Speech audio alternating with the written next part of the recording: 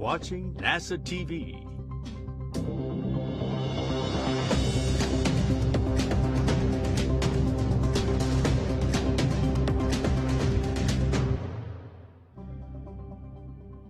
This is Mission Control Houston. Good morning. You're getting a live view from the inside of the International Space Station.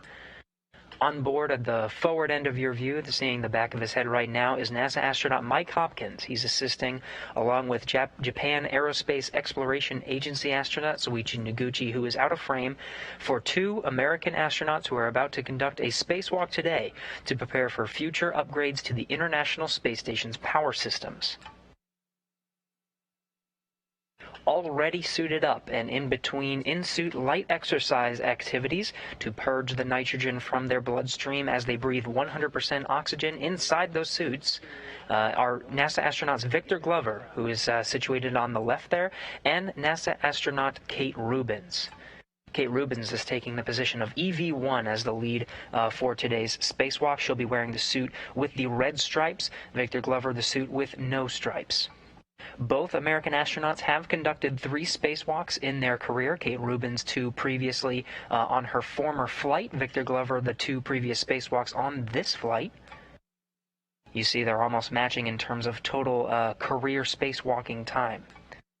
This spacewalk will be the 235th in support of International Space Station assembly, maintenance, and upgrades, and the 3rd of this year, the 4th spacewalk for Expedition 64.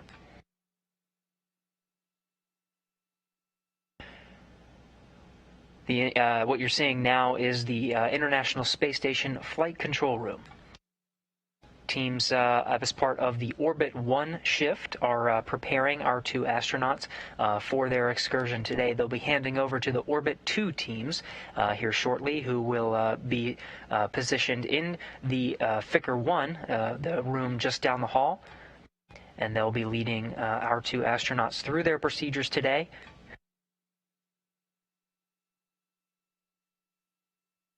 Again, the goal of today's spacewalk is to prepare for future upgrades to the space station's power systems.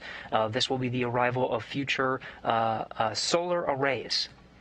The goal today is to install some mounting brackets that will eventually hold the future solar arrays. What you're seeing now is the configuration, the planned configuration, for when those rollout solar arrays eventually arrive on the International Space Station. The first set to arrive later this year. Rubins and Glover will be working on the first 2 solar array positions on the far port side of the International Space Station. What you're seeing are the 4B and the 2B channels. You can see solar arrays are planned to take those 2 positions on the nadir and zenith, or Earth-facing and space-facing side of the International Space Station. And what you're seeing now is the planned configuration for when those 6 solar arrays are all configured in their respective power channels. There are 6 of the 8 power channels are going to be augmented with solar arrays. You can see the existing solar arrays will not be leaving. They'll be held in place and continue to draw power, but they are showing signs of degradation, as is expected with the solar arrays through their life. They were expected for about 10 years to provide power, and they've been running smoothly for about 15, though slowly, just not able to draw as much power. So the solar array plan now that you're seeing with the rollout solar arrays will augment the existing power supply, bring it up to about 215 kilowatts when the configuration is fully set in place with all 6 solar arrays, and provide power for all the scientific experiments, upgrades, and commercial activity planned aboard the International Space Station for the remainder of its life. Soichi Noguchi now back in as the suit IV. It is his role today, taking lead in walking through our 2 astronauts and getting them set up with all their tools and spacesuits, getting ready for heading out the door today. The planned exit time is just about an hour and a half from now. 5 a.m. Central Time is the planned time to start today's spacewalk. The official start time of the spacewalk will officially begin when the suits themselves are switched to battery power. This will be after the depressurization of the crew lock, which you see at the back of your view here. 3, 2, 1, into exercise. that completes all 10 cycles. Great job, guys. And Ike, just an update for you. We've compared all the data of the fan and pump signatures to the previous 2 EVAs that you performed. Everything looks nice and solid. Everything compares well. We have good confidence in this system.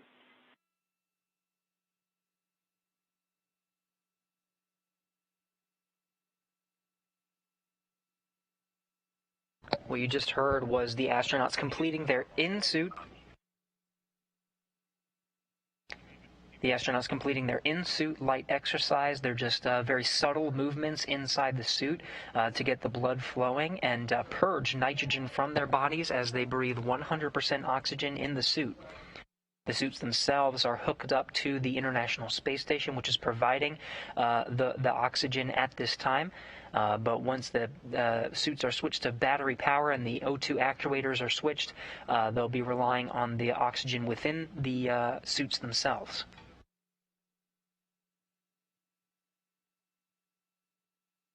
The astronauts are being outfitted with some of their tools and tethers needed to complete today's excursion. There's going to need quite a few of them, as their work site today is at the very far port end of the International Space Station. This is the P6 work site, all the way at the far port or left side if you're facing the forward end of the International Space Station.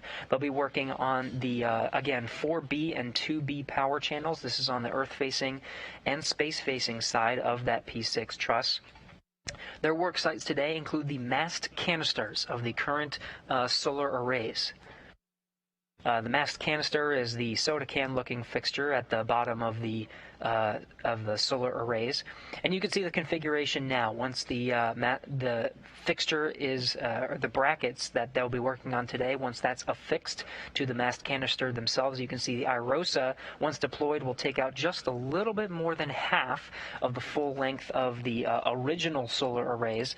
Those IROSA solar arrays extending just a little bit more than 60 feet. The original solar arrays themselves are about 112 feet long as comparison. Here are the rollout solar arrays, fully deployed, about 60 feet in length, contracted by Deployable Space Systems and, of course, Boeing, who was originally contracted to build the solar arrays. Deployable Space Systems, one of the folks they worked with. It looks like you're about to step into Maddox replacement. Prior to that, we'd like you to go ahead and do another Reba cycle on Kate, EV1. So that would be cycle the Reba to off, wait 10 seconds this time, and cycle it back to on.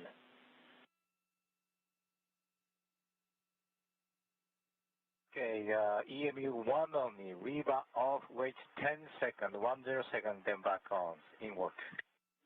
Good read, and again, this is just troubleshooting the EDAR. Everything else looks great.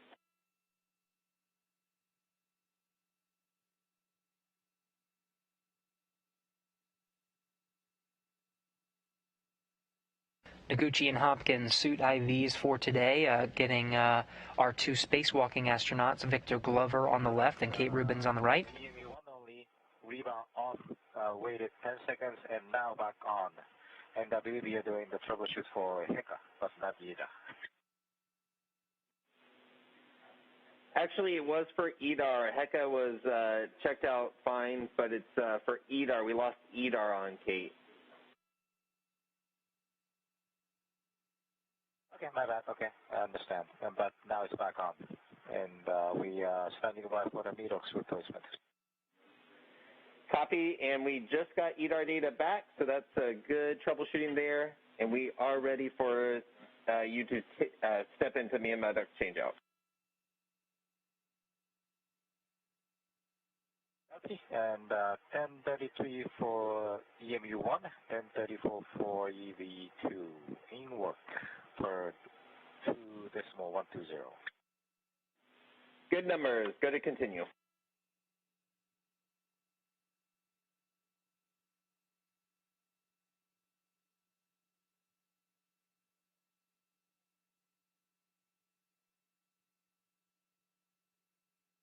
Again, Noguchi and Hopkins continuing to troubleshoot some of those last-minute items, making sure everything is set for our 2 spacewalking astronauts today. Once again, they're going to be working on the mounting bracket for what will be a solar array. What you're seeing now is the ROSA solar array. This was essentially what you'll see when it is eventually on orbit. This was on orbit a few years ago. Back in 2017, they conducted a test to make sure that this technology would work, that it would work in space, draw power, and unfurl as expected. That test was completed, and the ROSA solar array was then ejected from the International Space Station, completing that test. The IROSA solar arrays that are planned to arrive on the International Space Station, the first set being later this year, will look a little bit like that.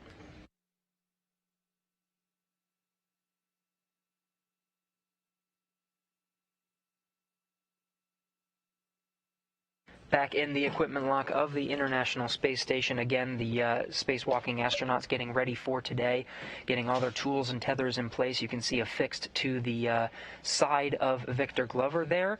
On the left is the PGT pistol grip tool. That'll be the primary tool for today's activities. Again, installing the brackets on the mast canisters of P6, the port 6 truss. The pistol grip tool will be used very frequently to actually affix that structure to the mast canister. Getting a little wave from Kate Rubins, who's getting situated her on the back of her suit. That's where all of her consumables and power and the lithium-ion battery that's going to be providing energy and consumables to her throughout the duration of our planned 6.5 hours.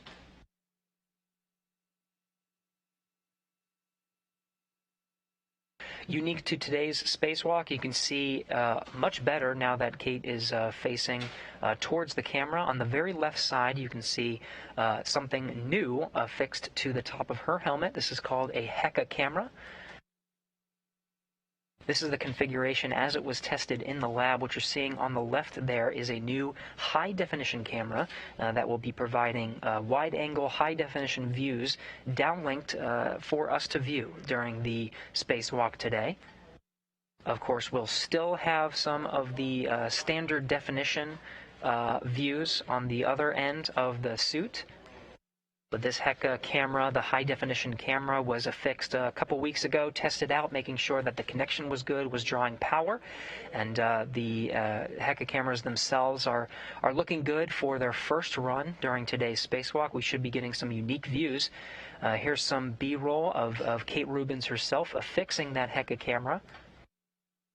The configuration itself is quite simple. At the very top is the high-definition camera. Once it is completely installed and drawing power, there will be a green LED light that just shows that it is that power is flowing through that system.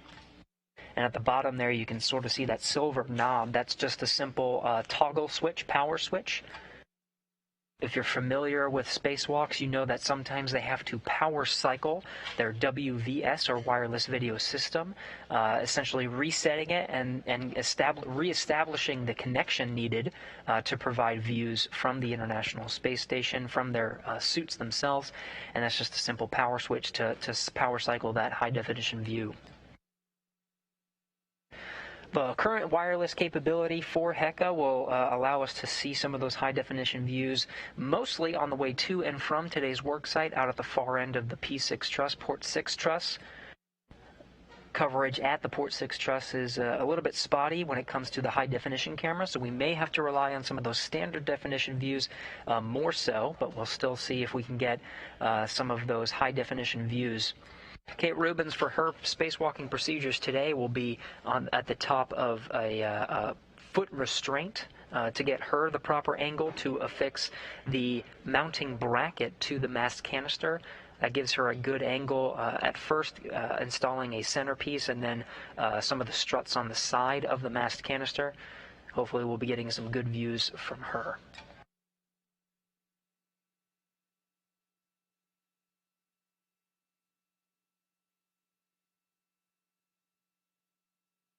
There's plenty of time on the timeline today as Noguchi and Hopkins, both unsuited in the equipment lock right now, continue to work with the two spacewalking astronauts, helping them to get set up for today's activities.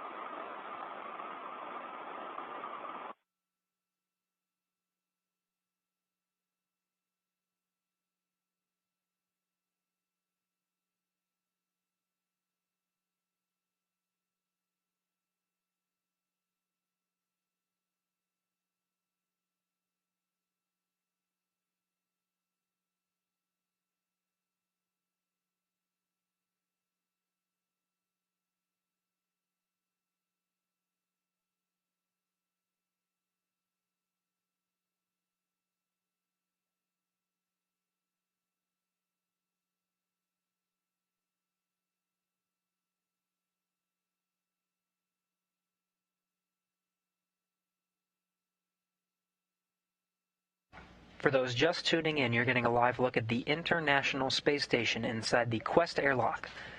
Currently positioned in the equipment lock. 2 astronauts are in the EMU spacesuits. 11, time is 0946. Copy 0946.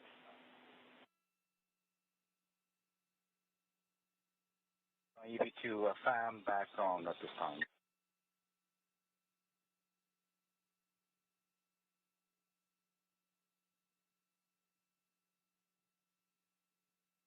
Helmet torch bulb close and lock. EV1, EV2.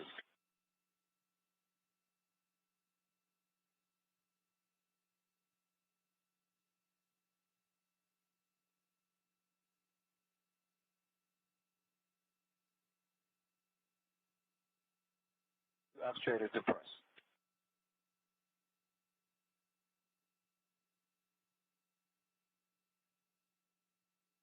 Auto press. Auto actuator to press.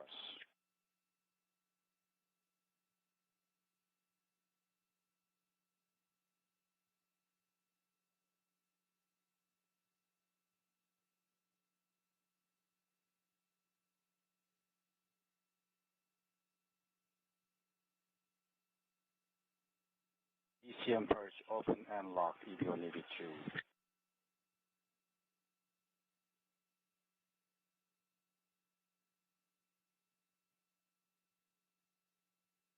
Houston station on 1. We started the 2-minute purge first at 16.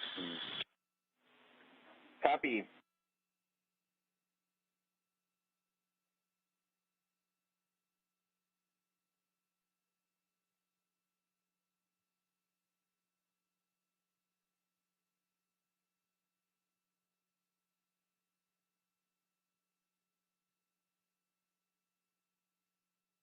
This is Mission Control Houston. Again, you're getting a live look at the International Space Station's Quest airlock.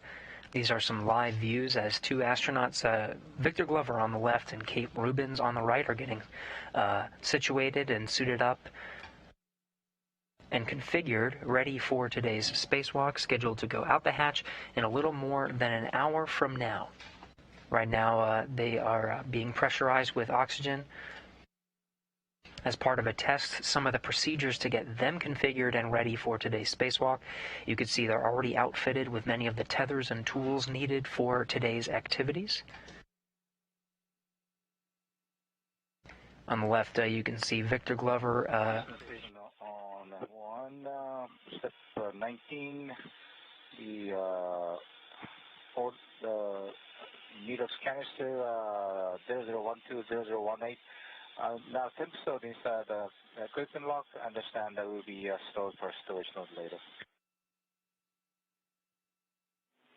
Good numbers and good plan.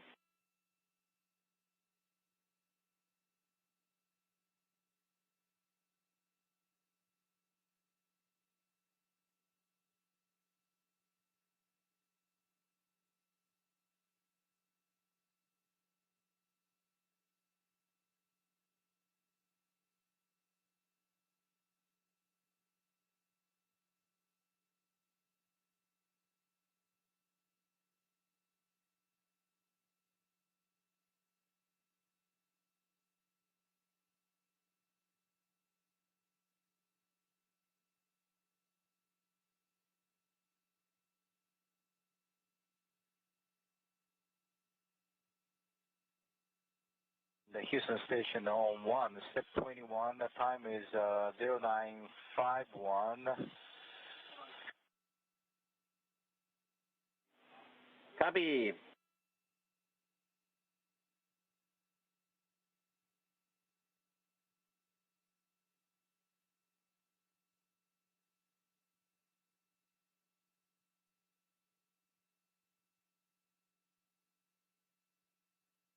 And the Houston station, step 21, purchase is closed at 9:51, and we're going to continue with the leak check. Copy.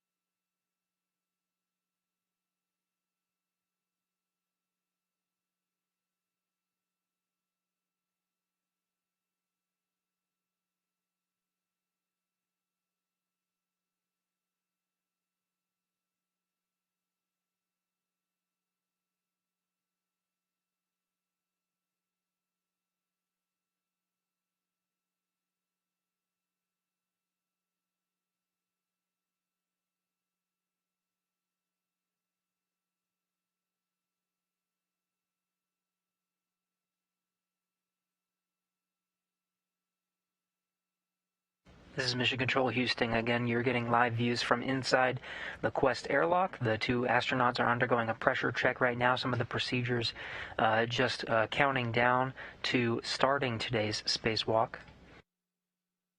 At this point, we are right on the timeline.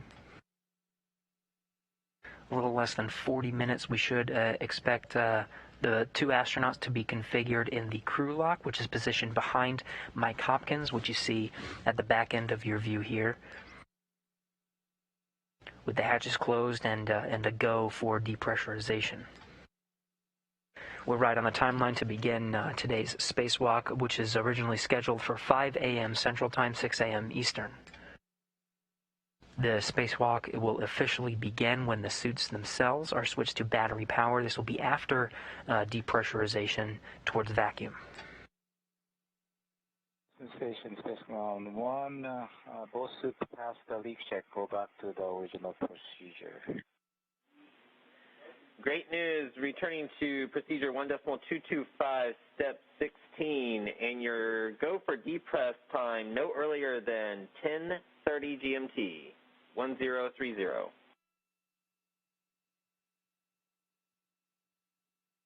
Okay, 1030. So we'll start picking up step 16 and start the safer dawning. Concur.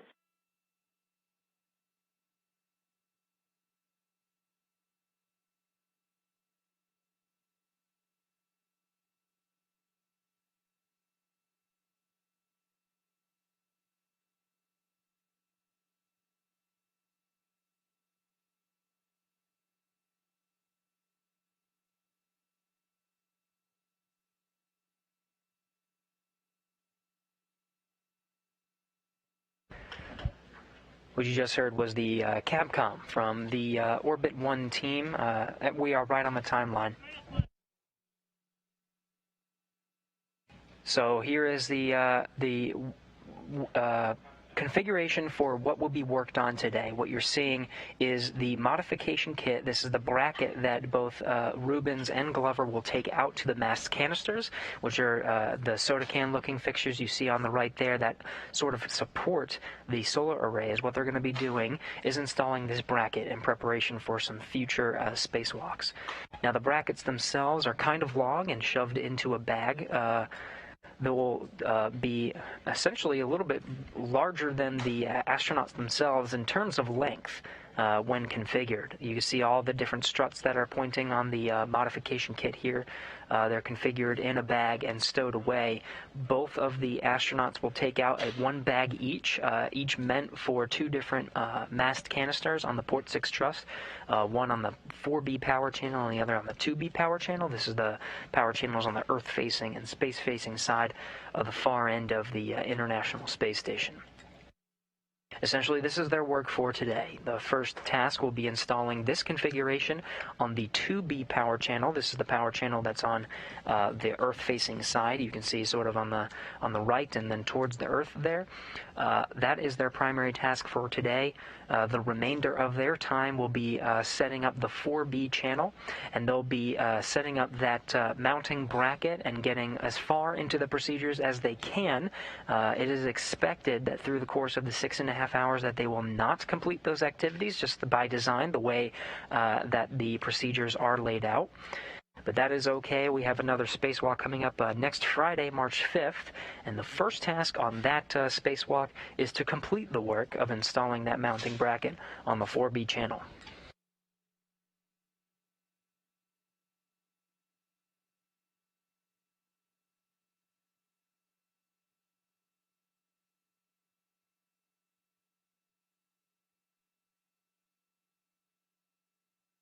So far, we're staying right on the timeline for today's activities, preparing for our two spacewalking astronauts to head out the hatch. They're scheduled to switch to battery power and officially begin today's spacewalk about an hour from now. What you're seeing now is Soichi Noguchi on the left and Mike Hopkins on the right, preparing what's called a SAFER. This is a simplified aid for EVA rescue. This is one of the final steps before the astronauts themselves are situated in the crew lock. What's in the crew lock now is this bag. This is called a modification kit bag, and what you saw was the modification kit. Once it is fully installed, this is what it looks like stowed in the bag. All components fit inside the bag except for the mounting bracket, which will be affixed to the outside of the bag. Again, the length of those bags will extend even a little bit more than the length of the astronauts themselves. They're quite big. But each of the astronauts will have one of these modification kit bags in tow as they make their way out to the very far end of the International Space Station's port truss. Once they're out there, you can see the configuration. This is the configuration with the mounting brackets that you can see on the left. And once they are on the right there, this is what the configuration will look like once the new solar arrays themselves are deployed. Again, the solar arrays have not yet been delivered to the International Space Station. What you're seeing now is the preparation work to make sure that once they are delivered, that they can be hooked up and ready to go. The work today is just installing that mounting bracket. You're not wiring anything to get ready for drawing power from those IROSAs.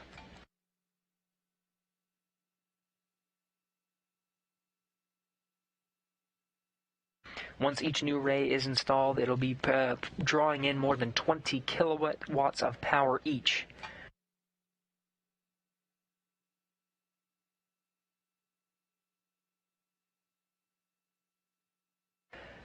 Back to the Quest airlock, you're again looking at the simplified aid for EVA rescue, the safer unit that will be affixed to the bottom portion of the back of their spacesuits. This is one of the final steps before they are situated in the crew lock. The simplified aid for EVA rescue provides propulsion should the spacewalkers become untethered at any point during today's spacewalk. Highly unlikely, but it is that fault tolerance that provides the safety needed for our spacewalking astronauts today.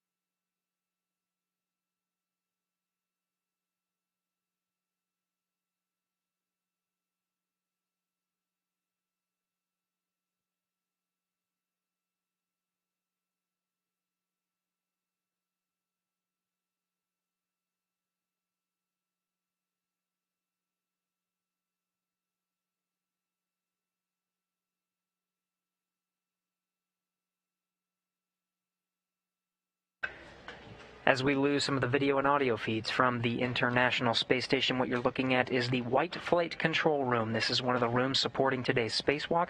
This team, Orbit 1, has been supporting astronauts Kate Rubins and Victor Glover that are suited up, and of course Soichi Noguchi and Mike Hopkins, who are helping them get prepared for today's spacewalk. This is the Orbit 1 team. They are nearing the end of their shift as the new shift, Orbit 2, plans to come in, who will be leading our spacewalkers through their procedures today.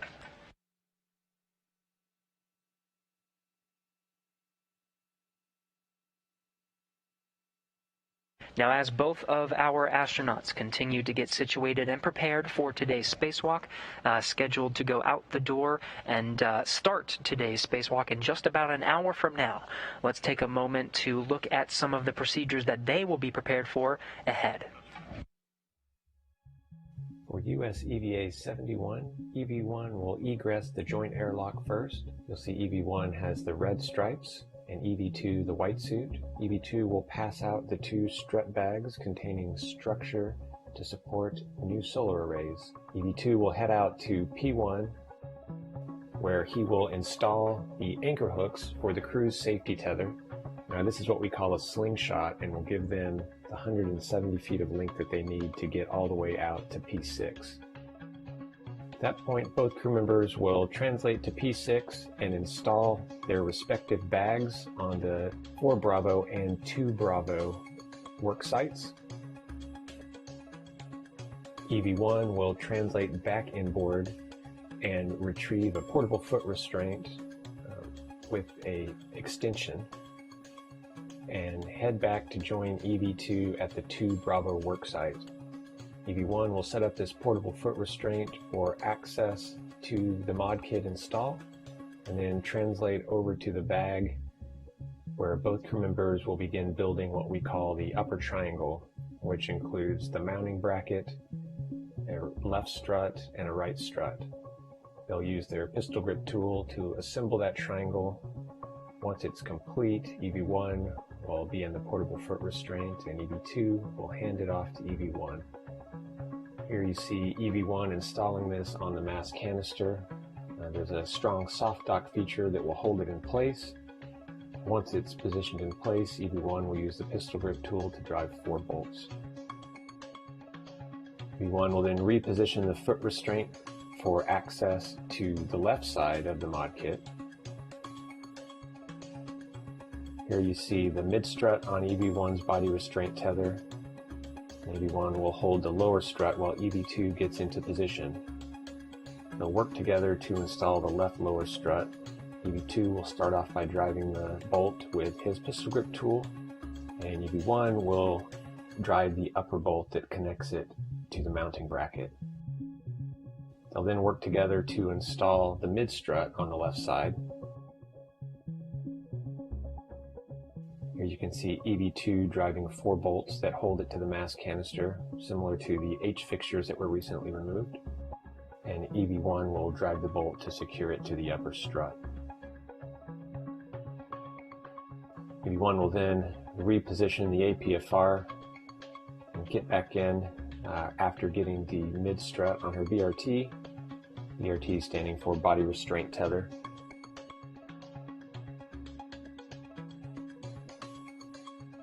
She'll get back into the portable foot restraint, receive the right lower strut, and then EV2 will translate around the mass canister for access to the installation point for the right lower strut. Again, just like the left side, they'll be working together to drive their respective bolts with their pistol grip tool.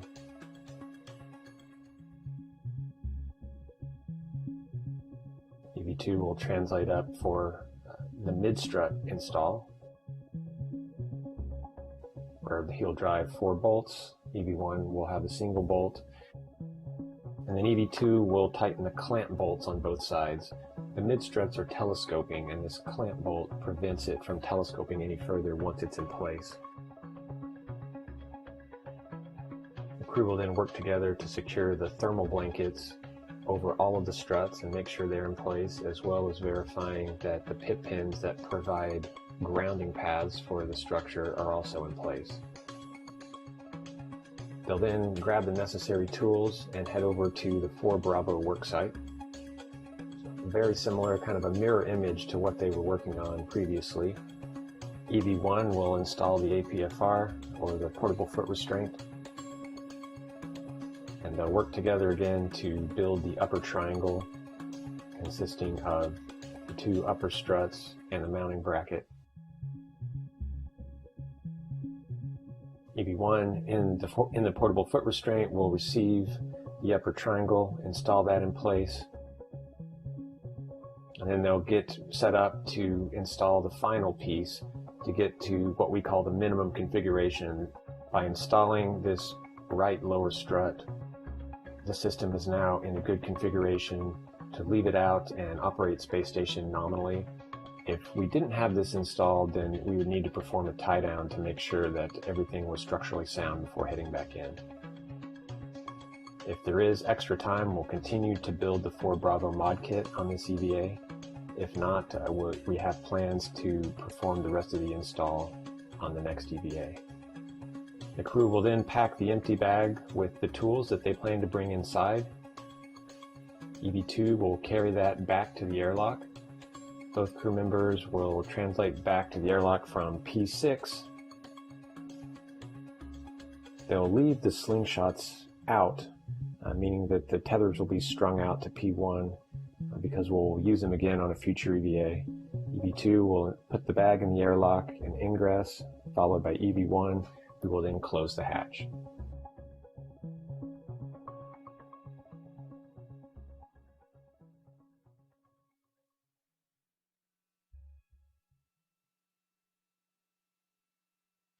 What you just saw was an animation that will be following the procedures scheduled for today. Now, what you just saw was our 2 spacewalking astronauts completing the mounting bracket installation on the 2B power channel. This is the power channel that faces the Earth. And the schedule, as it is written now, is for them to start the procedures on the 4B channel, which is the space-facing side. But the plan is that they may run out of time. They may exhaust the total allotted 6.5 hours that they have before they need to go ahead and head back inside and complete today's spacewalk. But that is okay. They are scheduled to complete that work next Friday, March 5th. Rubens will head out once again, this time with JAXA astronaut Soichi Noguchi, who you see as the suit IV, helping our 2 spacewalking astronauts get set up. He's positioned on the left there, wearing the JAXA t-shirt. NASA astronaut Kate Rubens is already inside the crew lock. She's got her safer unit, which is currently being affixed to Victor Glover. That you see Soichi Noguchi on the left and Mike Hopkins helping him out get that safer unit affixed to his suit. That is the simplified aid for EVA rescue and provides propulsion. So in the unlikely event that Glover were to become untethered during today's spacewalk, he can propel himself back to the International Space Station. Just one of those fail-safes that helps him to be successful for today's spacewalk. This is the final step before Glover will be situated inside the crew lock. Rubens is situated on the nadir side or towards the bottom of the airlock. Glover will be positioned towards the top of the crew lock in the back there. So it will be Rubens that'll be out the door first. She'll be wearing the suits with the red stripes for today, and Glover is, as you see now, is wearing the suit with no stripes.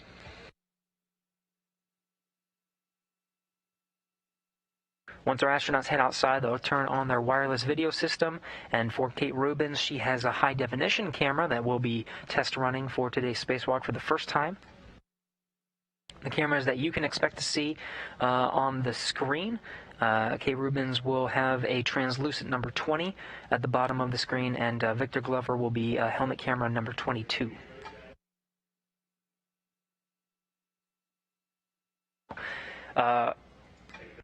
Correction, it'll be Victor Glover will wear the suit with number 20, and Rubens will be the one with helmet camera number 22.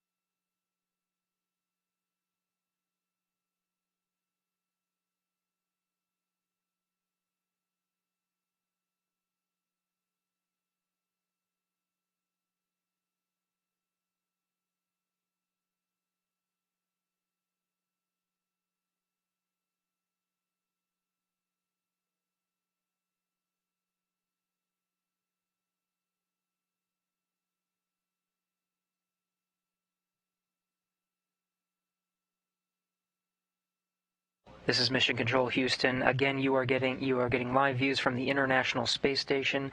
Victor Glover is currently being positioned inside the crew lock today.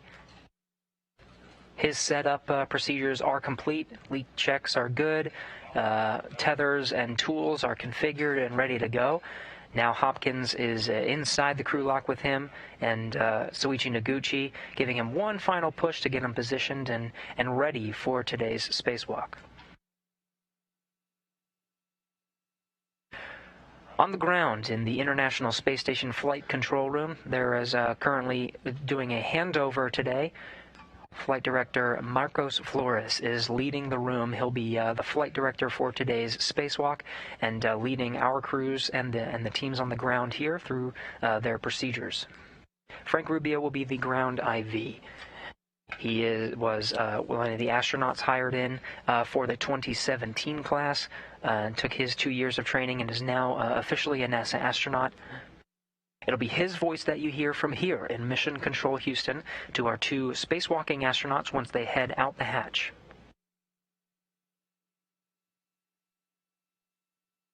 The spacewalking officer today is Art Thomason, who walked us through some of the procedures for the briefing a few days ago. It is his job to know the procedures forwards and backwards and work with his team that is supporting in the back room.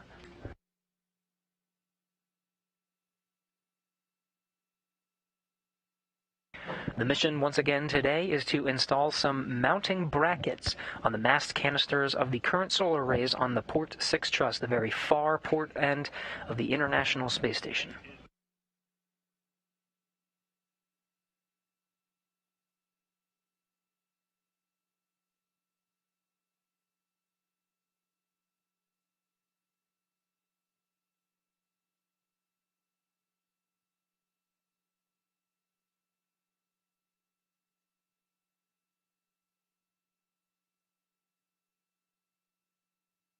You see JAXA astronaut Soichi Noguchi with a communications handheld next to him. He has a direct line to the 2 spacewalking astronauts today, Kate Rubins and Victor Glover. Victor Glover positioned with his head towards the camera. Kate Rubins just out of frame, situated with her head towards the hatch. She'll be the one to open that up and be the first one out the door today.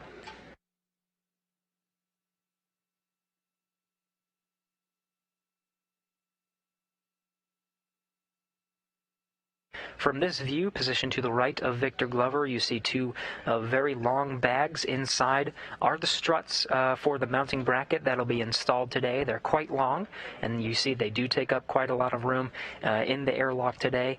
Once they're situated outside of the airlock, both Rubins and Glover, they'll pass out those strut bags containing all the equipment that they'll need for today's activities. Of course, the pistol grip tool they already have affixed to their, we'll call it a tool belt. But the strut bag will be maneuvered outside of the airlock. The strut bags themselves are quite long, even longer than the astronauts themselves.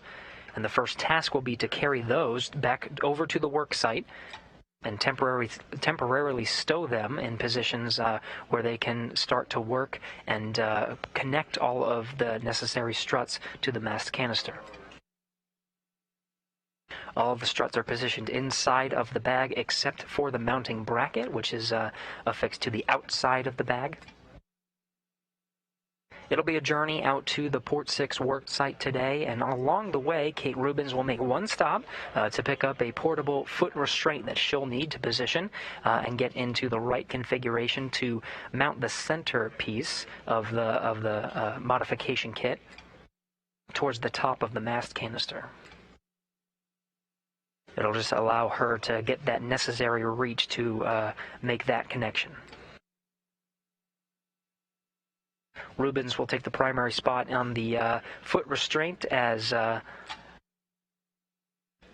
Glover helps her and gives her the necessary tools and struts that she needs to connect to the various parts of the mast canister.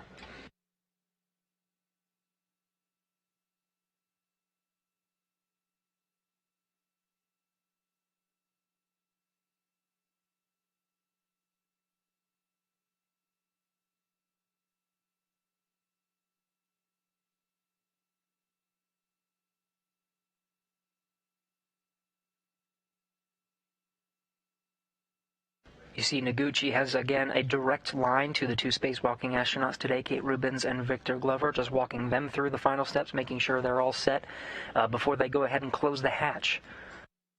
Once the hatch is closed, Noguchi and Hopkins will work on the equipment lock side. Noguchi taking the primary suit IV role and walking the astronauts through the first set of procedures to go ahead and close the hatch and depressurize the crew lock, where the astronauts and the strut bags are configured right now.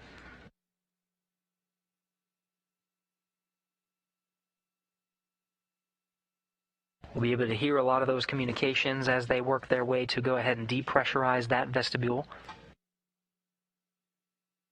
It'll be Noguchi walking around IV today here in Mission Control Houston. It'll be his voice that you hear up to the spacewalking astronauts to carry them through the next set of procedures, which is to switch the suits over to battery power, officially beginning today's spacewalk. Open up the hatch, take the strut bags out of the crew lock, and go ahead and translate or move over to the work site.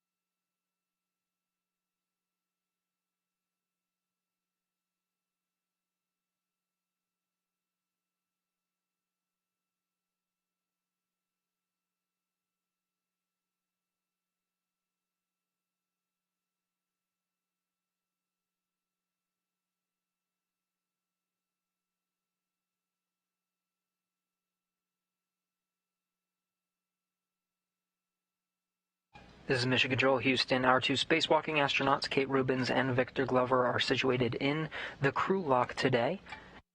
They have all their tools, tethers, and struts needed in the bags you see to the right of what is, in this view, Victor Glover. Suit IV Soichi Noguchi saying final goodbyes before he works on the next set of procedures, closing the hatch, go ahead and locking it, and then walking through the next steps to go ahead and depressurize that crew lock.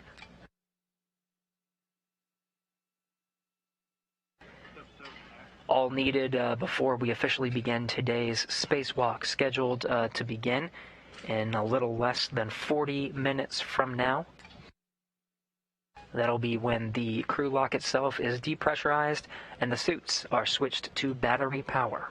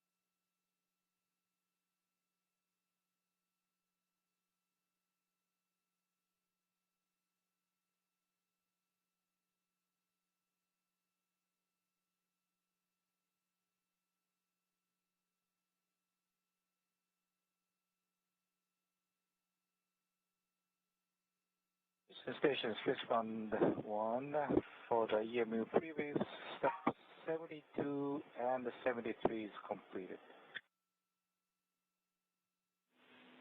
Copy, Suichi 72 and 73 complete.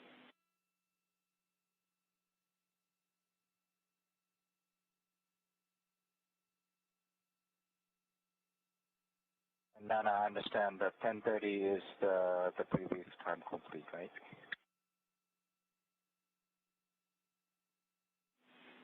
Concur, Suichi.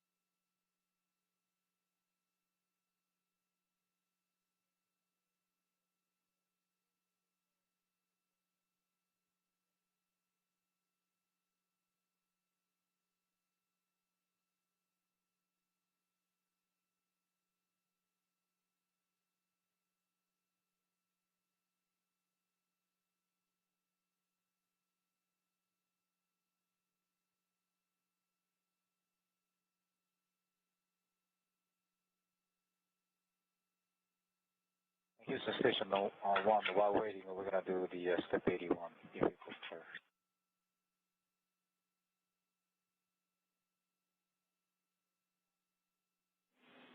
Copy, Suichi, your go for that.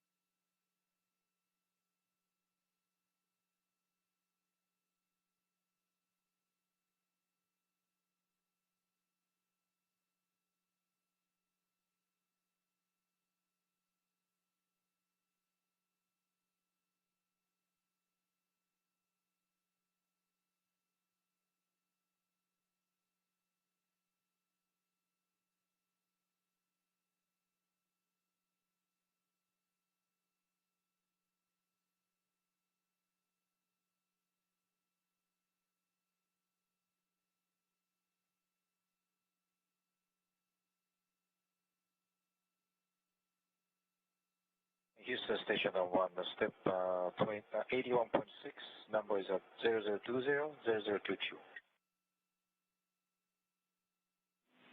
Copy, Suichi, good numbers.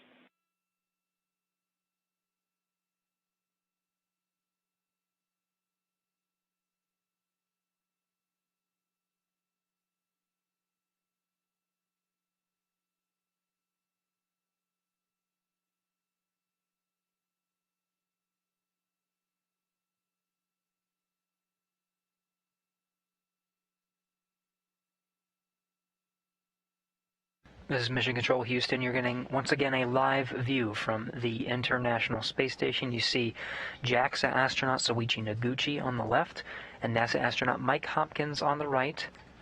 They're walking through some of the final steps to get our two spacewalking astronauts, Kate Rubins and Victor Glover, ready for their spacewalk, scheduled to start in just about a half an hour from now. At this time, the Orbit 2 teams on the ground here in the International Space Station Flight Control Room are going through a final go, no-go poll to make sure they are ready to go out the hatch, depressurize, and officially start today's spacewalk. Flight director you see on the right there is Marcos Flores. To the left, Frank Rubio, the ground IV. It'll be his voice that you hear, walking our two spacewalking astronauts through their procedures today.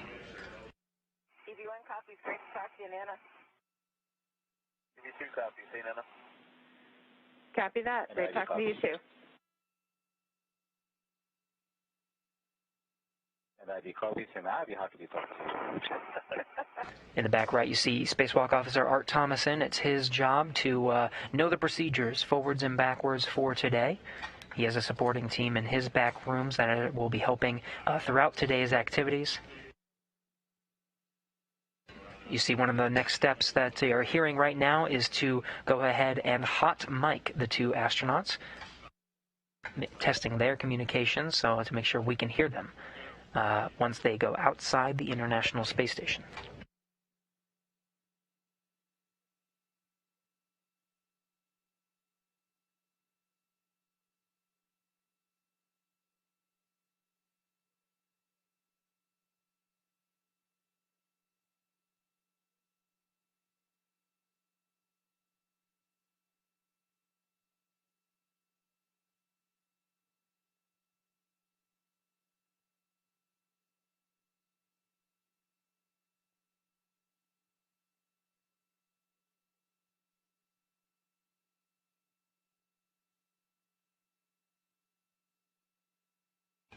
This is Mission Control Houston. The flight director, Marcos Flores, here has pulled the room. We are go for today's spacewalk.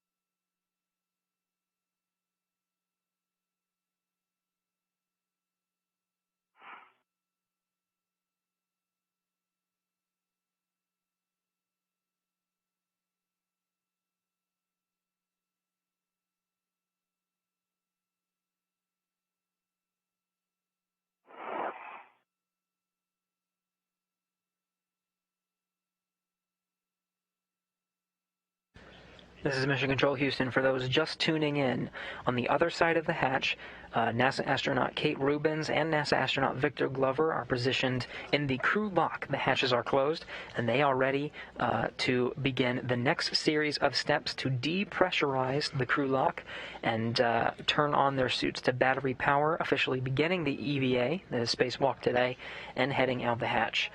In the equipment lock, that will be the person that will be helping them through these next series of steps, JAXA astronaut Soichi Noguchi.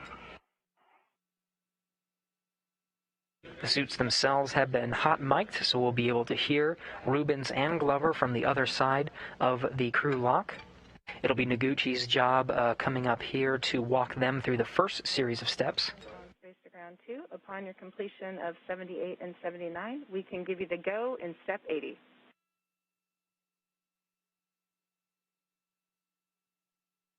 And station copies.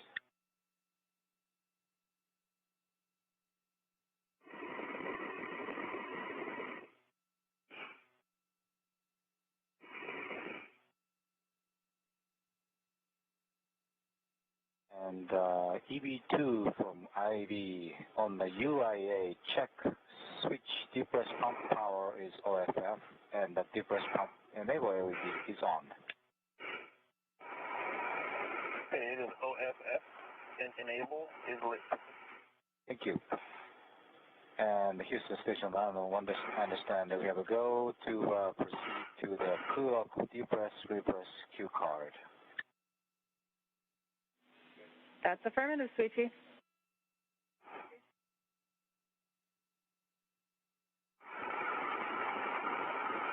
And ED2 IV, we're starting the crew lock depress cue card. Step 1 on UIA.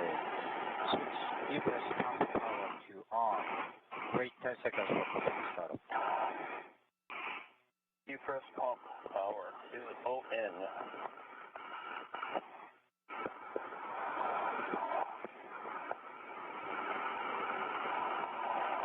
That's 10 seconds. Step 2, EB2, depress pump mass ISO open.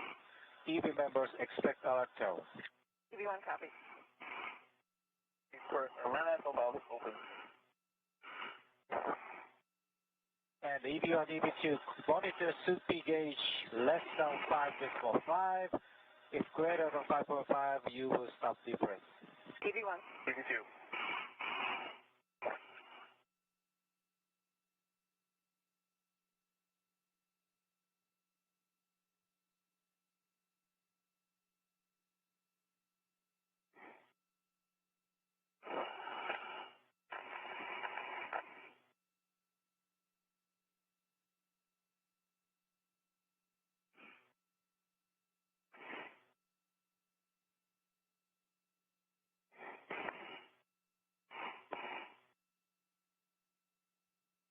Popping into frame on the left side there, you see Space Station Commander and Roscosmos cosmonaut Sergei Ryzhikov.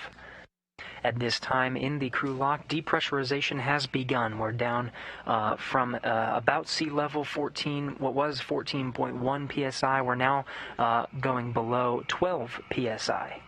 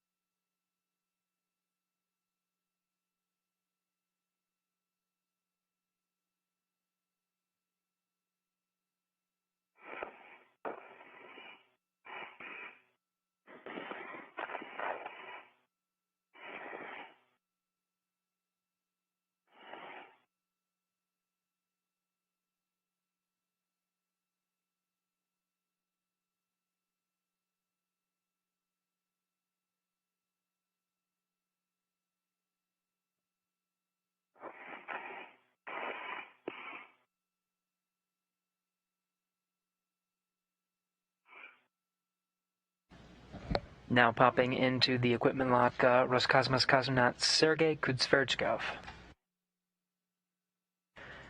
On the other side of the hatch, the crew lock is now just a little less than 10.5 pounds per square inch. The crew lock will not be depressurized all the way to vacuum quite yet. There is a check at the 5 psi mark. That's expected in about 7 minutes from now. The crew lock will hold at 5 psi to perform a check, making sure that there's no leaks, that everything is good before they go ahead and proceed down to vacuum. The spacewalk will officially begin once the suits themselves are transitioned to battery power.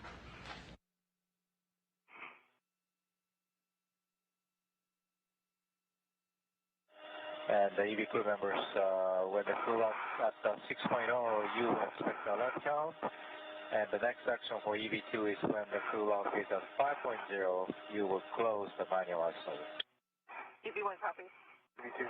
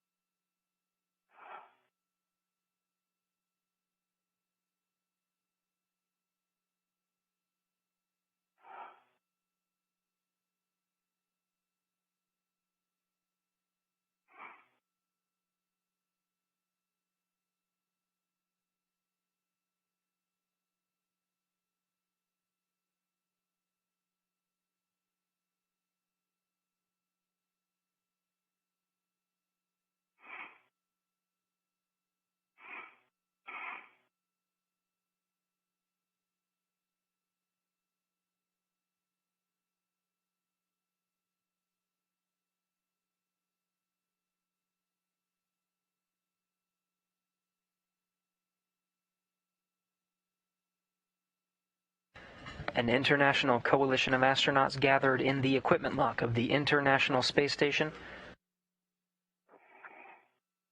patiently awaiting depressurization down to 5 pounds per square inch, currently at about 7 psi. Only a few more minutes until the 5 psi hold. That hold will remain at 5 psi for just a few minutes, making sure everything is okay before proceeding down to vacuum.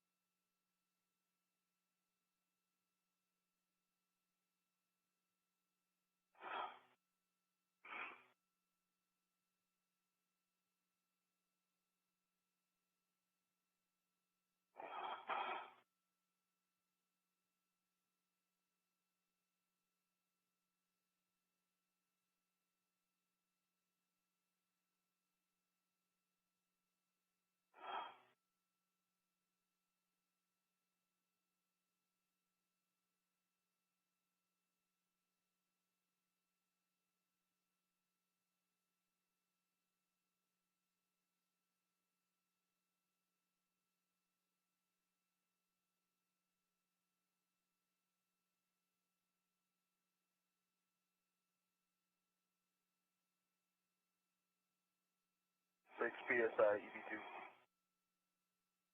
Copy 6.0. 0.1 EV1. Copy EV1.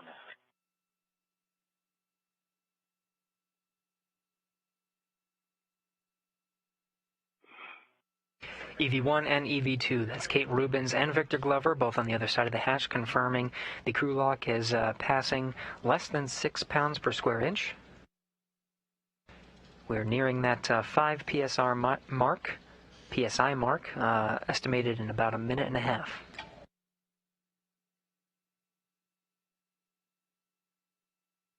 So EV2, your next option is pump manual ISO to close at 5.0.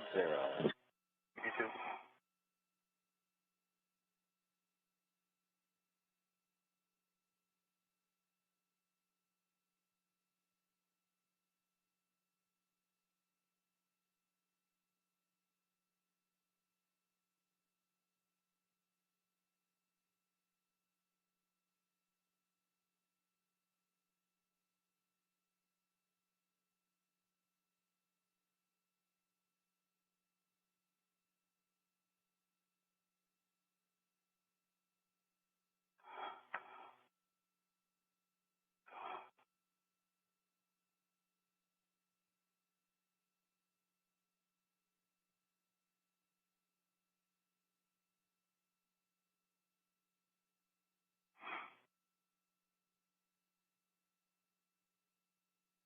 There's 5.0, man ISO valve closed.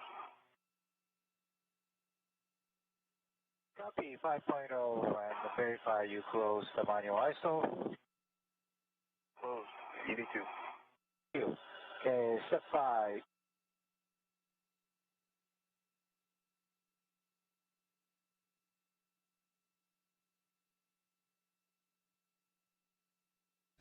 Now entering a short handover of video and audio from the International Space Station. What you're looking at is the International Space Station Flight Control Room.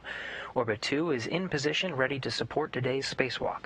Flight Director for today is Marcos Flores, currently standing on the right of your screen. Noguchi will continue to walk our two spacewalking astronauts through these steps for a little bit once they pass 5 psi and begin switching their O2 actuators and get situated to go ahead and head out the door.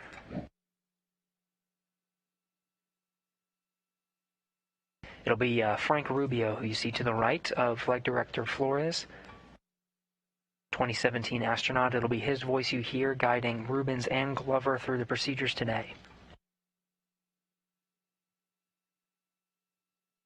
The Capcom for today, who you may hear voicing some of the commands as the astronauts are inside the International Space Station is NASA astronaut Christina Cook, you see at the far end of this row.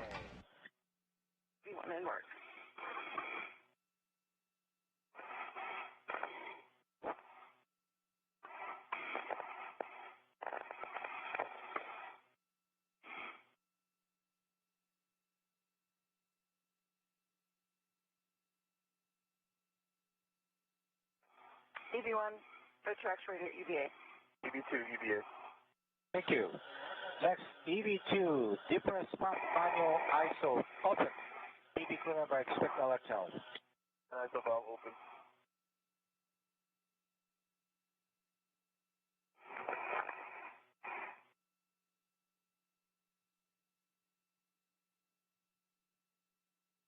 And IV just opened the emergency impact to open. EV1, EV2, monitor should be gauge less than 5.5. EV1. EV2.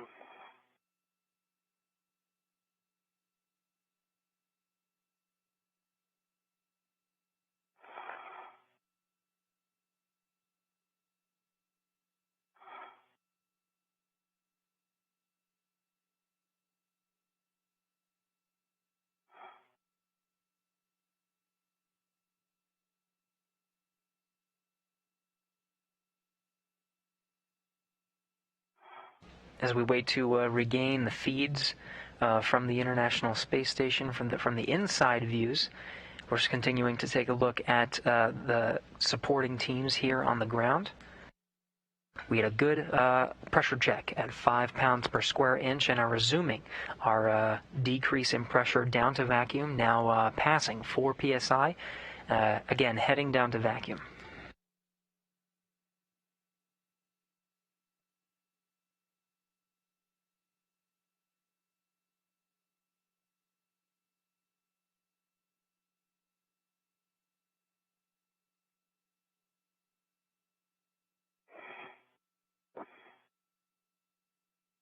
This sequence is scheduled to take a little less than 4 minutes to get down to vacuum. The official start time of today's spacewalk will be when the astronauts inside the crew lock, that's Kate Rubins and Victor Glover, switch their suits to battery power. And we'll give you that official time when we have it.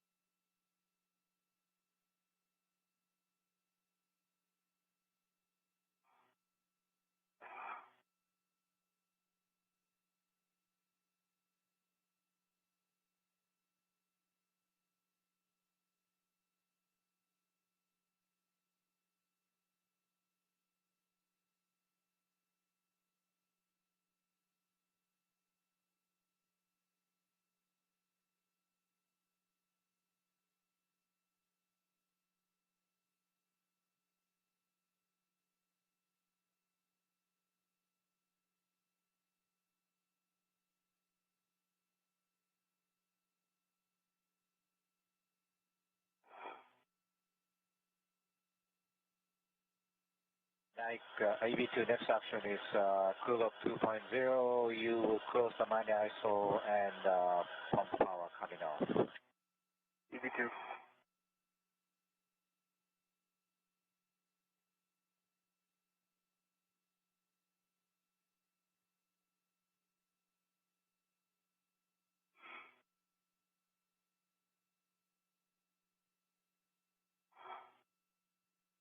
Everything looking good so far as we proceed down to vacuum, about 2.4 pounds per square inch inside the crew lock right now.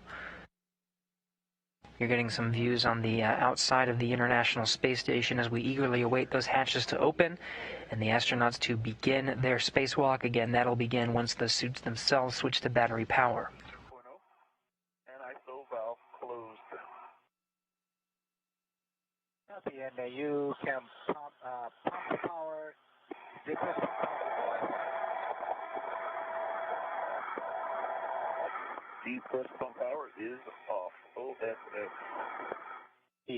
And Frank from IV, this is a good point to switch, so ground IV will take over step 11.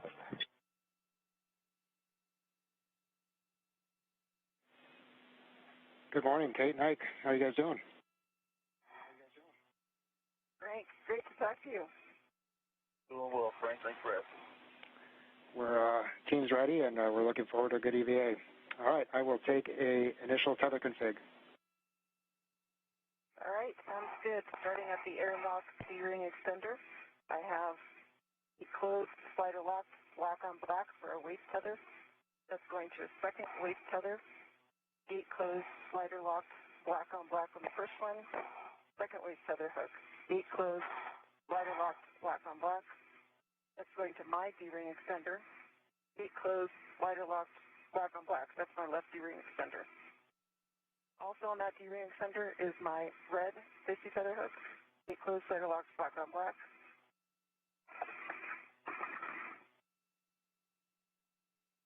This is my yellow hook. Gate closed, slider locked, black on black. Green hook is gate closed, not locked. Anchor hook. Gate closed, slider locked, black on black. It's going to Ike. Waist tether. Gate closed, slider locked, black on black. Over to you, Ike.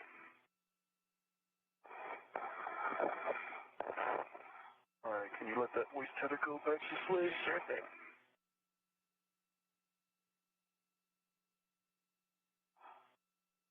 All right, Frank, I've got my safety tether anchor hook on my workstation. That is my green reel. That green reel is unlocked. I have a green hook to my red reel unlocked. The red reel, yellow hook is... This is Mission Control Houston. What you're hearing now is both Kate Rubins and Victor Glover inside the crew lock reporting their tether configuration, making sure all their tethers are ready before they actually head out the door. The communications has been handed over from Soichi Noguchi in the equipment lock to Frank Rubio here on the ground. He's the ground IV. It'll be his voice you hear from Mission Control Houston up to our two spacewalking astronauts. Again, they're reporting their tether configuration. One of the final steps after that is to switch the suits to battery power and officially begin today's spacewalk. Black on black. It's closed.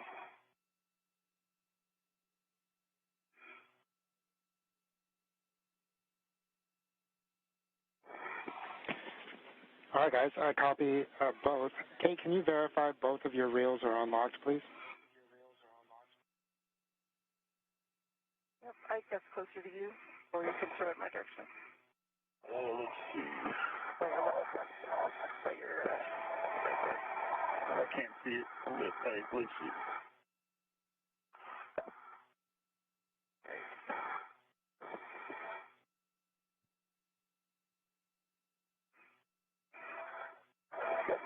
Are they still closer to me? I've got it, and Okay. both reels are unlocked.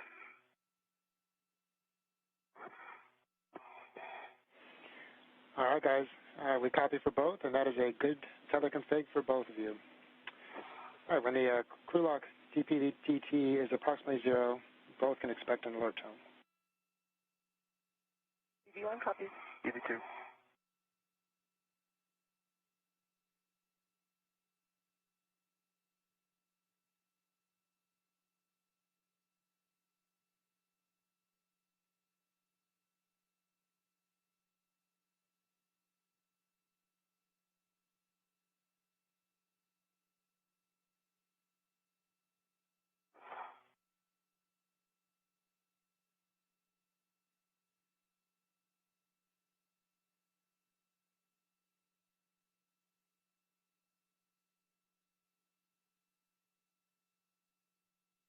This is Mission Control Houston. Kate Rubins and Victor Glover both reporting a good tether configuration. The crew lock itself is continuing to vent pressure very, very slowly, closer to vacuum. They can expect an alert tone on the way down. Again, we still have not switched over to battery power to officially begin the spacewalk. We'll report that once that has been officially switched.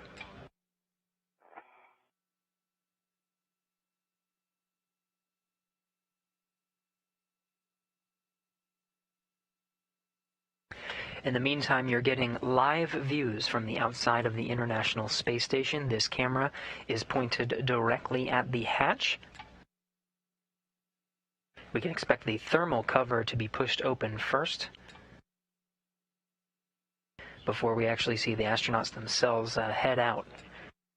The space station is currently 263 statute miles over the eastern coast of Canada, heading into an orbital daytime, though you can start to see the sun now glistening off of the outside, the metallic structure of the International Space Station, as the International Space Station heads right over the Atlantic Ocean.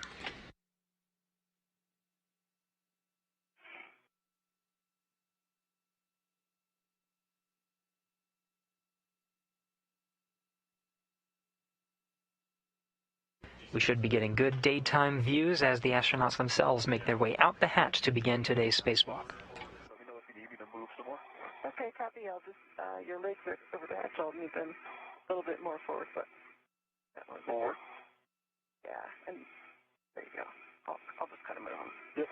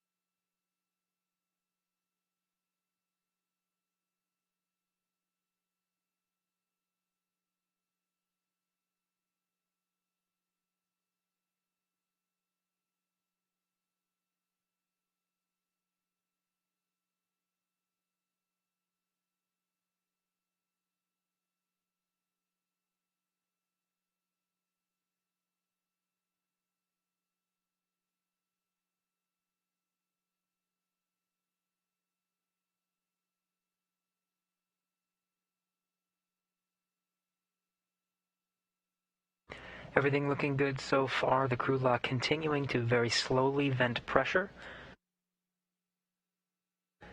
Heading towards vacuum. Our two spacewalking astronauts, Kate Rubins and Victor Glover, patiently awaiting those next steps to switch their suits to battery power, officially begin the spacewalk, open up the hatch, and head out. Their first task will be to carry out two very large strut bags, and they'll tow that all the way to the very far end of the port side of the International Space Station, the P6 truss. Now, regaining some of those views of the airlock.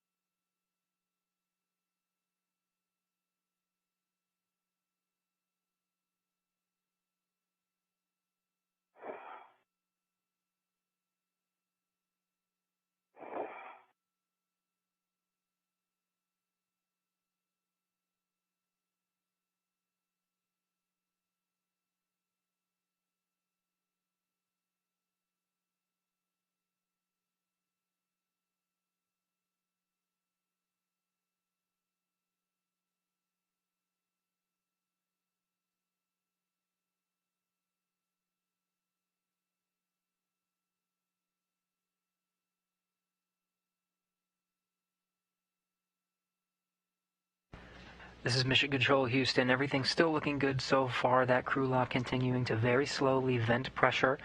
The milestone we are waiting for here in Mission Control Houston is about a half a pound per square inch, 0.5 psi. For they give the crew the go-ahead to open up the hatch. We might see that first before they switch to battery power. We're just standing by as that crew lock continues to slowly vent pressure. What you call it for less than 0.5.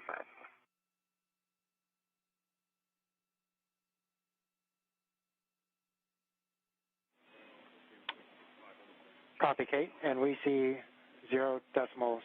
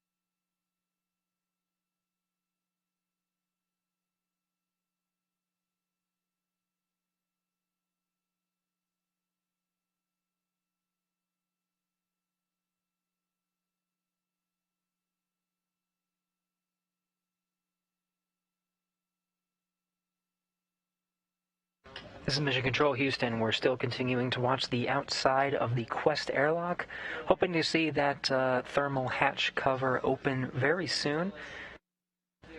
Everything is still looking good as the crew lock itself continues to very slowly vent pressure. We're just a little bit more than 0.5 psi now, just waiting for that call that everything's looking good for the crew to go ahead and open the hatch.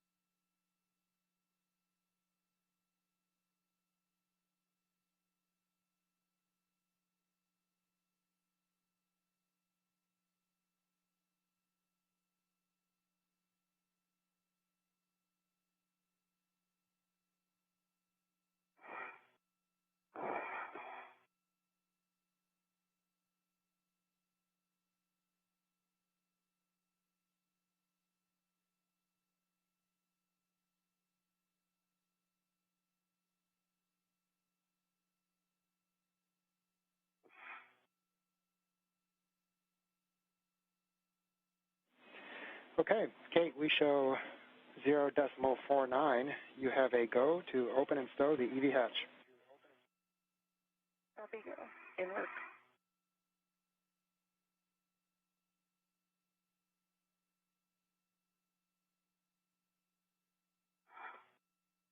With that go from Mission Control, you'll see the thermal cover at the center. You can already see it start to fly open.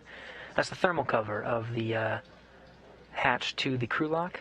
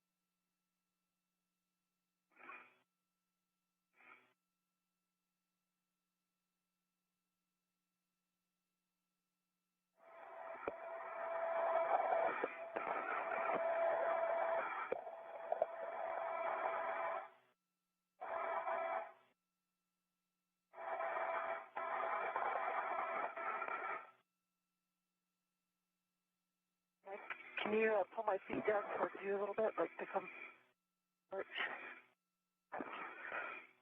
Let me see if I can turn to find your feet.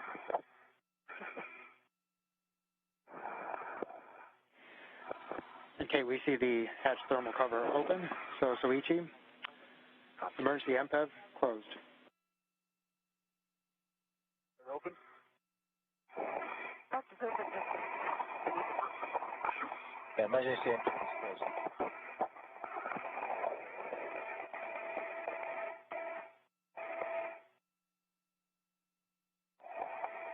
And I need to come more towards you.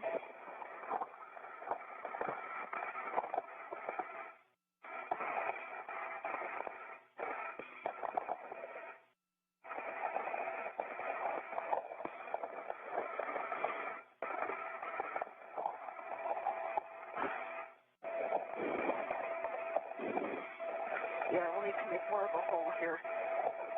I need to go up.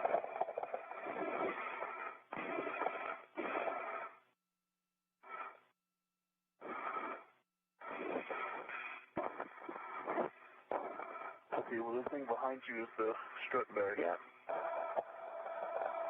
You want to try going forward?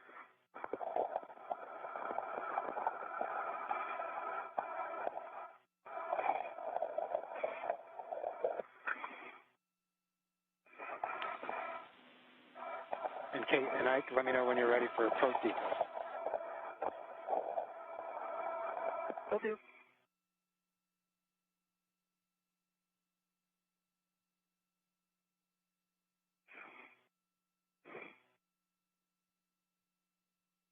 Sort of a tight squeeze in the crew loft today. There's two spacewalking astronauts fully suited up and pressurized, Kate Rubins and Victor Glover. In addition, there are two very large strut bags. Volume getting it over center. So Rubins and Glover working hand in hand to making sure that they're in a good configuration for this next set of steps. A little bit. On my feet out of the way. Yep. I'm going to have to come back towards you a little bit. Yep, that's okay. Okay. Lead it forward. Think forward or Venus, wherever there's a hole.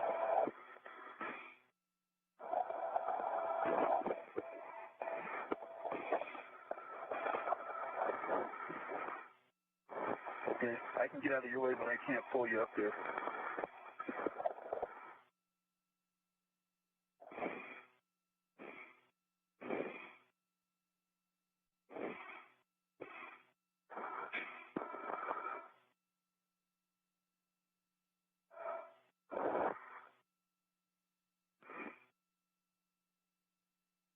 The handrail forward.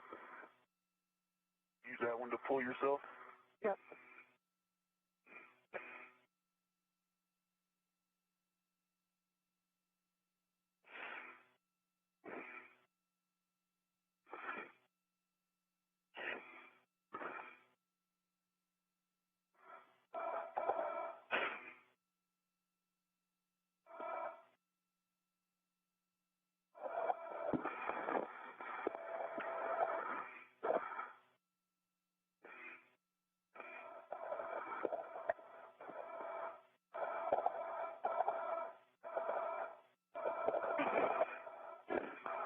Yeah, I can get the hatch open, I just can't get it over center.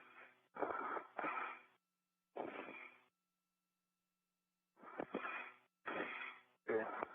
It has to pivot a certain way before it'll...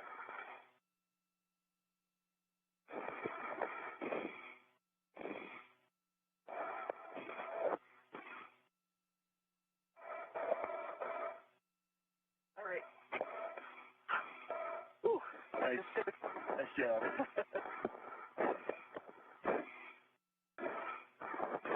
Yeah, that hinge is awkward.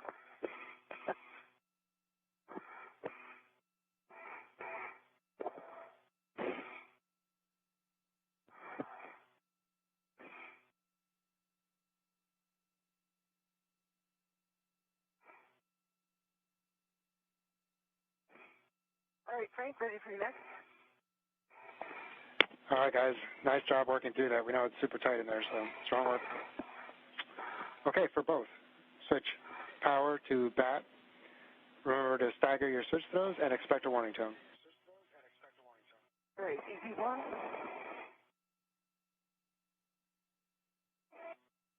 E2. For both, check display switch. Functional. EV1, functional yes and no. EV2. Ike, for you, switch power EV1 and 2. Two switches off, OFF. EV1, power off. LED is out.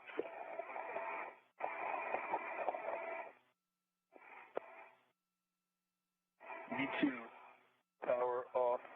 LED off. Copy off and LEDs off for both. Disconnect SCUs from DCM.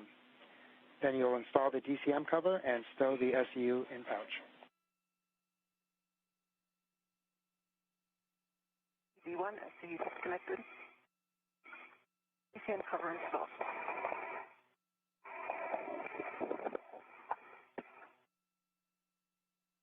And with that, the astronauts have switched their suits to battery power, officially beginning today's spacewalk. The official start time of today's spacewalk is 5:12 a.m. Central Time.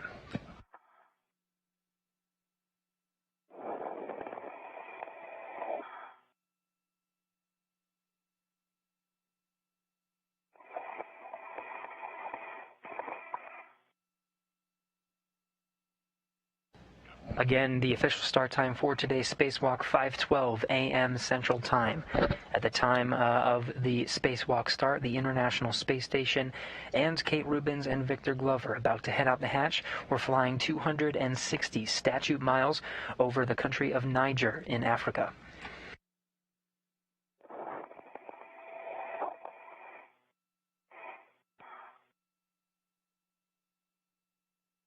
EV1, SCU's in the pouch. E2, SCU in the pouch. Copy both. Ike, check depress pump man ISO valve closed. It's closed.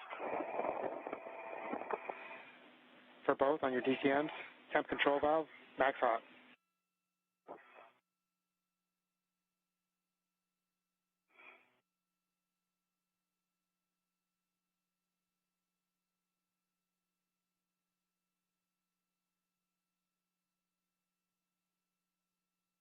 EV1, temp control valve, max hot.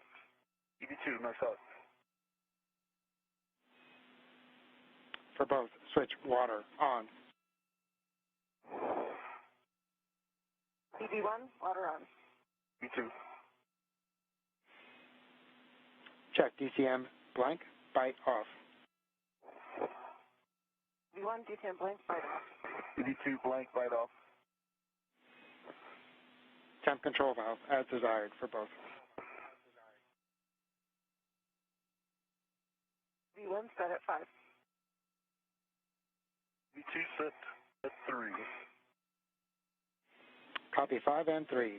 Check suit pressure gauge, 4.2 to 4.4, and let me know your numbers.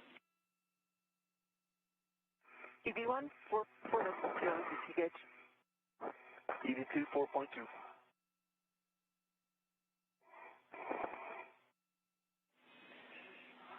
We copy, and those are good numbers. And we are about halfway through a day pass, so visors as required. Copy.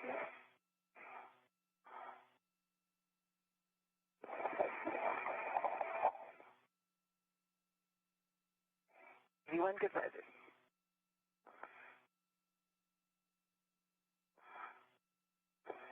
E2, I'll put mine down when we get outside.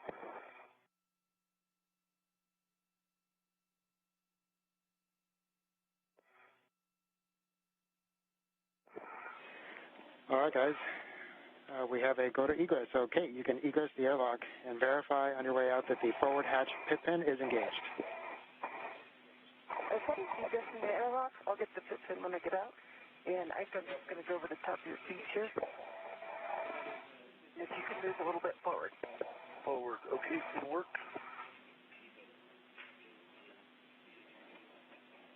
Inside the crew airlock right now, Kate Rubins and Victor Glover completing the steps to make sure that they are operating on battery power. Now with that, we're seeing Kate Rubins, the first out the hatch, beginning today's spacewalk.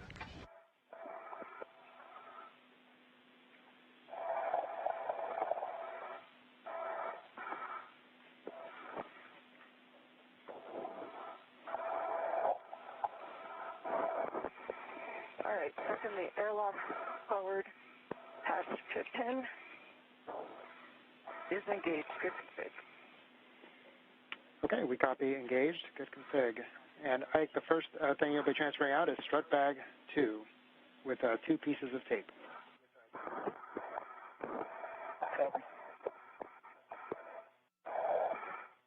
Kate Rubins will be wearing the suit with red stripes today. Victor Glover, the suit with no stripes. Glover is still inside the crew lock. He will be passing out these strut bags. These are very large bags containing the tools and equipment that they need to install in the mast canisters, the main objective for today's spacewalk.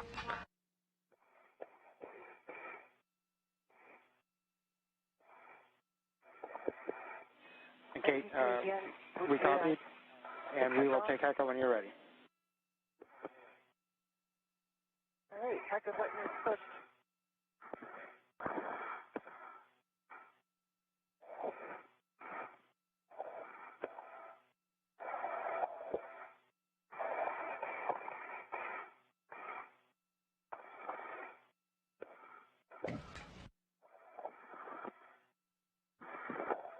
Install.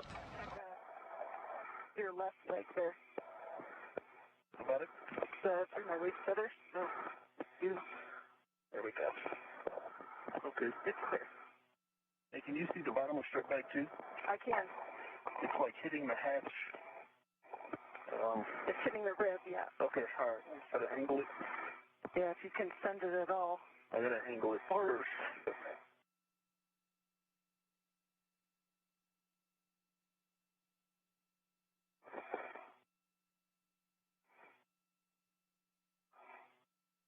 Getting closer. As soon as I can get a hand on it.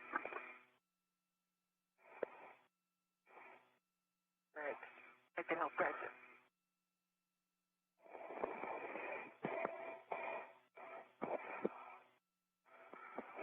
Still got the airlock red to it, so that's pulling against a little bit.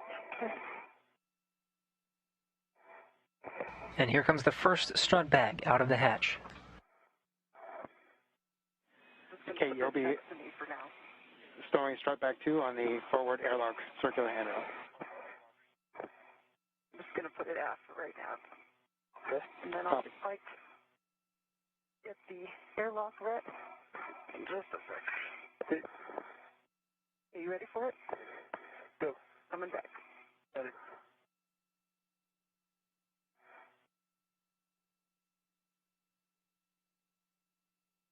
It is on the D-ring, the airlock D-ring extender.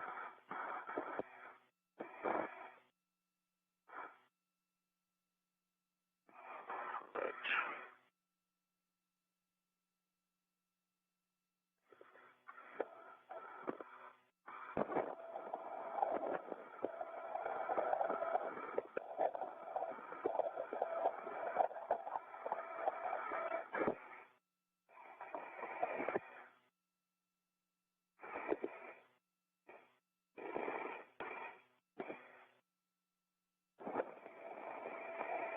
Okay, I got a hand on it. Let me feed it out.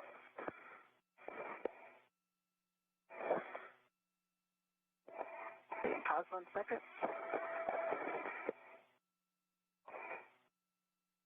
Yeah. That was hot. Give me a second to get my BRT ready. All the seconds you need. And Kate, as a reminder, as you put strut bag 1 on your BRT, that the tape will go towards your head. Copy tape towards my head.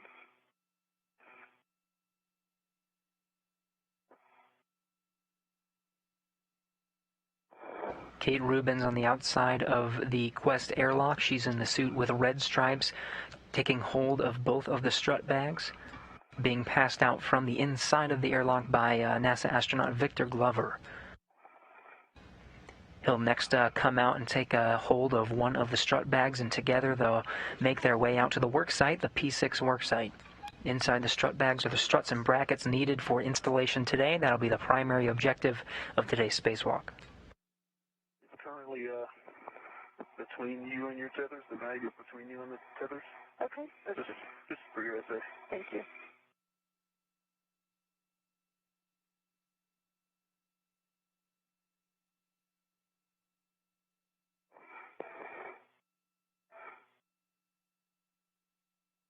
I have my BRT right on it.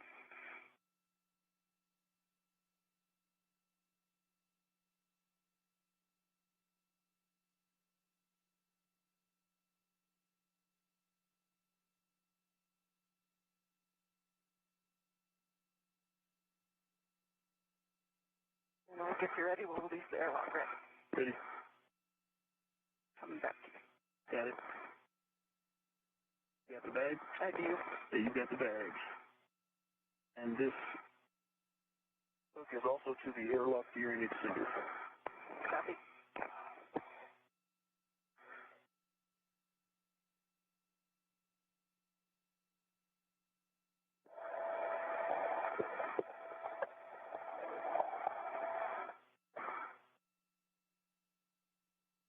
And as long as you're okay to egress, I am clear of the airlock.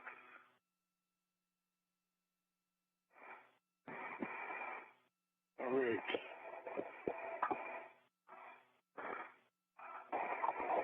Maybe 1 second, and I'll be heading out.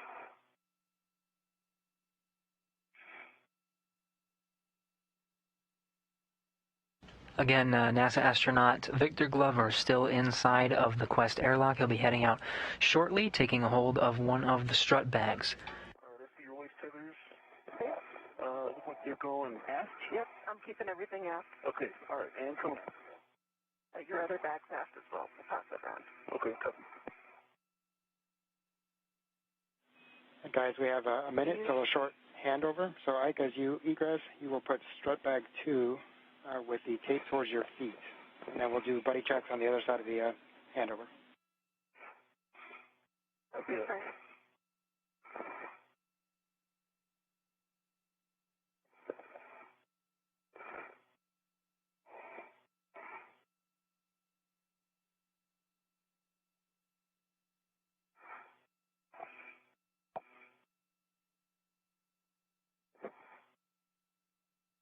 All right. That's mine there. Okay. Okay. And here comes my BRT ret.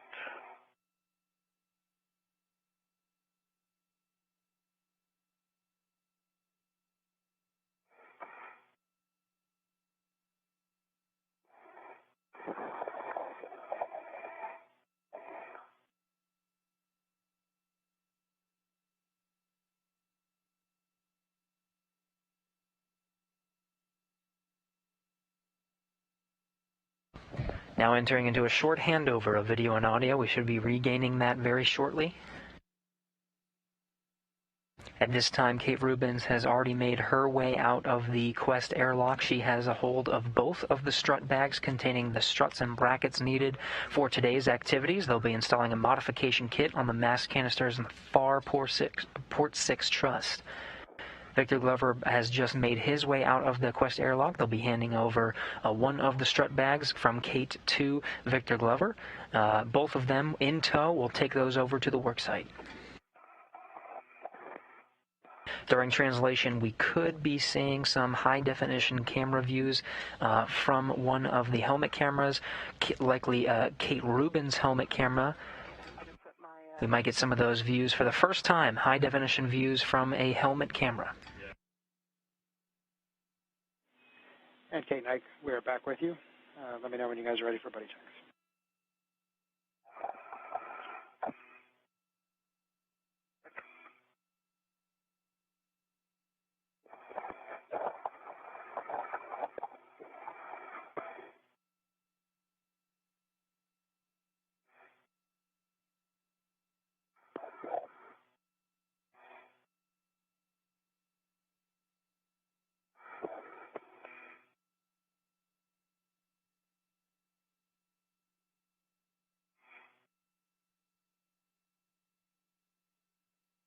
Great. Got my BRT on there. I'm just tightening it up now. Yeah,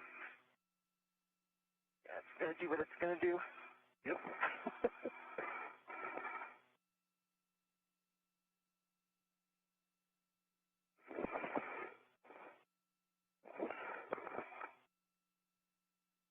All right, my tape's toward my feet. My tape is towards my head.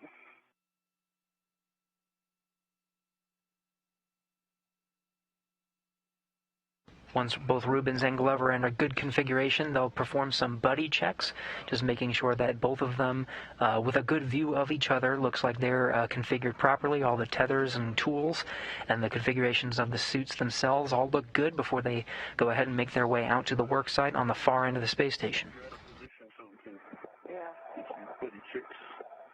The EV3 and 4 here in the way. Okay.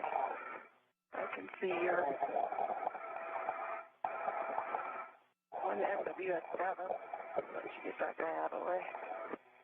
Great. You have 3 tabs up. And turn a little bit towards me. There we go. The 2 safer handles down. WBS light is not on. I'm turning the WBS on.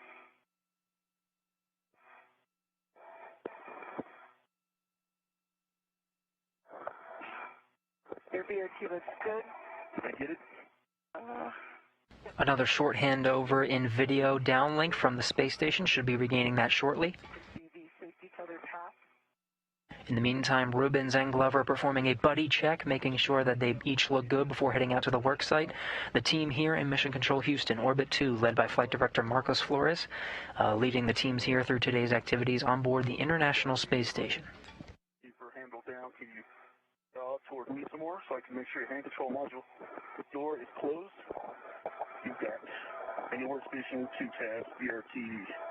Where is that BRT? 3rd tab, you got 3 tabs up. Cool. Marcos Flores, lead flight director, taking the center of the screen there. To his right, our left, is Frank Rubio, NASA astronaut, and the ground IV for today. It'll be his voice from here in Mission Control Houston that you'll be hearing to our 2 spacewalking astronauts today. Behind Flores is Art Thomason, spacewalk officer, working with his teams in the back room, knowing the procedures forwards and backwards, and he'll be walking the teams through the intricate details of the procedures today, installing the modification kit, the brackets to the mass canisters of the Farport 6 truss. Rubens and Glover still performing those buddy checks before heading out to the work site. Okay, we copy both. Good buddy checks for both, and dry HAPS. Kate, also want to let you know HECA is coming through, and these HD views are pretty fantastic.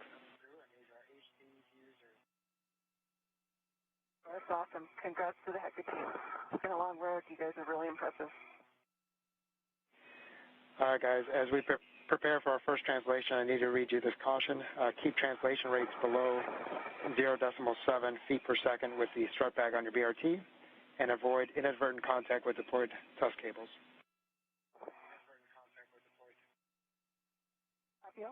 Me too. Okay, so Ike, you'll be translating first, heading out towards P1 under the FHRC. All right, Kate, I'll see you at P6. All right.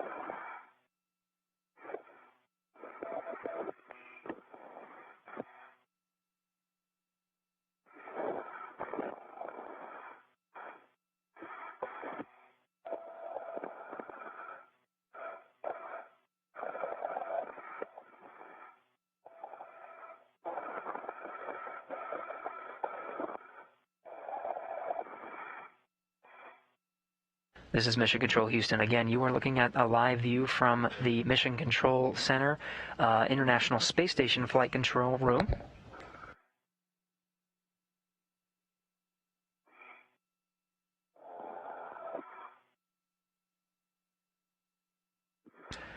The ground IV Frank Rubio you just heard giving the translation path to our astronauts right now. They did their buddy checks on the outside of the Quest airlock. Everything looked good. Their helmets were configured, the video systems turned on, and all their tools and the strut bags are in tow. Now they have a pre-designated translation path, which means they know the route to get to their work site. They have to take a very specific path through taking specific handrails to get there. Along the way, Kate Rubins is scheduled to pick up a portable foot restraint to get her in position for some of the work that she'll be performing. Also along the way, once we regain some of those views from the International Space Station, I already have a spoiler alert. The high-definition camera views from the helmet camera of Kate Rubins are already coming in and looking good, so we'll be able to show those off once we regain those views. Yeah, 180, thanks, Frank.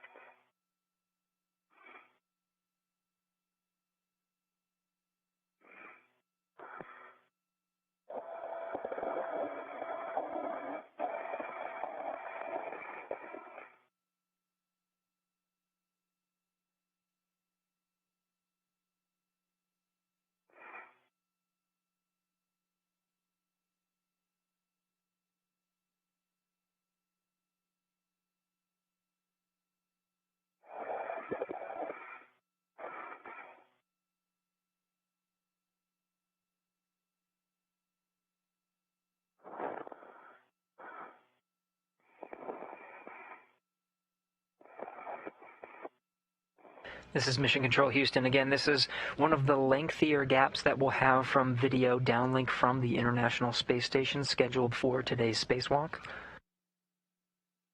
Still getting good audio from our spacewalking astronauts who are making their way out to the work site.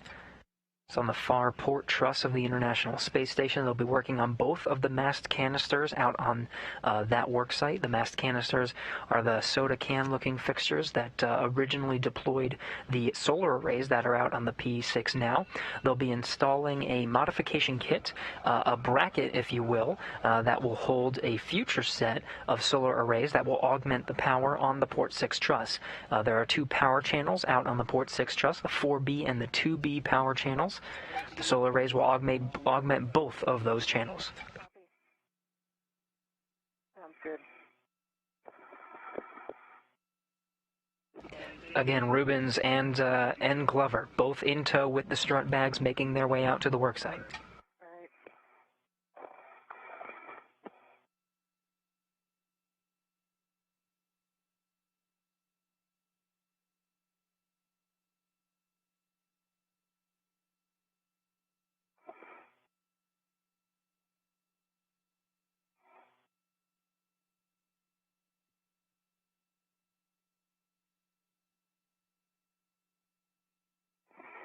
All right, Frank Antelli and FHRC, the seat card, and our handrails. Okay, Ike, you will be looking for handrail 3651 for your anchor hook. 3651.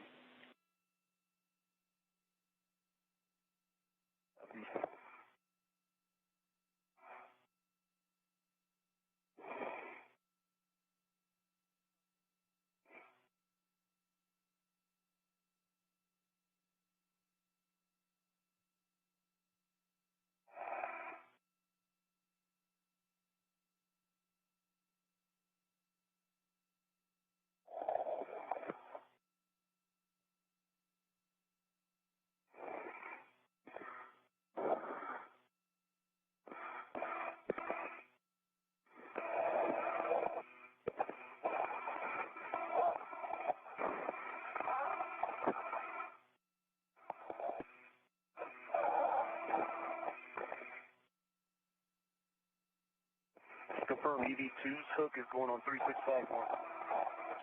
Affirmative. EV2 anchor hook on handrail 3651. That'll be the handrail that's more nadir. Okay, 3651 EV2 anchor hook locked, gate closed. On black, good full test, reel unlocked.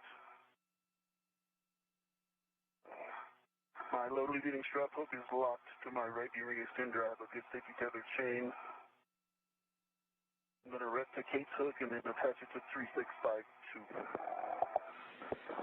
Mike, we copy all. That's a good config for your anchor hook, and affirmative 3652 for Kate's anchor hook.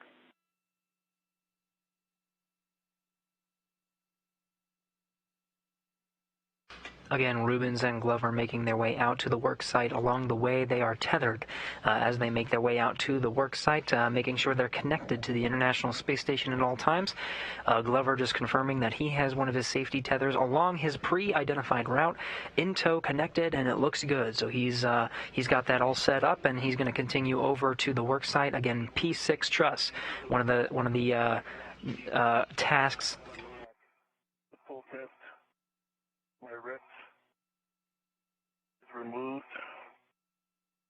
Did I show you have a good safety tether to handrail 3652? I copy.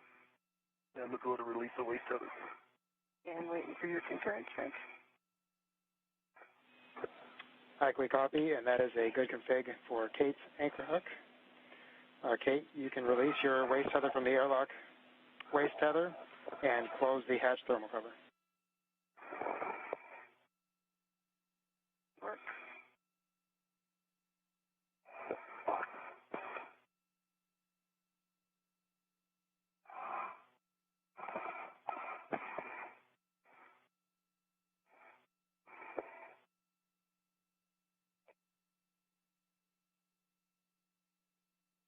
Again, both astronauts mainly working on tether configuration now and identifying their translation paths.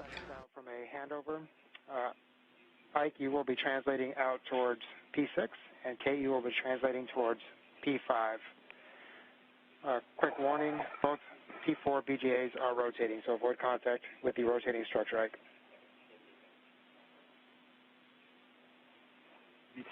Copy the BGA. Thermal cover is closed.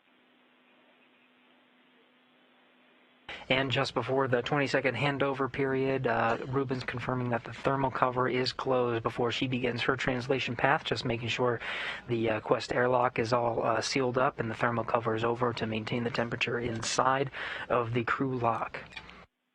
Glover making his way through the translation path, pre-identified, and hooking up his safety tethers along the way. Kate Rubens will follow soon after, and again, she's scheduled to pick up a foot restraint along the way. We should be regaining video and audio communication from the space station very shortly.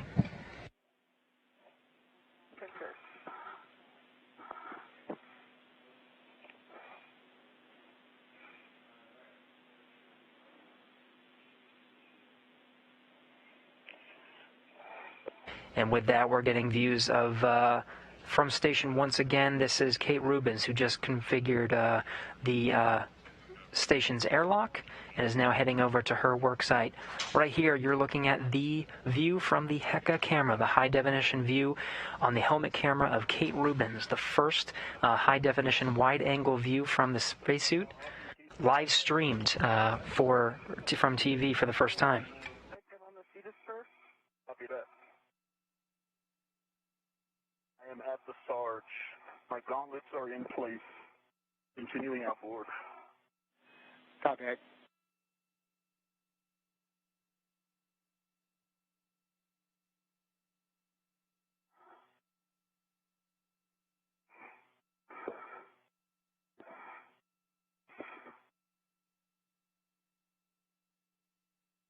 Yeah, Kate, crossing the Sarge, that structure outboard, there's a thinner diameter phrase that I think is the easiest one to translate across. Yeah. Sounds good. It's obviously the smallest one.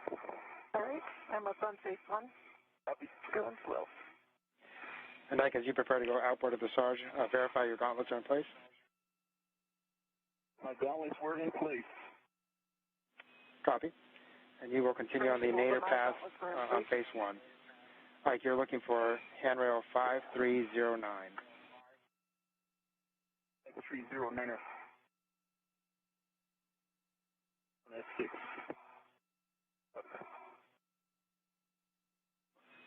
Some fantastic views from the high-definition view of Kate Rubin's helmet camera, still in an orbital day pass over the South Indian Ocean right now. We're about to head into an orbital nighttime.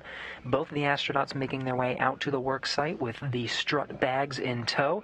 You can see they're quite large, held by the body restraint tether. This is a view from one of the external high-definition cameras towards Kate Rubins. Again, she's wearing the suit with the red stripes. Glover is a bit ahead of her, got a head start on his way to the work site. Once he's there, checking his safety tethers along the way, one of his first tasks is to go ahead and stow that large strut bag.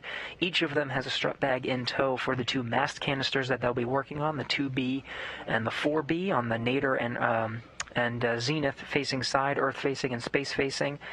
Each of them has a modification kit for each of the mast canisters out there. There are two. We'll first work on the 2B channel, which is facing towards the Earth.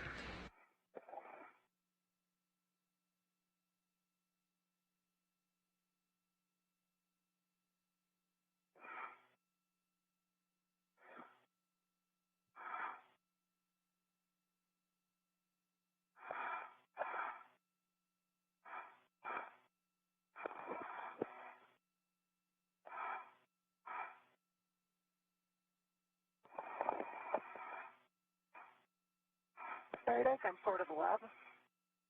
Copy.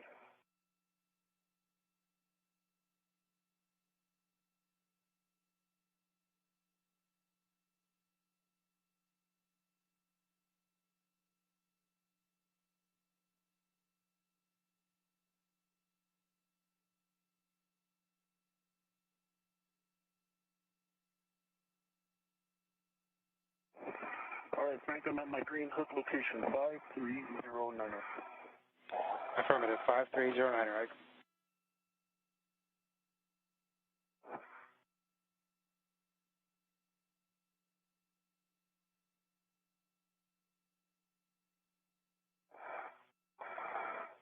All right, there's a seat cart. Separate. I see your feet.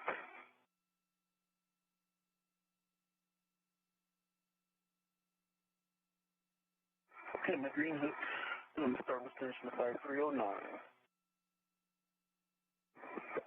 Copy, Ike.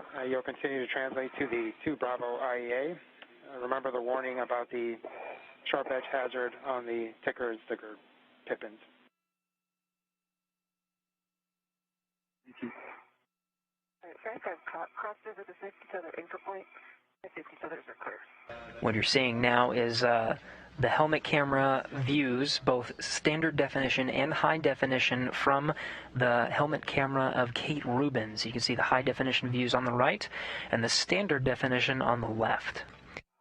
We'll get some great coverage of the high-definition views, the wireless interface connecting along the translation path to the work site. Once we get out to the work site, it might be a little spotty, so we might have to rely on the standard definition views, but you can see quite a stark difference between the high-definition and standard definition. Rubins made her way to the portable foot restraint.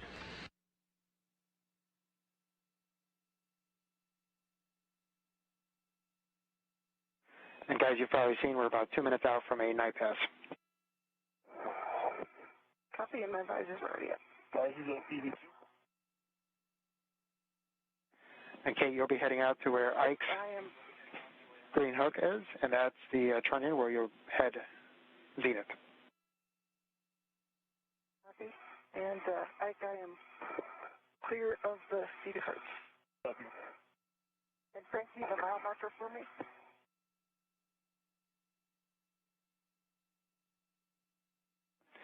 Yeah, Kate, there's no mile markers out there.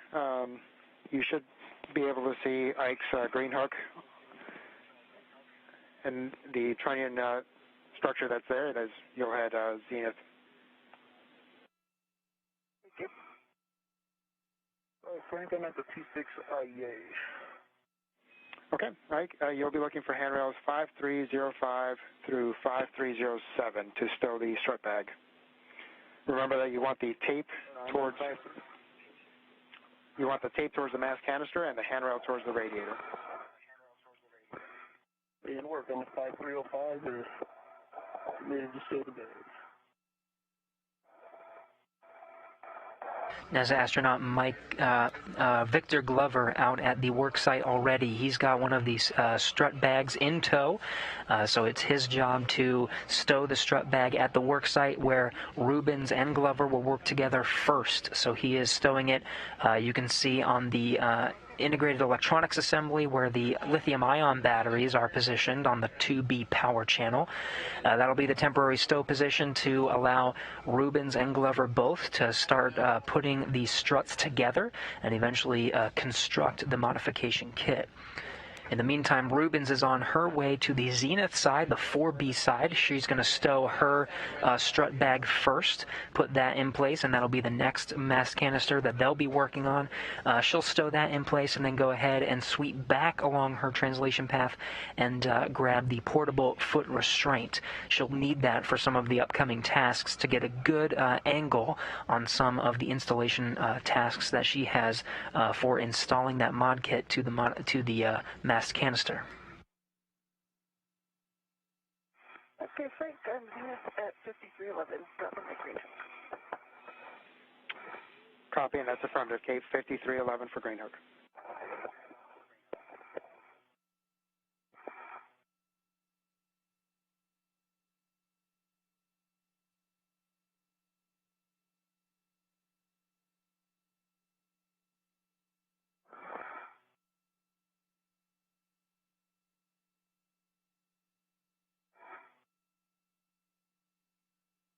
You can see the views from the high-definition camera view of Kate Rubens start to get a little bit dimmer. You see off on the horizon there an orbital sunset. The International Space Station is currently 270 statute miles just south of Australia on a northeastern course across the Pacific Ocean.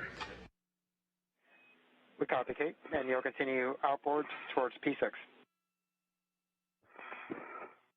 You and the FRGF tether needs to go under right. Affirmative.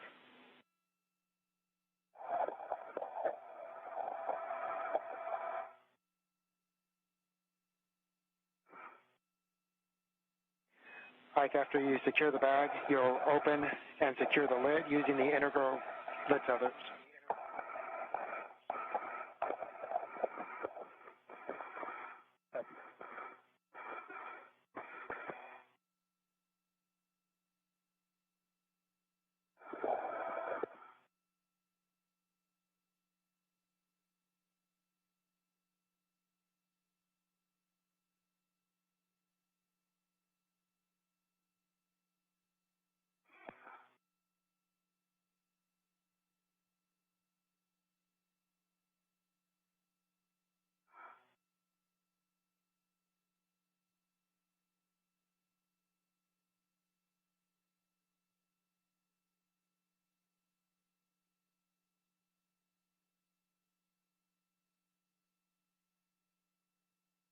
This is the helmet camera view from Victor Glover, who is securing the strut bag, the large bag containing the modification kit inside of it, just making sure it's in a good configuration, nice stowed tight and ready to open up and start working with some of the struts.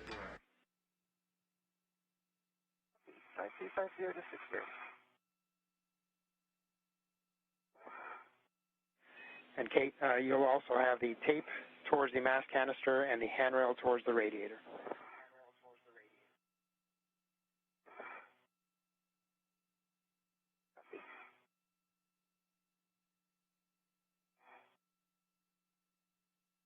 Rubens has arrived at her stowing position. She's on the other side of the Port 6 truss on the Zenith side. This faces towards space. That'll be the second work site for today. She's got the strut bag in tow, and she'll be doing exactly what we see Glover doing now, just stowing the strut bag in place on the integrated electronics assembly. This secures it to the truss itself. From there, Glover can open up the bag and start constructing some of the pieces. In the meantime, Rubens is on the other side. She'll be temporarily stowing her strut bag. Yep, you'll want to have the tape towards the mass canister and the handrail towards the radiator, aft. Port handrail aft. And same for, well, the tape is toward the mass canister. 82. Copy, Ike.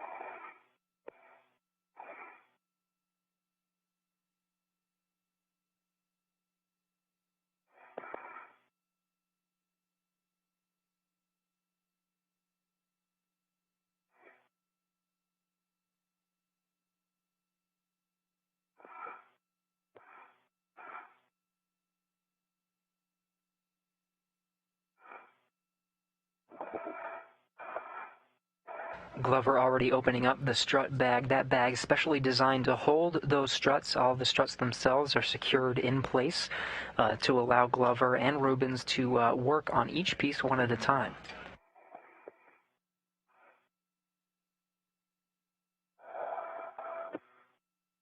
After Rubens stows her bag on the other side of the Port 6 truss, she's going to go ahead and grab one of the foot restraints. At 5350, removing my BRT rat. Okay, we copy, Kate, and you'll be heading back towards the port cedar cart to pick up the WIFX and ATFR. Oh, okay, got it. Copy. Rubens still wrapping up her stowing procedures, making sure that strut bag is nice and secure in place. Glove, hat, and gauntlet check before you start the assembly. Copy. Doing the work.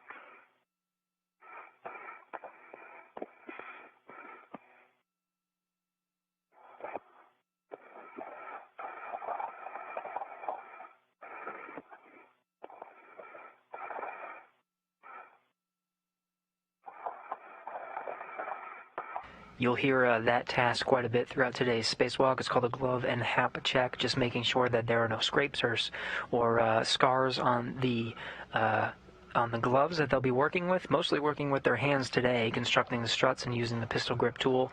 And the hap is a helmet absorption pad, just making sure that that's dry. That's what they're wearing on their head right now. They'll perform those periodic checks throughout today's spacewalk, make sure everything is okay before they continue on to the next tasks.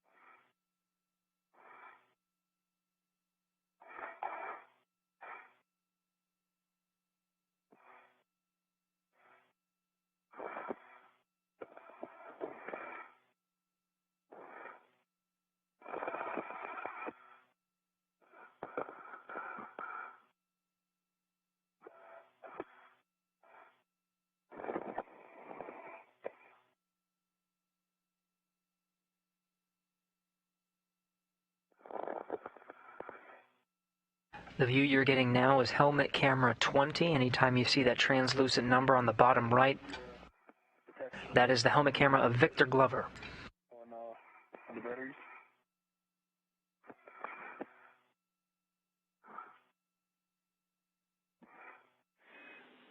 Ike, that should be okay.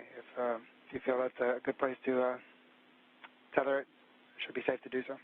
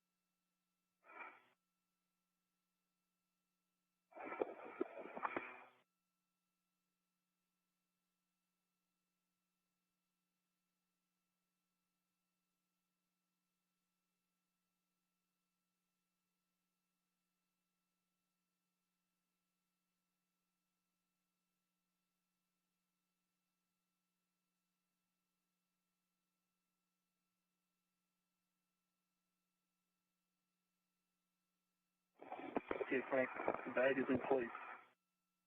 My hat is dry. Checking my gloves now. Copy, Hap.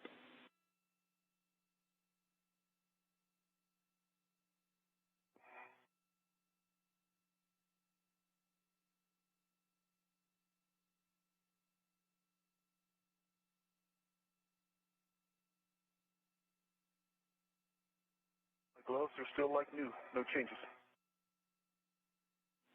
Copy, gloves.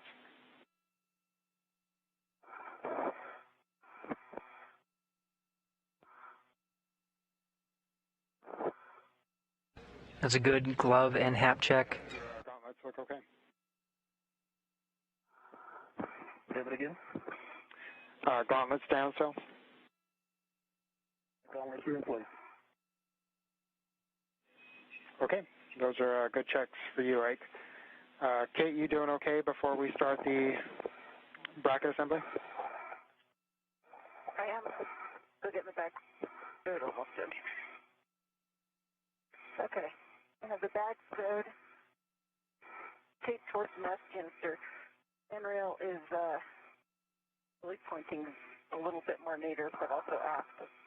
And I'm ready to join Ike. Okay. Copy, Kate. So we will go pick up the APFR and WIFX. You're going to head nadir on the same trunnion structure that you came up on, and just take care not to loop your safety tether around the trunnion. Copy. Ike, you ready for assembly?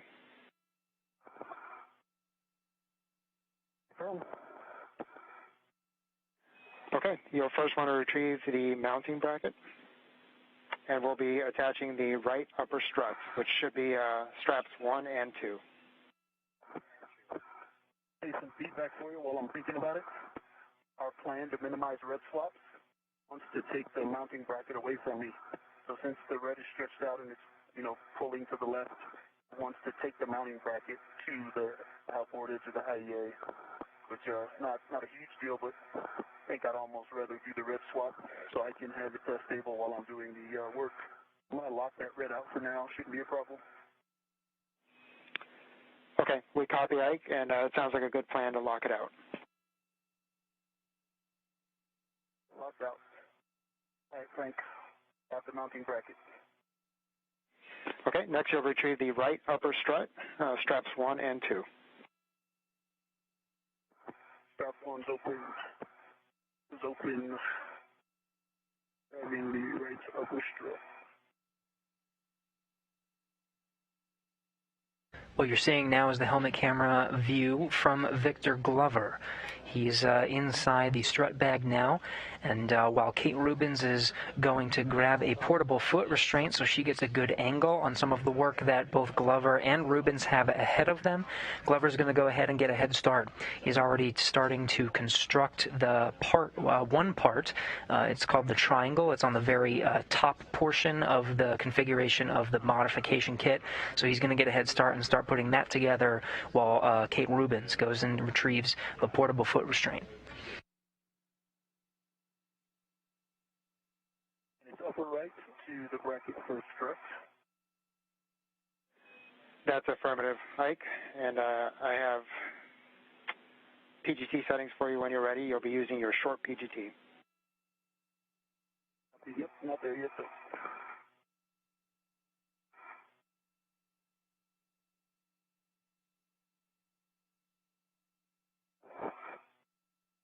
And Frank, do you want me to go inboard of the triangle on the way down?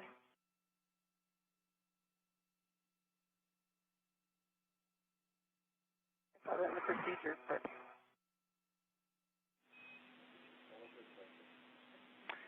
Yeah, Kate, you may want to go outboard of the trunnion and just follow your tether back.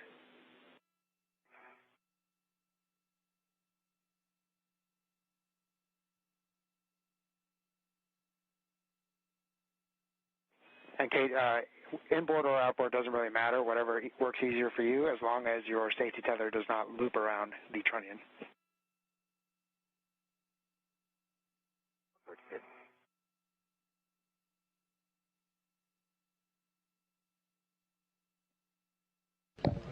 The translation path for the astronauts is critical, making sure that they're following their safety tethers along the way and avoiding any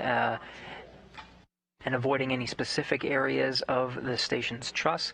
Again, Rubins is on her way to grab a foot restraint. What you're seeing now is the helmet camera view of Victor Glover, who's already starting on putting together some of the pieces of the modification kit.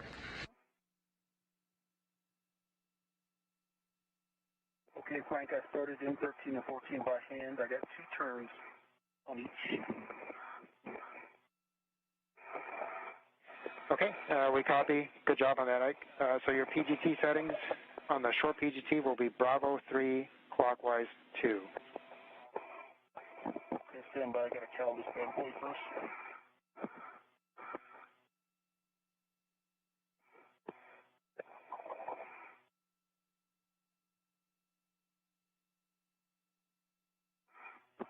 Okay, cal is passed.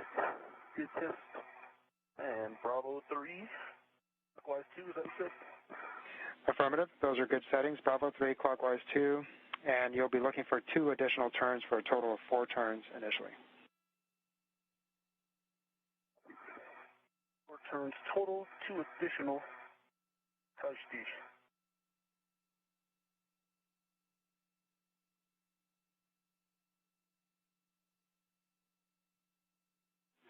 And Kate, you'll be looking for seater cart with 3. Copy.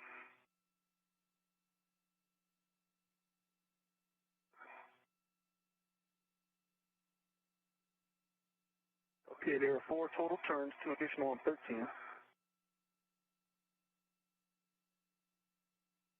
4 turns total on 14 as well. Okay, we copy that, Ike. Next, we'll be adding the left upper strut to the center pad. So you'll retrieve the left upper strut from straps 3 and 4. And work. Glover making good progress on constructing the first parts of the modification kit. He's constructing a triangle that will make up the top portion of the bracket. All the components and struts in the bag are specially tied down. The bag itself specially designed to carry all of the different struts. Frank Rubio here on the ground, the ground IV. He's the voice you're hearing from here in Mission Control. just noting all of the different locations where he can find the various struts to assemble the correct components, preparing for when Rubens returns with the portable foot restraint to begin some of the first steps of installing the bracket to the mast canister.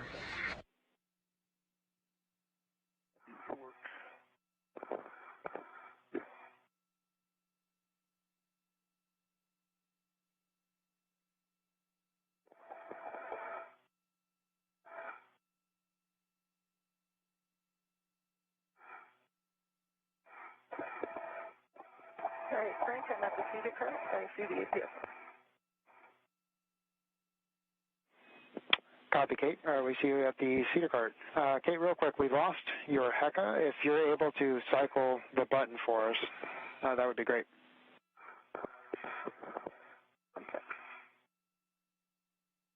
Okay, I pushed it once. Okay, thank you, Kate. And are you ready for your APFR settings? I'll set it when I'm out there. Okay, copy.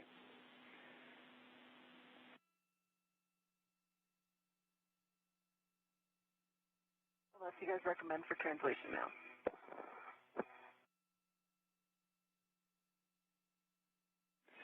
Yeah, Kate, it's your preference whether you want to set it here or set it out at the IEA.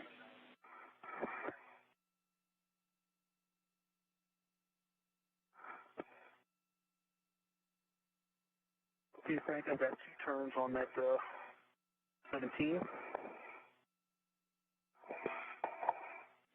Okay, copy, Ike. Again, you'll be using your short PGT. Your settings now are Bravo 1, clockwise 2.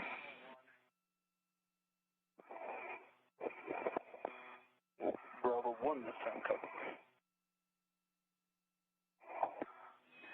And you'll be driving Mike 17 to torque. We're expecting about 15 turns, so it should be 13 additional turns. That'll be about 13 additional turns to torque.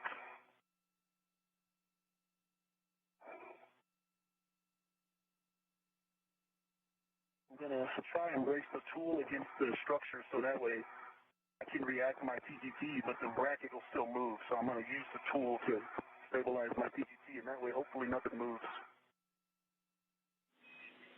Okay, we copy, and we're good with that plan. Right. Glover making good progress on constructing what's called the upper triangle. This is the top portion that makes up the bracket, the modification kit that will hold a future set of solar arrays. He got the bolts hand started and is now just finishing up the job with his pistol grip tool, the space power drill. Got a black line that's flush. If you can see it in my WBS, I can see the bolt head with the black line flush and the tip of the bolt out the back side. The center pin. See that? Okay, we copy, Ike. We're checking. Can you see it? We can see it. Yep, we're just checking and making sure that the turns were okay. Copy. So understand you had a total of 7 turns? Correct. 8.5.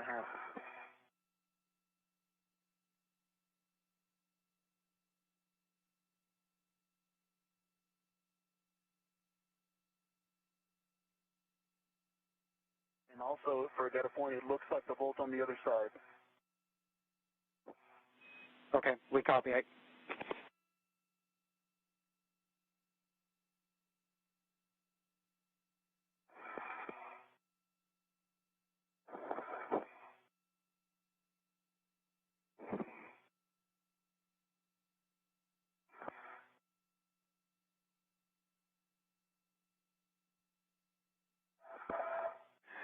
Okay, Ike, we're going to continue checking on this bolt, but we're going to go ahead and move on. So you can release the ret from the right strut.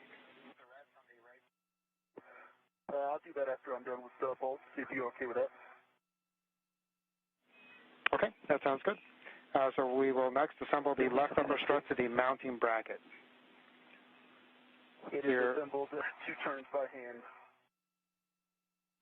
Okay, great. Good job. So you'll want to drive Mike 15 for a total of 4 turns.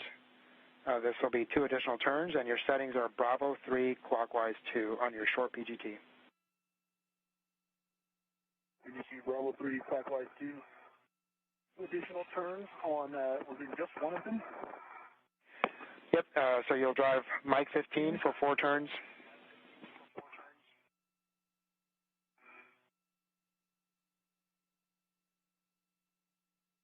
Okay, 4, Mike 15. Okay, we copy, and now you will drive Mike 16 to torque. We anticipate 24 turns, so 22 additional turns.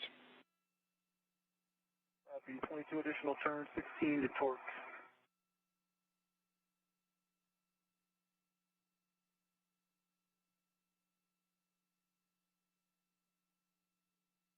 Again, Glover continuing to assemble that upper triangle, the bracket that will consist the top portion of the modification kit for future solar arrays. In the meantime, we're getting those high-definition views from the helmet camera of Kate Rubens. Looks like she got the portable foot restraint out of its stowed position.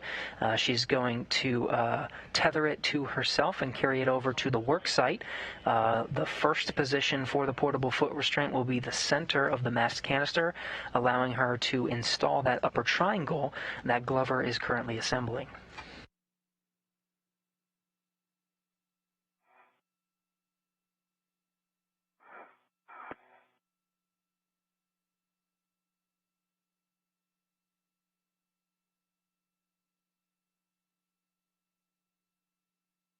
It's going to take 14 and a half additional turns.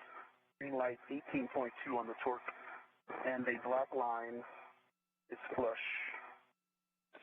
Okay, we copy 14 and a half additional turns, 18.2, green light, and black line flush. Frank, I'm going to have to, okay, so I forgot to put the tab underneath the part that goes from the left upper strut to the mounting bracket. I didn't put the tab underneath. Yeah, right there. Okay, yeah, so we'll have to back those 2 bolts out to do that. So I'll have settings for you here shortly. Okay, stand by. So like the settings for that will be Bravo 3, counterclockwise 2. Copy, Bravo 3. Counterclockwise 2. Okay, mapping those up.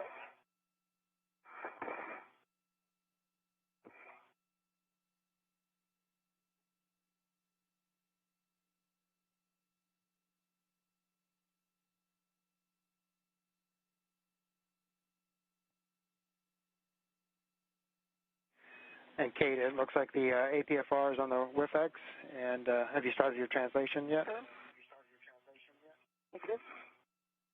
Okay, great job on that.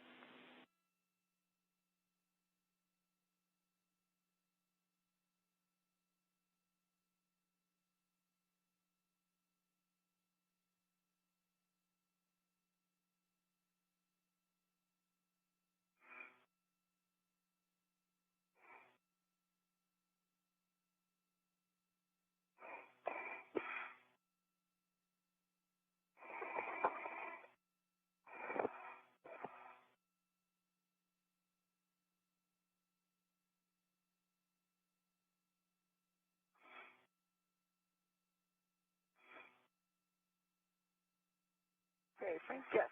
APFR is on my, APFR with X on my BRT and headed back towards. Copy, Kate.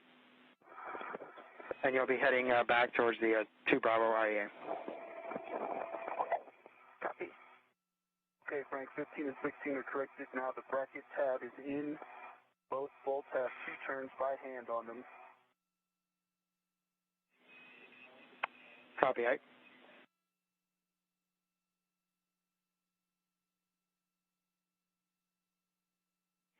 And so, Ike, what we're going to do is just redo these as before, and then we're going to go back to Mike 17 and try that one again. So first, Mike 15, you want a total of 4 turns, so 2 additional turns with Bravo 3, clockwise 2.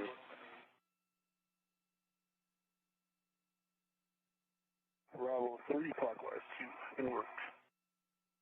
A good view of Kate Rubins as she makes her way back to the work site. She's going to tag up with Victor Glover, who's currently assembling the upper triangle portion of the bracket that consists of the modification kit.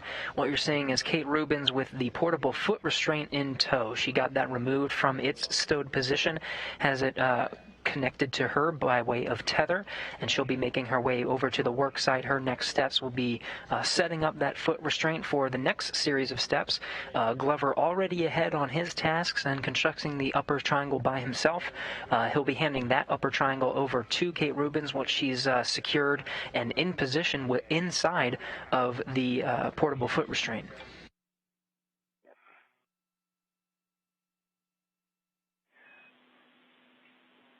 Okay, can you verify your gauntlets are in place, please? Confirm. They're in place. Thank you.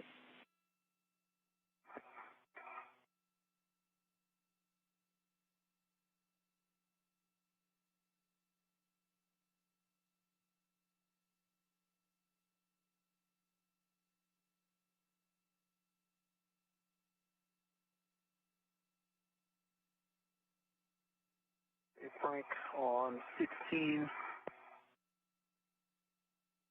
I hit the button again on accident. Sorry.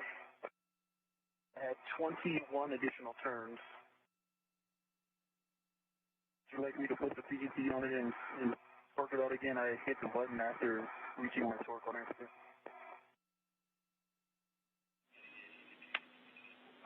Affirmative. If you could torque it one more time, please.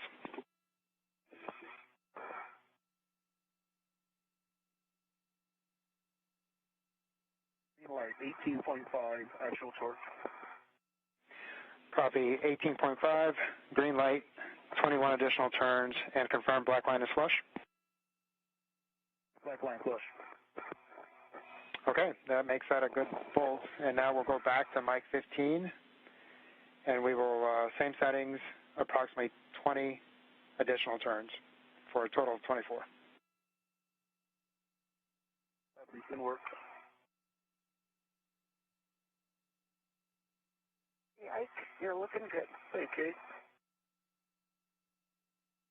A good view of Kate Rubins there on the right of your screen, and Victor Glover on the left. We're about 5 minutes away from a day pass, and also LOS in about 5 minutes. I'll let you know when we get closer to that.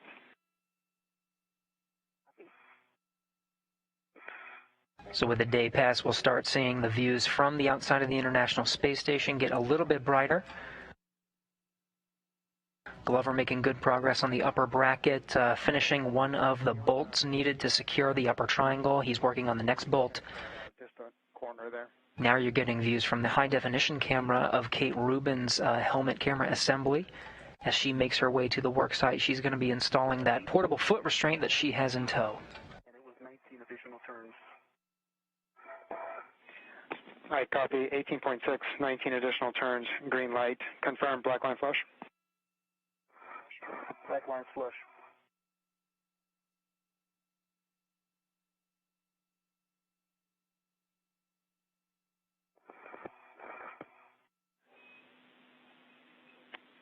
All right, Ike, we think that's a good bolt on mic 15. We'll go back to mic 17 and try that one again. Your settings for that will be Bravo 1, clockwise 2. That'll be Bravo 1. Clockwise 2, 6, and back 2. Okay.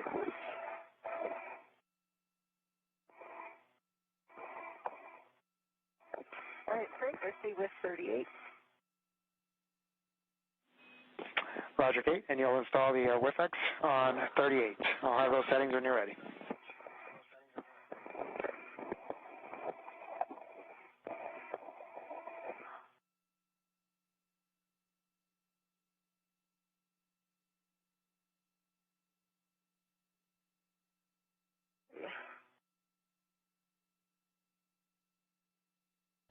Kate Rubins has arrived at the work site. Her next task will be to install that portable foot restraint on the designated work site interface, giving her the proper angle to make some of the next procedures of installing that upper triangle that you see Victor Glover is currently assembling. The helmet camera view you're seeing, number 20, is the helmet camera view from Victor Glover.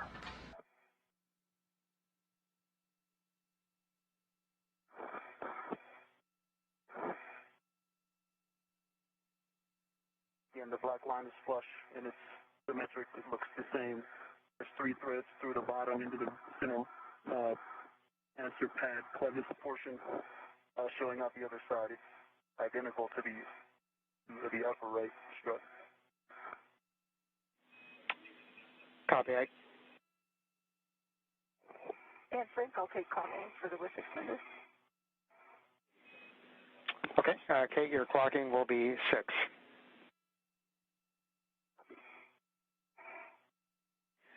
And Ike, that is a good bolt on Mike 17. So next we'll be driving Mike 13 and 14. That's the right upper strut to mounting bracket. Okay, copy. And which wrist can I take off? You can release the ret from the left strut and also from the right strut. It didn't work. Frank, I'll take your pitch and extension on the WIFX. All right, Kate. WIFX settings will be 6, golf, 5. So pitch of 5, extension of, correction, pitch of golf, extension of 5. Pitch, golf, extension 5.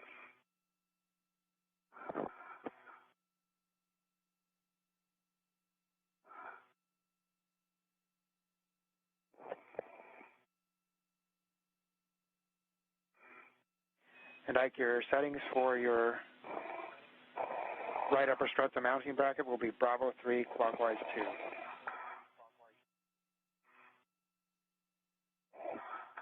Bravo 3, clockwise 2. And okay. What's the expected turns? And the expected will be 20 on both. We'll be driving both to torque. Frank, I'm going to have to pitch it up. I do not have a good pull and twist up yet, so I have my BRT ret. Copy, Kate.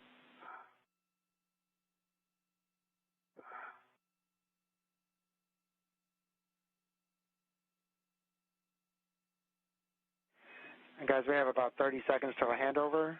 So Ike, again, you'll be driving Mike 14 and 13 to torque. We anticipate 20 additional turns.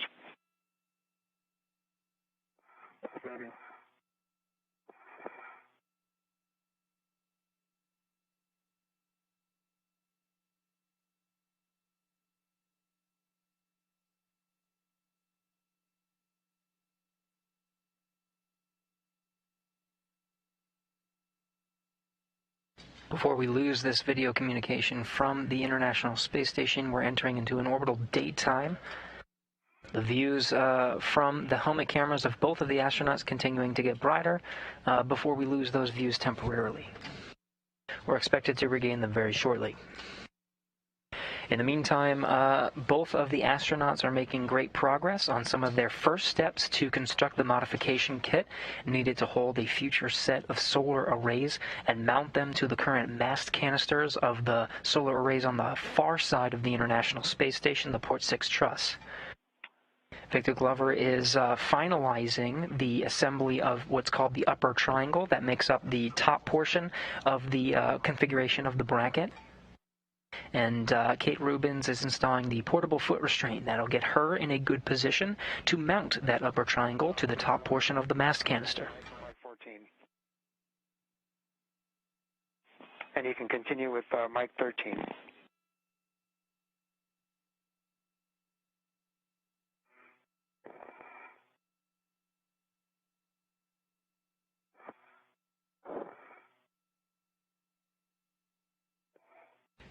Here in the room, you're getting a live view from the International Space Station Flight Control Room. The team's here led by Flight Director Marcos Flores. The voice you're hearing from here in Mission Control is the ground IV. That's Frank Rubio, a NASA astronaut hired in to the 2017 astronaut class. The spacewalk procedures are being relayed to Frank Rubio by spacewalk officer Art Thomason. Mike 13, we're checking.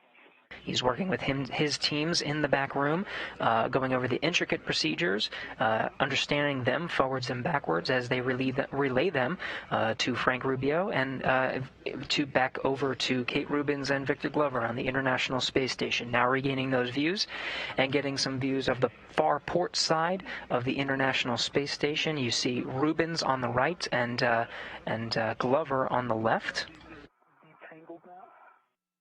You can see the construction of the upper triangle. That darker silver portion is the mounting bracket. That is what will eventually hold the IROSA solar arrays that will be delivered later this year, at least the first 2 sets. Also regaining those high-definition views from the helmet camera of Kate Rubins.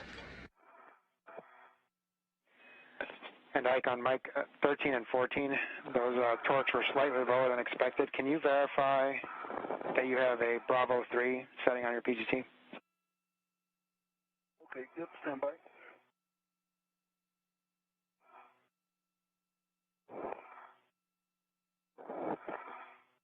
You can see Rubins on the left there, the suit with the red stripes, configuring the portable foot restraint in the center of what is the mast canister. That's the soda can-looking structure off to the left. That's going to give her a good position to reach towards the top of that, where she will install the upper triangle that Glover has been putting together. There's something called a center pad that is specifically designed to mount at the top portion of that mast canister. They're configuring their settings of the pistol grip tool and the portable foot restraint needed before getting situated for the first assembly, the first part of the assembling and installing that modification kit onto the mast canister. Okay, copy, thank you. And Ike, if you can switch over to Bravo 3 and drive those bolts again, please. Bravo 3 is set. This is 13, 14, correct? Affirmative. Mike 13 and Mike 14.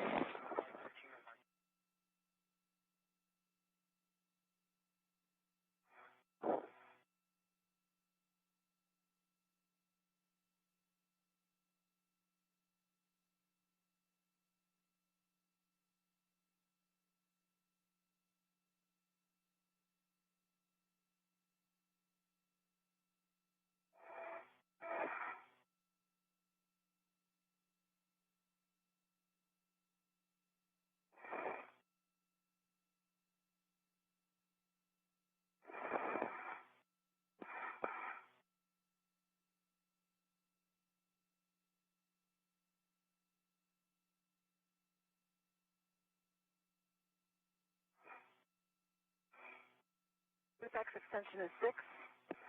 APFR clocking is 12. Ready for APFR pitch. Copy, Kate, and the WIFX extension should be 5.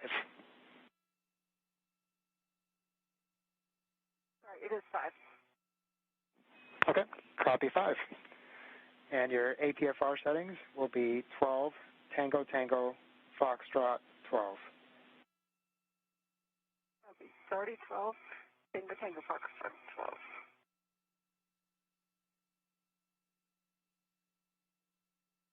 Hey, Frank, I got a quarter return on each and 18.4 on standby. 18.4 on 14 and 18.3 on Mike 13.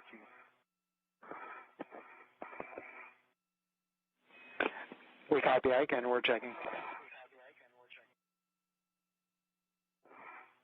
You see Glover putting down his helmet shield, the gold visor that protects his view from the sun as the 2 astronauts enter into an orbital daytime. The station is now in that orbital daytime over Canada, approaching a southeastern course over the Atlantic Ocean. Rubins is configuring the foot restraint to make sure it's in the right angle, giving her the proper position to eventually install that upper triangle that you see within this view that Glover is finalizing the installation of with driving a couple of those last bolts.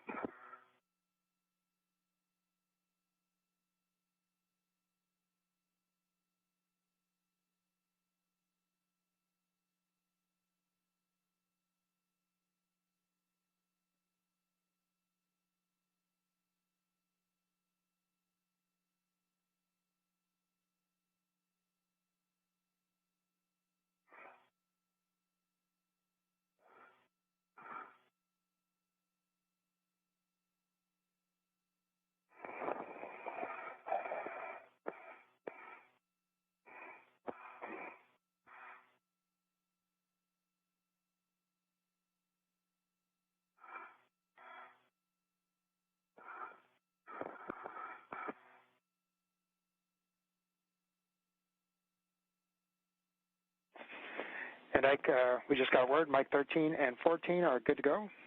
So next you will move the long PGT, the 7/16 PGT, to the right upper strut handrail stanchion near the center pad. And you can use both the ret and an adjustable as needed. Good work.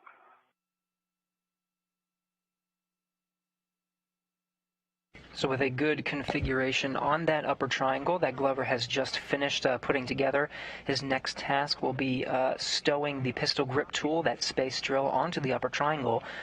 So when he hands it off to Kate Rubens, who's going to enter into this foot restraint that you're seeing from this view, once she gets in a good position and puts the upper triangle in place, that pistol grip tool will be right within her reach, so she can start bolting that center pad to the upper portion of the mast canister.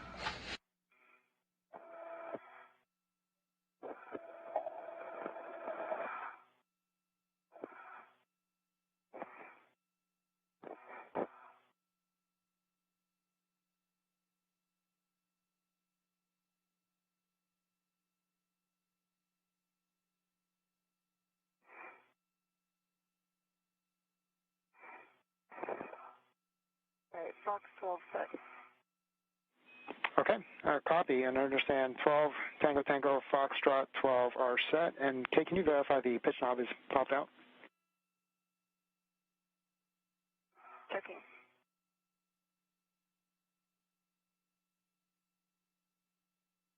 Confirm. Okay, copy. Those are good settings for the WIFX and APFR. And Kate, I'll take a glove, hap, and gauntlet check. Okay. Gloves are pristine, hap is dry, gauntlets in place. Okay, hey guys. Got a sanity check on the APFR settings as well, that makes sense. Okay, awesome. And great job to both of you. Ike, you did a great job building that triangle by yourself, man. So, Kate, you can just ingress the APFR at this point.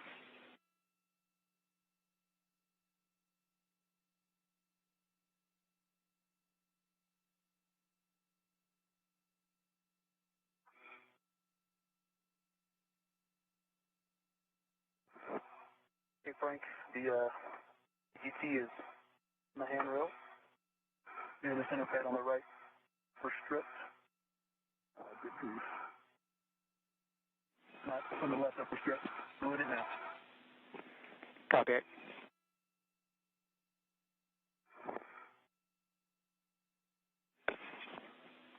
And Kate, as you ingress the APFR, do you guys need a reminder for the movement cautions as far as cyclic movement and forces on the mod kit structure? Let's see, 40 pounds, 3 seconds weight, and that's the quick movement. Good words, Kate.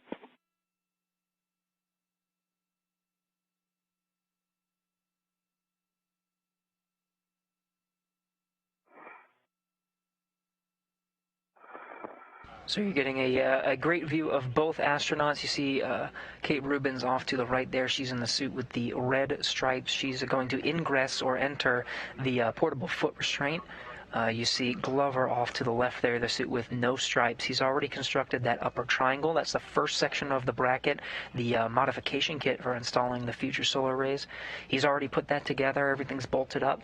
And he's also strapped the pistol grip tool, already set to the configuration that Kate Rubens will need once he hands it off to her.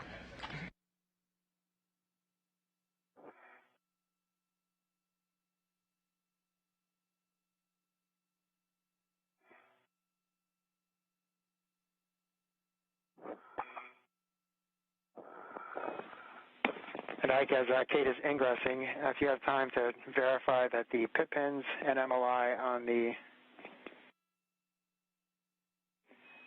center pad are appropriately configured.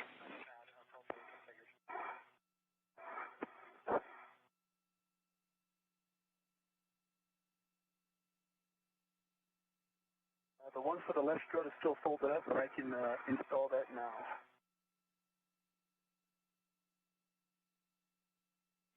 Okay, we'll take that now. Ike.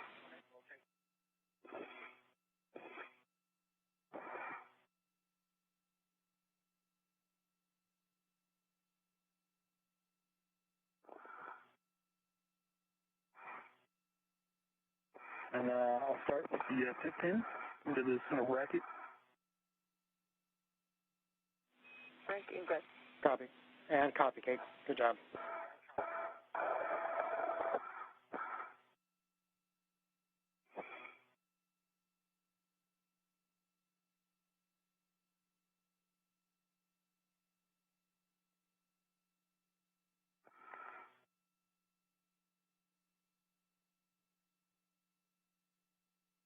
The tip pin's in with a good pull test.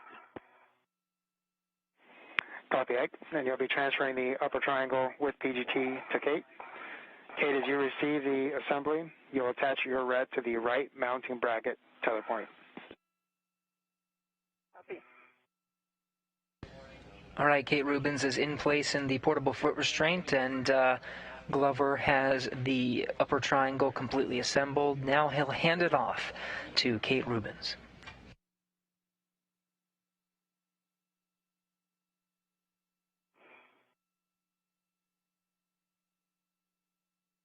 They have to make sure the bracket is tethered at all points, currently tethered to Glover, and they'll make a handover to switch it to Kate Rubens' tether. Again, she doesn't have to worry about the pistol grip tool, the space drill. It's already connected to that upper triangle, ready for her whenever she's ready to install it.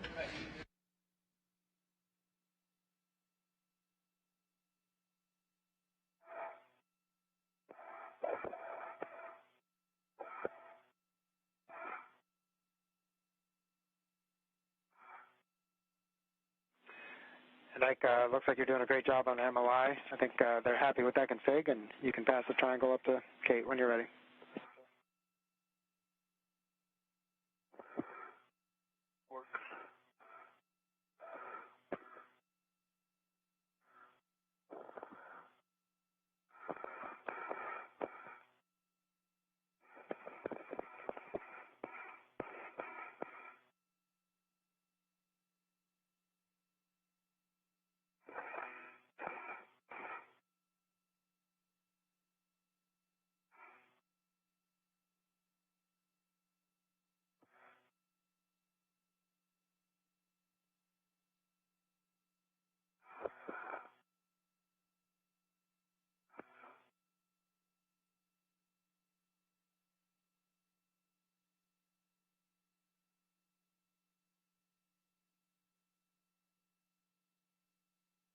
Okay, you're attaching to the right. I And also, I'll hand you that side first. Okay.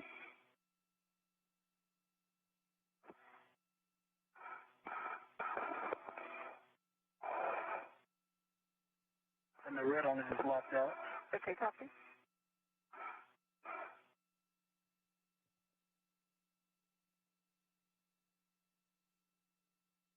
You see it?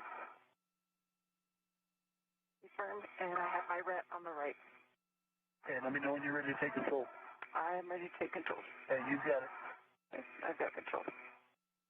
All right, Glover just handed off the upper triangle to Kate Rubens. On the right tether point. Okay. And Ike, on Kate's go, you can release the bag ret. And I have control. I have it ready to go. The bag ret, you want the ret to go back to the bag or to the mounting bracket? Yeah, we want the ret back in the bag. Sorry, Ike, you'll have to release it from the mounting bracket. That's up to you. Either you can do it, Kate, or you can push it back this way and I'll get it. No, it'll stretch me. Okay, I'm well, sending it back towards you. I still have control.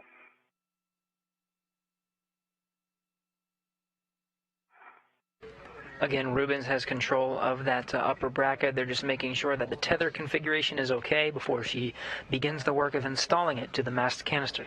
Installing the center pad to the mast canister with the arrow pointing up.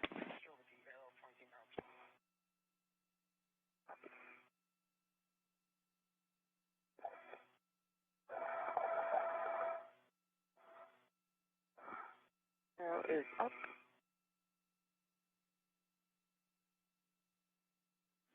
And you'll engage the left side first, and then pivot the right side to engage the soft dock.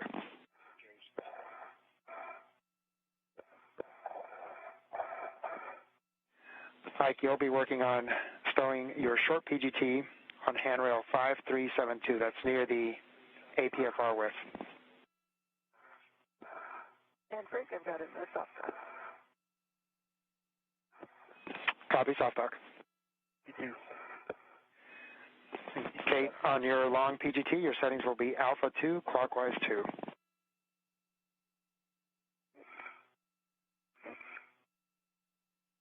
Cal. Great views from the high-definition camera view of Kate Rubin's helmet camera.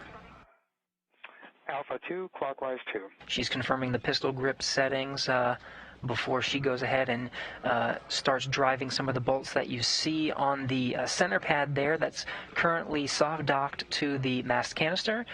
Driving those bolts will secure it in place. Through Mike 8 to torque. We anticipate 11.5 turns.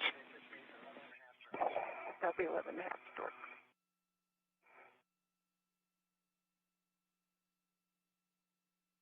Wow. We adjustable distance that are reddest to people, yeah.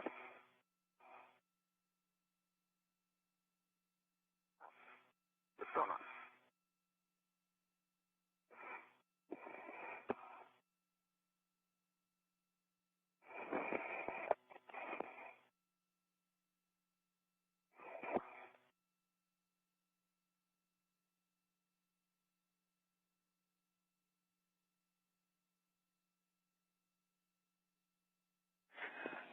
Hey, Kate, from the HECA camera, it looks like that center pad is moving more than we expected.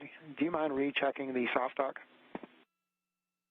Did it soft dock? Okay, copy. And did you say counterclockwise too, Frank? I'm sorry. Should be clockwise too, correct? Yep, settings will be Alpha 2, clockwise 2. Wait, driving. All right, Rubens has a good soft dock position on that center pad, driving that first bolt to secure it in place. And Ike, as you put that short PGT on handrail 5372, remember you'll have to reach it from the other side, so you might want to cheat it over to the far side. Say that again? You'll be stowing that short PGT on handrail 5372. You'll need to reach that from the other side, so you might want to cheat it over as far as you can. Okay. Frank, I've got 7 turns. I do have good torque. 0.8, good green light. That's on M5.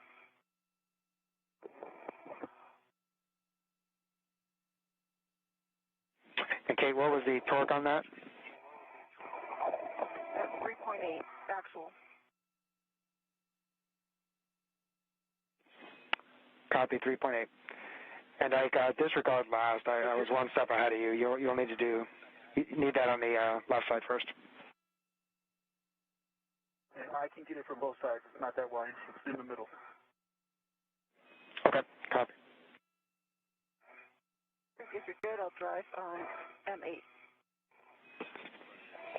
You have a go for M8, Kate. Inward. Rubens driving the second of 4 bolts to secure the center pad to the mast canister. In the meantime, Glover is already a couple steps ahead, getting ready for the next series of tasks that'll install the struts on the left side from this view of Kate Rubens. It'll be on the left side. Copy, 7, 3.6 green light on Mike 8. Driving Mike 6. Okay, you have a go for the next bolt. 2 good bolts out of 4 on the center pad. Rubens working on that third bolt.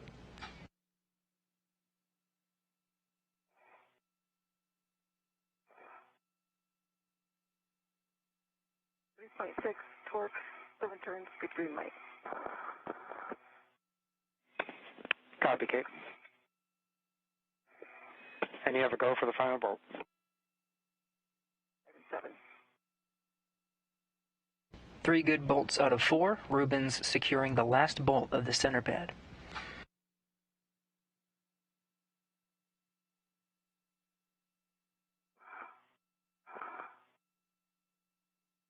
0.7 torque, good green light, and turns on Mike 7.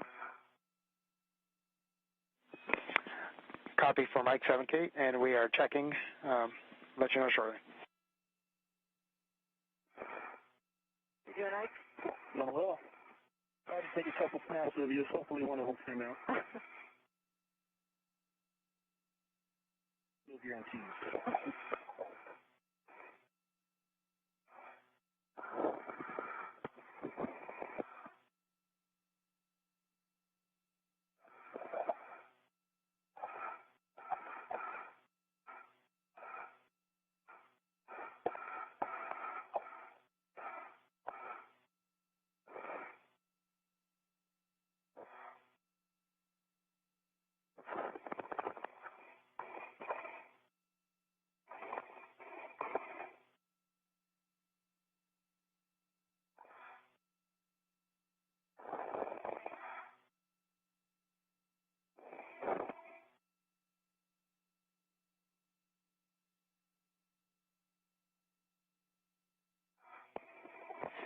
And Kate, we're still evaluating those torques. We'll have word for you shortly. Copy. For the suit guy, remote control is 4. Kate Rubens successfully drove all 4 bolts on the center pad. Teams on the ground are evaluating, making sure everything is okay before she goes ahead and leaves her current position. The next series of tasks require her to egress or get out of the portable foot restraint and reset it to get another angle so they can start working on the left side of the mast canister. So they're just making sure everything is okay before we go on to the next series of steps. In the meantime, Glover, you see off to the left from this view, is already getting some of those struts ready for the next series of tasks. You could give the center pad a good wiggle and just make sure that it's solidly. It sure is, and I don't want to put more than 40 pounds into the mast canister, but it is absolutely solid.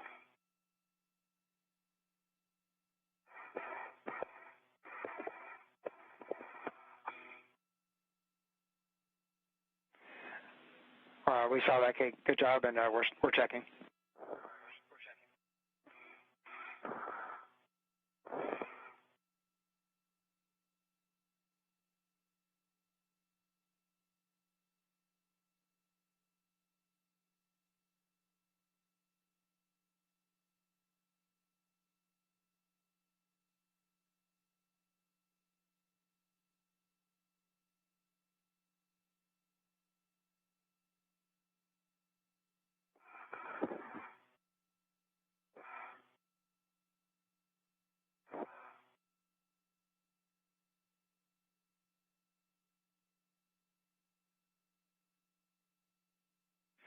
All right, Kate. That is a good install on the center pad. So you can install your PGT and verify that the pit pins and MOI are in place. Okay. The MOI is in place. Both pit pins are in place. PGT, the log PGT stood on the right-hand rail. Okay, copy. And you can move the EV1 ret from upper triangle to the PGT.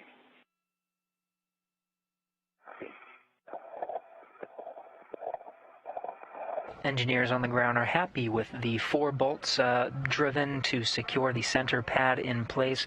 She's going to wrap up her work site, Kate Rubens will, on the upper part of the mast canister, installing that center pad. She'll have to egress or get out of the foot restraint and reset it, get it in another configuration to start working on the left side of the mast canister. Astronaut Victor Glover already a couple steps ahead, getting those struts ready to hand off to Kate Rubens for the installation of the struts on the left side.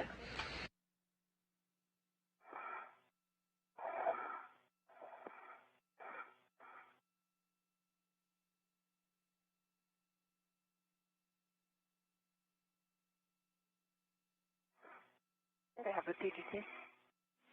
Okay, Kate. And we see that the upper triangle is rotated down, and so you can retrieve the 7/16 PGT and egress the APFR. You'll be transferring the PGT to Ike. I think I have it adjustable to me. Okay.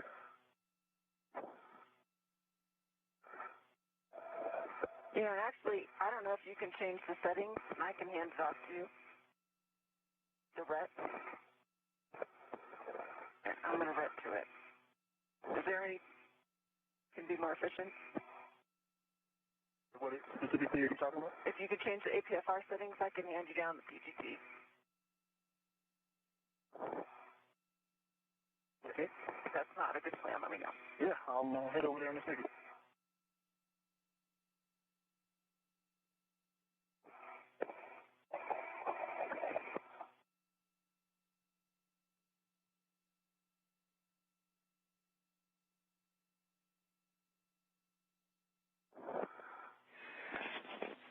Hey, Kate, because there are so many settings to change, the team thinks that it's best if you egress and change the settings after you egress.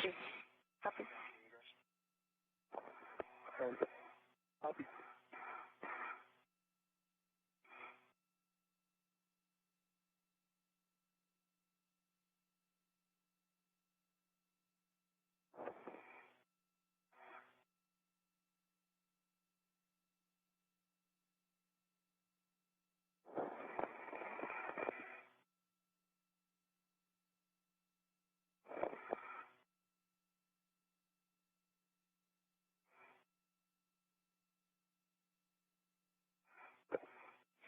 And you'll receive that PGT, the long PGT, and stow on your swing arm, and you can move the ret AET to the bag as desired. Copy. And I see you have eyes on the long PGT. Say again? Do you have eyes on the long PGT? No.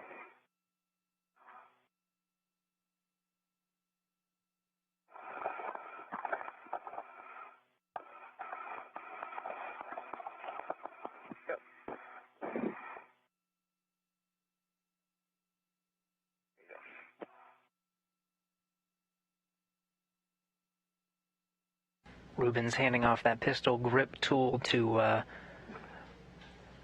Victor Glover.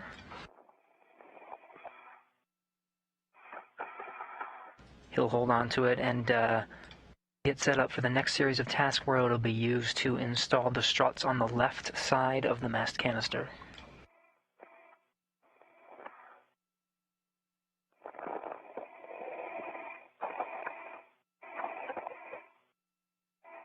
So you can take the red off now? That's you. Got it. Right, Frank, ready for settings. Okay, Kate. First, the WIFX extension will come to 1. So your new settings will be 6 Golf 1. And can we start at the APFR? Sure. Your APFR settings will be 12 Papa Papa Hotel 12. So the pitch goes to Papa Papa, the roll goes to Hotel. Copy.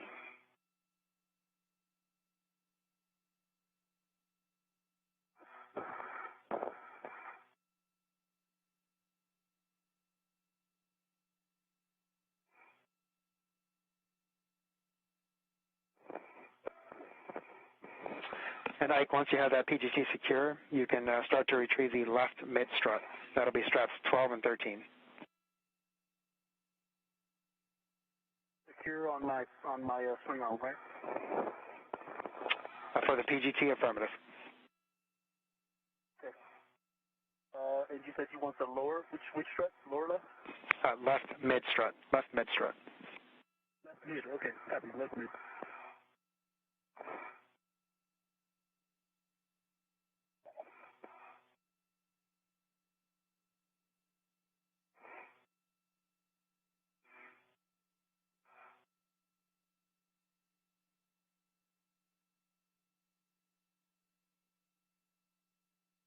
Hey, Frank, I've got golf. Affirm.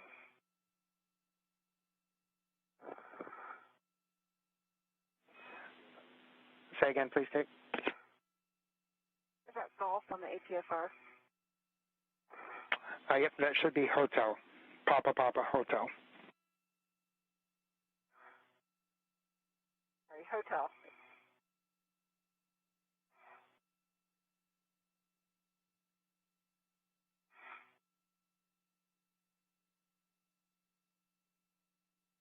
Again, Ruben's configuring the portable foot restraint that you're seeing from her high-definition helmet camera view. She'll be working with Victor Glover here shortly. They'll be trading roles in using a pistol grip tool to secure the left struts, the left side of the modification kit.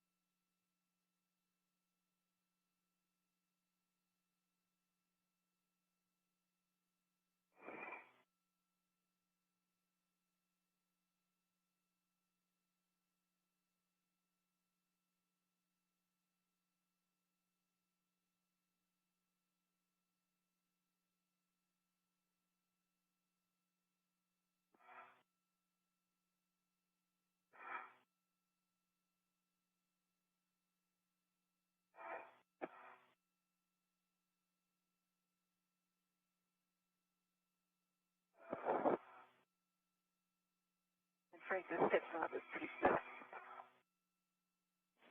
Yeah, we're seeing that, Kate. Good job on working with it.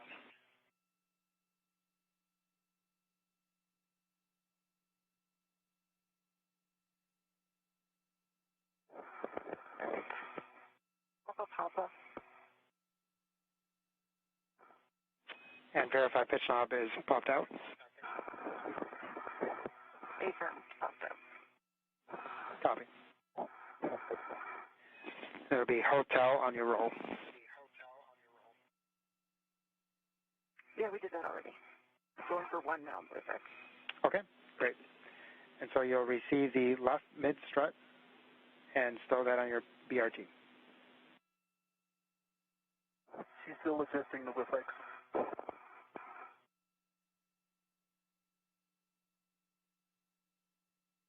Oh, yep, sorry about that, Kate. I forgot that we had done the APFR first. So your WIFX settings will be 6 Golf 1. Extension goes to 1.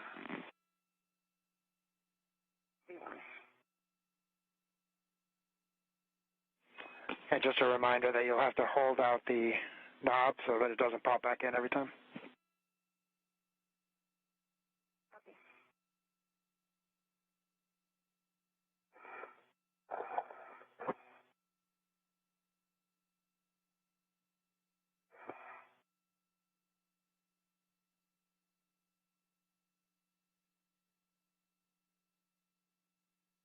Another hand. Thank you.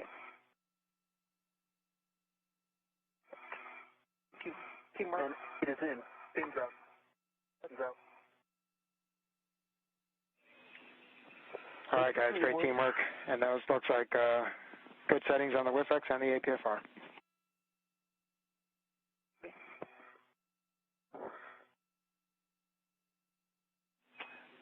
So, Kate, before you ingress, you'll want to get the left mid strut and put that on your BRT.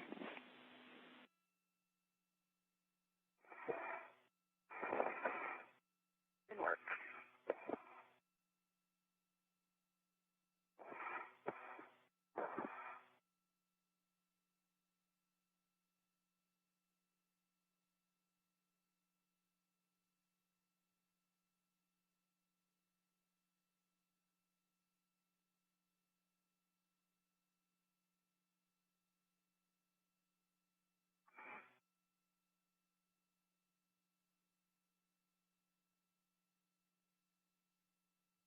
Ike. That closer. I'm kind of stretched out. If you could hold me. Have it at my BRT rep. Okay. If you could hold it. Yep. Okay, you got it. Resource.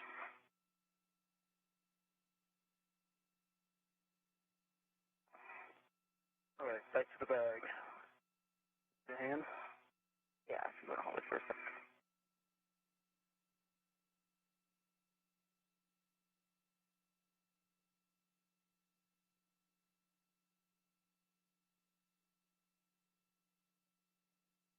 All right, you got it.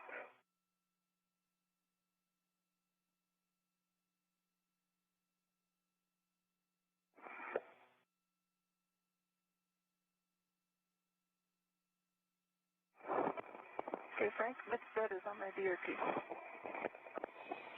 Okay, great, Kate. And now you can ingress the APFR. Ike, you'll be retrieving the left lower strut, straps 7 and 8.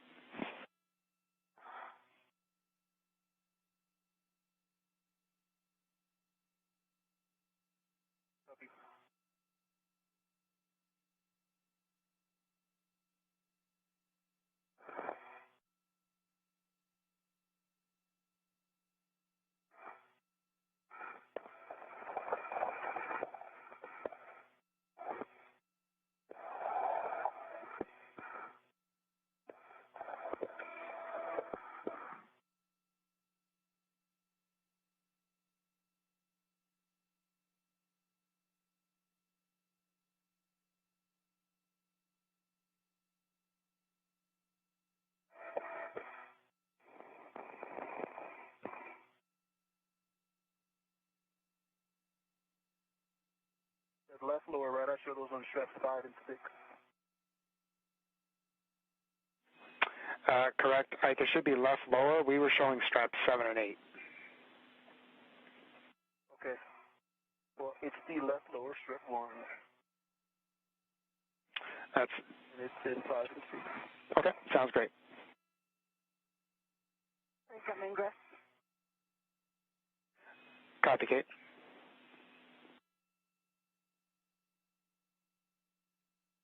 Ruben's confirming that she's in position, ready to receive that lower strut. From her position, she'll be able to install it on the upper triangle. In the meantime, Glover will take the lead for using the pistol grip tool to secure it. Affirmative, Kate.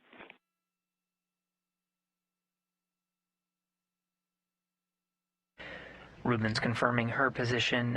Again, Glover will be the one to secure the lower strut to the mast canister itself using the pistol grip tool, and Rubens will also use her pistol grip tool to secure it to the upper triangle. Keep coming towards me exactly as you are. Okay, I have control, but I'm not ready. Okay, you have control. And Kate, you'll want to red to the nearest handrail stanchion on the left lower strut. The left lower strut, and by nearest, you mean the nearest to M22 bolt? Affirmative. Okay, I am ready. I have control. I can release your rep, or send it to me and I can release it. It's right here. I can release it. Sending it towards you.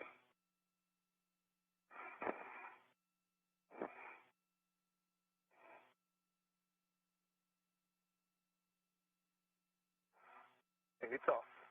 It's the bag. You got it. I've got control. Got control.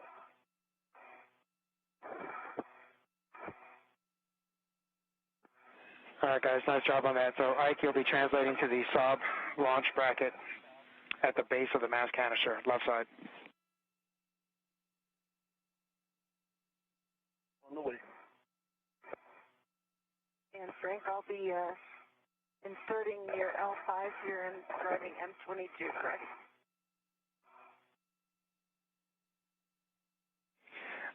That's affirmative, Kate, although we will have Ike install his side first. After Ike. Yeah. Yep. Copy. And guys, you're doing great. Just want to let you know, about 2 hours in, our limiting consumable is battery for both, approximately 8 hours, and we're about 15 minutes ahead on the timeline.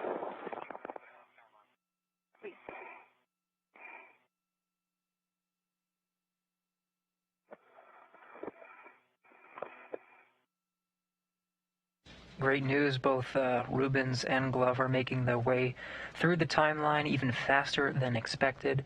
And the limiting consumable being battery. They got plenty of margin at the end of their spacewalk to get at least this modification kit fully installed and begin the work on the next modification kit, the brackets being installed on the other side of the P6 truss. Glover getting into position to install the lower strut to the mast canister. He'll have to install his side first before Rubens begins work on her side, holding on to the upper triangle. Okay, I think I'm in a good position. So give me a second to get my... No problem. I'm keeping a strut away from you. Thank you. Safety tether. And Kate, also, can you verify that the L5 grounding pit pin is released from the strut start location? Oh, sorry. It is next to... Yep, so you can pull that pit pin out.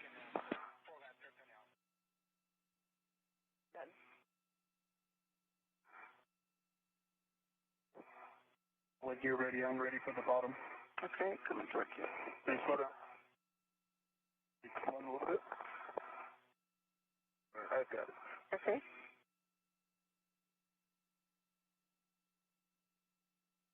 Got control. I have it ready. You keep control, please. I'm just going to guide this bolt. Can you pitch it towards the mast canister? Oh, perfect. Hold that.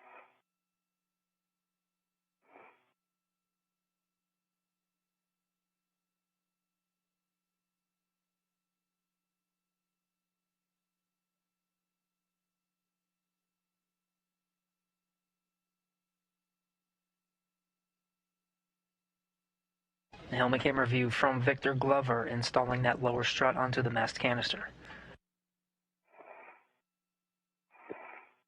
Okay, Frank, get hand started with 2 turns. Okay, great job. So you'll be using your short PGT. Settings will be alpha 1, clockwise 1.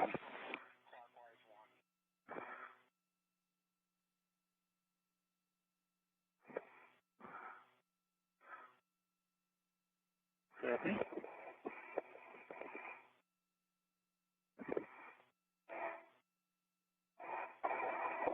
And I just, it's got such a moment arm.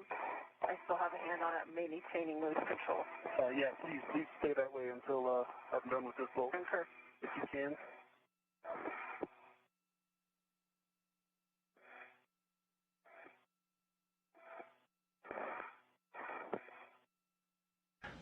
Glover has 2 turns on the lower strut. He's going to bolt it a little bit more into place, giving it about 4 more turns with the pistol grip tool, the space drill, before Kate Rubens maneuvers her end to secure it to the upper triangle.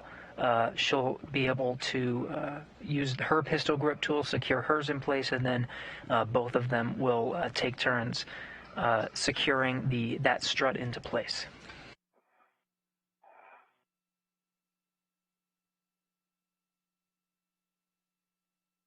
Okay, Frank, what were those settings?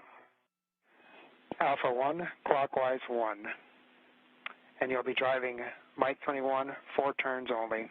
We have a handover in about 1 minute.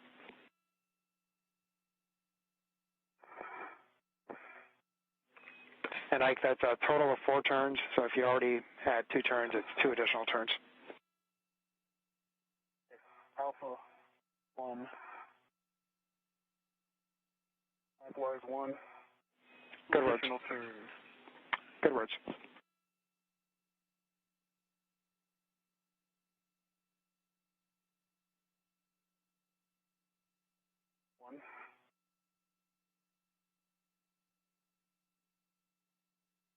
Additional turns. Okay, and again, we have a handover here in about 20 seconds. Kate, you can install the left lower strut to the mounting bracket, L5. Your settings will be Bravo 1, clockwise 2. Okay, Ike, if you can maintain control, we need to get my PGT. Okay, just a second. Now entering into a short handover period, losing audio and video very temporarily from the International Space Station. This again is a view of the International Space Station Flight Control Room.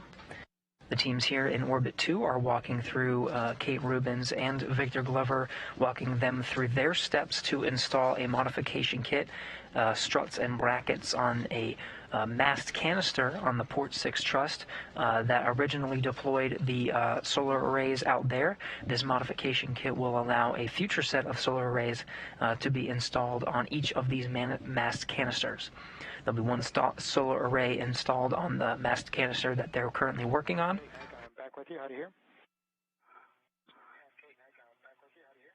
I've got you loud and clear, and this will be Bravo 1, clockwise 2 to torque 15 turns. That's good words, Kate.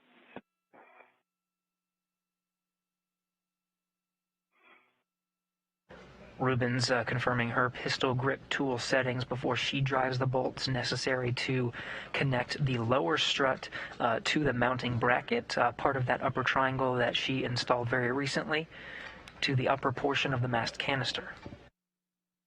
This should be the last maneuver she needs to perform with the pistol grip tool to secure it to that upper portion of the bracket. Now, Victor Glover only has 4 turns on his side, so he'll complete the turns on the lower side of the mast canister to affix that portion of this modification kit.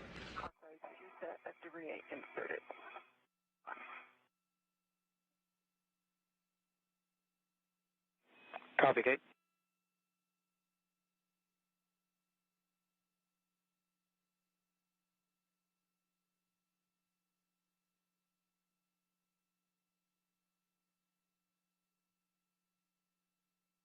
Can I hand start this?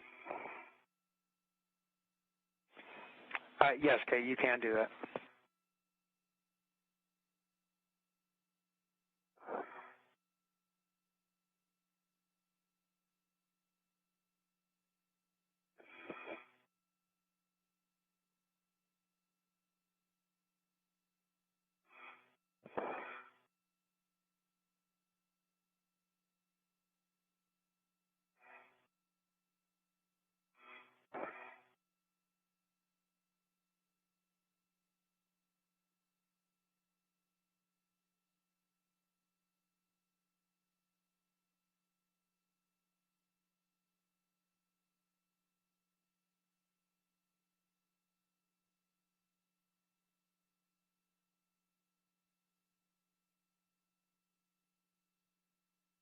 This is Mission Control Houston. We're in one of the longer handover periods scheduled for our coverage of today's spacewalk.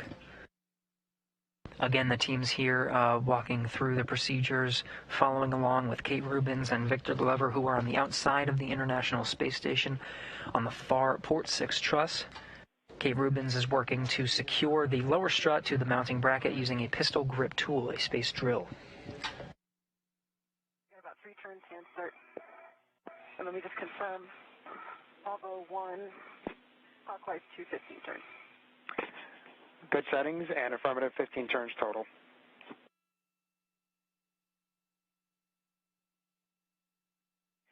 And Ike, as Kate is working on that, we will take a glove, hat, and gauntlet check.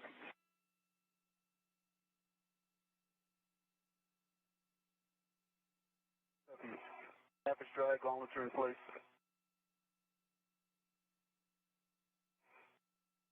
Frank, I've got 11.8 for good green light. 6 turns on the PPT plus 5 hand start, 4, 5.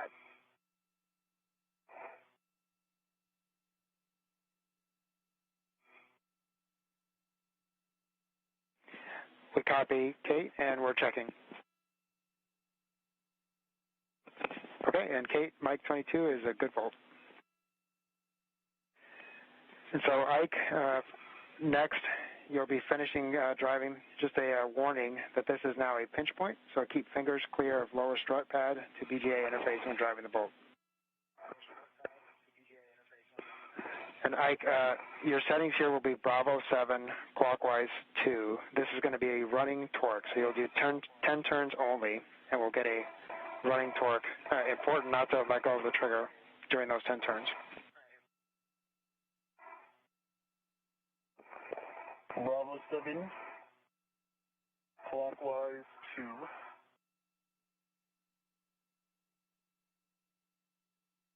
Ten turns, I'll let go of the trigger. Good words. 10 total turns, correct? Initially correct. We'll get a running torque and give you the settings after that. I'm just talking about right now. I'm doing 10 turns right now, correct? Affirmative. 10 turns only.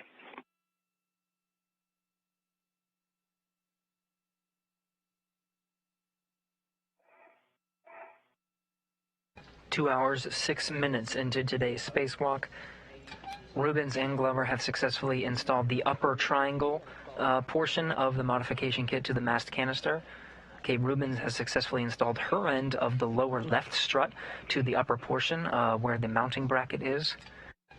And Victor Glover is finalizing his steps with the final few turns of the pistol grip tool to secure the lower strut to the base of the mast canister. 5.3 on the torque.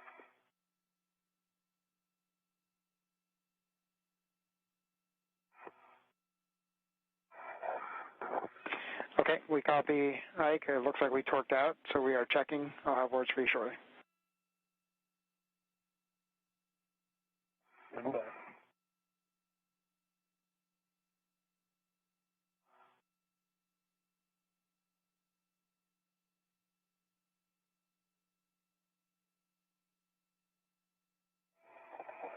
Crank grounding pin is installed with the difficult test.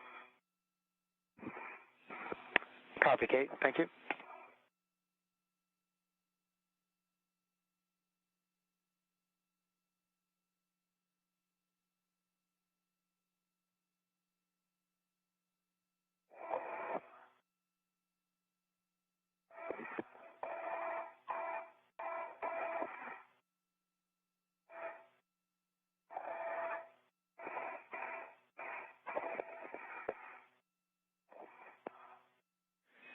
So, Ike, if you could hit it again at 25.5.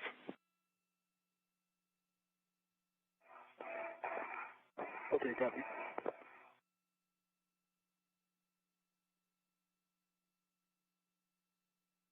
And Ike, we're just looking to see if you can get additional turns.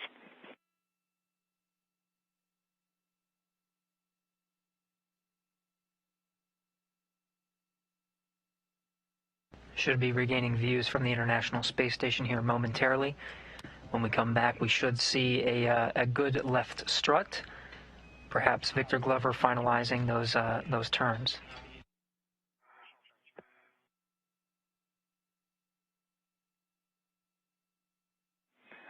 Guys, we're going to have you hold here while we check, and we'll have a handover here in 5 seconds. I'll be back with you shortly.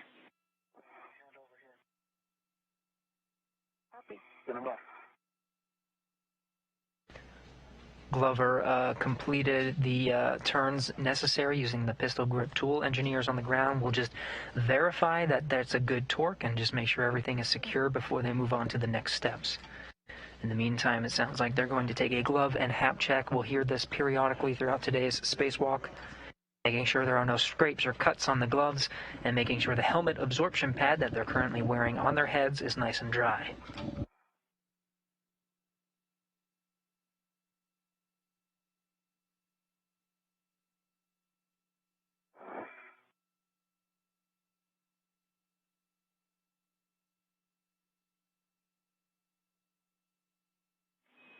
And Kate and Ike, back with you guys. We're still checking. Kate, I'll go ahead and take a glove, hap, and gauntlet check, and Ike will finish your glove check, please. Okay, good work.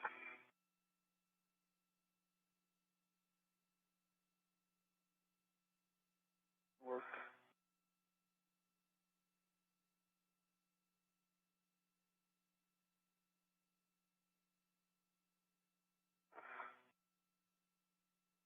And Frank's gloves are pristine, no damage.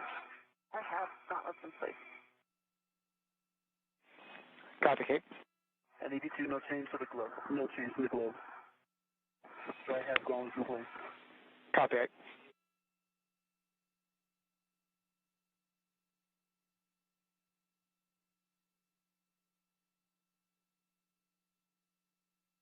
Coming back with some video from the International Space Station and entering into an orbital nighttime. International Space Station is 269 statute miles just south of the coast of Australia, heading northeastern into an orbital nighttime.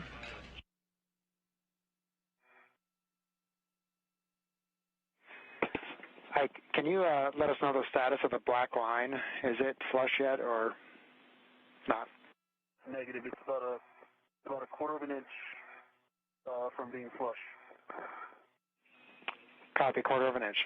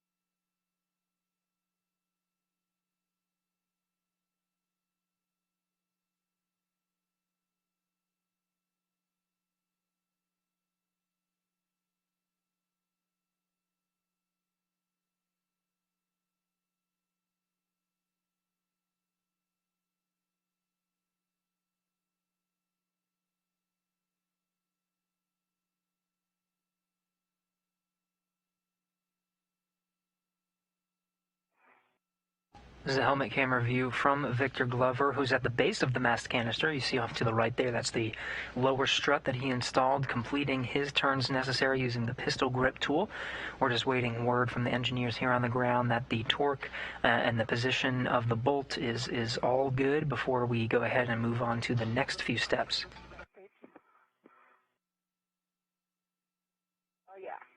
We completed the installation of the mounting bracket and the upper triangle. This is the next step, the lower strut. Rubens and Glover will work together on the next series of steps to install a middle strut on the left side. That'll complete the left side before they move on to the right. It'll be a mirror image of what we're working on now, a lower strut as well as a mid strut.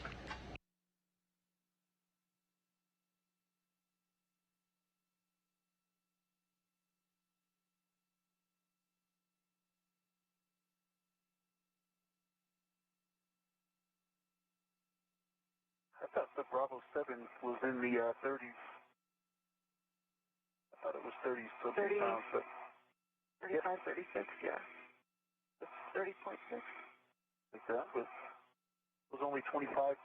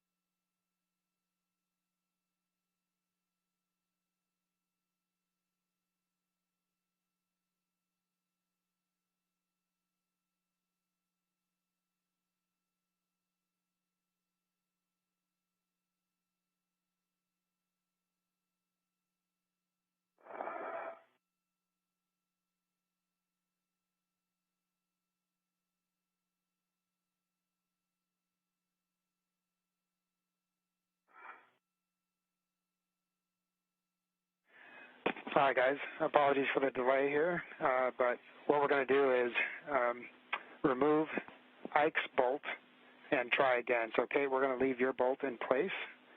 Ike, your PGT settings will be Bravo 7, counterclockwise 2.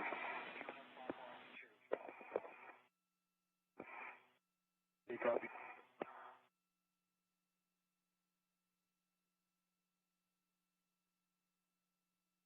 So Glover, this is the helmet camera view from Victor Glover. They're going to give this bolt another shot, completely unbolting it first before redoing the series of steps to bolt the lower strut at the base of the mast canister.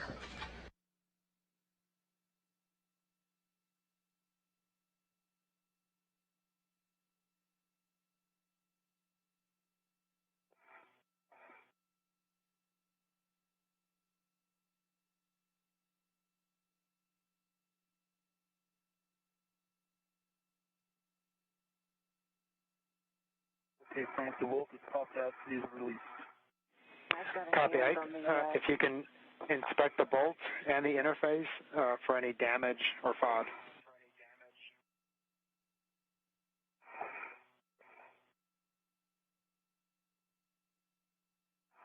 I can help maintain control of that. Okay, Frank.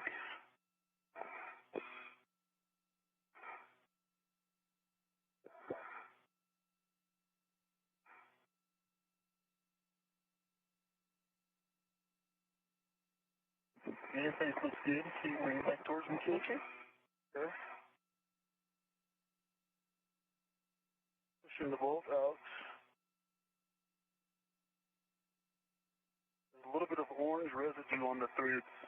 You can see that in my WVS.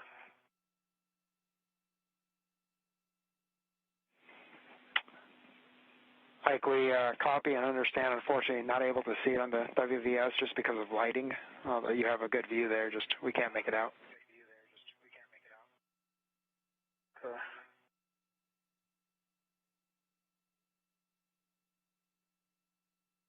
It appears in a couple spots that the threads have been worn down.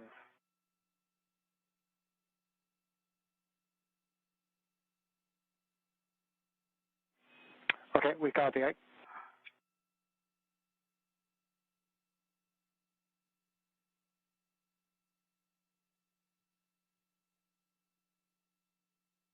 Just a little as if there was metal on metal. Most of the threads are the same dark gray color. And that orange stuff appears to be some kind of gunked up, not filling the spaces between the bolts, but there's definitely something on the bolt that's orange. Okay, we copy, Ike. Thank you, and we're checking.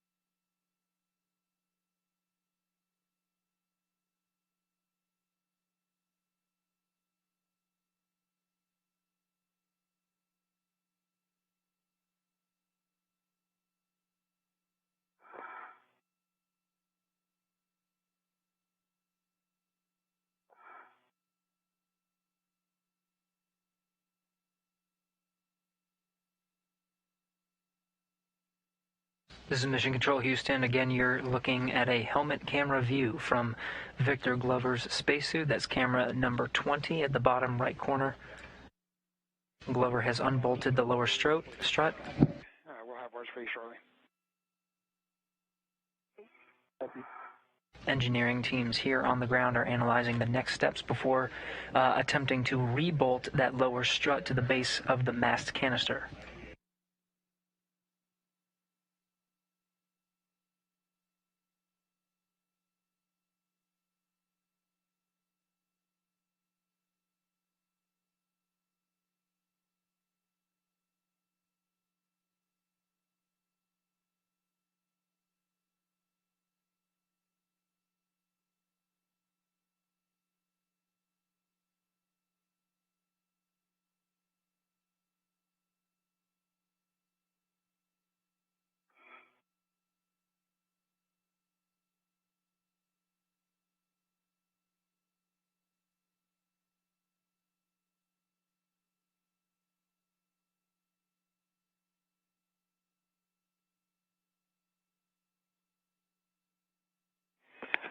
Okay, so Ike, we think that orange residue is part of the locking feature. So at this point, we're going to try again, and we'll just start in the install. So verify spherical bearing alignment, and then you can hand start the bolt. Okay. And I can help control from this side to spectrum is needed. Roger. Bringing it a little bit closer to you. You come toward me down. Okay. Okay, perfect.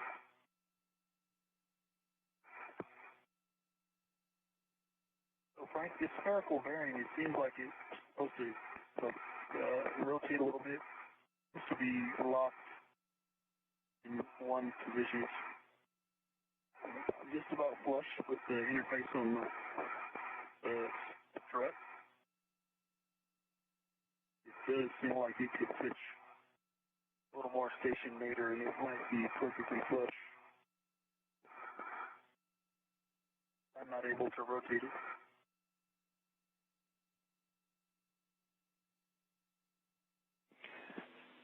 Okay, we copy Ike, and we're checking.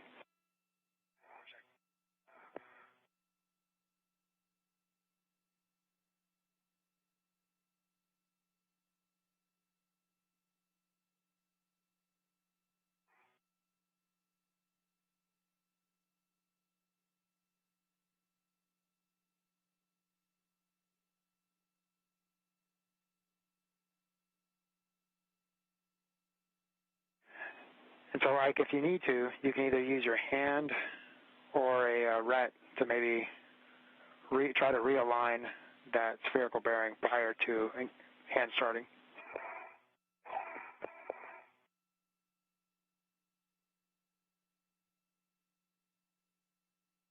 Yeah, Frank, I don't think a ret is going to do much.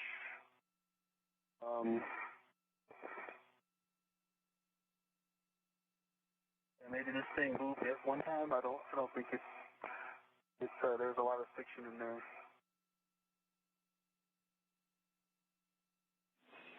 Okay, copy Ike.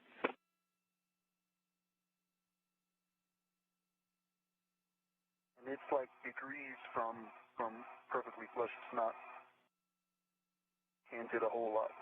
And the bracket moves, so it will move to be flush with the spherical bearing as I start to install the bolt. Doesn't start off that way. Okay, copy. Do you think that's causing a misthread because of the angle misalignment? I don't think so. I think it lines the bolt up as we're driving. I'm not sure what the bolt, if the strut then kind of pitches and has an orientation it wants to be in. Seems like the spherical bearing makes the pad on the lower strut line up, and then it seems like it will drive straight once it's engaged. But it's not because the spherical bearing is moving, it's because the has a little bit of play. Okay, we're checking. I'll have words for you shortly. You know, if I can help. I don't want to put too much load into the system, but I can help stabilize a bit from this end. Okay, yeah, that's what you're doing now is perfect. Okay.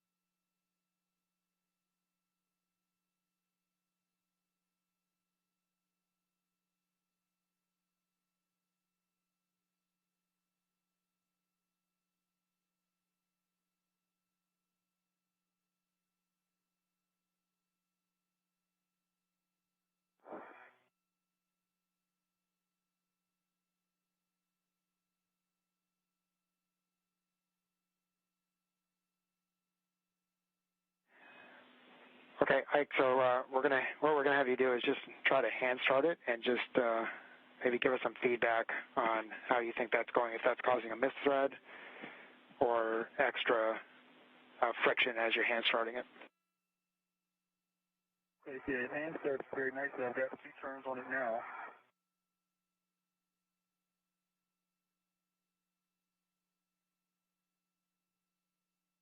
Okay, Kate, are you putting any load into it, or? Negative, I'm just very lightly stabilizing. Yeah, and it seems like there's still play. The bracket, the stop interface, so. Current, when you reload, I can see the play up here. After I got like the 3rd turn pretty easily, and now on the 4th turn, there's a lot of running torque.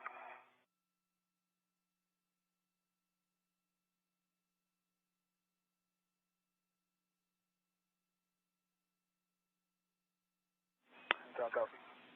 Okay, so Ike, with those words, and we're just going to go ahead and try driving it again. So your settings will be Bravo 7, clockwise 2. Copy.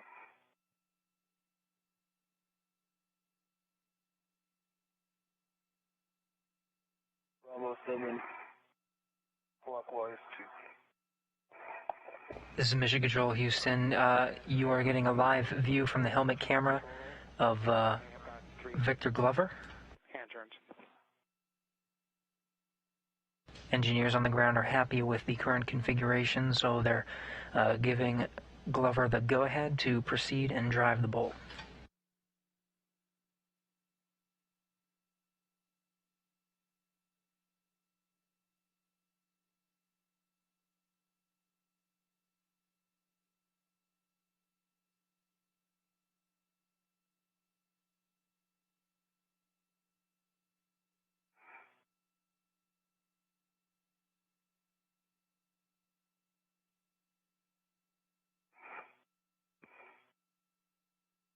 Okay,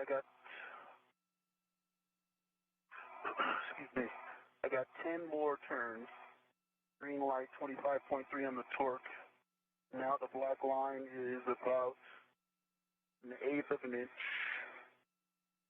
Maybe just quite less than 1/8 of an inch. 2 millimeters from being flush.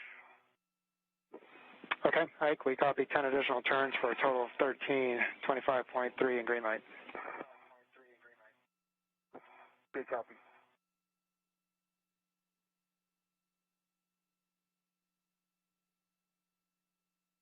Can I see that left or right? Yeah. And Ike, we're checking those numbers. We'll have words for you shortly. Kate, we were just wondering, did you make any TCV changes? We saw a change in your battery. When it became night, I just went down to like 0. Okay, we copy. Thanks, Kate. I turned my glove fuses on also. Okay, copy.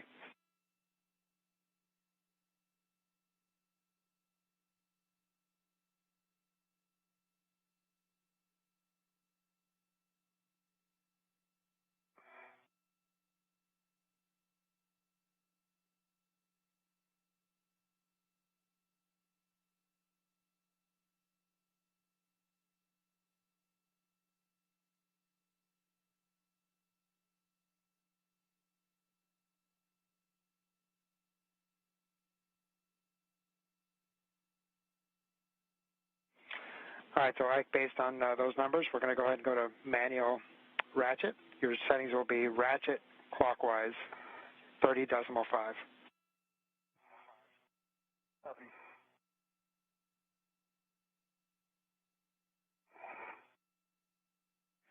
And Ike, we're anticipating approximately half a turn additional, and you're looking for 2 good pops.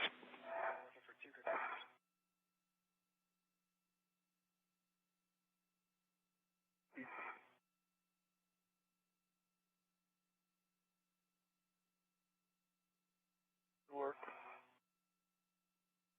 Good and square from up here.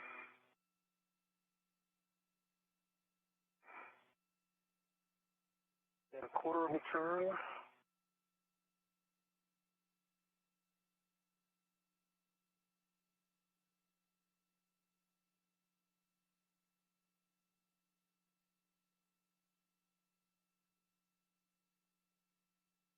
material.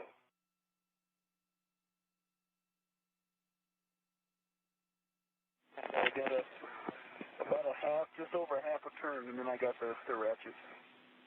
Okay, copy. Half turn and good ratchet. And you can put the PGT back into motor. Actually, Ike, before doing that, can you verify or let us know where the black line is?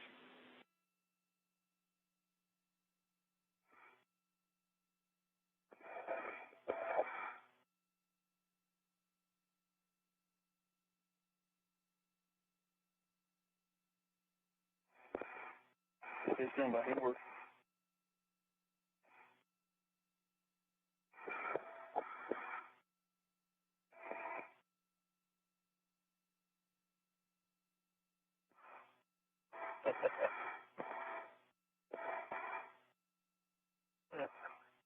Whoever painted this black line painted outside the lines a little bit.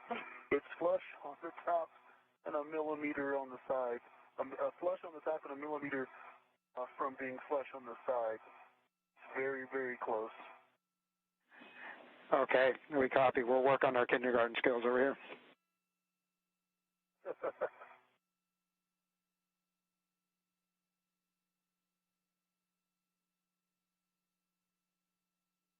I'm still in manual ratchet clockwise. You want to stay there?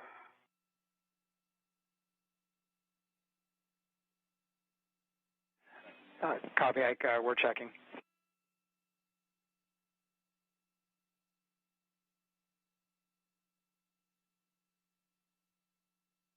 Like whoever drew around M22 did a lovely job. Very nice Sharpie.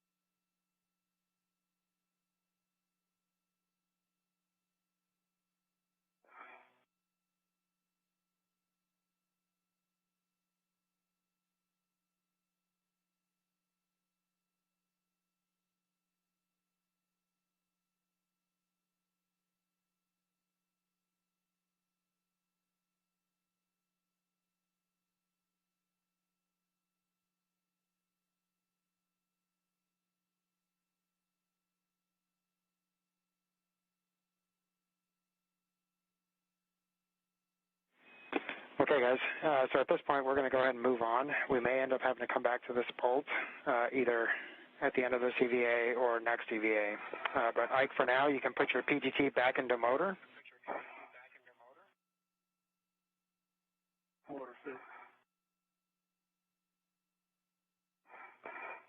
And then Ike, you will leave the PGT on handrail 5372, bias it towards the right side.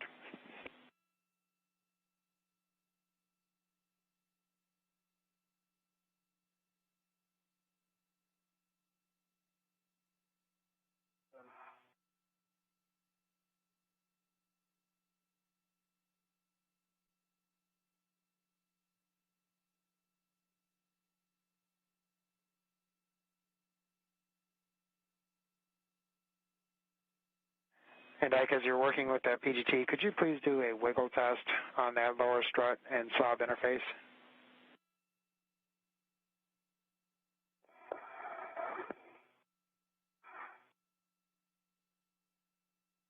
Oh, that's interesting because a couple turns ago it had some wiggle, but it is solid now.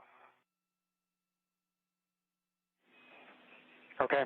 Yeah, we see that. Thanks, Rick. So again, you'll put that PGT on handrail 5372. And can you help me with a visual on the BRT in the mid-strut? That's a bit. Say again? I'm looking for a visual on the BRT in the mid-strut. Pull that around. I don't know if you can see that. On the left side. If not, no worries. It's kind of going up toward your underarm pit.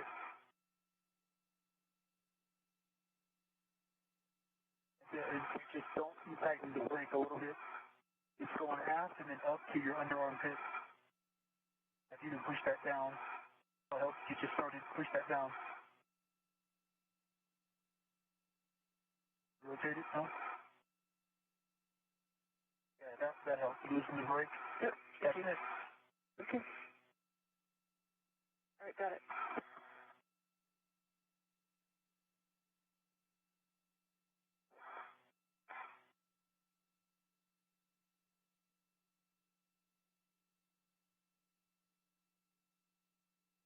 This is Mission Control, Houston. You're looking at the helmet camera from the view of Victor Glover aboard the International Space Station. Mid-strut. All right, go ahead with Ike. Nope, I was just going to say that, Kate. So, Ike, after you leave your PGT on the handrail, you'll verify that the MLI is covering the lower strut pad. And then next, we're going to work on installing the left mid-strut. MLI is in place. Copy. And so, Ike, you'll translate to the mass canister left pad install location.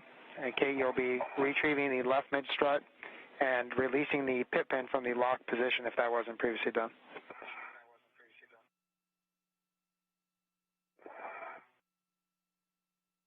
Work. I remember that on the next one. I could have done that. Yeah, I think it's okay to keep it in the lock position because that way it doesn't extend out when it's on my BRT. Okay. Yeah, I prefer that. I like that.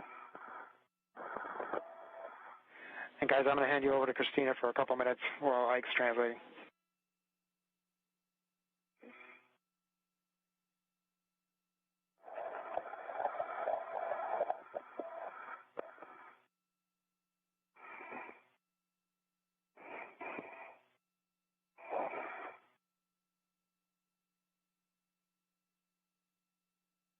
This is a high-definition view from the helmet camera of Kate Rubins.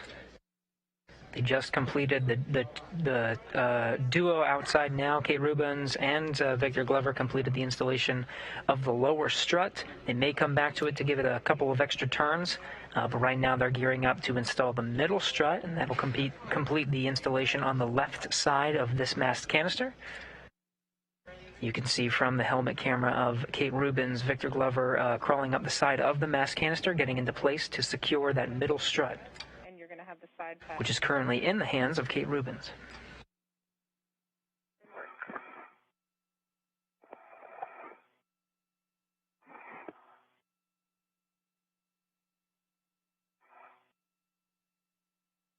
The voice you're hearing from Mission Control Houston is Capcom Christina Cook, taking over temporarily from Ground IV Frank Rubio.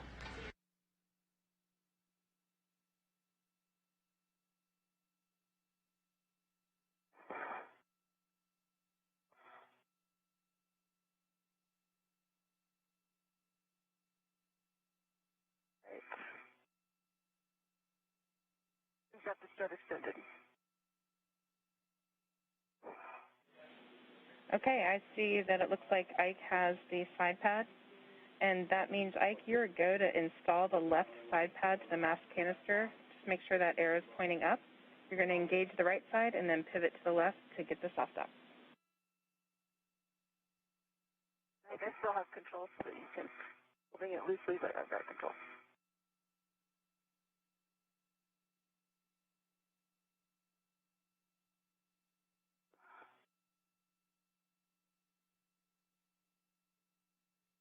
Back at the helmet camera view of Victor Glover It's a similar procedure to installing that lower strut. Both of the astronauts will be using pistol grip tools. Victor Glover will first secure the mid strut to the mast canister with his pistol grip tool before handing it back over to Kate for her to install it. Each of them has a pistol grip tool in hand.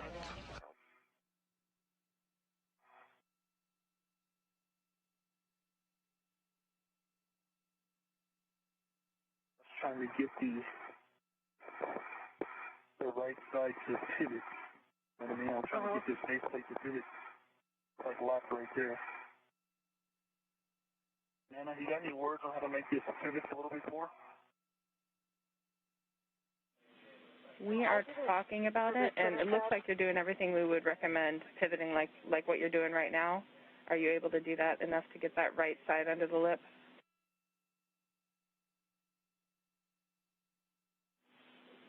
And Kate, let go or lift.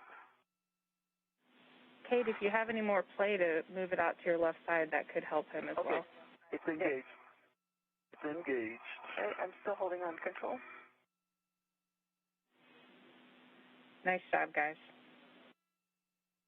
It's a good soft dock, and it was also the MLR. The MLR is kind of pushing it up. And these soft docks, like, they're reasonable, but they're pretty heavy pieces, so the center pad overcame it. I'm just holding it very still in position. Yep. It's easy to come back out again. See, Nana? Got in 1, 2, 3, and 4 of my feet. Ike, say again? Next.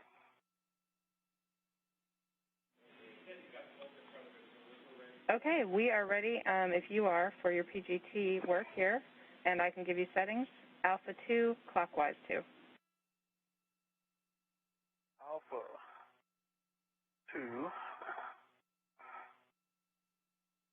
Clockwise 2 is set. And you are going to be doing bolts 1 through 4 to torque. It'll be about 11.5 turns, we think. Copy. Torque. Just FYI, mine were 7.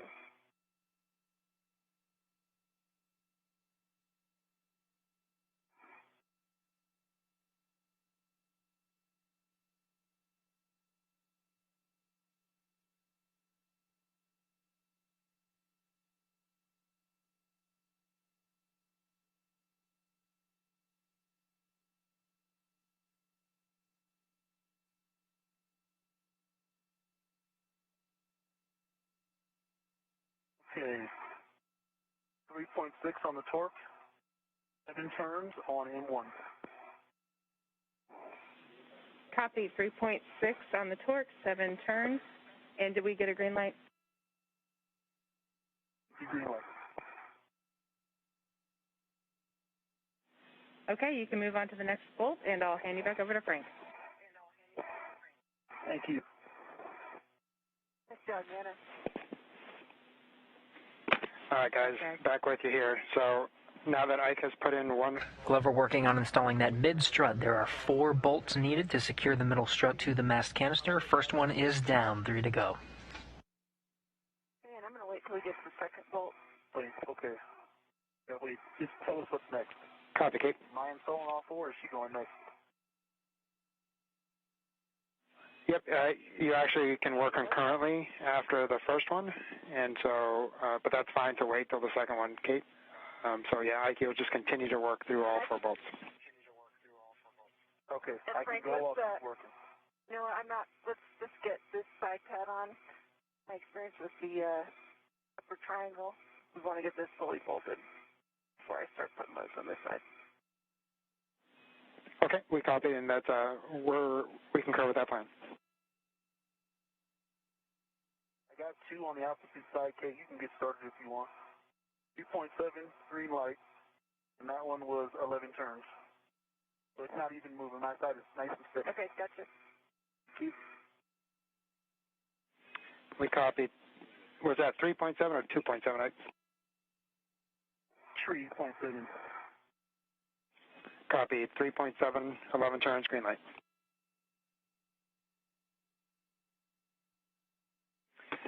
And Kate, for you, your settings will be Bravo 1, clockwise 2.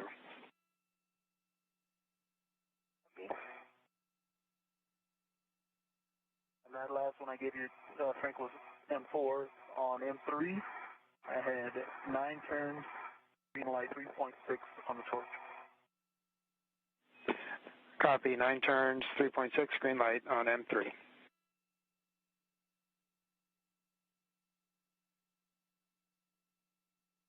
Glover currently working to install that middle strut. 4 bolts needed, 3 are down, 1 to go.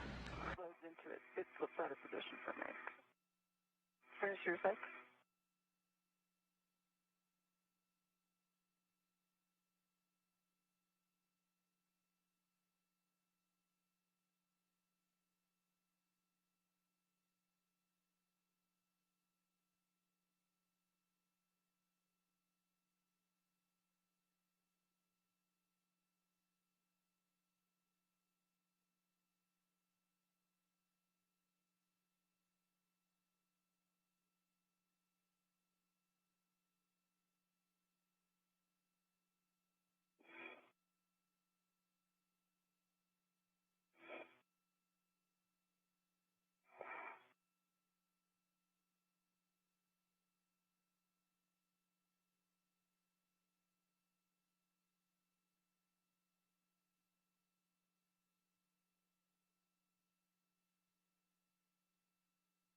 I must have been slipping on that one, Frank.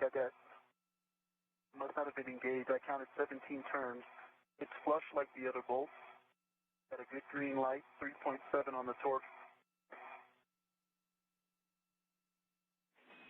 We copy all like 17 turns, 3.7 green light. We'll check and agree that you probably were slipping on that. Could you please go back to M1 on the same settings and see if you can get any more turns? Copy. Glover completed driving all 4 bolts, going back to 1 just to make sure it's nice and snug. That'll complete his installation after that. He doesn't have any more tasks to drive this middle strut, and then we'll leave it to Kate Rubens to affix the middle strut to the mounting bracket on her side with her pistol grip tool. Additional turns. Copy, no additional turns on M1.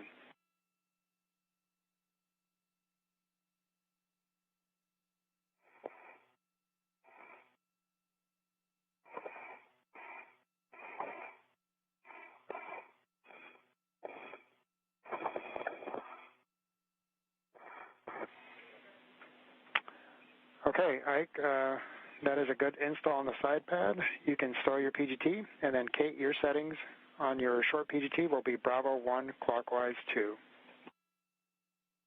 Okay, I've got Bravo 1 clockwise 2 set. And as a reminder, you may need to egress the APFR, and you can use the mod kit for body positioning only for this install.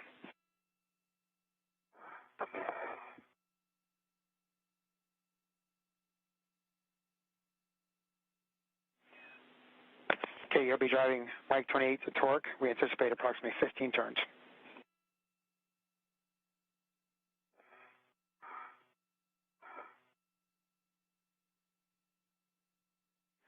And guys, we have a handover here in about 10 seconds, so I'll be with you shortly on the other side.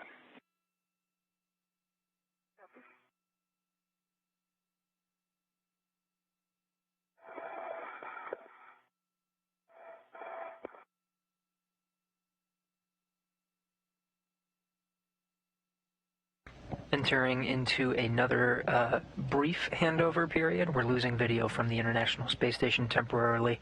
You're getting a view at the International Space Station Flight Control Room. These are the teams supporting today's spacewalk, led by Flight Director Marcos Flores. Next to him, Frank Rubio is the voice you're hearing here from Mission Control, the ground IV, walking our 2 astronauts through the intricate procedures. To his right is NASA astronaut Christine Cook taking on the Capcom role. You'll hear her voice as well occasionally. And Art Thomason taking on the spacewalk officer role. He knows the procedures backwards and forwards with the support of his team in some of the back rooms, relaying those procedures and checking and verifying all of the steps, making sure the bolts are tight, the torque is good, all along the way, and relaying that to the flight control teams. Again, we have a good middle strut on Victor Glover's end, just waiting to install it on Kate Rubin's side. She has to use her pistol grip tool to affix it to the mounting bracket on the forward end. She's on the tip of a portable foot restraint to get her a good angle on that mounting bracket, having her install that. After she's complete and the engineers say everything looks good on their end, we'll switch over to the right side and install the lower and mid struts on the right side.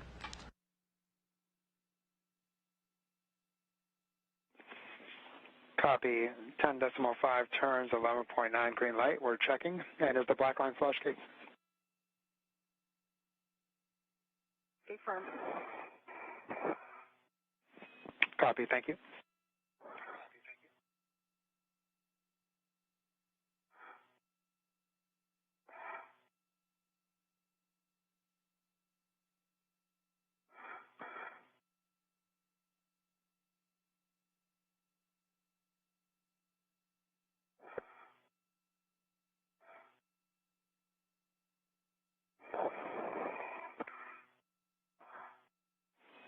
All right, guys, that is a good bolt on Mike 28 and a good install for the left mid strut.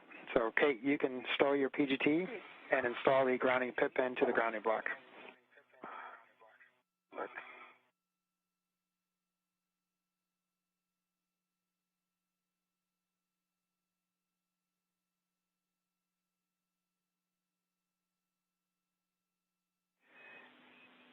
And Ike, as Kate is installing the grounding pit pin, you can release her ret from the left mid strut.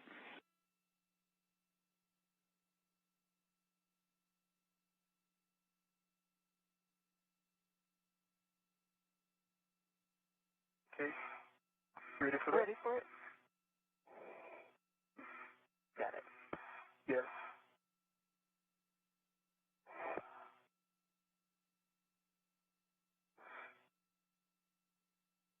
With that, the left side of the modification kit, the brackets are installed.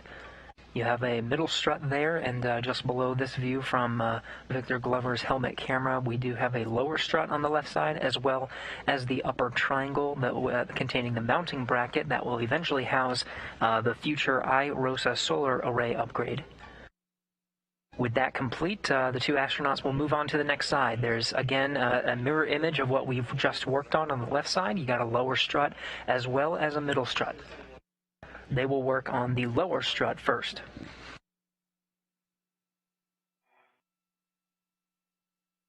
Coming up on 3 hours into today's spacewalk.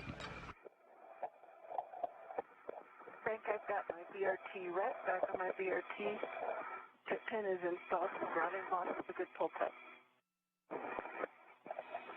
Copy, Kate. Thank you. And, Kate, you can egress the ATFR, and we'll be rolling it to a new setting. Route this tip pin so it doesn't interfere with future M16 and 15. Copy. Good plan.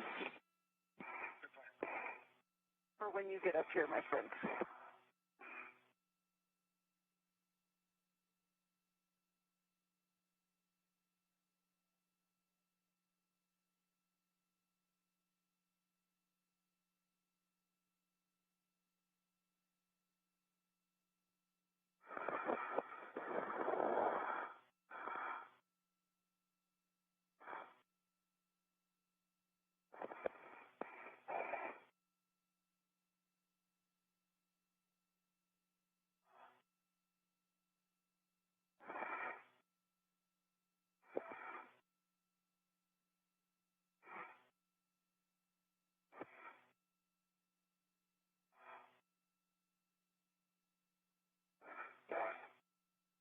Regaining views from the helmet camera of astronaut Kate Rubins, who's currently at the end of a portable foot restraint. She's been in this position to install the lower and middle struts.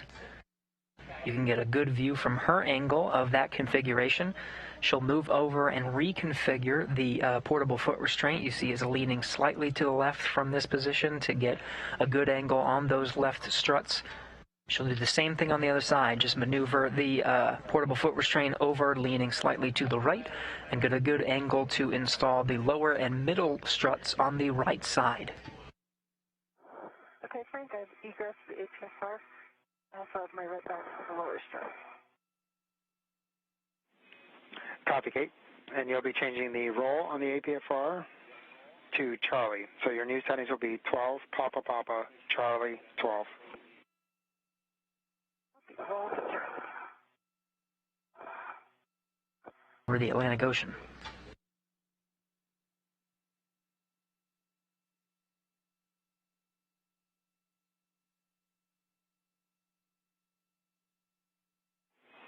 And Ike, you're going to be retrieving the right mid strut. That should be straps 9 and 10.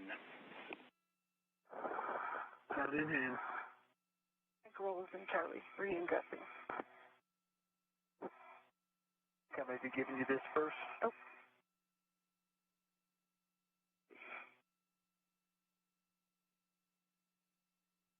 Giving her the mid-right, and then the lower right, like we did last time?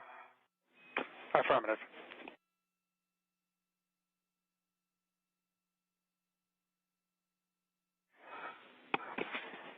Kate, as you receive the right mid strut and do a ret swap, you'll want to ret to the stanchion closest to the side pad. I'll be closest to the side pad.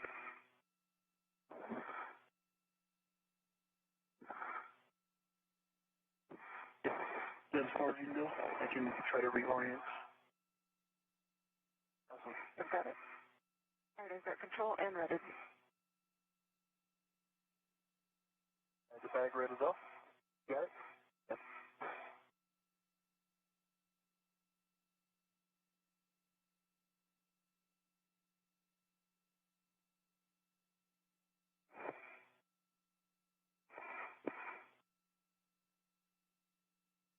The mid-right strut is redded to my BRT, closest to the side pad.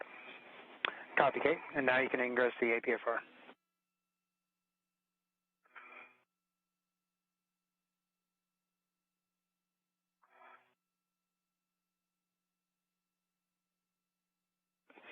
Ike, you'll be retrieving the right lower strut. That's straps 5 and 6. Blue one's left. Got it in hand. And you'll be transferring that with the clevis bolt towards Kate.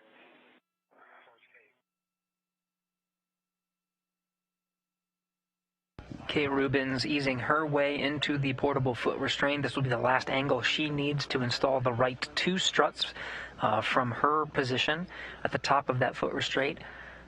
Attached to her by way of body restraint tether is the middle strut. She'll have that ready to go whenever they're ready to move on to that task. In the meantime, you can see from the helmet camera view of Kate Rubins, Victor Glover off at the strut bag, getting that lower strut out of the bag.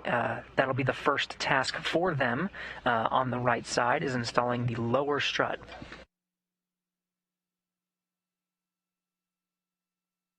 The tasks will mirror what we just saw on the left side. They'll position the lower strut at the base of the mast canister. Victor Glover will secure the base of the lower strut in place first with a few turns before allowing Kate Rubins to drive the pistol grip tool on her end, securing it to the mounting bracket. And Glover will finish off the job with his pistol grip tool. Red to the lower strut, you'll want to red to the handrail stanchion that's nearest to you. Copy.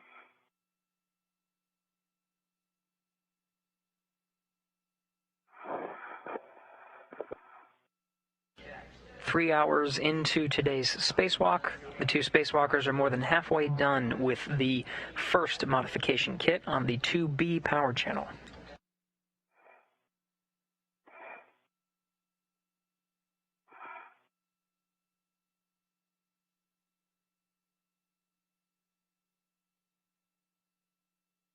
Okay, I have control. Control and redded. Good. And I'm just going to hold this here while you translate. Let me know if I need to move it. Let's see. I can move it or neater. I need to get that red off. Oh, okay. So can you push it back toward me? Yep. Yeah. on me, am I lying?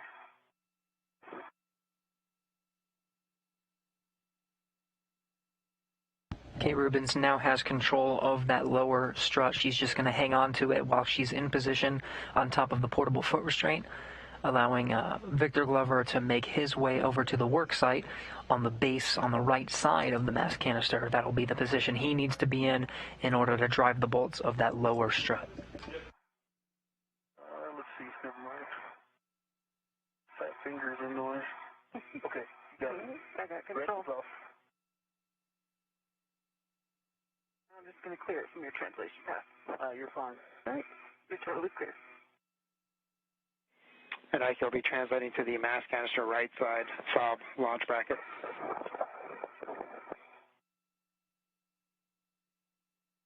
On the way. Okay, you can release the L6 grounding pit pin from the strut stow location.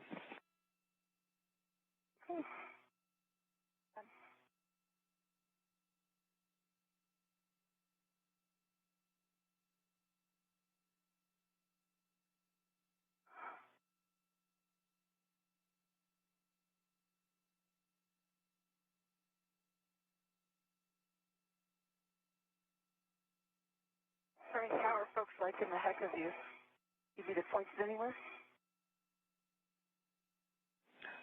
Yeah, it's a pretty outstanding view. It's like nonstop, great pictures. Right. Frank, I didn't wear a camera on me. We got an HD video for you. Holy yay. Yep, and also of note, it's actually significantly better than the WVS view, which is coming in very broken. Okay. And that's the WETA issue, correct? And that may be a tight fit for you there. You may want to go around the canister.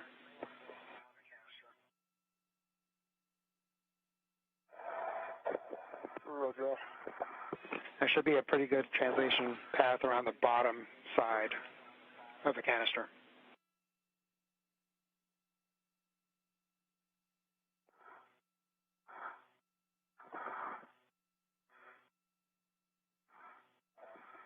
On the way. From this view, you can clearly see the masked canister. It is the soda can-looking structure at the center of your screen. The astronaut with the red stripes is astronaut Kate Rubens. She's at the top of a portable foot restraint at the perfect angle to install the final two struts on the right side. Astronaut Victor Glover is making his way over to his work site at the bottom of the masked canister. I hear you, my friend. His next task is to install the lower strut on the right side. Getting a good angle, he'll need to use a pistol grip tool, the space drill, to secure that strut into place. That strut currently in tow by astronaut Kate Rubens. She'll hand it off once Victor Glover is in position.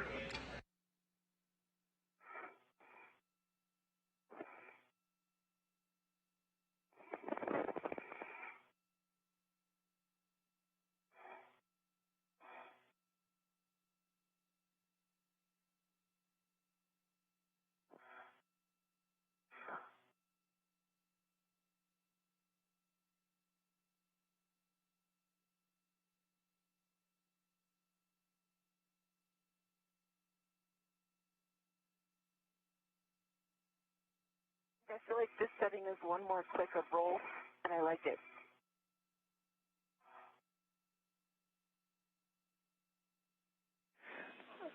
Kate, I understand you would want one more click of roll?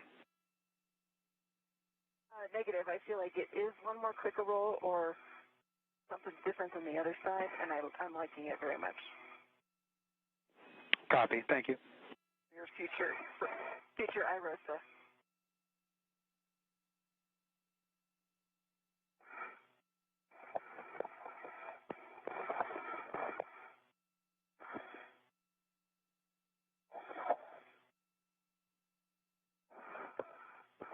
All right, I'm in position.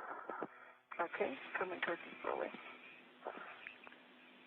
And Ike, you'll want to verify the spherical bearing alignment And then, Kate, also a reminder to avoid imparting loads during the lower strut bolt install.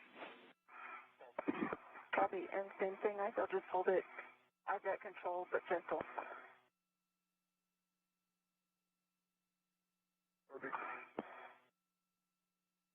Last time, the sun was right in front of me doing this, and same thing's happening now. Awesome.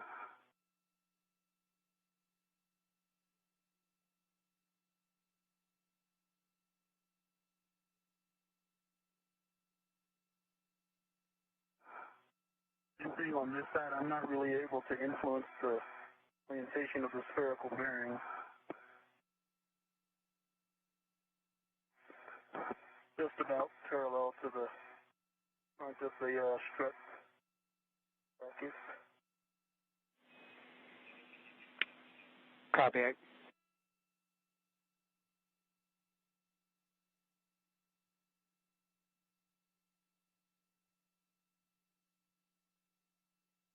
Okay, and started. 2 turns. Copy. And your PGT settings will be alpha 1, clockwise 1.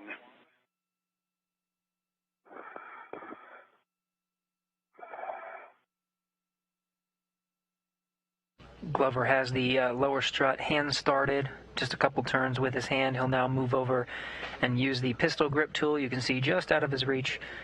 Give it a few more turns with the space drill before he hands it over to Kate Rubens, who has her own PGT, pistol grip tool, and she'll secure the lower strut on her end to the mounting bracket.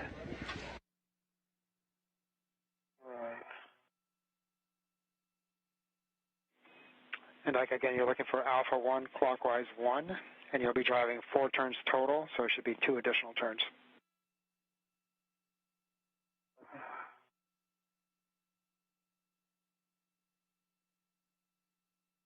Alpha 1 clockwise 1 step for 2 additional turns.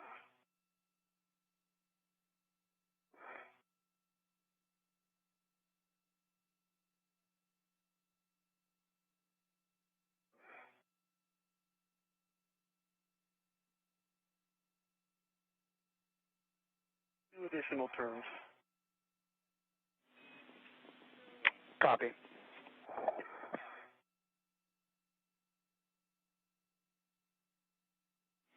Kate, you can install the right lower strut L6 to the mounting bracket L6.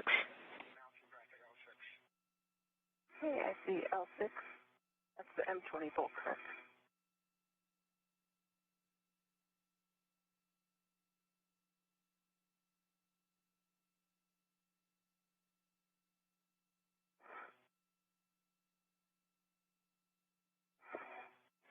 And Kate, that is affirmative. That is the Mike 20 bolt. And I'm assuming no CD hand start? Affirmative.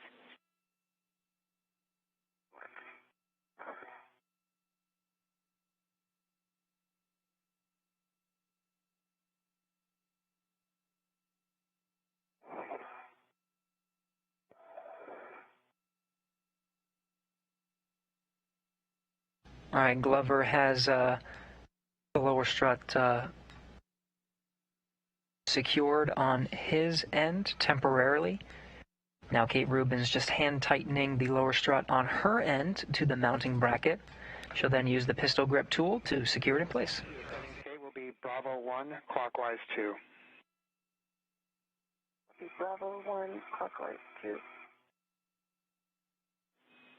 And you'll be driving Mike 20 to torque, approximately 15 turns total.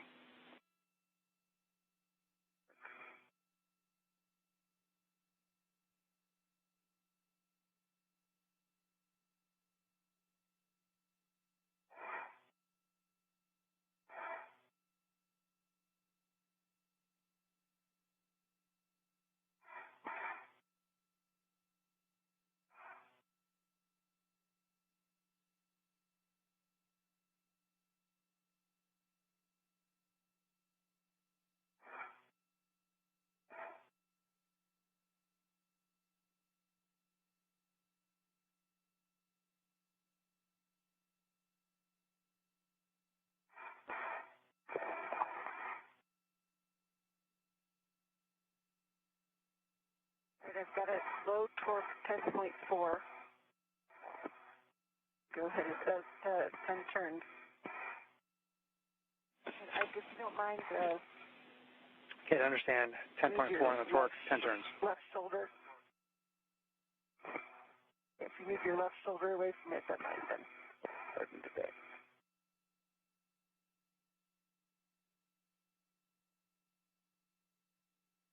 All right, I drove it again about a quarter turn, 11.8. The green light, torque down. Okay, understand. Green light, 11.8, about a quarter additional turn. Can you confirm the black line is flush?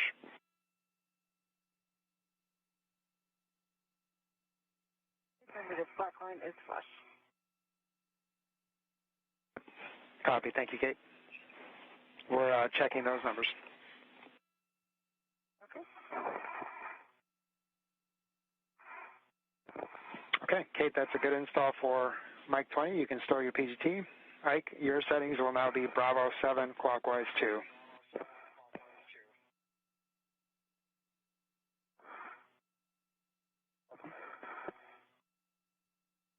And with that, we have a good install on the mounting bracket. Kate Rubin successfully installed that lower strut to the top portion where she is working, her current work site. Now going back to Victor Glover, he only has a couple turns on the lower end of that strut. He's going to go ahead and finish it off with his pistol grip tool, making sure it's secure to the base of the mass canister. Good settings.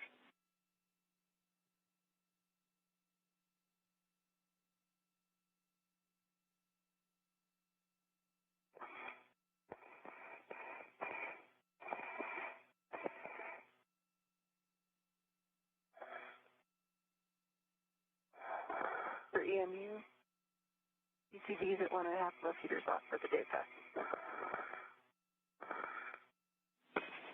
Copy, Kate.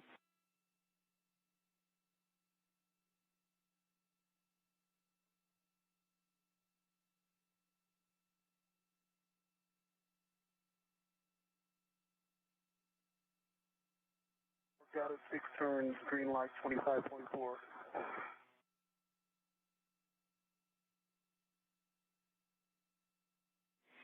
Can you say again on the turn count, please, Ike? 6 turns. Okay, understand. 6 turns and 25.4 on the running torque.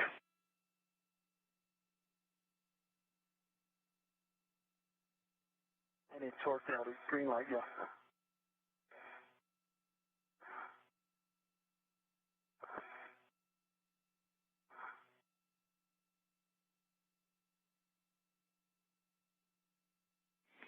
All right, Ike, could you please hit it again at the same torque or same setting, correction, and before we move on to manual ratchet?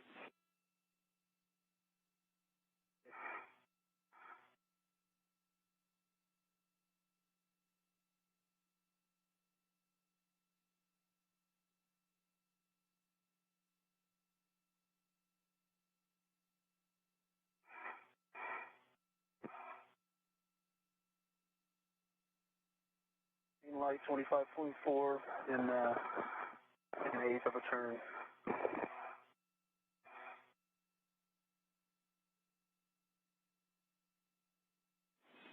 Copy, Ike, and we're checking.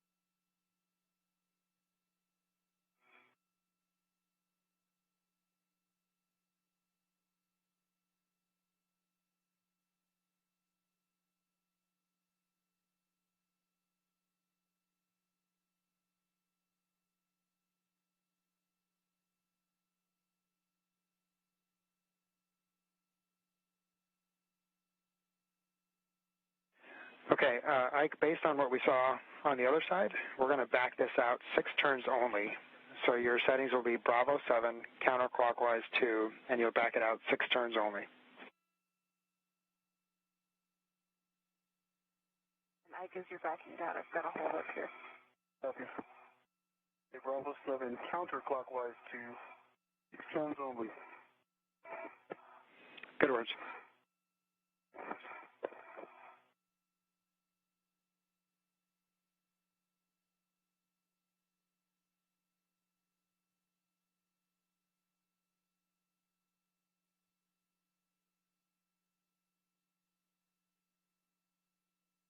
So Glover is undoing the bolt just a couple of turns, about halfway, and then going to reattempt to give it a few more turns.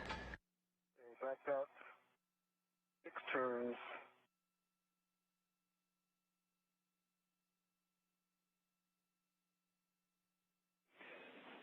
Copy, 6 turns, Ike. Okay, you'll go back to your original settings, Bravo 7, clockwise 2.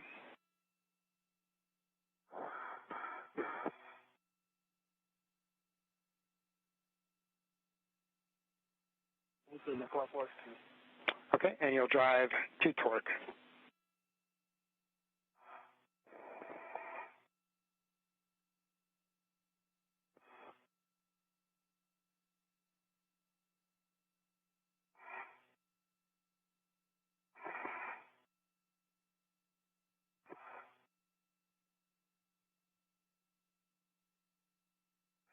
Five and a half turns. 25.4 on the torque between light.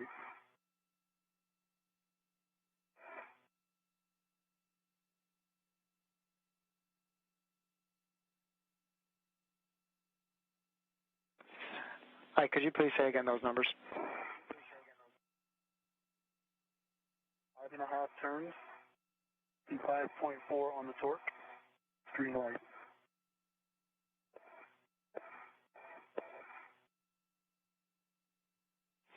Okay, we copy, Ike.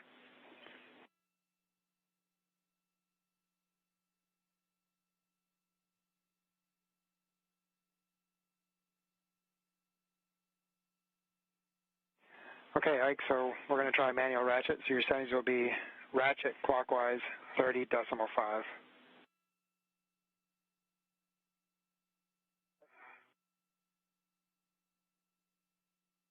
And you'll drive to torque again, and you're looking for 2 good pops.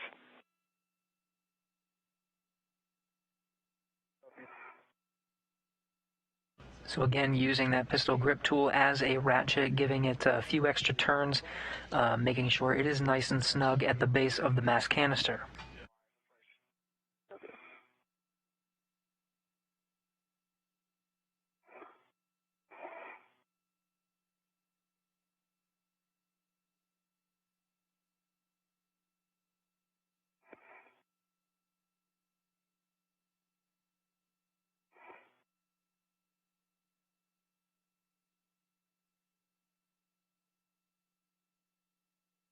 I think tip pin is installed.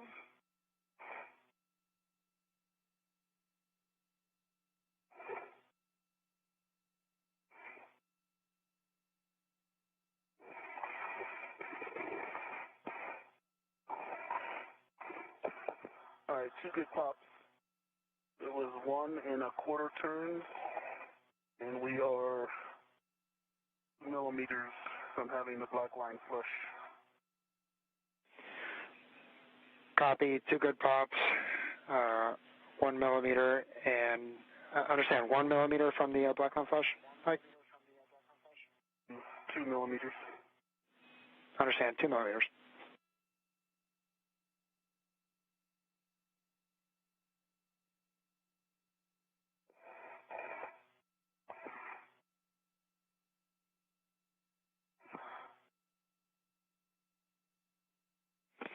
Okay, Ike, if you could drive it one more time on manual ratchet for 2 more good pops. Good work.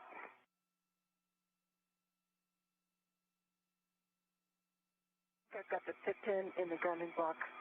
Hold test thermalizing, please. Copy, Kate. Thank you. And next you'll release the RET.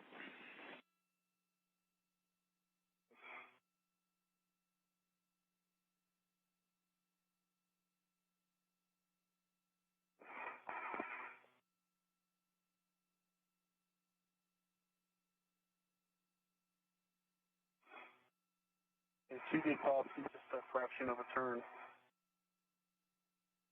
Just going to make it a tone. Okay, we copy, Ike. 2 more good pops and a fraction of a turn. You can leave the PGT on handrail 5372, and if you can also do a quick wiggle test on the lower strut. This one still has some play in it. But I also noticed something just now. While I was ratcheting it, I was able to adjust the angle of the spherical bearing. When I pulled to ratchet, it pulled the spherical bearing in both my direction. They're now lined back up here straight now, but it moves like this. Okay, we copy, Ike. Good observation. So if you think you can get more turns, then we'll take those. Okay, let me just. I think it's straight. I'm still getting some play in the end. It is. So have some wiggle to it, and I've got it. What looks straight to me, and I'll try to turn it again.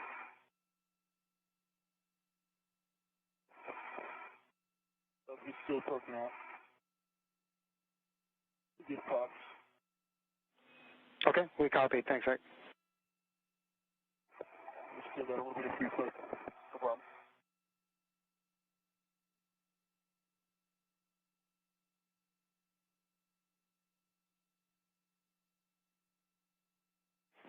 Okay, Ike, we're going to go ahead and move on. We may end up having to come back here with the torque wrench again. So you'll leave the PGT on handrail 5372, and then verify that the lower strut MOI is covering the lower strut pad. Didn't work. I'll take my next. I've got the mid right handrail.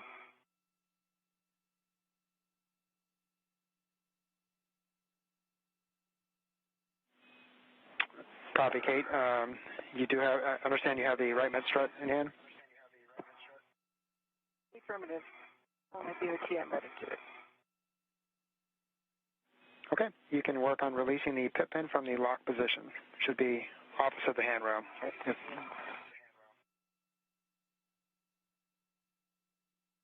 With that, the 2 astronauts will move on to the middle strut. The lower strut is installed. Might need a few more turns later with another tool, likely a torque wrench. It's the same on the other side as well. Give it a couple extra turns, make sure it's snug. In the meantime, the teams here on the ground are ready to move on to the next task, which is installing that middle strut on the right side.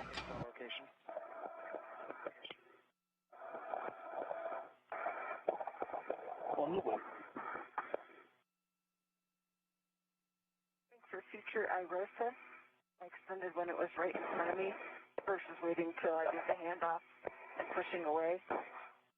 Definitely recommend this the second way I did this mid-strut versus the first. We copy, Kate. Appreciate the words.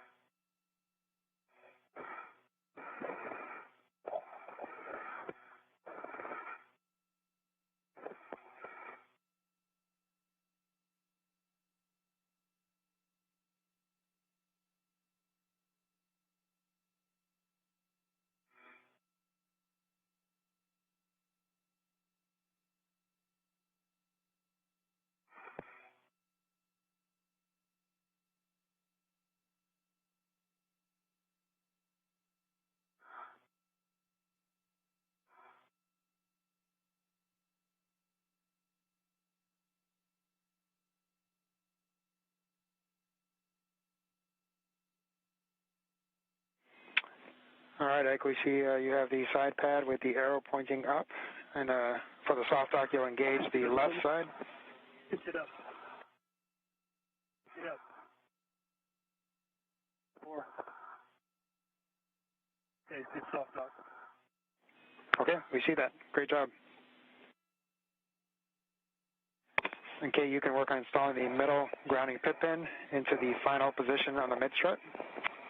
Ike, you'll be using the long PGT. Hey, break. I'm going to hold this here. All right, we'll just get his stuff. Okay, copy. Okay. Ike, you'll be using the long PGT, Alpha 7, clockwise 2. Alpha 7, clockwise 2. Alpha 2, clockwise 2. Good, but it needs help. Yeah, I thought that was different than last time. Alpha 2, clockwise 2. Alpha 2, clockwise 2.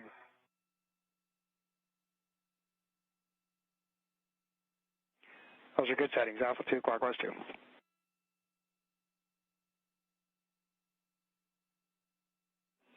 And Ike, you'll be driving Mike 9 through Mike 12. Order doesn't matter. Driving them to torque, we anticipate 11.5 turns.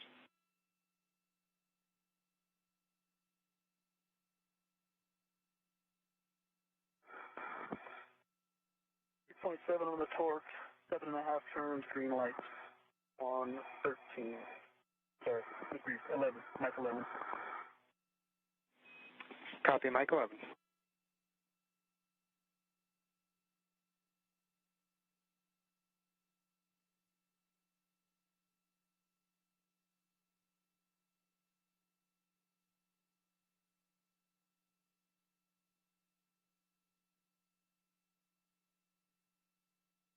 Turns, green light, 3.7 on Mike 10. Okay, it's stable now. You can. Okay.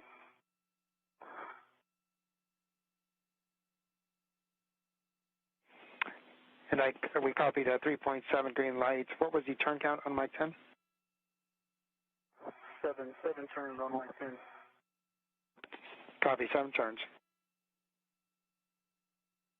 I think I'm ready for PGT settings for Mike 24. Okay, Kate, your settings will be Bravo 1, clockwise 2. Copy, Bravo 1, clockwise 2. 10.5, 3.6 green light on Mike 12. Copy, 10.5, 3.6 green light on M12. Okay, you'll be driving Mike 24 to torque. We anticipate 15 turns total. Okay, copy.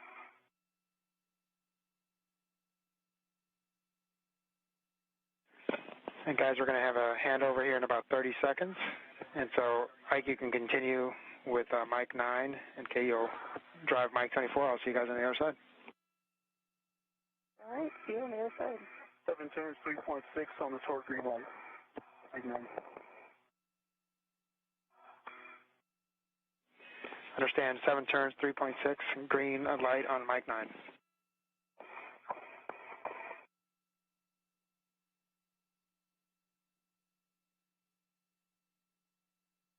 Once again, entering into a short handover, losing video from the International Space Station. Glover and Rubens together flying through those procedures for the middle strut on the right side. Glover working his way around all 4 bolts to secure it to the mass canister. And Rubens confirming the settings on the pistol grip tool for her task to drive 1 bolt on her end to the mounting bracket.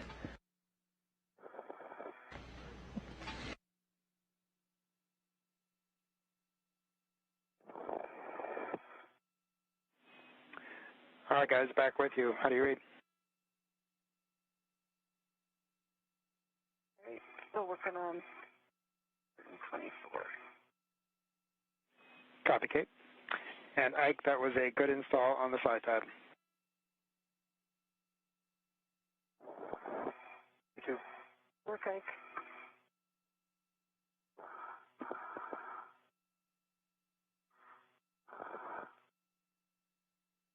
All right, that was approximately 3 turns cancel.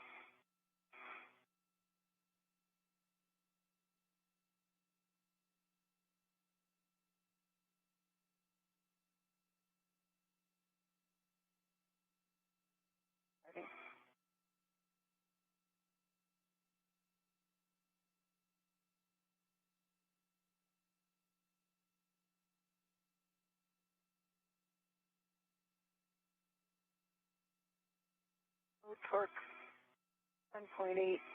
I can hit it again for that was 5 turns.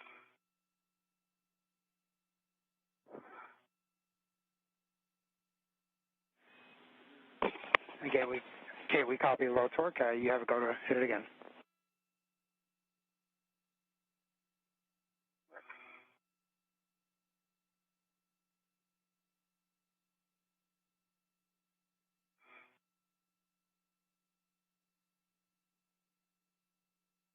.9, good green light. That's about an additional quarter half turn.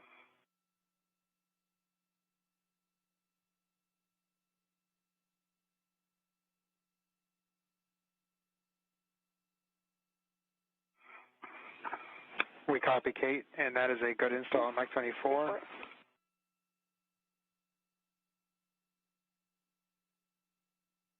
got my rep back from the mid strut. Okay, copy.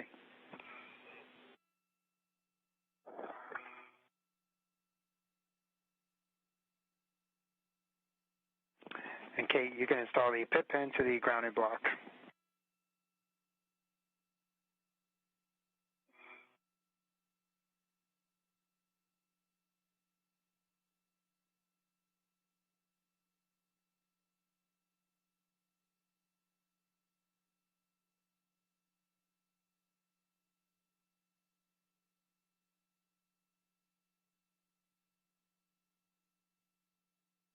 Pin installed, good pull test. Copy, Kate.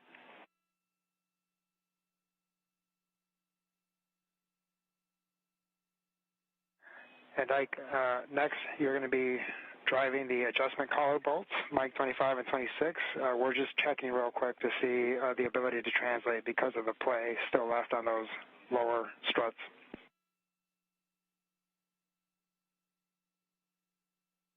There's only play on the right lower strut or left lower strut for solid, but yes, happy. Stand by.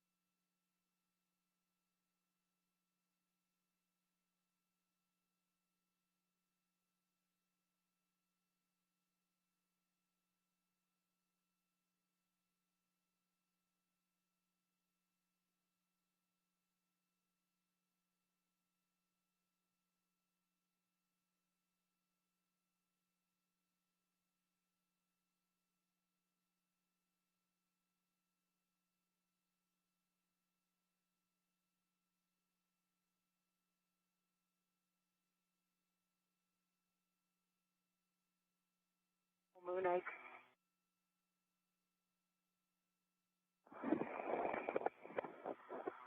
Must be nice.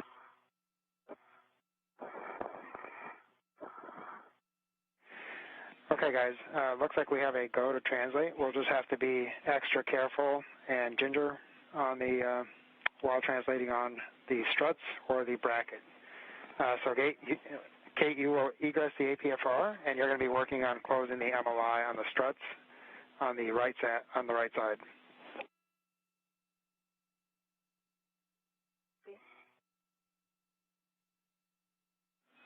Ike, you're going to be driving the adjustment collar bolts, Mike 25 and Mike 26. Copy. I need to drive the bolts before we do the MLI. Copy, Kate.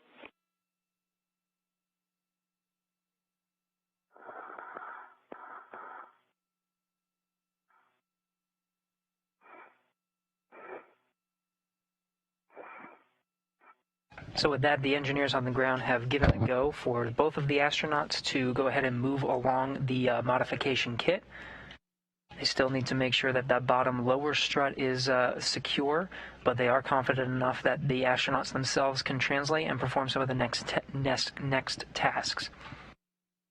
Glover is working to secure bolts of the adjustable section of the middle strut. It was adjustable to allow it to stretch out enough to be bolted to both the mounting bracket and the mass canister. Glover just securing that in place.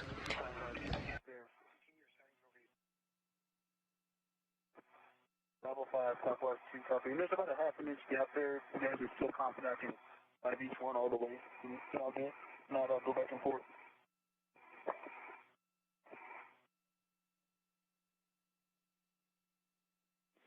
Okay, we see that, Ike, and yeah, we'll try just driving each one all the way then. Sounds good. And does order matter? Yep, you'll want to drive Mike 26 first, and then verify that the tab is secure before driving Mike 25.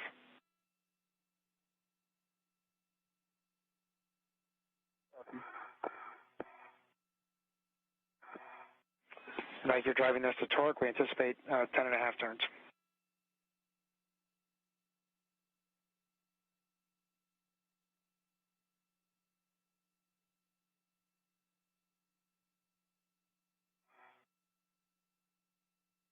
Here's the helmet camera view from Victor Glover. You can see there's two bolts on the adjustable section of that middle strut. He's just closing those up and locking it in place. Okay, torque out at 3 turns. At a green light, 22 on torque. Okay, understand 3 turns in. Is the tab secure? No, it's still about a little more than a quarter inch. Okay. Okay, let's try driving the other side. I can see if that helps.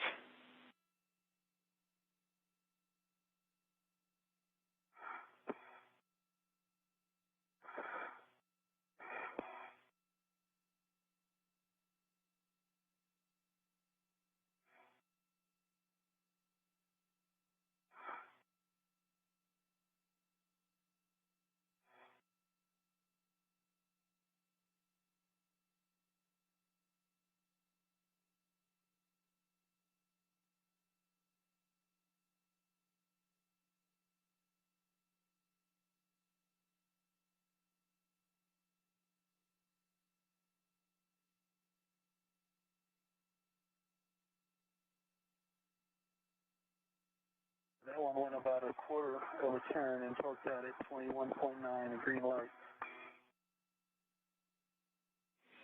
Okay, understand, Ike. We're checking.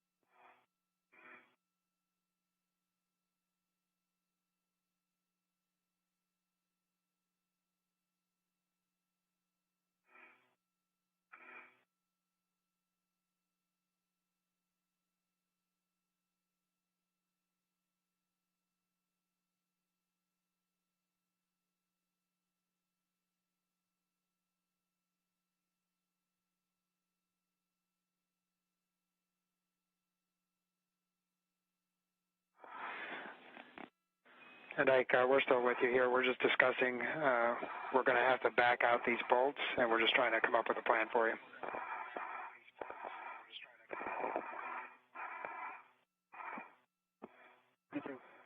Victor Glover continuing to work on that, the bolts near the adjustable part of that middle strut, just making sure they're secure in place. Engineers on the ground just evaluating those turns.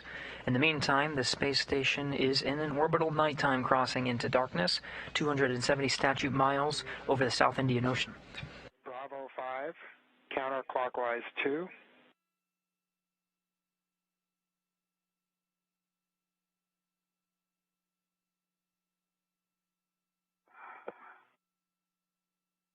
And you're going to back out the tab side bolts.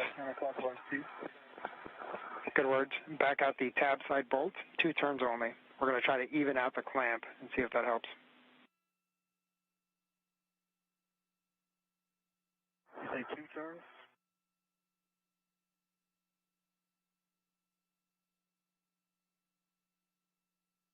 Is that 2 turns only?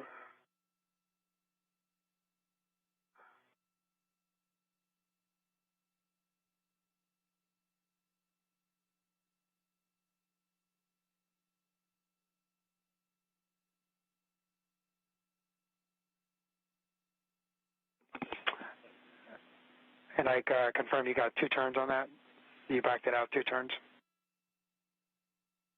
Yeah, I was asking you if that was 2 turns. I guess we had a handover or something in work.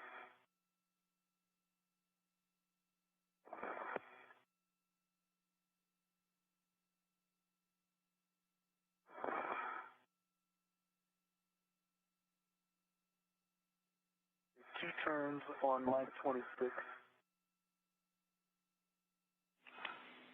Okay, copy.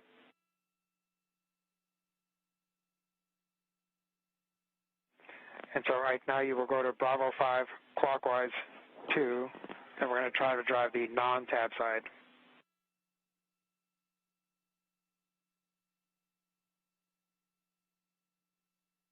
Bravo 5 clockwise to non-tab side.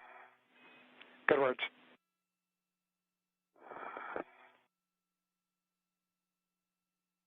Okay, I got 1 turn on it. What am I driving it to?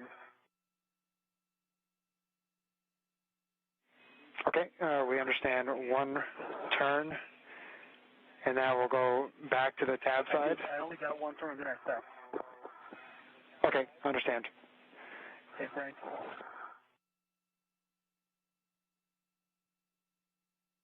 I got 1 turn, and then I stopped. It didn't torque out, I just stopped. Understand. We're discussing.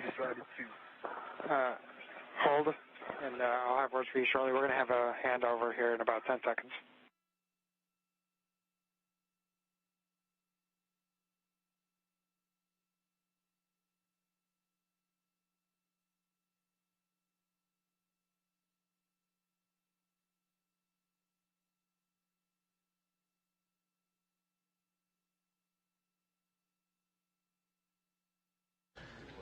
Once again, losing video from the International Space Station. Should be regaining it here shortly, just in a couple of seconds. In the meantime, Glover is continuing to work on that adjustable part of the mid-strut on the right side.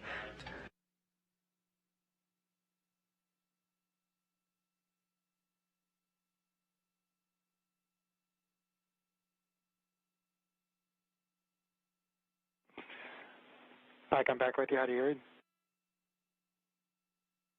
Out of clear. Okay, so what we think's going to work best here, or we're going to attempt, is to walk the clamp alternating sides. So complete 1 additional turn on that side for 2 turns total, and then you'll alternate sides 2 turns at a time. Copy.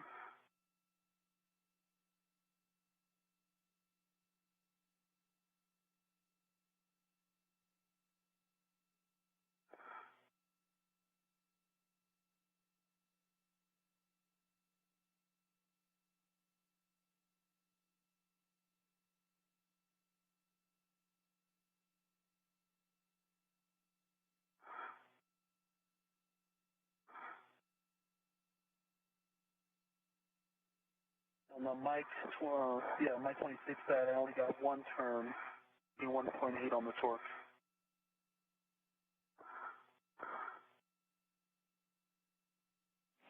Okay, we copy, Ike, and are you able to get any additional turns on the other side? Work.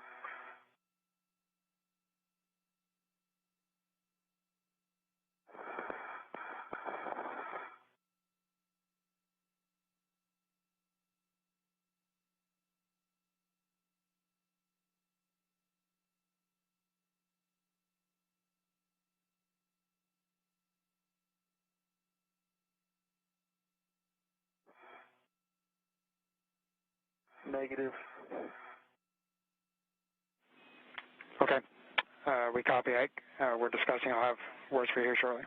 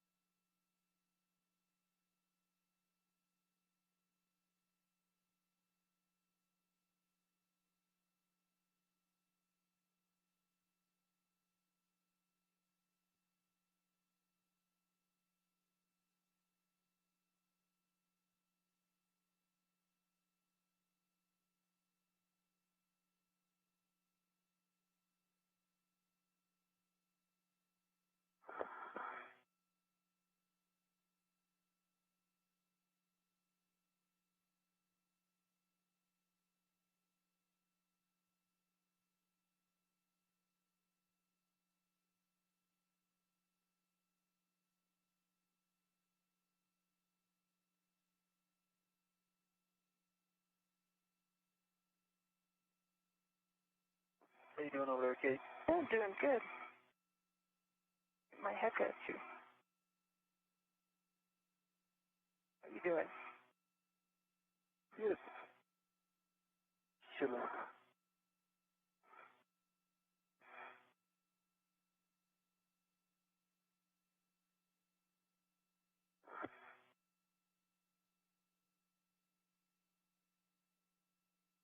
Right now, Victor Glover and Kate Rubins both standing by. Glover has been working on that middle strut, the bolts near the adjustable section of that middle strut on the right side to secure it in place. Engineers on the ground are currently evaluating some of the next steps, making sure it's good to go, or if there's any additional steps needed. Working on a plan. Unfortunately, it involves a little bit more than just continuing to drive and with these bolts. I'll have words for you here shortly. Frank, we know that the smart folks are talking about this on the ground.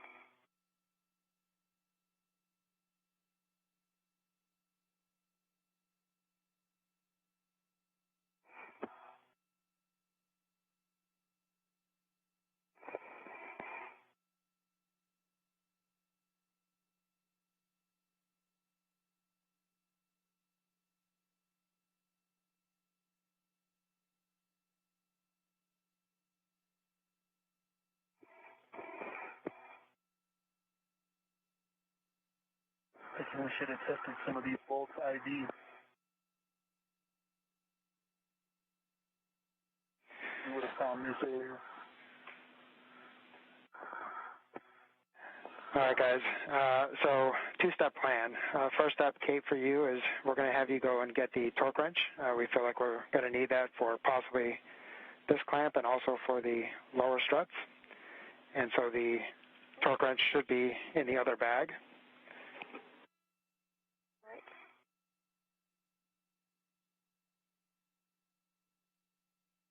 And Kate, correction, that's the ratchet wrench that we're looking for, ratchet wrench. Yeah, I know what you're saying.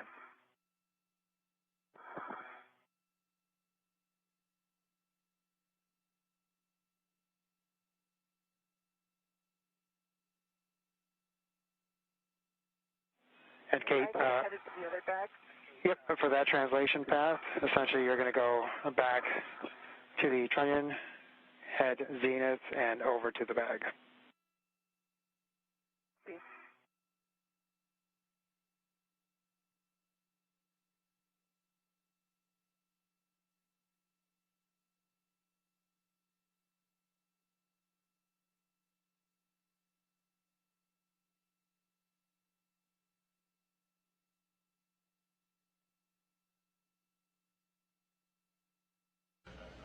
So Victor Lover is going to remain in his position on the right middle strut.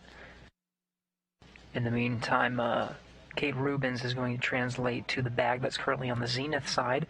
At the beginning of the spacewalk, they both brought strut bags out to the work site, one for each of the power channels. They're using the ones on the 2B channel now. There's a ratchet wrench in the other bag. She's just going to go grab it and possibly use it for securing the bolts on some of the lower struts and even possibly the middle strut. Engineers on the ground will continue to evaluate that, but she'll get that, and that'll help secure some of these remaining parts down of the modification kit to the mast canister. Like.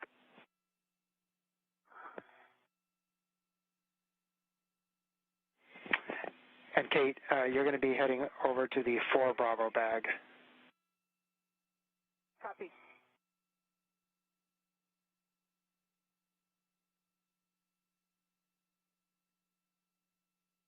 And Frank, the rods are a couple of degrees from being like perfectly centered, but they are both in between the space on the clamp.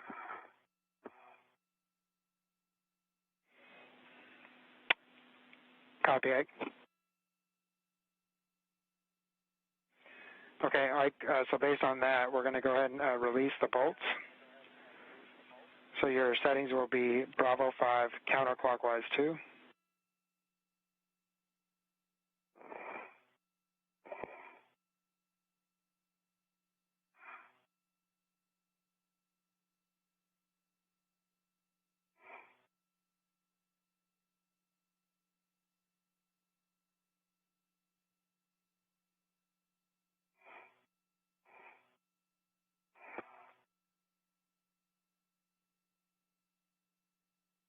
Bravo 5 counterclockwise 2 set. Those are good words for these settings, Ike, and you'll just rotate the bolts back until they are free.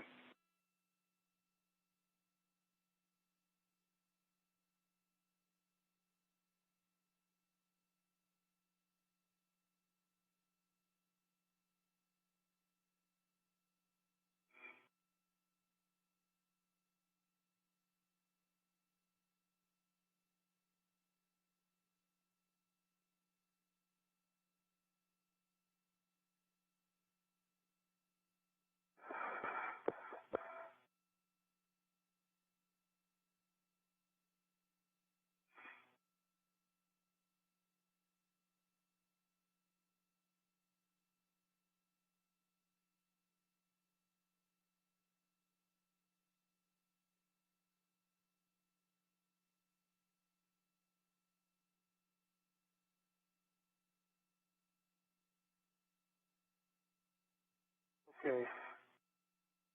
25 and 26. Release until they're free. Copy, Ike. You can stow your PGT, and you're going to take the telescoping portion and rotate. Essentially, there's a tooth mechanism, and we want to make sure that the teeth aren't hitting each other. So you'll rotate both pieces. and then align the bars back up and try to get it as close to perfectly aligned as possible.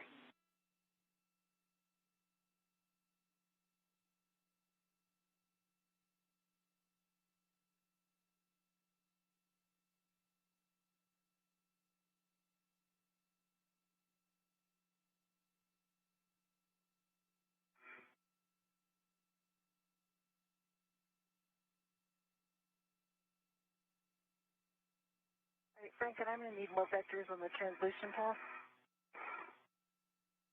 See the bag. There's no handrails between bag and I. I'm at lift 18, P6. Copy, Kate, and we're checking. Have words for you shortly.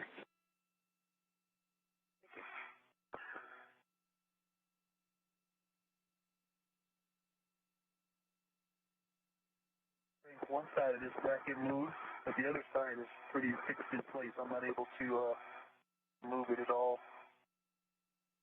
The side with the bolt heads on it can get it to spring in and out, and the other side though is stuck in place. Okay, copy, Ike. I think rotating one side may still have the same effect, and so if you can just align them back up, and then we'll try to reattempt the bolts. They rotate together, so because I'm not able to rotate, I'm talking about the bracket, the thing I'm trying to tighten. I cannot rotate it relative to the teeth. The nut side is fixed. I'm not sure to what.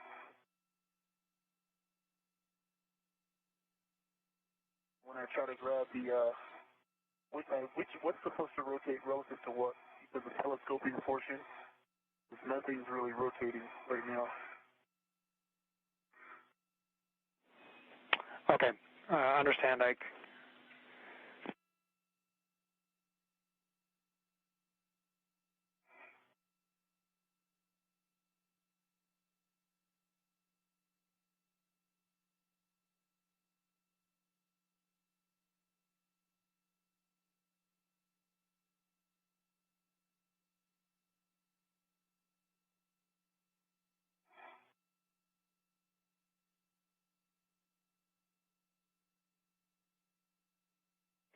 Okay, Ike, in that case, once you have them aligned as close to perfectly as possible, we're going to attempt to drive the bolts with a higher torque setting.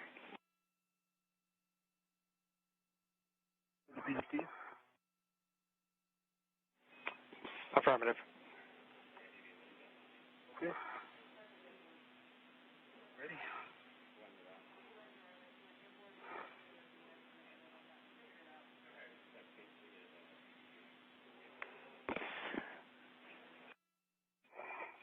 And Kate, it looks like you figured it out. You continued heading inboard over to the trunnion structure, and then you'll head zenith.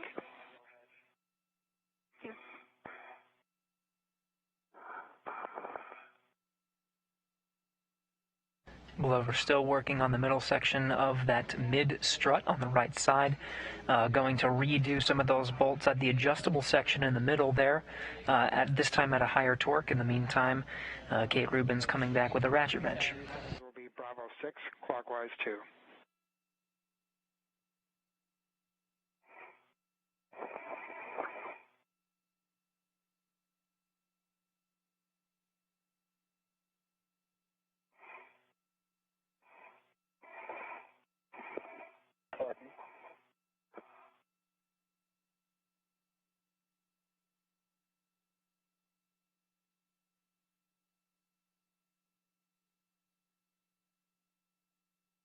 Bravo 6 clockwise 2 set. Good words.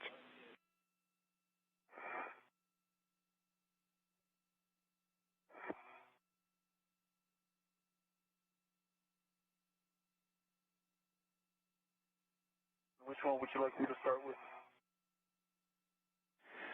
Yeah, Ike, we're going to start with the tab side again and do the same walking method where you do 2 turns here and then alternate 2 turns on either side.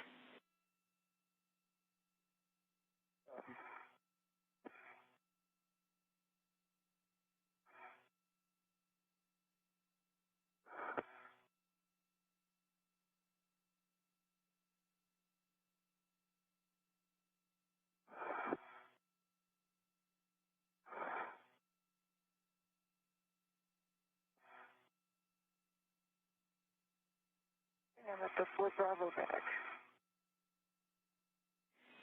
Wire tie caddy, I think the Copy, Kate. on the same side.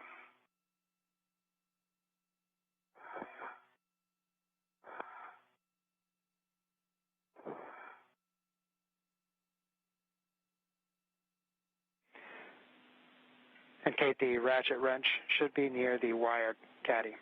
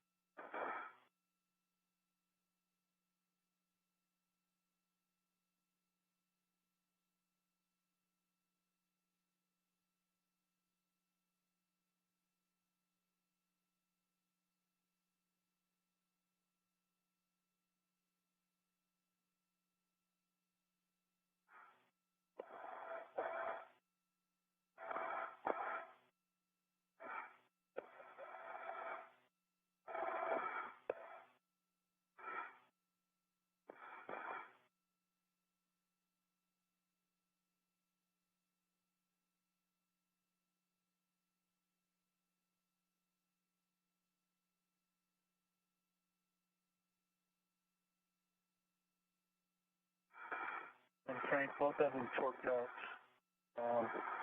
on the second iteration.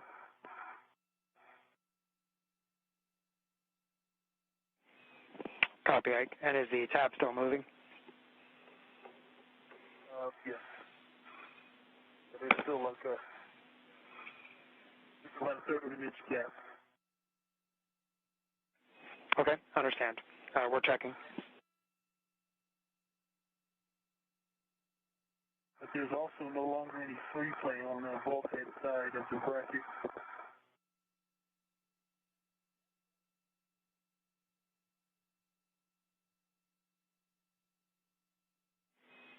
Okay, understand, no more free play, Ike. Does the clamp look symmetrically closed at this point? Like, are both sides, both sides have an equal gap?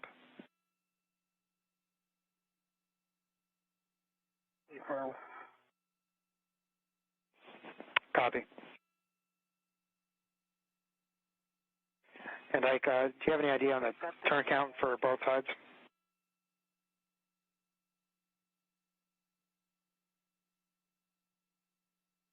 Yeah, so about five.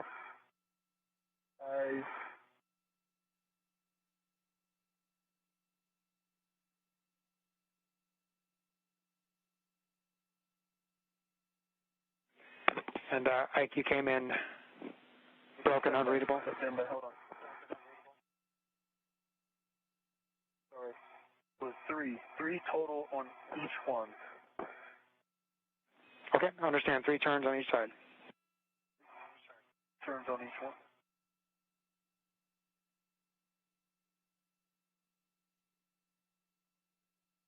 I've got the ratchet wrench ready to my mini workstation. I'm bringing the adjustable with me as well.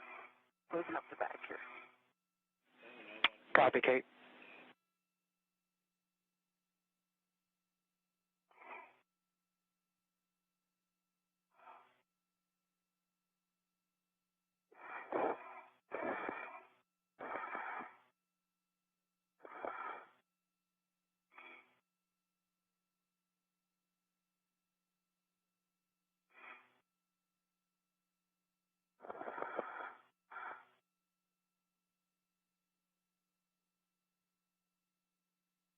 I'm headed back towards it.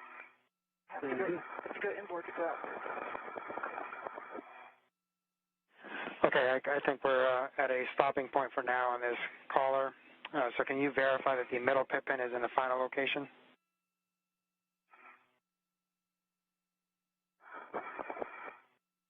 It is not.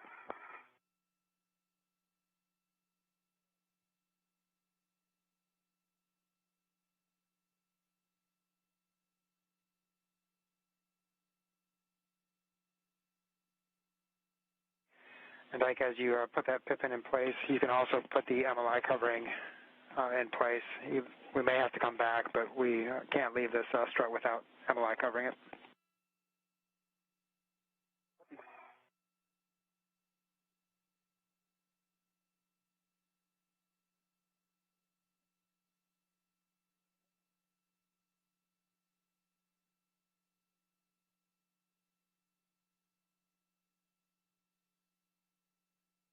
Sorry, just confirm the final lifting location for me.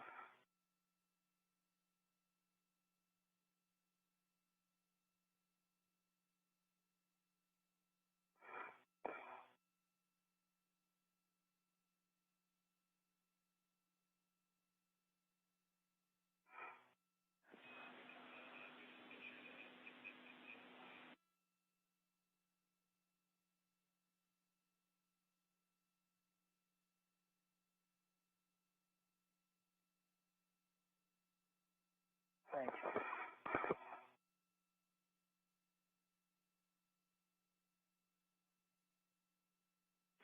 And the pippin should be coming out by the handrail, and then the final install location will be into the narrow telescoping part.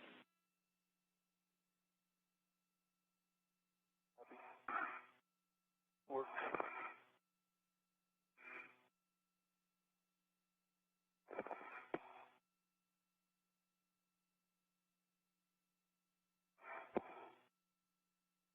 Frank, I'm at my green hook, making the turn, head back to you. Thanks. Copy, Kate. Thank you.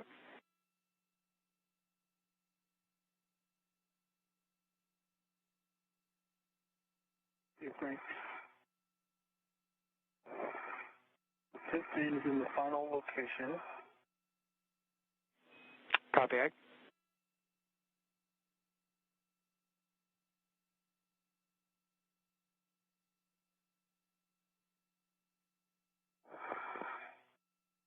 I'm assuming it goes under the MLI because I don't see a hole in the MLI for it to go through. That's affirmative, Ike. The MLI goes on top of the pippin. There is no hole for it. And Kate, you are heading to the right lower strut, radiator side, right lower strut sob interface.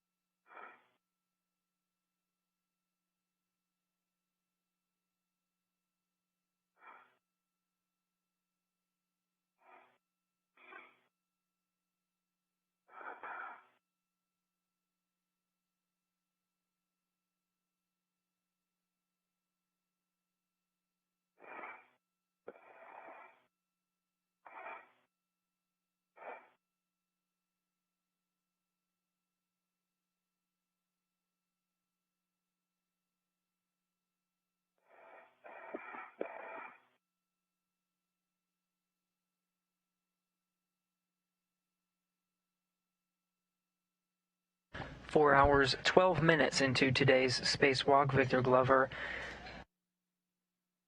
moving on to the next task of covering some of the sections of the strut with multi-layer insulation, that white fabric that you see, just making sure all those parts are covered and no metal is exposed. In the meantime, Kate Rubins is coming back to the work site with a ratchet wrench in tow. And Frank, do you want me to go fast, or I know you said right lower.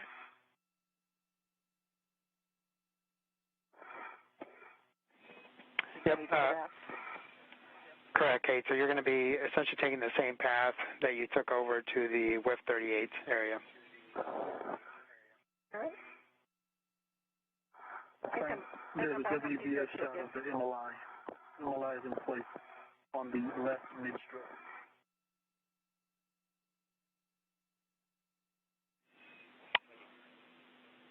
Copy, Ike.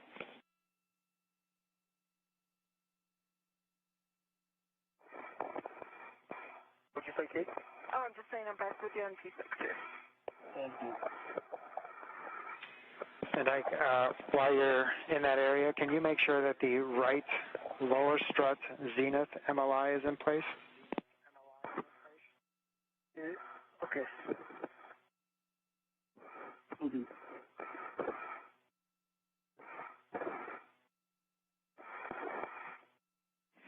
Should be the shoulder.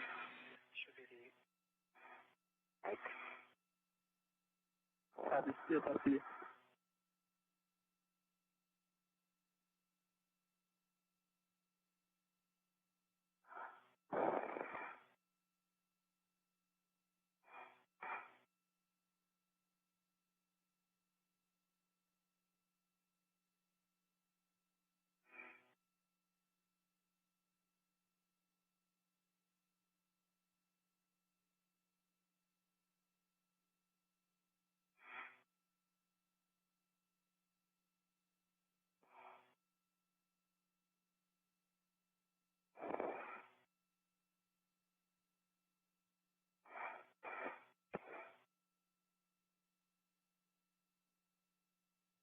Frank, it's in place.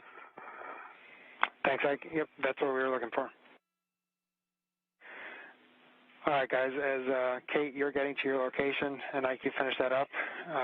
Let me give you a big picture right now. So right now, the limiting consumable is EV2 battery at 754.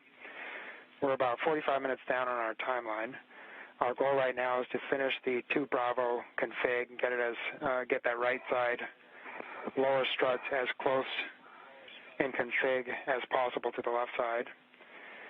And we're discussing plan forward right now. We don't think we can get to the minimum config for the full Bravo side, but we're hoping to possibly build the upper triangle and maybe tie it down before going in. Okay. Sounds good.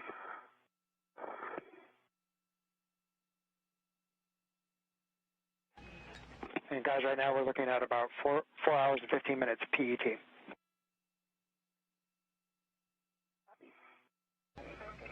Great big picture words by Frank Rubio. The ground IV for today.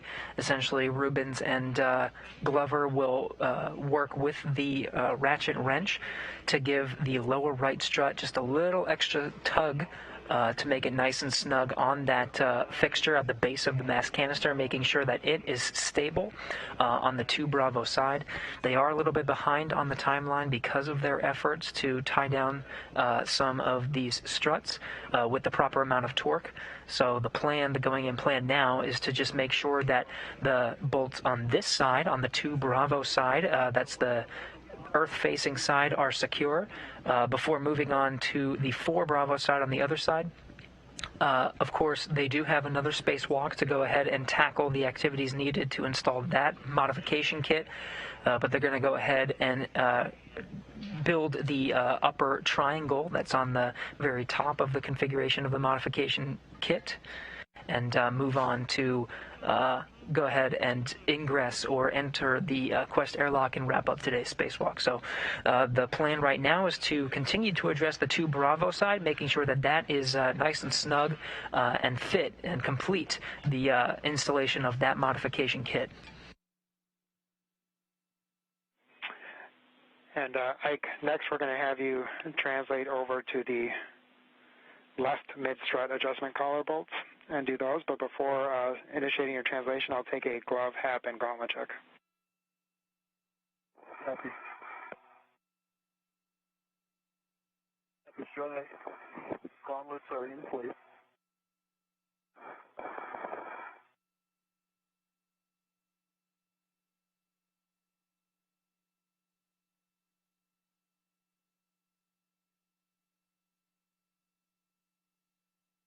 Gloves are a bit dirtier with the fabric in the RCP look good.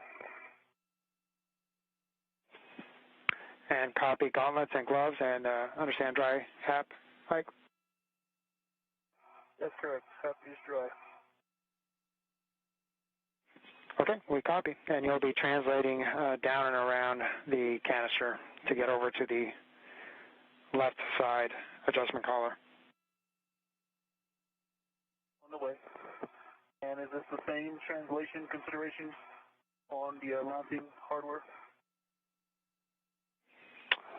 Affirmative. Yep, we are still able to translate, but we have to be extra careful with it.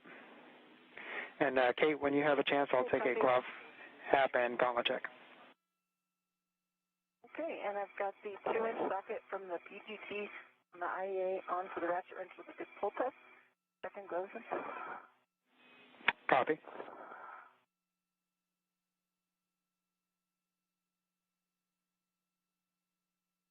Victor Glover making his way up the left side of the structure. He's heading to the middle strut to do the same thing he did on the other side, just bolt down some of the bolts on the adjustable parts of that middle strut. Copy nominal gloves, dry hap. Understand gauntlets are down, Kate?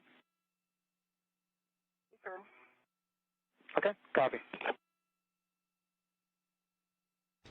Again, the astronauts will continue to do these periodic glove and hap checks, making sure that there are no cuts or scrapes on their gloves, that their gauntlets or the fabric around their wrists are down, and that their hap, their helmet absorption pad on their head, is dry.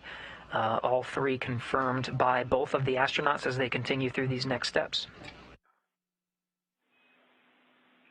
Copy, Ike. This strip, unlike the one on the right, is able to rotate. Be relative to the telescoping portion.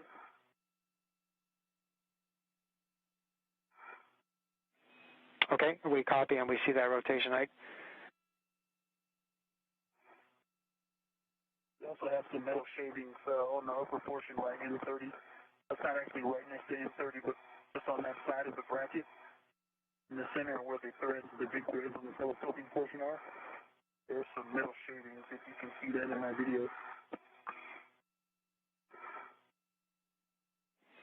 Okay, understand the metal shavings. Unfortunately, we do not see them on the WVS. Are you able to point to it, to where you see it?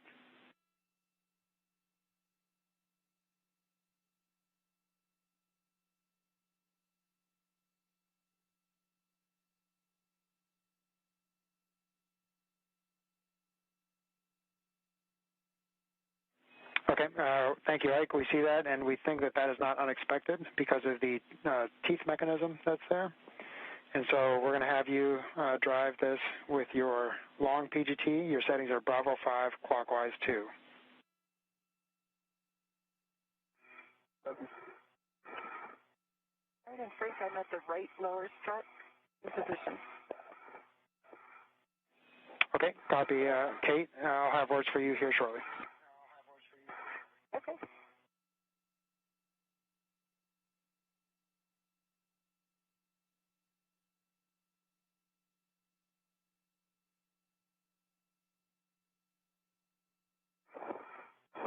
And so, Kate, you're just going to drive clockwise, and you're going to torque it to as high of a torque as you can get. Copy.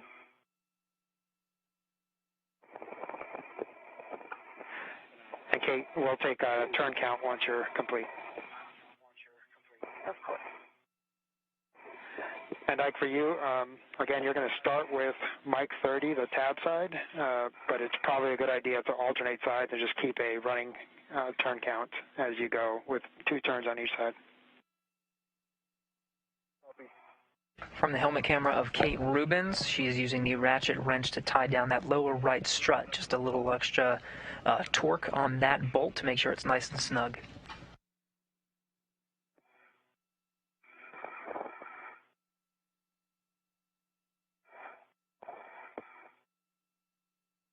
And Frank, real quick, I've got the ratchet on, 2-inch on, and all the torque I can, which is more than 30.5. Bolt did not move at all.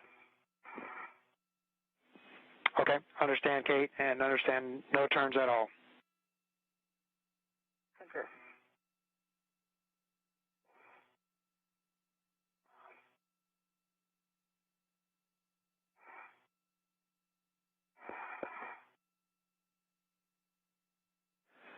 Guys, we're going to have a handover here in about 15 seconds. I'll catch you on the other side.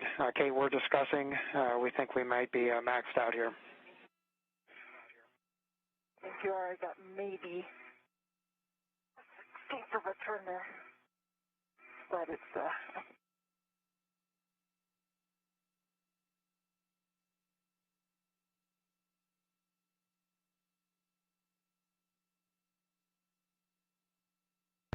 Another brief handover of that video from the International Space Station. This is just expected to be a few minutes to maybe even a matter of seconds until we regain that video.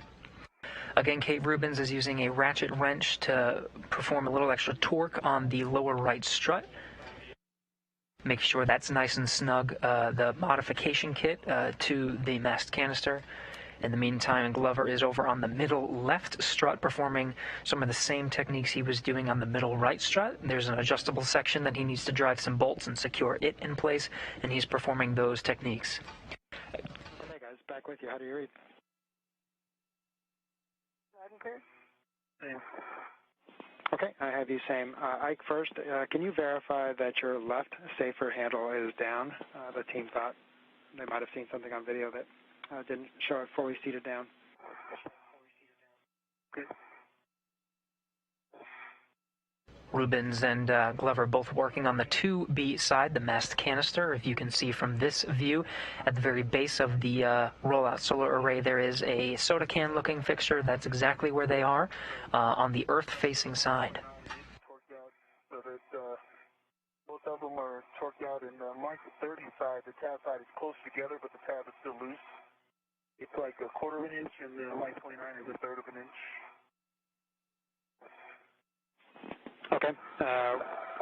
We copy, Ike, and we see that. Can you just verify that the tab still moves loosely, or is it tight?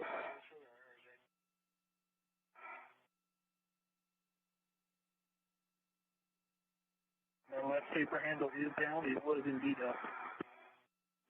Okay, copy. Thanks, Ike. And the tab moves. Tab is loose. Okay, we see that. Thanks, Ike. Kate, the team was wondering if we could reposition so that you're in a position to pull on the wrench rather than push. Yep, I can try that.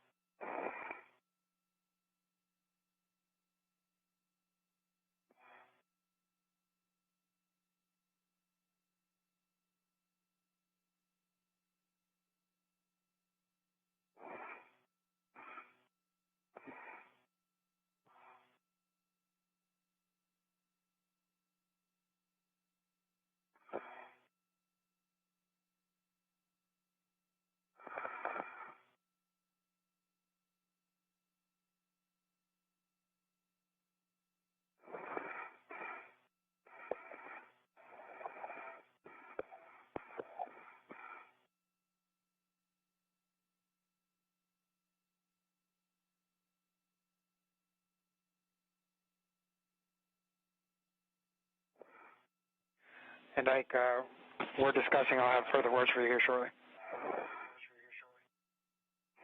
EV2.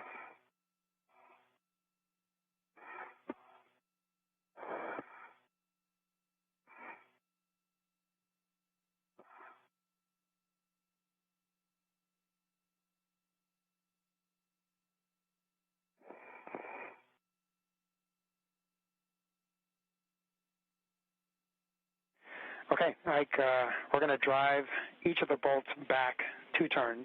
So your settings for that will be Bravo 5, counterclockwise 2. Bravo 5, counter 2, north. All right, and Frank, I am in a pole position with a small angle between the ratchet wrench and the lower strut. It's not moving. Okay, we see that, Kate. Yep, I think you're moving the whole structure, but the bolt is not moving. Okay, I will stop doing that.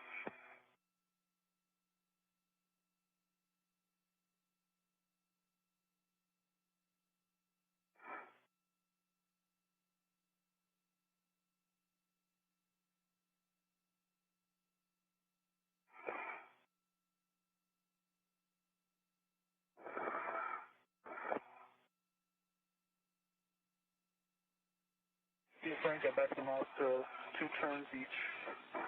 And there's still a difference. The gap on the top, the tab side is still smaller. Okay, understand. Tab side is still smaller.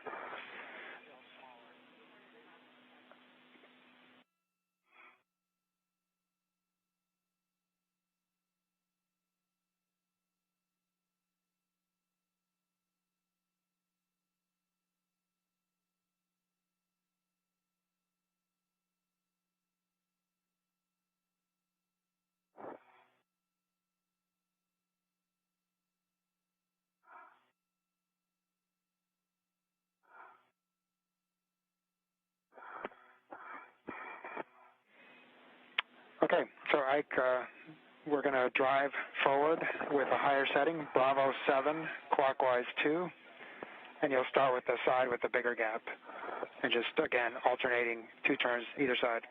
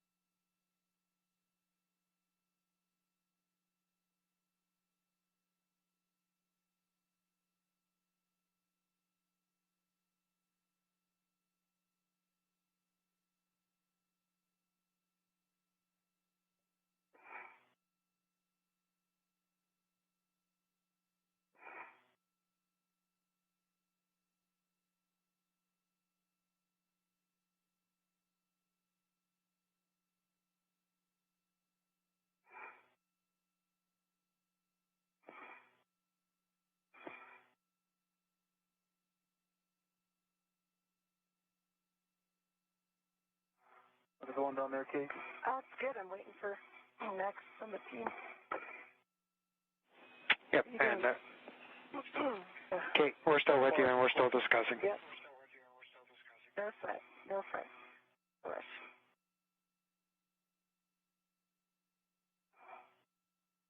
All right, Frank, I got 2 extra turns on the bottom, the M29 side, so the gap is a little more even. Now they're both 1/4 of an inch.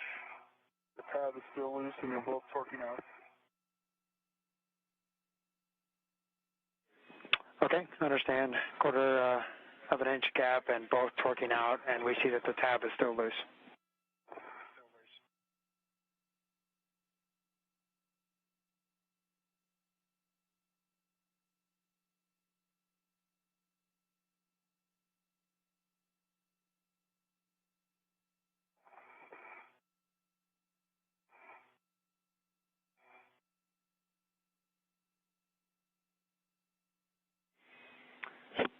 And I think we're going to call it as far as torquing it. Could you verify, essentially do a wiggle test, but in the rotational axis? So try to rotate the two pieces, so it won't be the collar, but the telescoping piece and the bigger piece, and try to see if they rotate with each other.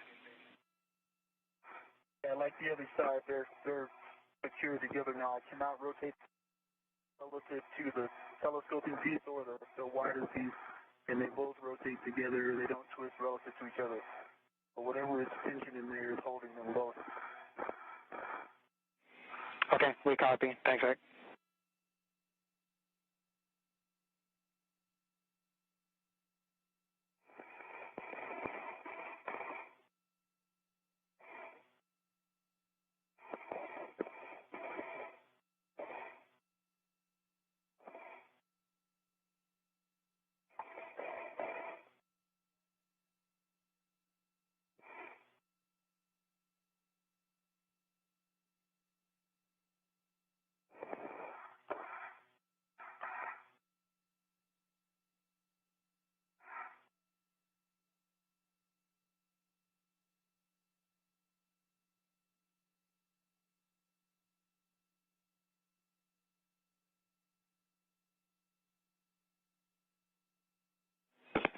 And Ike and Kate, for both, we are discussing plan forward.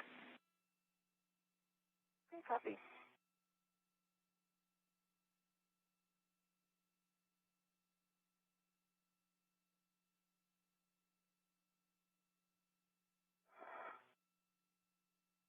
So Kate Rubins and Victor Glover both standing by, still on the 2B side of the International Space Station's Port 6 truss. They have installed the modification kit, and most of the bolts are secured. The teams on the ground are discussing the next steps, specifically for the lower right strut.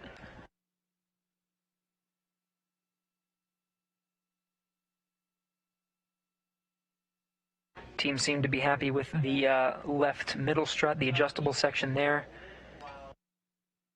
Glover going to attach some of the multi-layer insulation, the white fabric you see over that metal beam.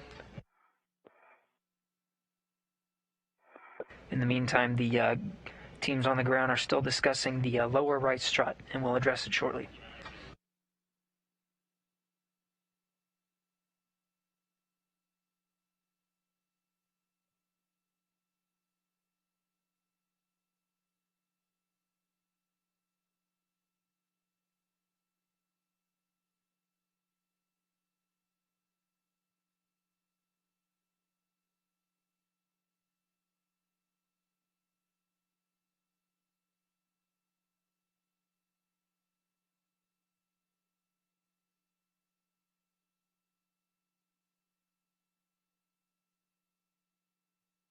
I sure could use the best of the 80s soundtrack right now.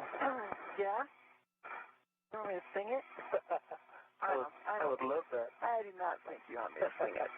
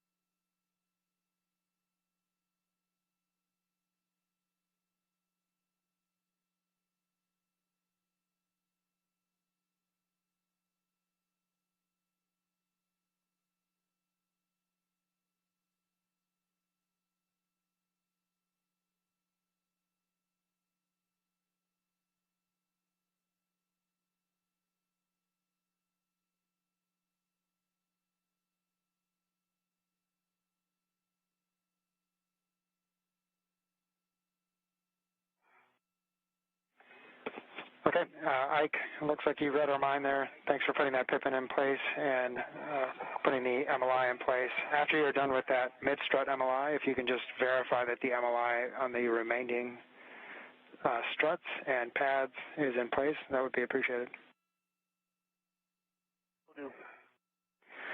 All right, so Kate, we think we have enough time here to try to back this bolt out.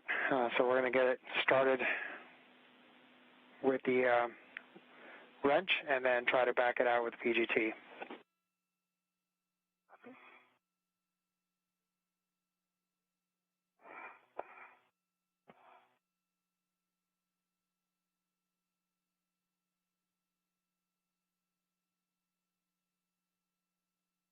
So again, the modification kit on the 2 Bravo channel. This is the on the far port 6 truss, facing right down towards the earth. You can see a good view from the helmet camera of Victor Glover. They do have the kit installed. Victor Glover is just working to make sure all the different parts of the middle beam are covered with the multi-layer insulation, the white fabric. He's going to do a check of the entire structure. In the meantime, Kate Rubens is going to try one last time to back out that bolt on the lower right strut, which is being quite stubborn today, and give it one more go to see if it can secure that part of the structure to the base of the mass canister on the International Space Station. All right, ratchet wrenches on the bolt. Let me know it turns counterclockwise. Okay, Roger, Kate, and you can just brake torque with the wrench, and then we'll move on to the PGT.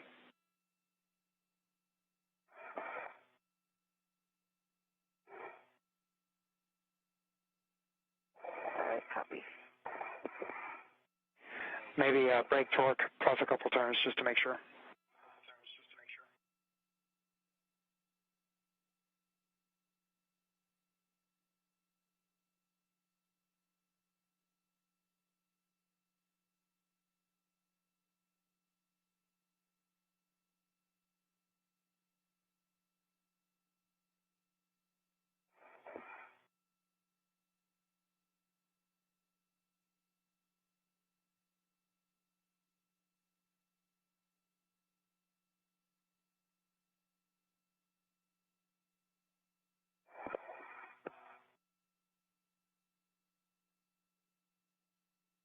Recorder.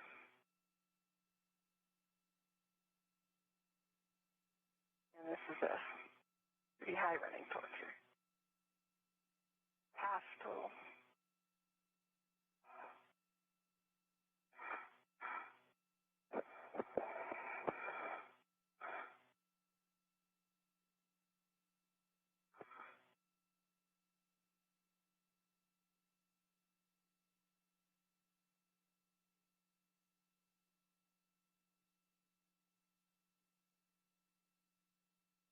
That's one total turn. Copy, Kate, and you'll back it out with Bravo 7 counterclockwise to. I think I'm going to get 2 turns here. Okay, understand. All right, that's 2 turns.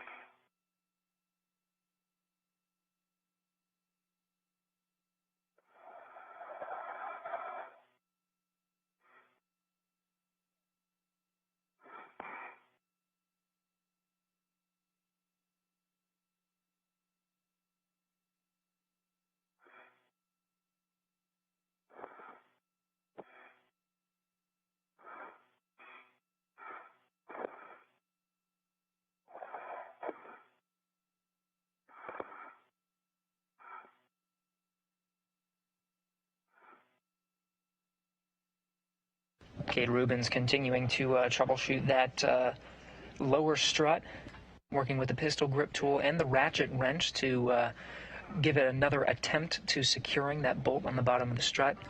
In the meantime, the station is 261 statute miles over Venezuela, looking at the Caribbean just off in the distance and about to pass over Brazil.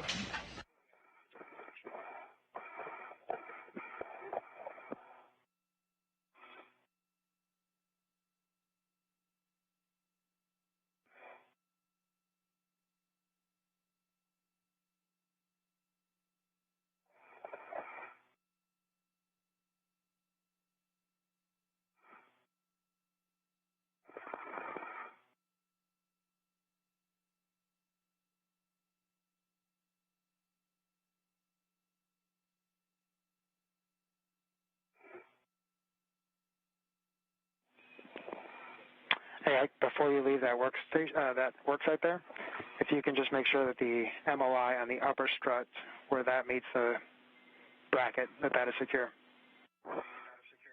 Hey, Frank, I've already left the work site. The upper strut MOI is in place. I'm off the mounting bracket of the IPA structure completely.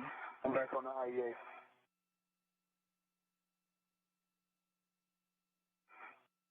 All right, and Frank, say again, how many turns expected? Kate, we're just going to drive the bolt completely out and do an inspection of the bolt and the interface. We anticipate approximately 10 turns. Do you have an 10 turns? Driving.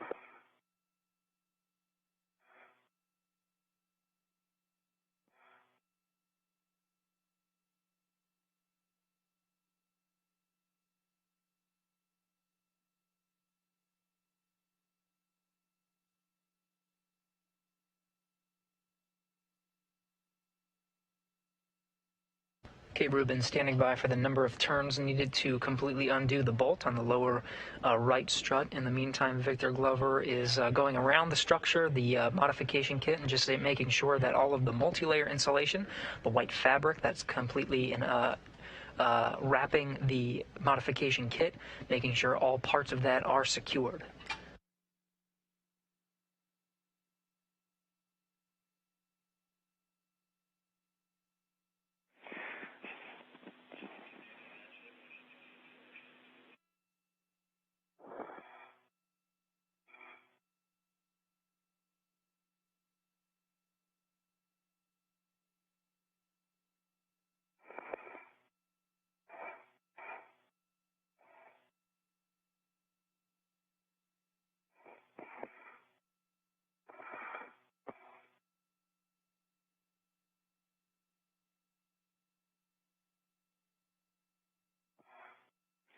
And it looks like from what we saw in the WVS, the MOI on the left upper strut, so the triangle where the left upper strut and the bracket meet, wasn't quite in place. Are you able to translate back up there and address that? Left upper strut. Okay, all right, go check.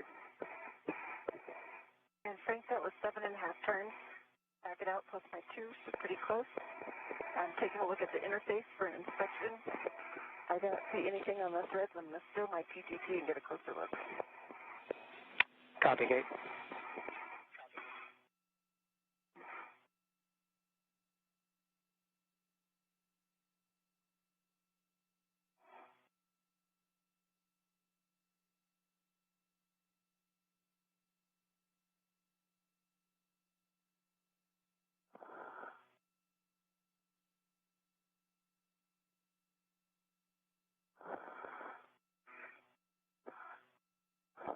And I see the interface completely clean.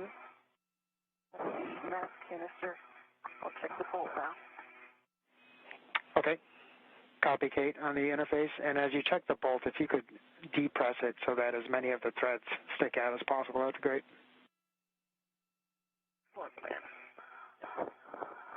Hey, Frank, do you want me to wait until she's done with this and that's pre-installed, or do you want me to go look it now? It looks like both sides, the right and left upper strut. That's top, the MOI nearest the mounting bracket is still folded up.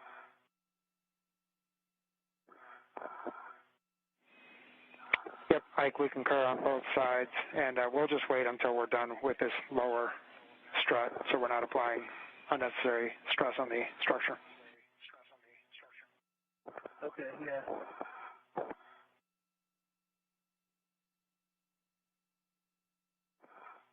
Yeah, sorry, I didn't see that when I was on the right side. I adjusted the MOI on the lower strut, the top part of the lower strut. Yep, no worries. That's a tough angle to see from where you are. Get them both. Okay. Hopefully you've got this in Hecka. Pushing the bolt in. I see the same, I call it yellowish orange in the threads, starting from the point away from the bolt head at the point at thread number 4, going up 8 threads. The actual thread itself was fine. We copy, Kate, and that was a great view. Thank you.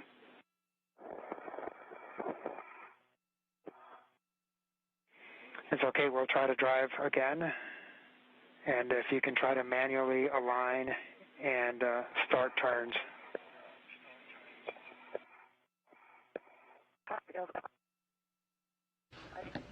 Spacewalk team here in Mission Control Houston inspecting that bolt, getting great views with the high-definition camera. Mentioned it looked good, so they're going to go ahead and try to reinstall the lower strut to the base of the mass canister. Canted a little bit, I'd say a millimeter or two, and it will not rotate. Okay, I understand the spherical bearing essentially is misaligned and you're not able to push it into proper alignment. Sure. And that would not work. Okay, we're checking. Okay. A ret would not work. That's the negative. Copy, Kate. I'll have words for you shortly. Okay. I could possibly use the ratchet wrench on one side, but it's not moving, but we'll wait for your go.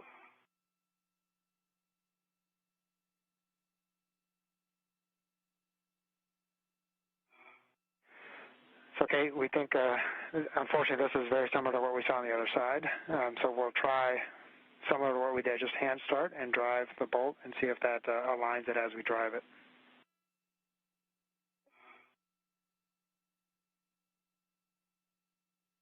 And as your hand started, it's 2 turns, right? Yes, sir.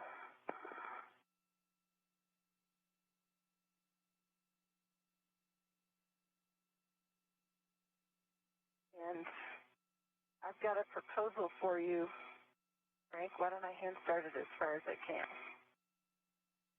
Okay, that works for us. Thanks, Kate.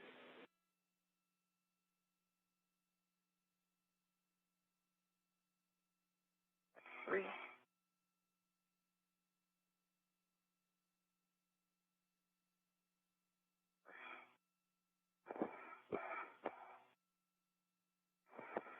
Five turns.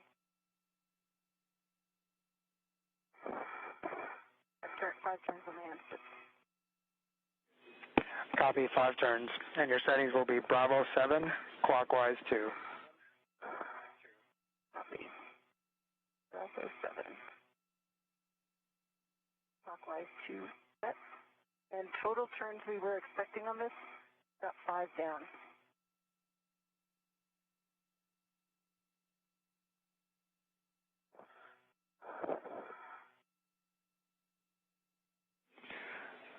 So, Kate, the total turn should have been around 14, and so we're looking for another, correction, 16, so we're looking for another 11 turns, but really we just want you to drive it to torque at this point. Okay, it works. All right, so a few hand tightening techniques, a couple extra turns with the hand, and now using the pistol grip tool. We'll see how this works for the last attempt for the installing the lower strut. 23.0. Big green light. Oh, that's a low torque. Sorry. Okay. There's my good torque. 25.4. That's another 5 turns plus a half after the low torque.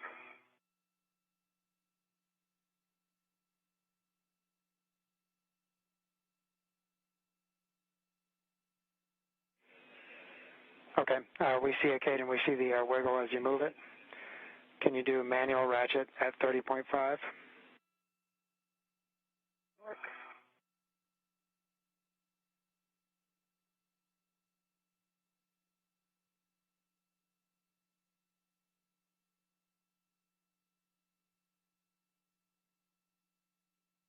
Yes.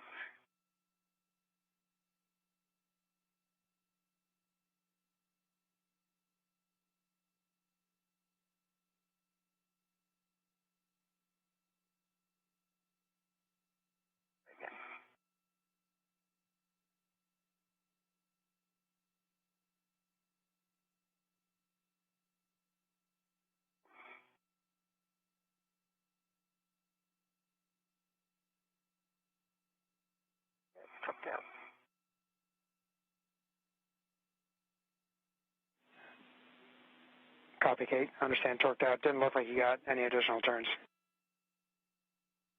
Yeah, negative. No movement.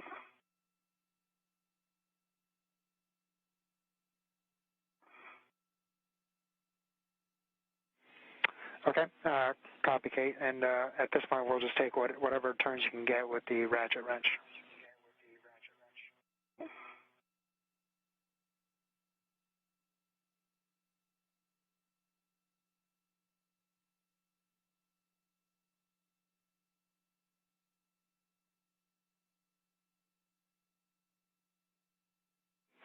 And Ike, at this point, you have a go to address that MOI at the top of the triangle. That was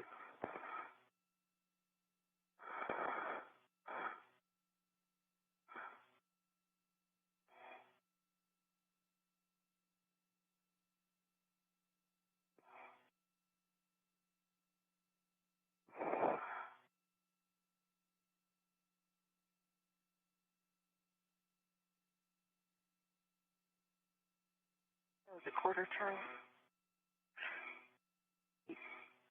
8. Another 8. Third 8. And that's it. And it's, I don't know if you can see it in Hecka. It is canted from the side to side. And with that last 8, the bolt head is fully seated against the receptacle interface at the top. I think that's all you're going to get.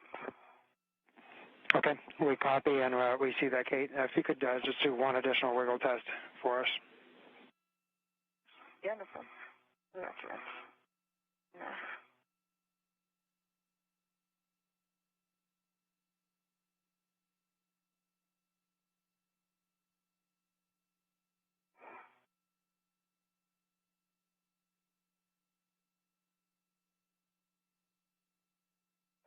Okay, ready for the wiggle test?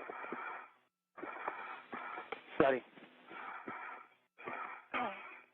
So in my view, from the label M19, we call that top to bottom, which is the base of the joint.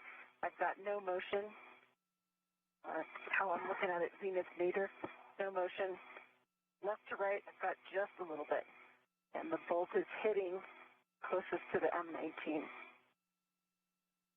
Okay, I understand a little bit of left to right motion with the bolt hitting closest to M19.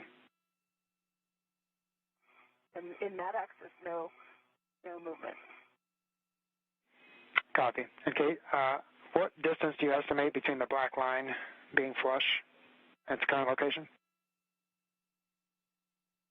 You get an eye on. About a millimeter, possibly 2 millimeters. Okay, copy. 1 to 2 millimeters.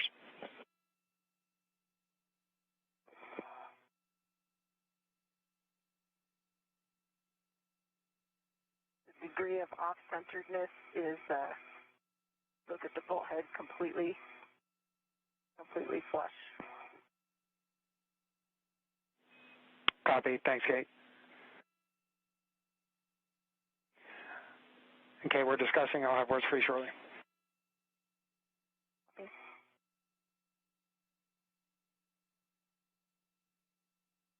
So Kay Rubens was able to undo the bolt on the lower right strut, which has been giving some difficulty on the installation process here.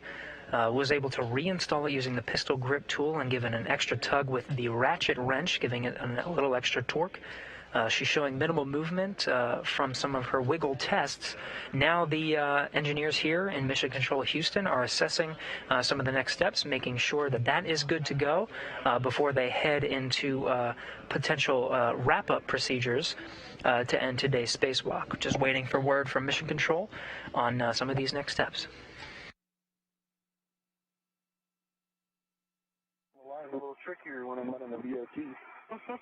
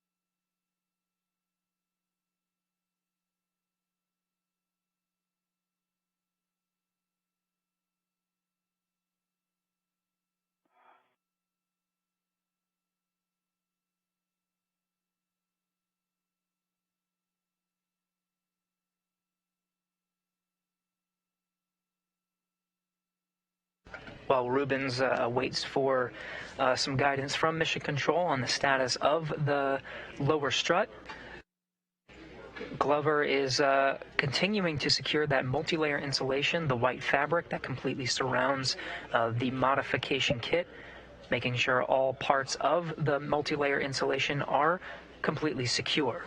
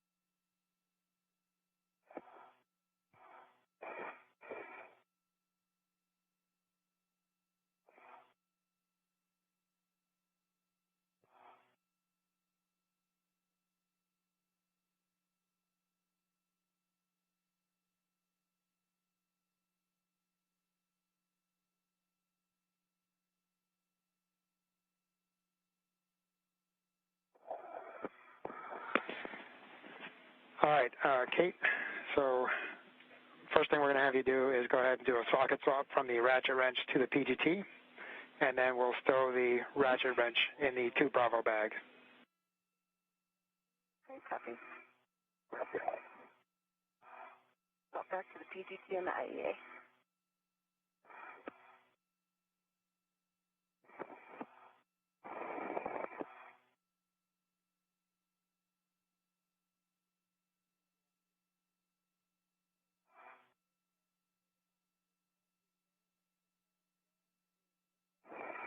Kid, I'm right behind you on the Okay, copy. picture.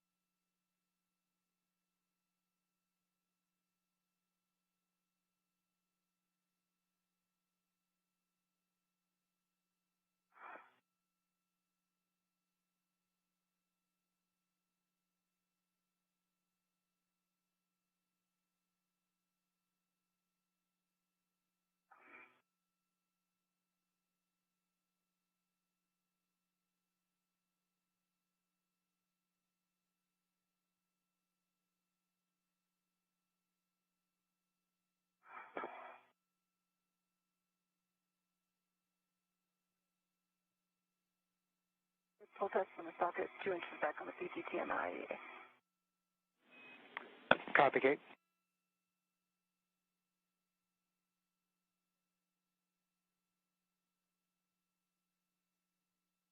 And Kate, you can stow that ratchet in the 2 Bravo bag. Right, and taking a look at Ike's and our tethers. Maybe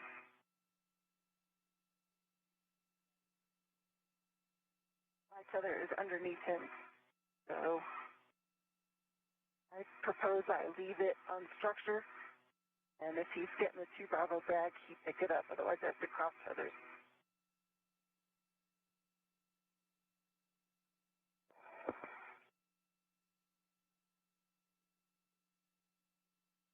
bringing the PGT back in the bag as well?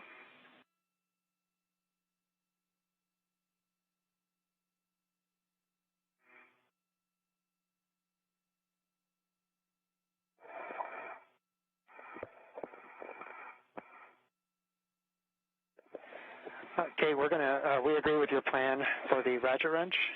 We're discussing the plan forward, which is going to affect what we're going to do with the PGT, so I'll have words for you shortly on that. Okay, I'll throw the ratchet wrench right next to the PGT. It's got an adjustable on it.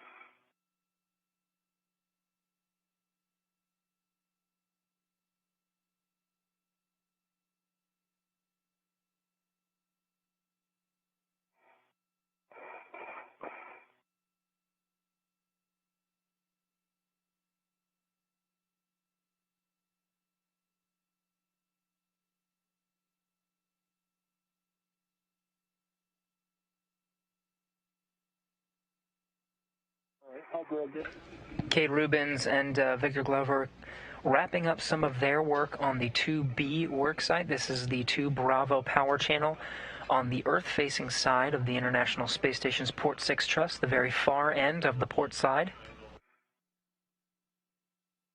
Right now, Mission Control is discussing some of those next steps given the timeline ahead. The configuration of the modification kit meets the minimum requirements needed to just keep it there in place. It is tied down. They may readdress it on a future space walk to give the bolts a couple extra turns and make sure that it is secure and ready to hold those solar arrays expected later this year.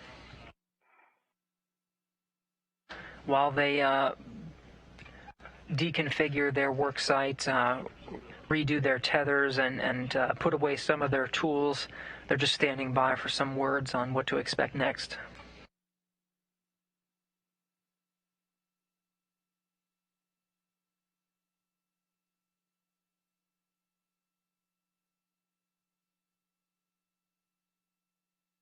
They grabbed the PGT-2, or are we still waiting on that? We're still waiting on that. Okay. Got the ratchet. All right.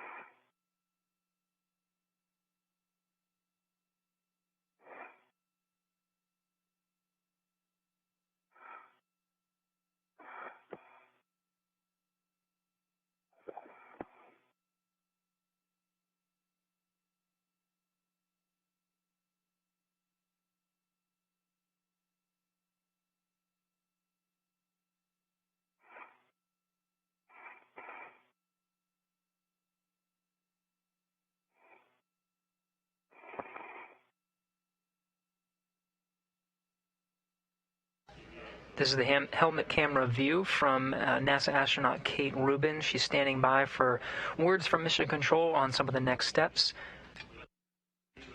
She's hanging onto one of the handrails at the integrated electronics assembly that holds the batteries that store power drawn from the 2B power channel. The solar arrays there and store power in new lithium-ion batteries. So the first thing is great job on working through the 2 Bravo side. I know there were some challenges there, so thanks for sticking with us. The good thing is that structure is in a safe config for ISS, and it can currently will not affect BGA movement or loads, and so we're in a safe config there. Excellent news, Frank. The plan forward, as we see it, is we're going to reposition the APFR over to the 4 Bravo side with 37, and that way it's available for the next EVA. Our goal will be to clean up the 2 Bravo site and then go up to the 4 Bravo side, build the upper triangle, and then see where we are from there.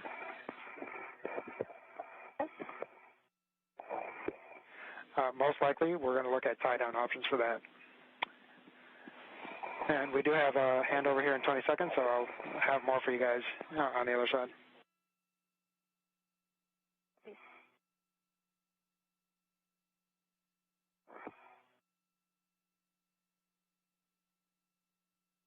A good summary from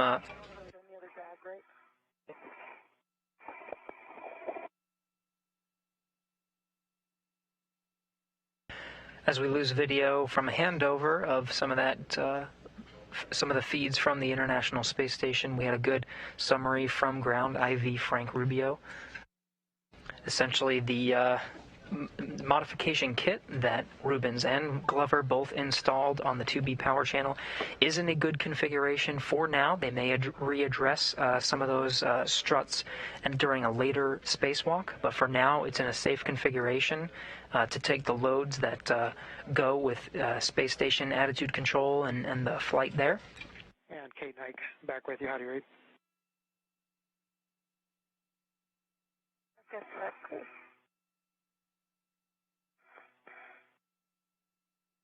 Okay, I have the same. And Kate, you had a question right before the handover? Yeah, would you like me to start getting the WIFX and APFR on my BRT?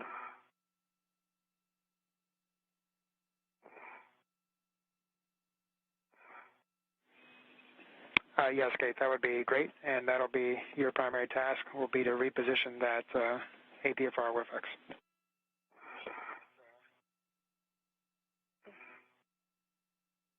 Frank, if we're only building the upper triangle on the other side, do we need, what do you want to do PGT-wise in the bags? We have the long one on my swing arm and the short one's on the IEA. I think I need both.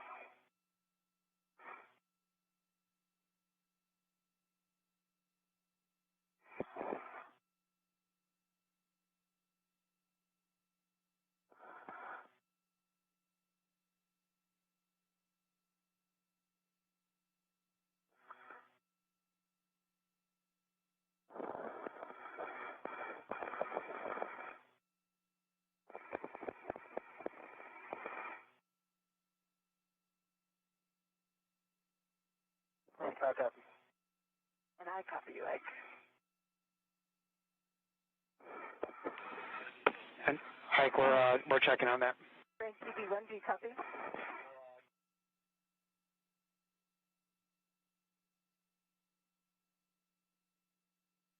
I've got the WIFX and APFR that is on my BRT. Those are out. So, Ike, we agree with your plan. We should only need the short PGT to build the upper triangle. And so if you want to swap out, you can leave the long PGT on the 2 Bravo side and take the short PGT with you.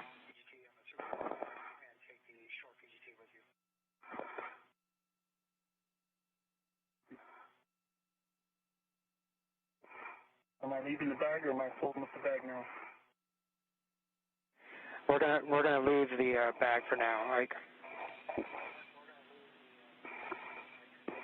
Okay. Okay, Frank, I've got the WIFX and I'm headed back inboard the triangle and then.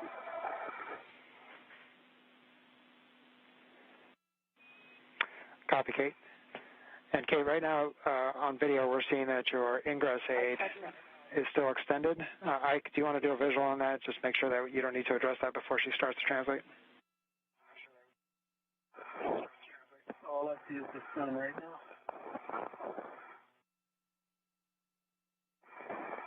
Can you get it where you can see it, Kate? Yep. Oh, yeah, I see it. It is. Yeah, got it.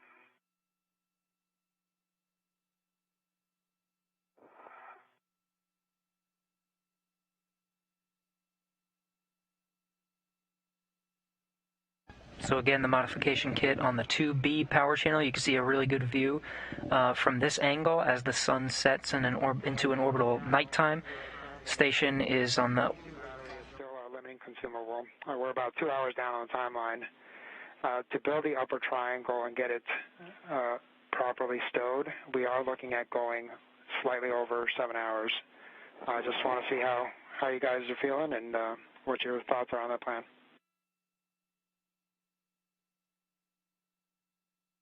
Navy. Yeah, let's just be careful. We've got enough time to do a good ingress. That does account for plenty of time for ingress, Kate. Yep.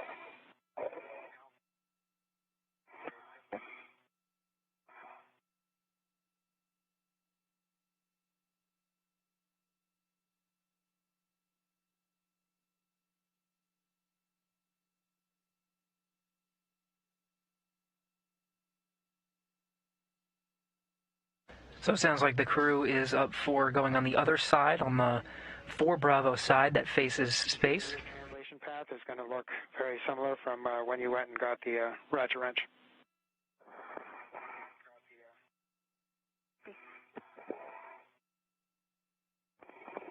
As the sun sets into an orbital nighttime, they're continuing to wrap up their work site on the 2 Bravo side.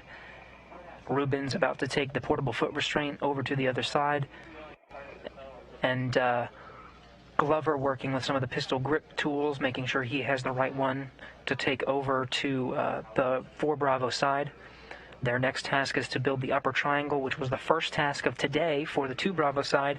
They'll start that on the other side and simply just tie it down, leave it in a good configuration, nice and tight for them to address it on the next spacewalk scheduled for March 5th. Rubens will head out the hatch with Soichi Noguchi next Friday.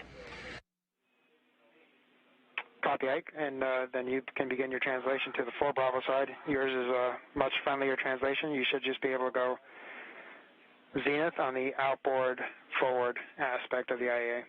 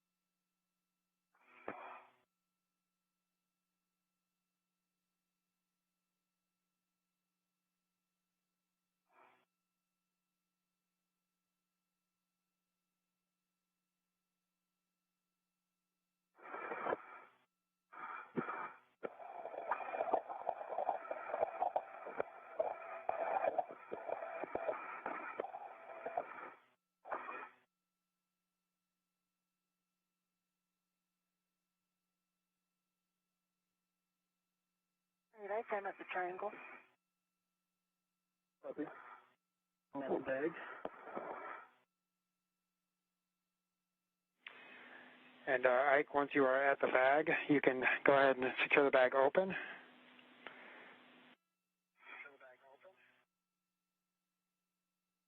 Good work. Guys, for your situational awareness, we are moving the arm for improved camera views.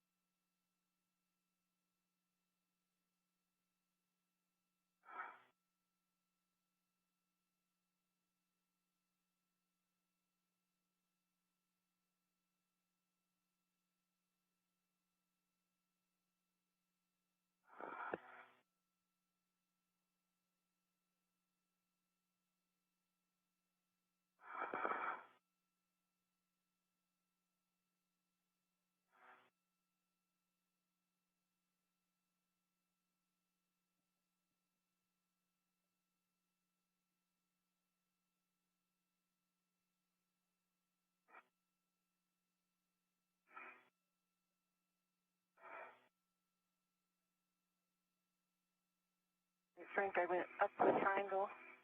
You missed, I believe, and now we're back in to ensure that a correct path. Sorry, back out, C6. Yep, it's okay to understand you are on the zenith aspect of the trunnion structure, correct?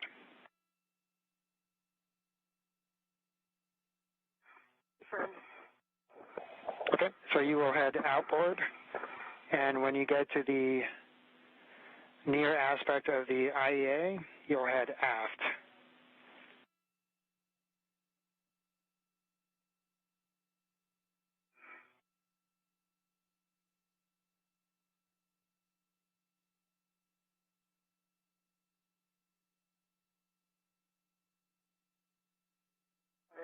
Alright,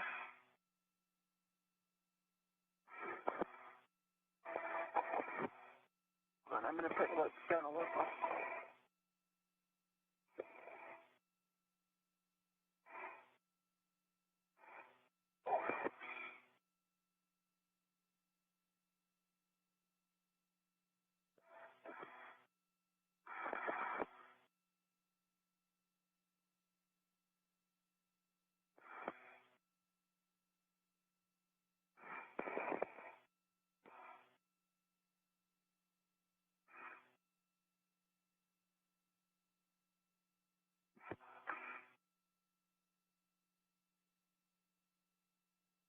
During an orbital nighttime, Rubens and Glover both heading over to the other side of the Port 6 truss, now on the space-facing side.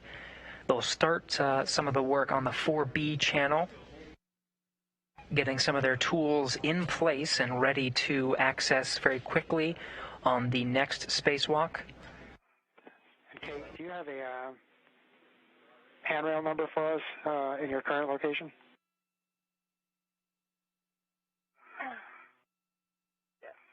This APFR FX is the thing. Translate with 16 knots. 5385. I copy that I'm headed outboard. Copy 5385. Thank you.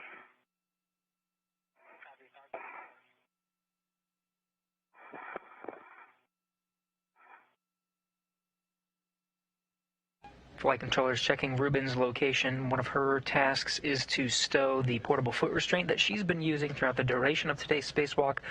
Get it nice and close to her work site that she'll have to address next spacewalk. She'll once again take the role of going in the portable foot restraint, perform a lot of the same tasks that she performed today, just on the other side of the Port 6 truss.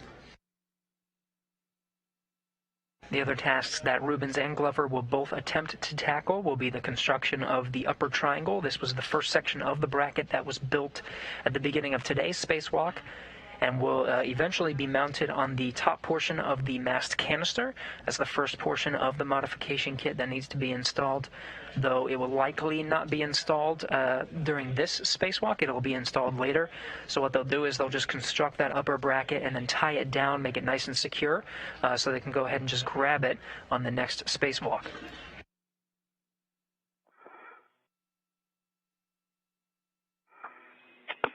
Hey, Kate, if you can just hold your current position, we'll have a translation path for you here shortly.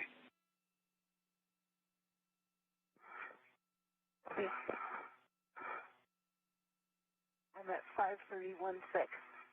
I'm following it back to my green hook, I think.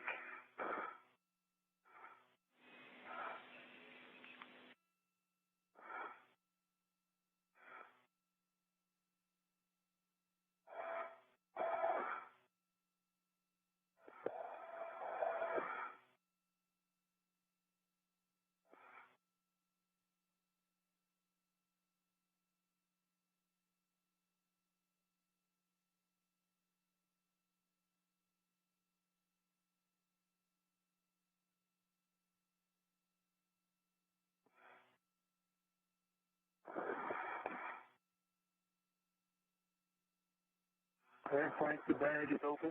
Will you get started on the upper triangle?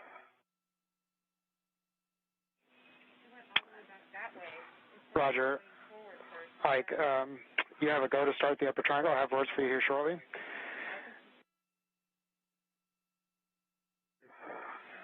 Hey, Kate. And I'm waiting for some translation passwords from the ground. I'm just going to drop a local. I'm at 5327. Copy.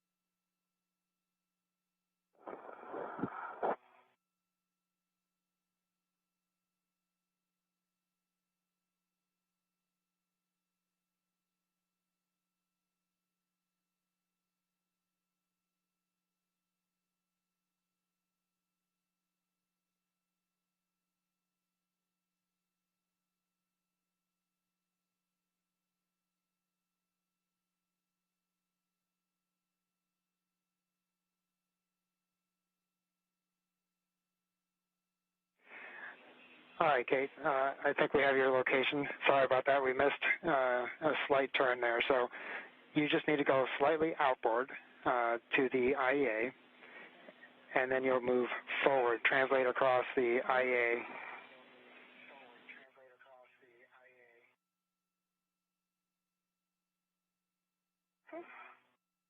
The outboard to the IEA? Yep, 5333. That handrail path should take you forward.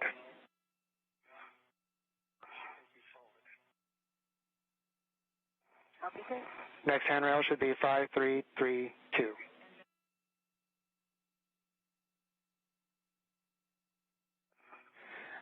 When you get to the forward aspect, we just want to make sure, verify that your safety tether is routed correctly, and you should be heading back inboard.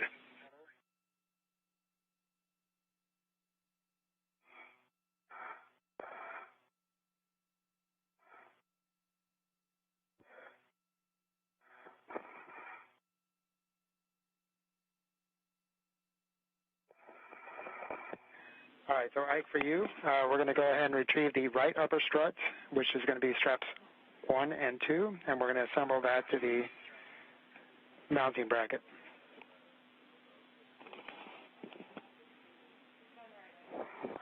Copy. It'll work.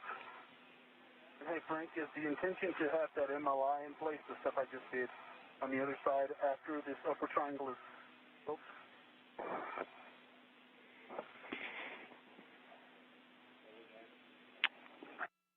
Now, Ike, essentially we're just going to build the upper triangle, and then we're going to temp stow it on top of the IEA. Okay, so you don't install that MLI until after you install it on the mass canister?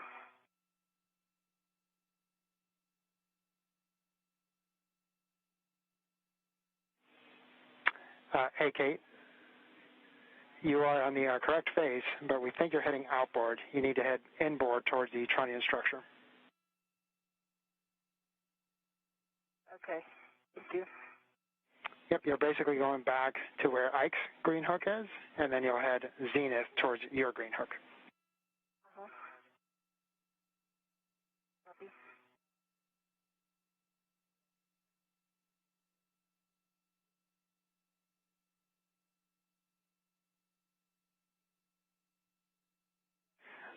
So like clarifying words, yes, as you are building the triangle, we will need that MLI in place. Copy.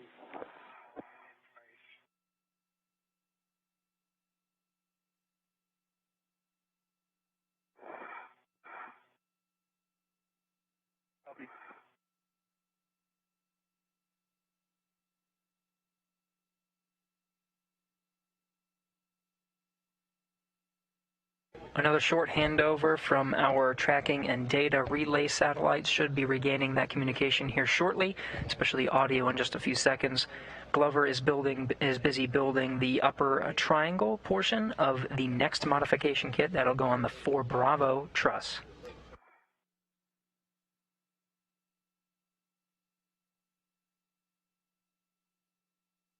Kate Rubens is following her translation path, or her path towards the stow location for her portable foot restraint that she used for today's spacewalk. She's just going to put it in a location close to where she'll need it for the next spacewalk on Friday.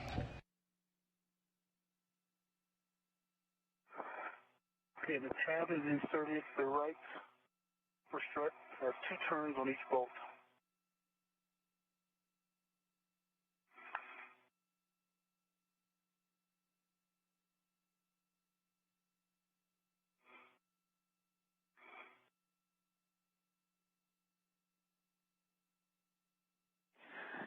And I apologize. Can you say again last transmission?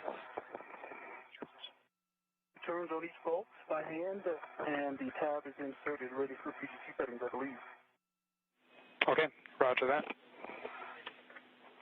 Your PGT settings will be Bravo 3, clockwise 2. North. And you're going to drive 4 turns on mic 13 and mic 14. 4 turns only.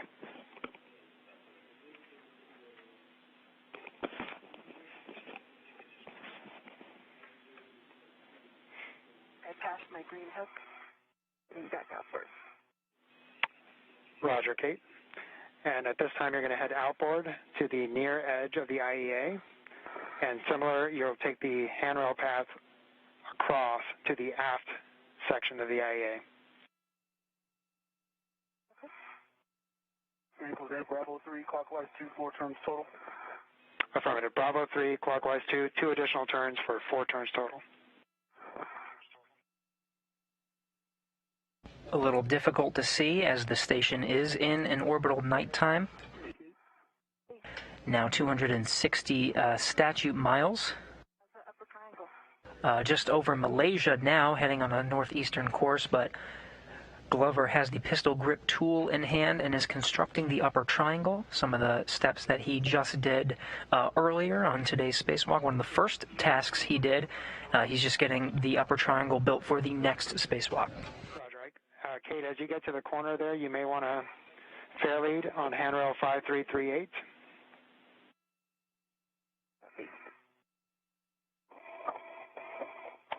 Ike, next you're going to be retrieving the left upper struts and assembling that to the center pad.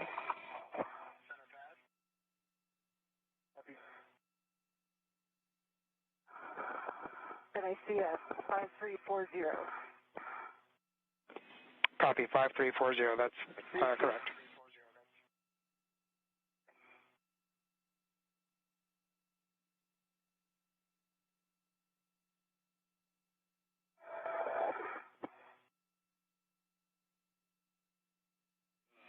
Okay, once that fair lead is in place, you'll head outboard to the outermost edge of the IEA.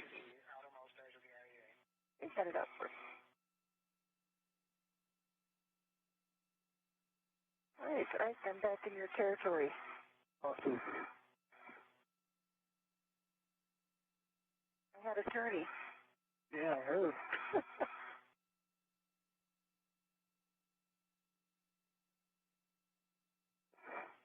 Okay.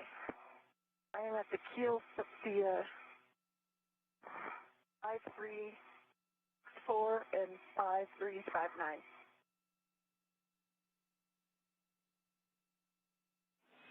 Say again, please, Kate.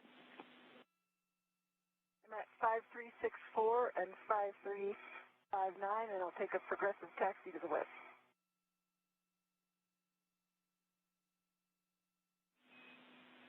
Roger. Yep, and now you'll start moving station forward. You're looking for whiff 37. All right, and you want me to move down the IEA?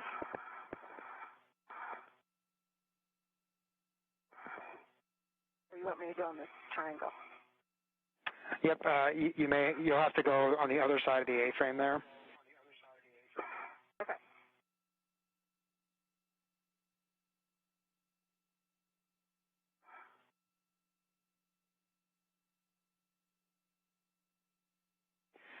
Yeah, Kate, there's not a great path here, so you can go up and over the A-frame or on top of the batteries to get around the A-frame. Up and over the A-frame. Copy. And Ike, you're going to be installing the left upper strut, L7, to the center pad.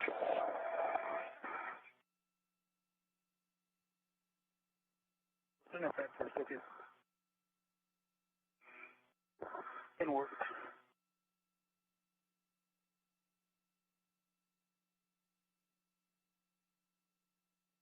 Ike headed towards you.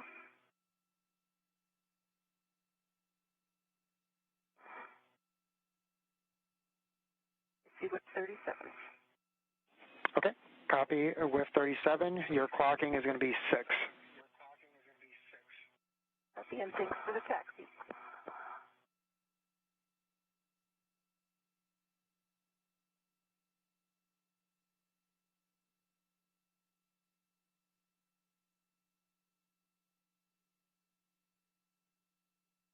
Okay, 2 turns. Left upper strut to the center guide pole.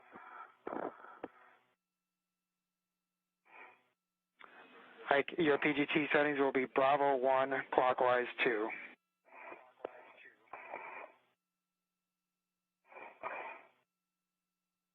Copy.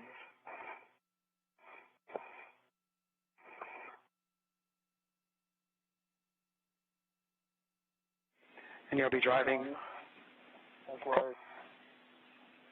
clockwise 2. Bravo 1, clockwise 2. Good words. You'll drive Mike 17 to torque.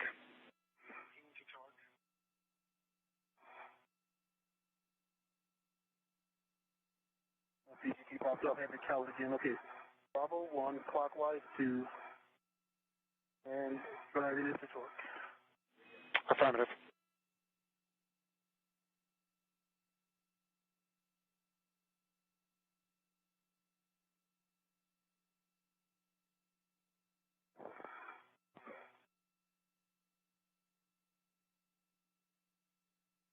Let me know if I'm getting in your way at all. Okay, we got 7 turns, level point on the torque green light. Back line is flush.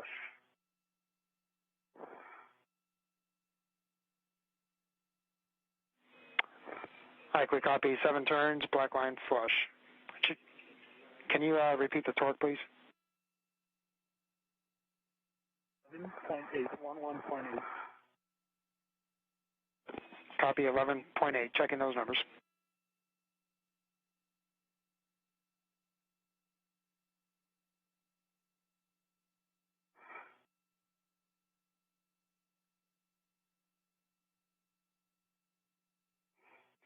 All right, Ike, that is a good bolt on Mike 17.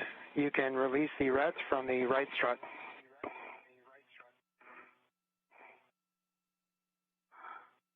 Copy. Work.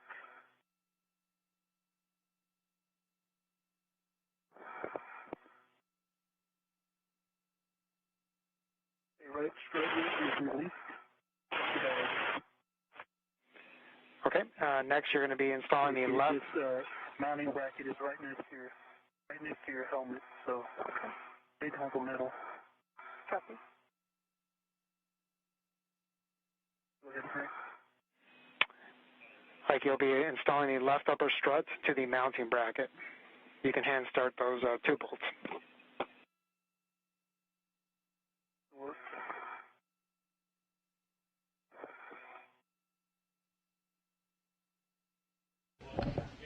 Glover continuing to assemble that upper triangle for the next modification kit on the 4B channel. There are 3 points that he needs to bolt. 2 of them have been completed. This last section will complete the work to construct that upper triangle. The plan as of now is once that upper triangle is completely bolted together and constructed, Glover will work to use different wire ties to tie down the upper bracket in place and leave it there to be installed on the next spacewalk on March 5th. Copy, Ike. Your PGT settings will be Bravo 3, clockwise 2. You'll be driving both of these bolts for 4 turns total, 2 additional turns.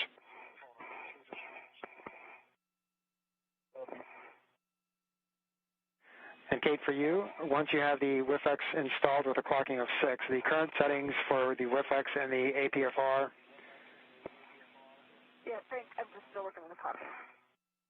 Okay, no worries. Yeah, no worries.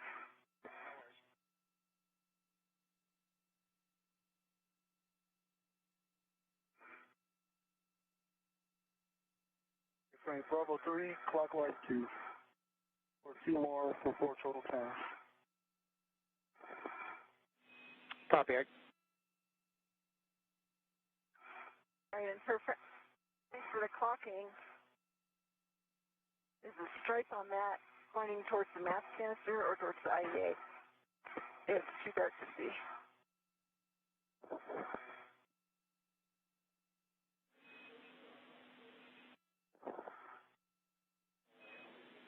Kate, the handrail should be pointing towards the IEA to have the proper clocking. Thank you. That is clutch. Handrail towards IEA.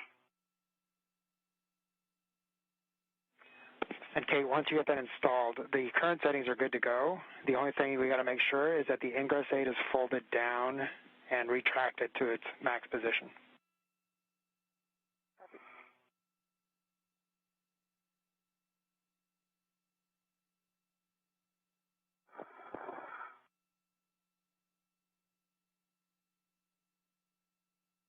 Okay, Frank, ready for service.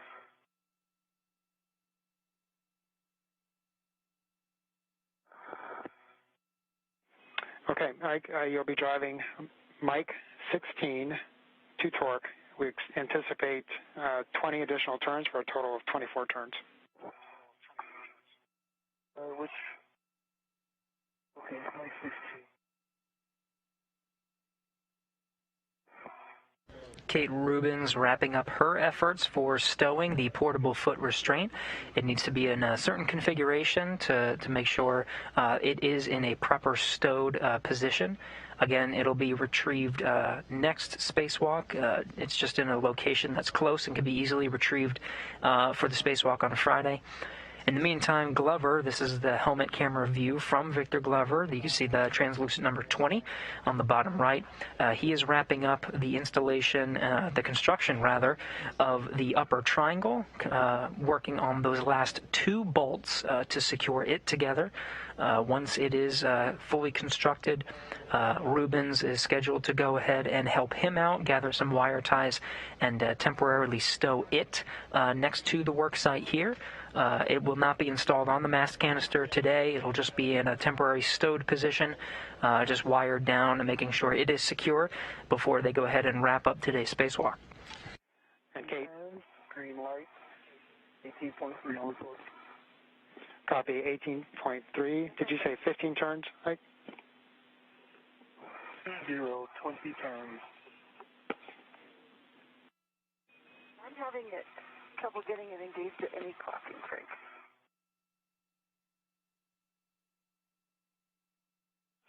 Copy, Kate.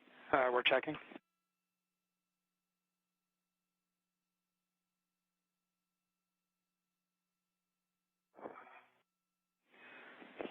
And can you verify that black line was flush on Mike 16?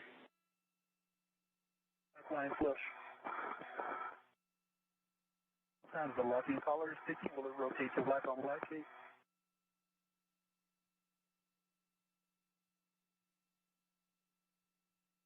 Will not rotate. No. Okay.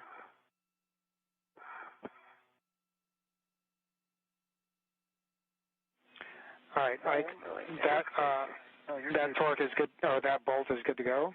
You'll do the same for Mike 15, approximately 20 additional turns.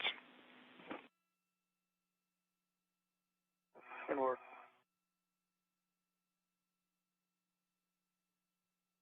Okay. Frank, I got it in. For the clocking of 10. I believe it's really hard first.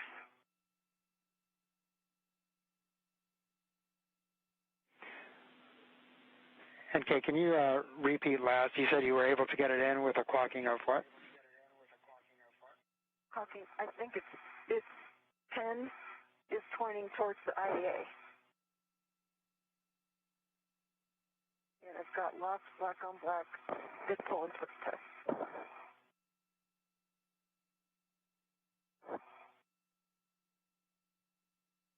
Break 19 turns, 18.3 on the torque, green light. Black line flush. Roger, understand. Black line flush and checking those numbers.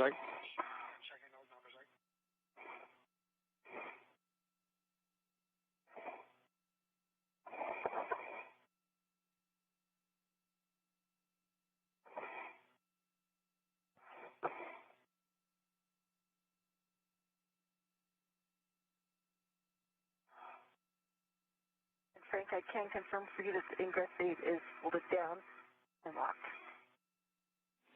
Okay, we copy Kate, and we also copied the good pull twist test. We're just trying to figure out the orientation. We'll have words for you here shortly.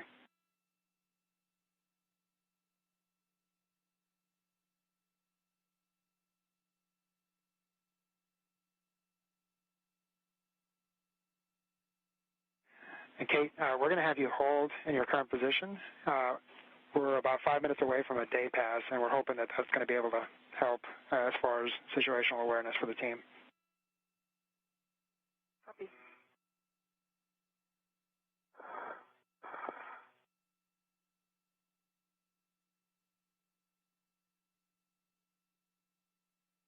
And Ike, you can release the red from the left upper strut. Okay. North. Got your way. No, just giving you awareness. Thank you.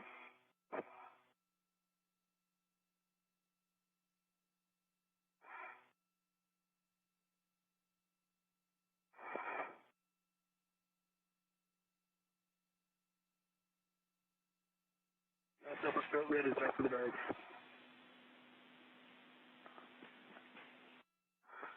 Roger, Ike. Next, we're going to drive Mike 14 and 13. So this will be the right upper strut to the mounting bracket.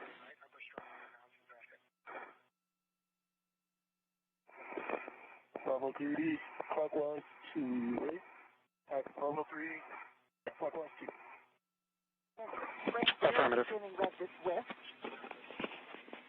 I'm in a non-optimal position. Put it in. A good position would be where Ike and the triangle are. So I'm fighting against this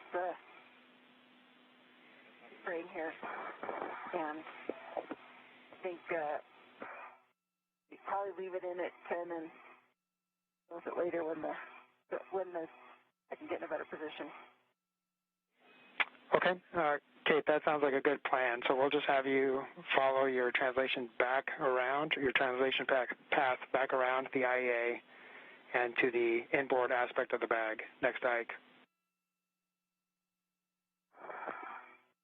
Doing my BRT route.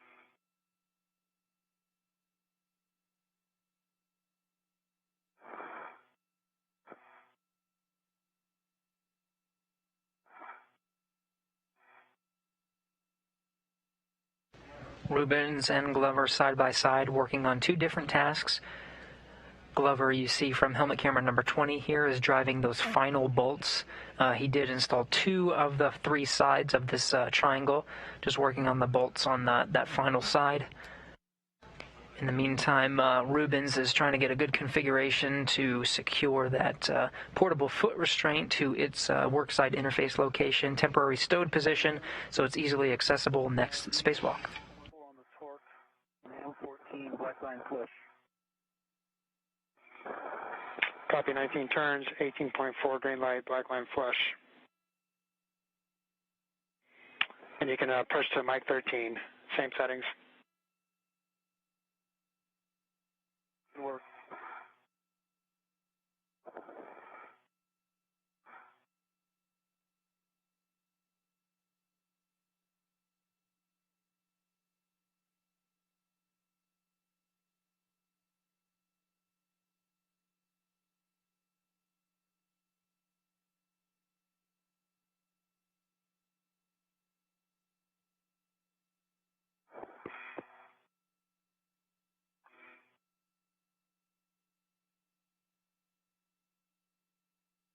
Okay, 19 turns, 18.4 green light, black line flush. Okay, understand 19, 18.4 green light, black line flush for Mike 13. That's true.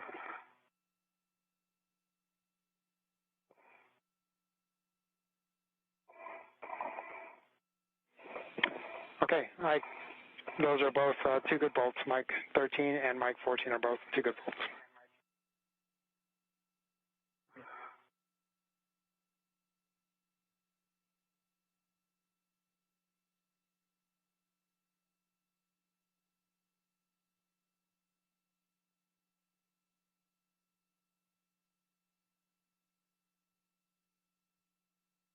About to enter into an orbital sunrise. You'll start to see the views here get a little bit brighter.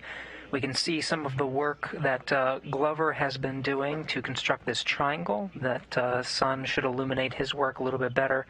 Also, we should get a better view of Kate Rubin's work to temporarily stow the portable foot restraint. Though from this particular angle, we are having some ratty coverage with her helmet camera. Yes, I did visual of you. From the park temperature. All right, guys. Strong work. Now we're transitioning to tying down the triangle on top of the IEA. But first, I'll take a glove, hat, and gauntlet check. I'll start with you, Ike. Yeah. Cap is dry. Gauntlets are in place.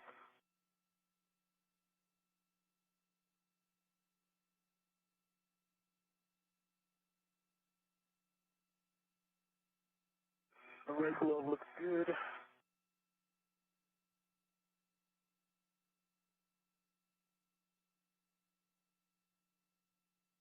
Inward switch. My left index finger got a part where the RTV is missing.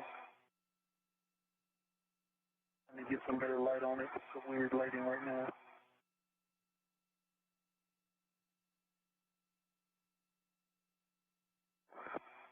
Right at the intersection of the second and third digit or joint and the independent outboard side, closest to my thumb. The RTV is missing. It looks like a small hole in the RTV, in the fabric. Standing by on your check. Okay, Ike, we copy and we see at least part of that on the WVS. You can go ahead and just take as much time as you need to do a proper inspection on that.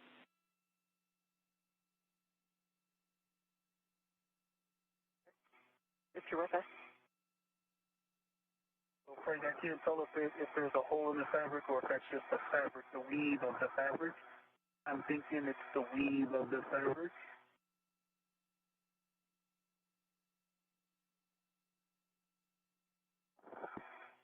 Out under the RTV where I can see it clearly. Okay, we copy, Ike. When Kate gets over here, maybe I can show you and take a suggest for yourself. And for my glove check. Yep, and that's exactly what we were thinking, Ike. Nominal. Above the RTV peeling. On the right middle finger, dry hat, and the other way. Copy, Kate. If you want inboard and then send down the IEA. Affirmative.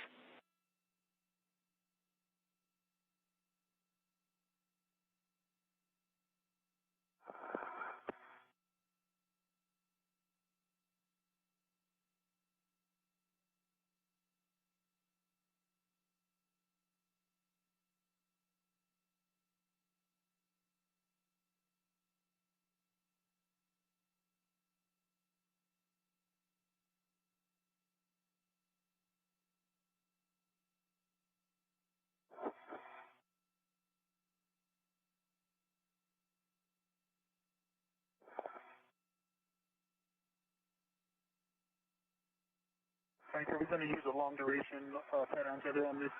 And if so, I can maybe still one now. We are, Ike. We're going to use both long duration tie-down tethers. Where? To the mounting bracket or to the handrails?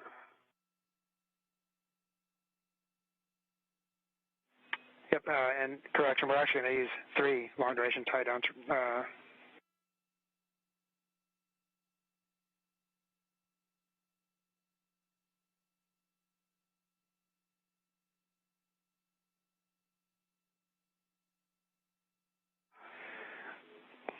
Like disregard last, it'll just be 2 long-duration tie-down tethers, and they will be on each of the handrails on the upper struts.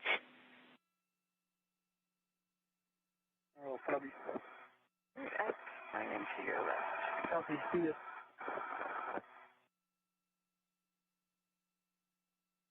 Nearing the 6-hour mark into today's spacewalk, Glover has completed the construction of that upper bracket.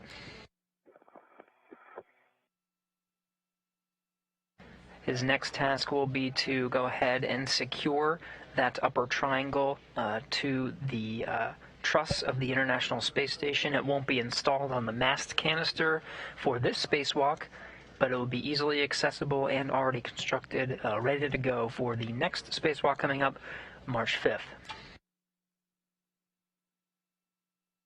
And you can see just beyond that upper triangle, the portable foot restraint is stowed in its position. That was the work that Kate Rubens did just a little earlier. You vector on my left hand? Yep, I'm pointing it.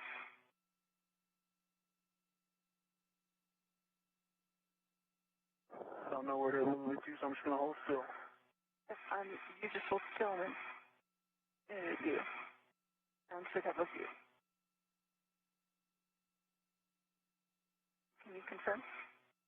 Yep, it's the finger is centered on the camera. Can you just get your hand closer to the camera? I'm bringing the camera closer to the finger. That works too. Maybe a little down for the light. Okay.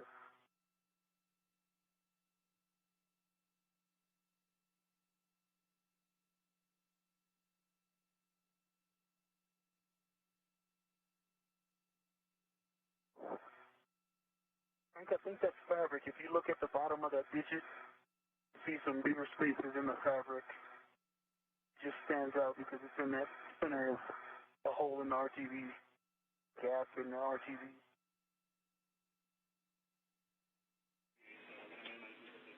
Okay, so we'll, I think we have as good a view as we're going to get. We'll just attempt to minimize that hand, minimize the use of that hand as we finish up the tie down and clean up, and then head back to the airlock. Copy.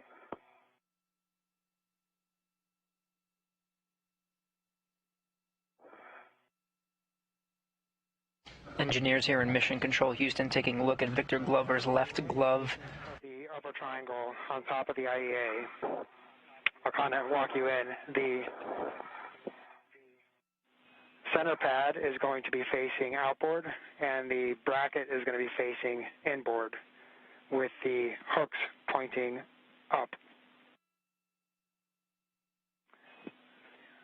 The triangle is going to be centered on the middle battery in the middle row of batteries. So the triangle is essentially sitting smack in the middle of the IEA with the bracket facing inboard.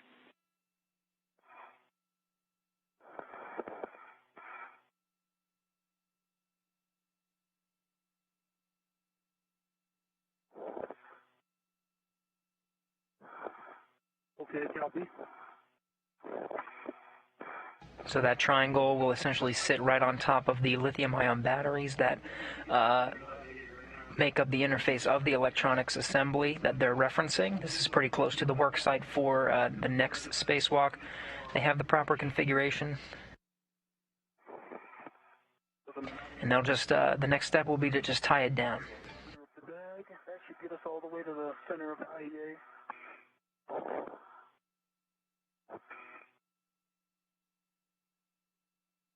Okay, Frank, hooks up, and was it center pad outboard or center pad inboard? The center pad is outboard, and the bracket is inboard. Okay. So it's going to sit like this. 180. Uh-huh. It's going to sit. That's, let's see. Center pad is Center pad's backboard. got to be upwards to 180, but... This is the center pad. Oh, thank you, sorry. So it's going to be like this. Yep. On that battery. I got you. And,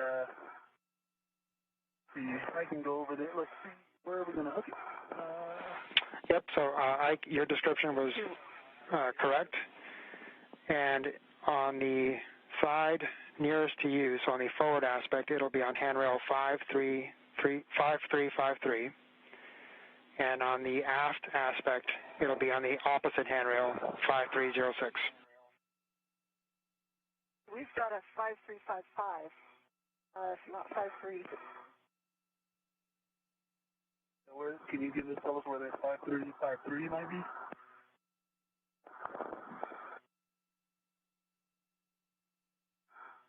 Yeah, sorry guys, we had an incorrect number here, so it's 5350 is what you're looking for on the forward aspect. I've got that. Okay. So we're going to need to extend those long duration tie-down tethers. Mm-hmm.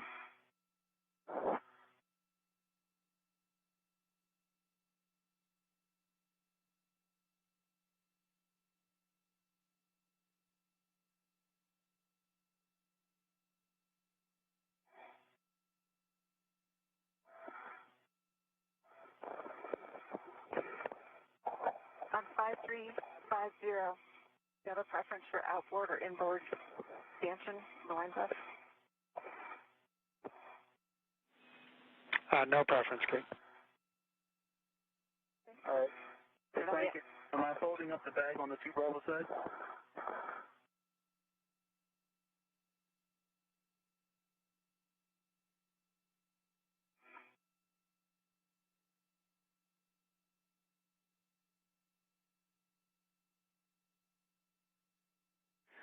Ike, we will be folding up that bag. We'll just finish this side together and then have you translate down there to pick up that bag.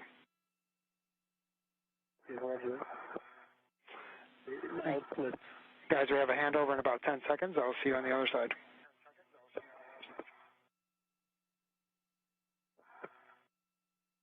All right.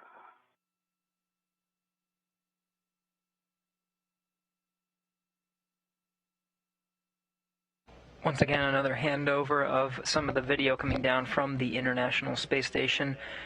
Rubens and Glover are tying down the constructed upper triangle that makes up the modification kit of the 4B channel, power channel. Let's go and then go get it. Okay, I'll stay here with the tether is on it. It's on the handrail. I see. Yeah, you're just going to have to pass that to me. Absolutely. I'll extend it, and then I'll pitch this thing down to you. Yeah.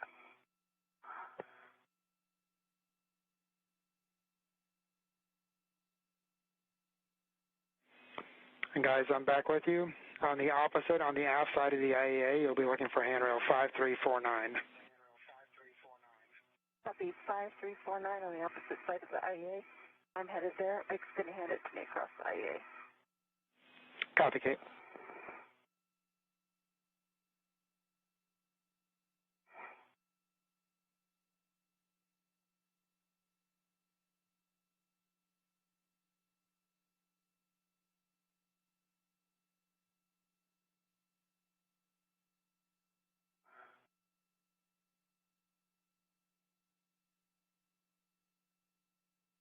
Back on board the International Space Station, this is Victor Glover handling the upper triangle. Rubens has made her way to the other side of the integrated electronics assembly to get a good handle on the other side of that upper triangle. She's going to help to tie down the upper triangle to the integrated electronics assembly right on top of the batteries. Keep it in a nice tied down stowed position ready to access in the next spacewalk. We're now a little over 6 hours into today's spacewalk.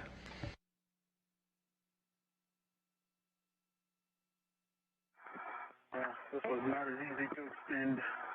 Okay. Give me a second. No problem. All right, hooks up, center pad out forward.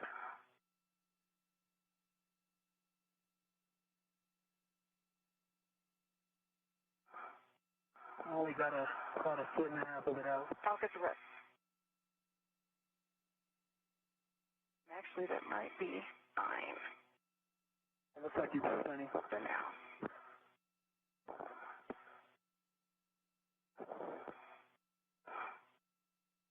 All right, Frank, I have second long duration tight down tether to 5349. Copy 5349. That's a good handrail number. Would you like us to cinch these together simultaneously? I need to do this one. Affirmative, Kate. Cinching them together will work best to cinch it down properly. Okay. Well, hold on. I'm not ready. Yeah, me neither. Don't worry. And Ike, you may also have to close the bag before you cinch it down to get proper.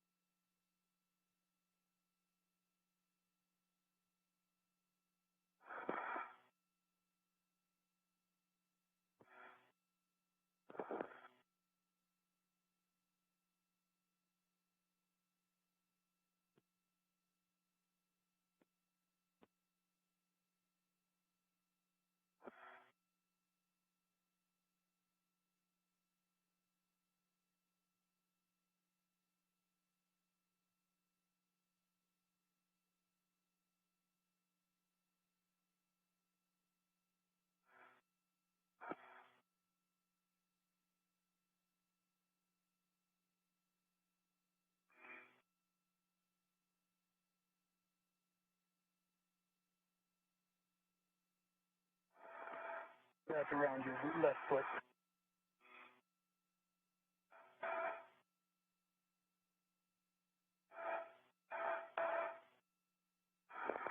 What's around my left? Long duration tight down tether now. So your feet are kind of in a bad spot. If you swing them inboard, more in line with the handrail, perfect. Huh?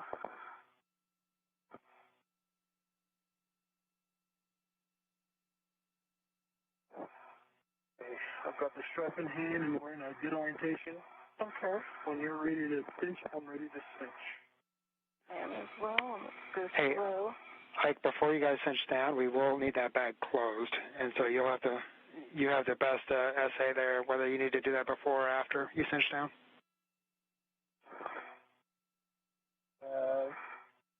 Not sure what you said. If it's about the bag lid, I'll get that in a minute. I'm not worried about the bag lid. Okay, copy. That's fine.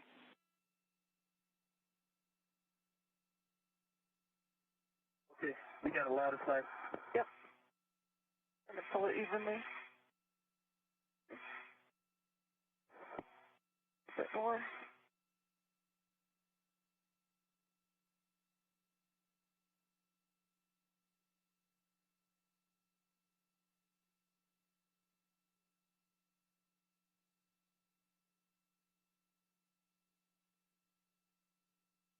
you done cinching?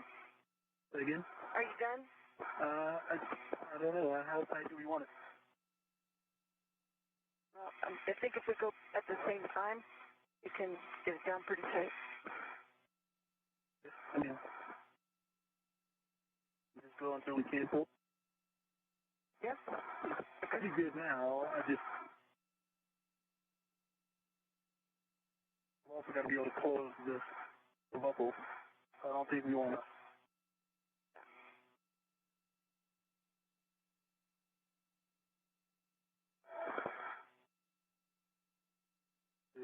Okay. Sure.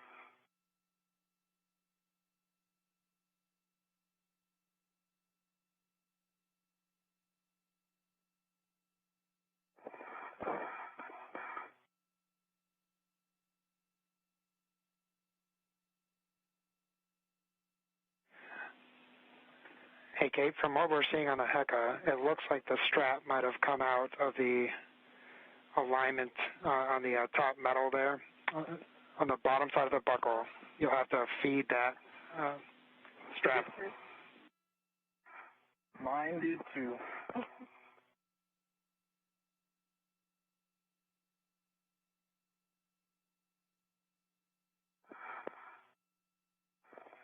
Both Rubens and Glover working with long-duration tie-down tethers. This will help secure that upper triangle to the integrated electronics assembly right on top of the lithium-ion batteries. That will be its stowed position for the next few days until they're able to go out again on March 5th. Rubens will head out the hatch with Soichi Noguchi to conduct the next spacewalk. This will be one of the first items on their agenda to dismount the upper triangle and install it onto the mast canister of the 4B power channel.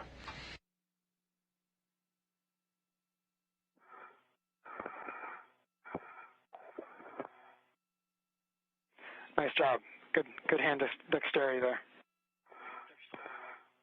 Hey, you threaded how many bolts by hand today?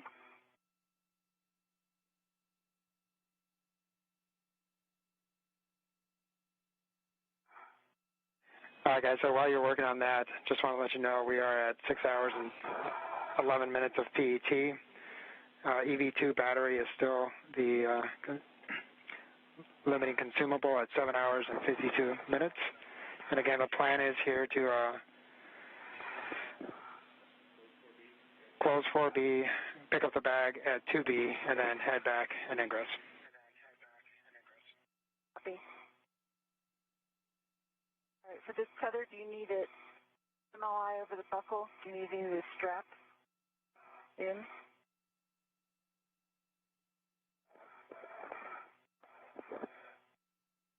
It goes on the outside with the wire tether. Yep, Kate, so you'll want to close the thermal cover, fold up the strap on top of it, and then use the wire tie on top of that. Thanks.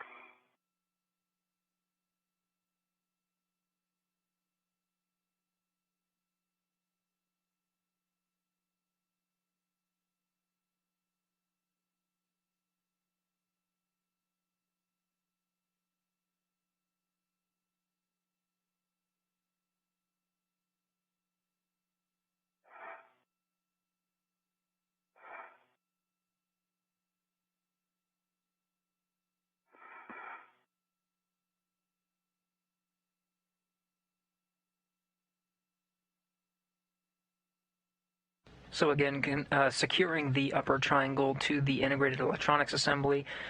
This was constructed ahead of time in preparation for Spacewalk next Friday to continue the work of installing the modification kits for future solar array upgrades. This is the last item on the task list today.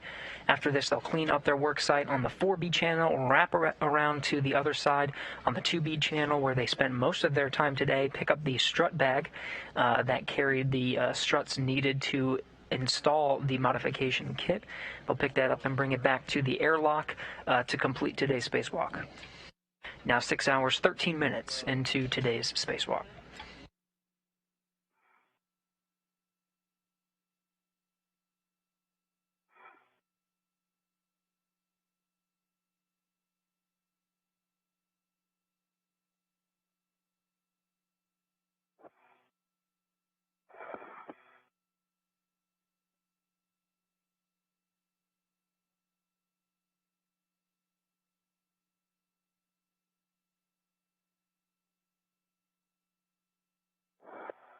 And Frank, big picture, we'll take that. Yep, Kate, that looks like a good tie down on the upper triangle, and so you'll translate back around to the other side of the IEA. We'll finish closing up the bag up here on the 4 Bravo side, and then Ike will translate down to the 2 Bravo side and fold up the bag there, and then we'll head in and ingress. Okay, you want us to both work on one bag at a time, or do you want me to go work on the 2 Bravo bag? The strap is disconnected. The leg straps are disconnected.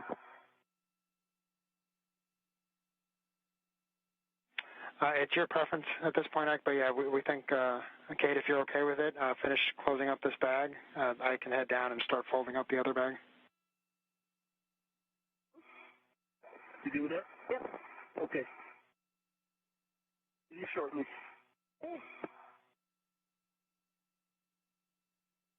So that wraps up the tasks for today. They completed the tie down of that upper bracket to the integrated electronics assembly. Now it's ready to access for the next spacewalk. Now they'll just divide and conquer. You can see Victor Glover already on his way to the other side, to the 2B channel, already at the empty bag. This carried the struts needed to install the modification kit on the 2B power channel, which they completed earlier in the spacewalk. Rubens will remain on the other side and just wrap up and close the bag on the 4B side. That bag will remain on the truss. Glover will go ahead and close up this bag on the 2B side since it is empty and take it back in with him.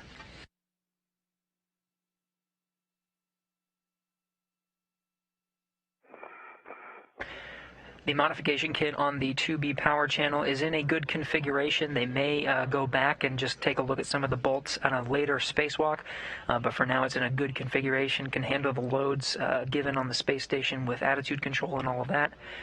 In the meantime, they'll just wrap up today's activities and head back in to conclude today's EVA.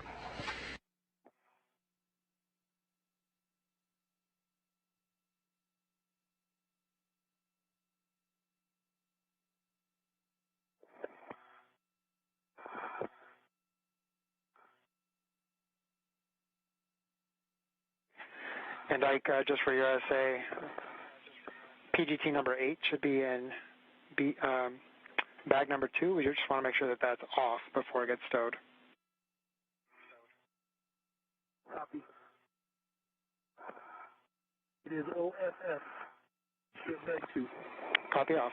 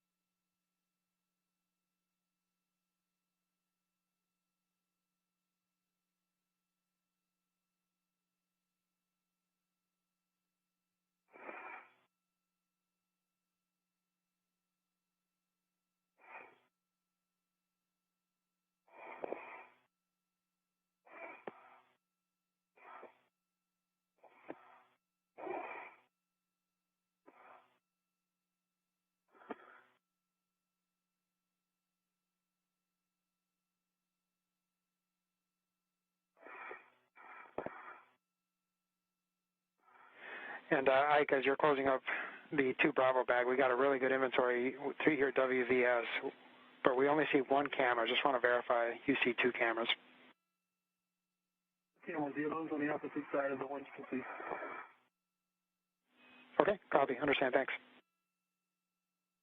No problem. Hey, Frank, I got straps Alpha through Delta and cinched down. Copy, Kate. And that looks like a good config. Okay. Yes, survey.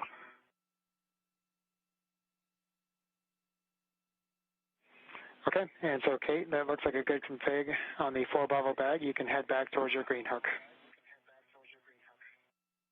Copy. How are you doing, Ike? Do you need any help?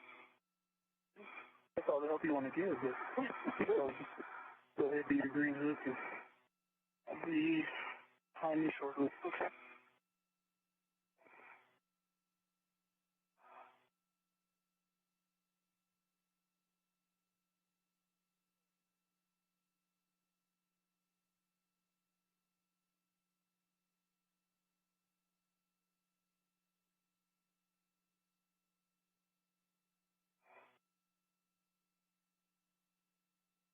NASA P6. See ya.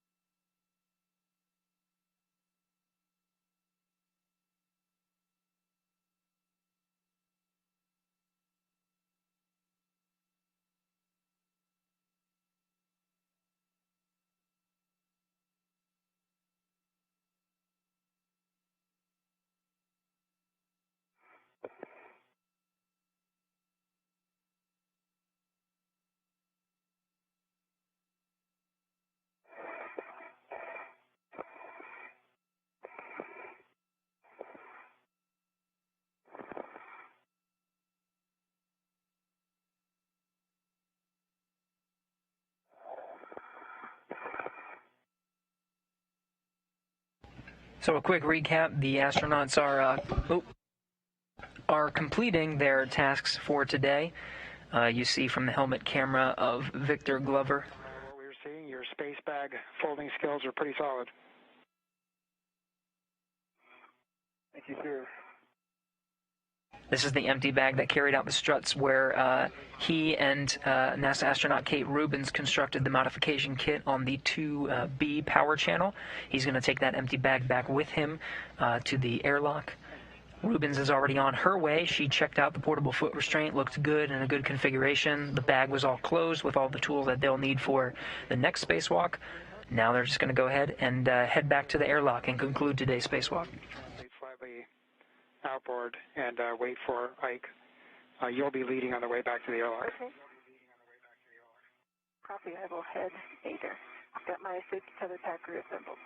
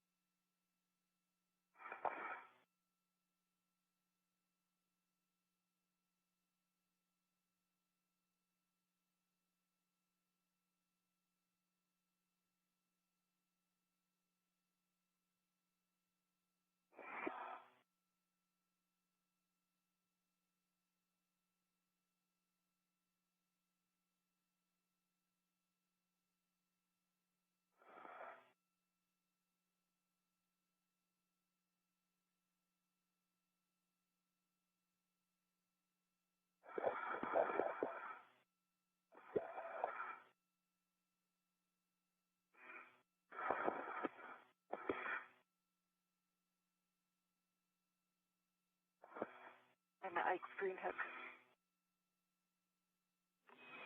Copy, Kate.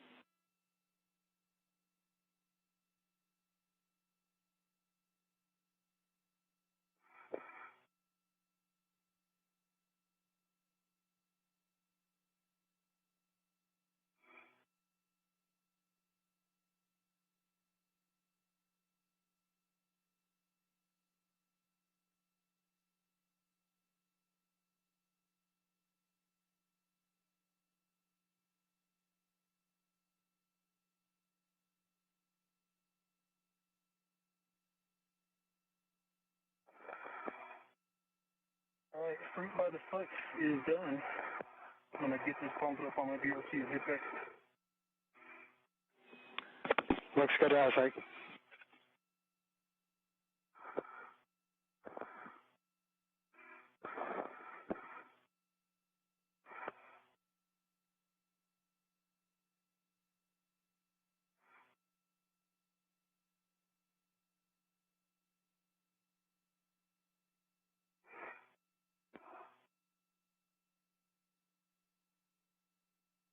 A great view of the port truss on the far left side. You can see Victor Glover wrapping up his procedures. He's just folding up the bag. He's going to tie it to his body restraint tether and take it with him all the way back to the airlock.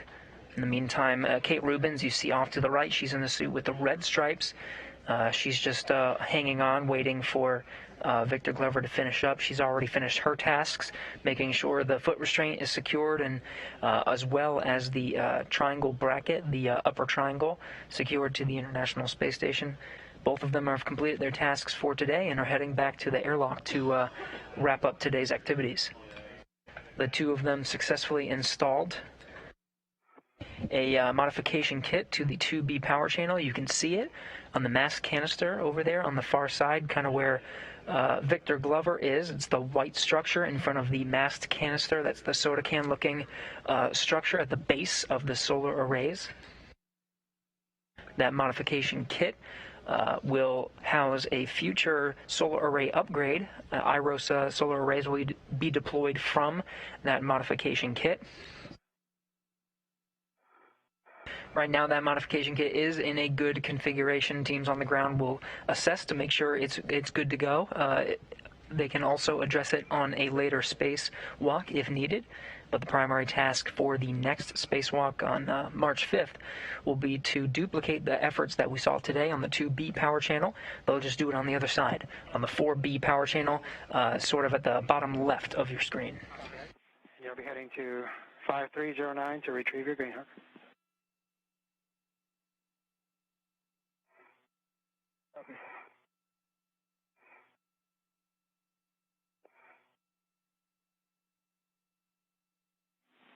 And Kate, we lost the HECA. If you're able to recycle power, appreciate it. Yeah, did that work?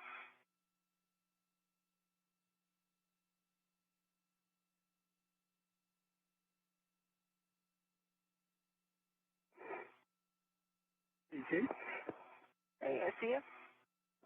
Well, found it. Frank, did you get HECA back?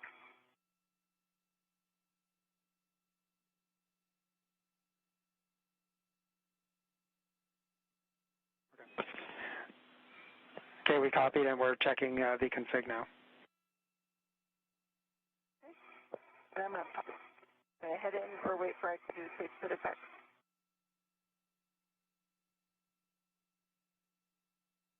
And Ike, after you pick up your green hook, if you can check on that glove real quick, and then you guys can initiate your translation back to the airlock.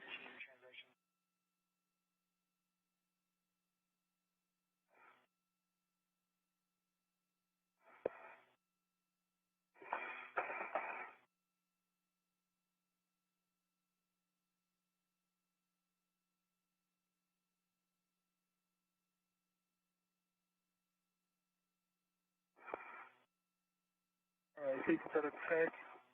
Next to normal, both wheels unlocked. Okay, from the previous Copy, Ike. Okay, we copy. Give me just a second. Get ahead of you here.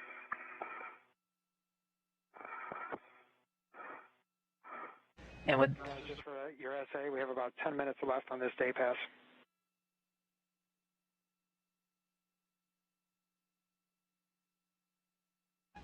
that, their work is done. You see Victor Glover on the left there with an empty bag in tow. That bag carried the struts you see off to the left there. At the mast canister at the base of the solar array is the white structure covered in multi-layer insulation. They completed their tasks for today, and Kate Rubins and Victor Glover both making their way along the port truss back to the Quest airlock to wrap up today's activities. They have about 10 minutes of daylight left. We might see the sunset as they enter the Quest airlock and conclude today's spacewalk.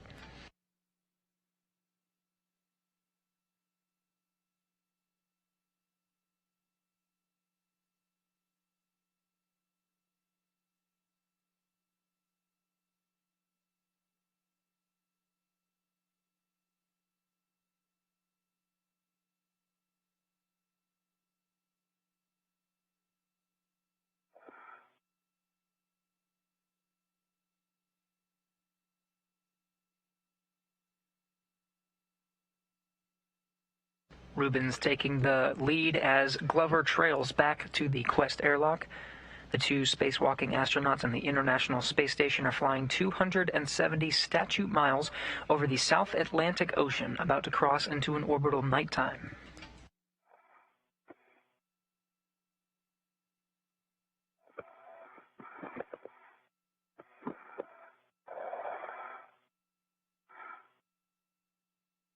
Hey, Kate? Yeah. Never mind, I can get it for you. I think this is your safety tether. Oh, did it grab on something? It's from...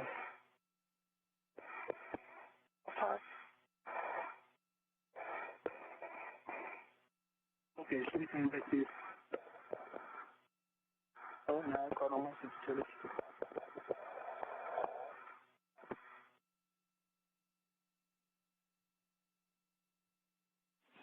Nice catch on that, Ike. See it.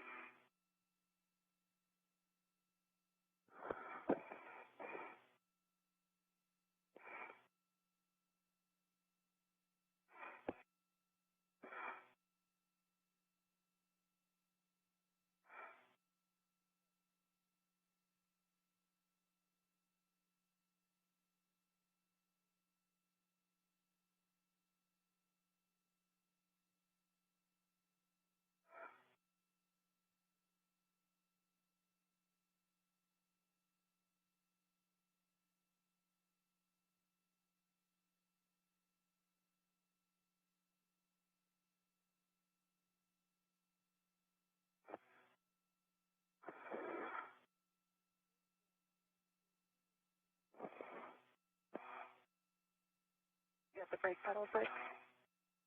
I will, yes.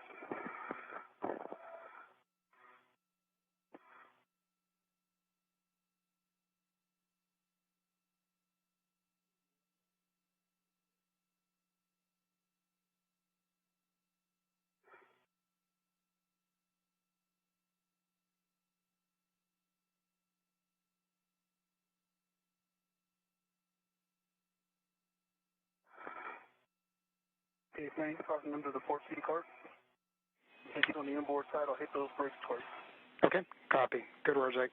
And that's for both the port and starboard seat brakes.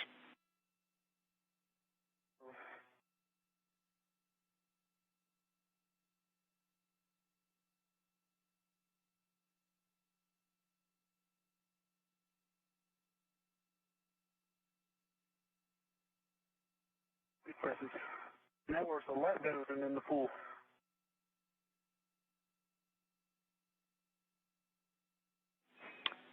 Roger, Ike.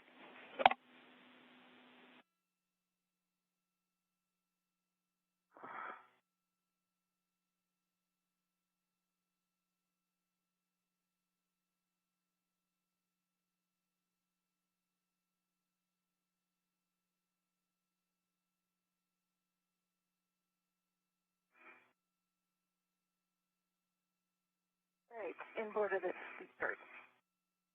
Cross CMT on the starboard seat of cart. Now I'm at my safety tether anchor. Continuing inboard. Tad easier without EV3 and EV4. A tad. A tad.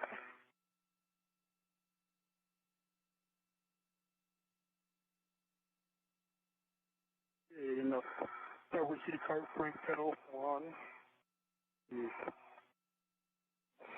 We copy. Thanks, Ike.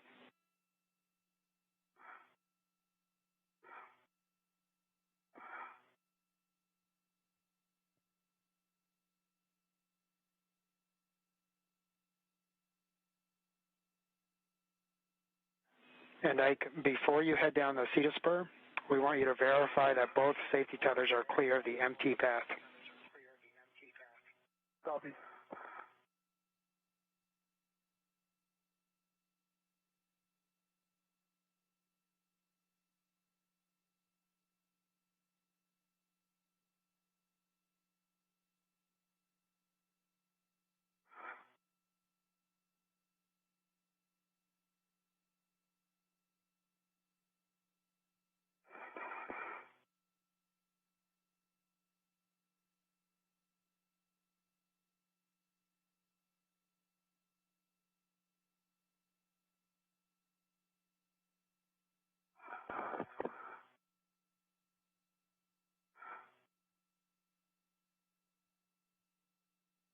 The top of the CETA spur.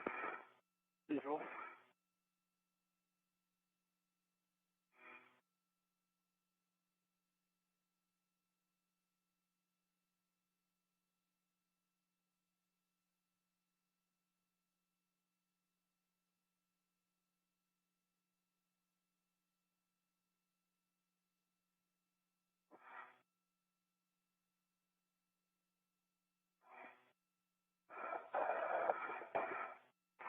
Okay, Frank. The safety tethers are later of phase 1. And when we both go down the CETA spur, they'll be kind of snugged up like a little finger lead off the covered latch strut. And I believe that keeps them clear of the MT translations up. We copy, Ike, and we concur. And as a reminder, you will be ingressing the airlock first, Ike. I'm going to just head aft, make room for him.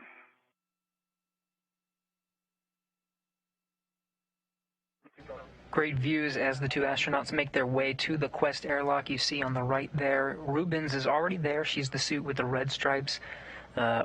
Glover trailing very shortly behind. Rubens will need to move out of the way to make sure Glover ingresses first. He's got the task as the EV2 position to enter this airlock first. Rubens will enter shortly after Glover, and she has the task of closing the hatch. The spacewalk will officially end when repressurization begins. You guys have a go for opening the hatch thermal cover. Cover's open.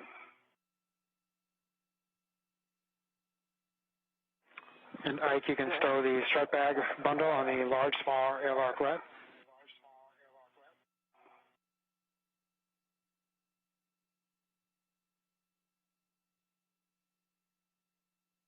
Good.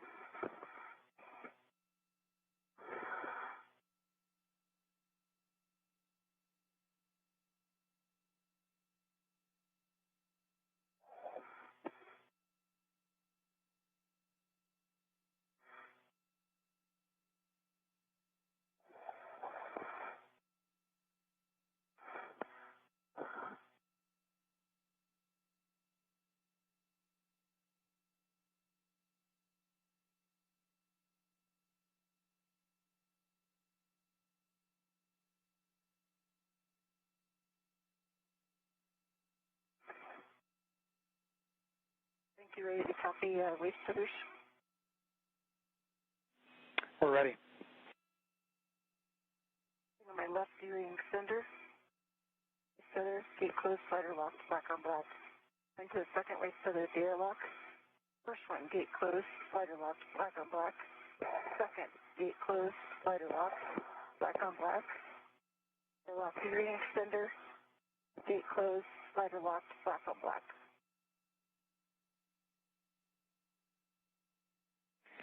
And Kate, that is a good load path for EV1.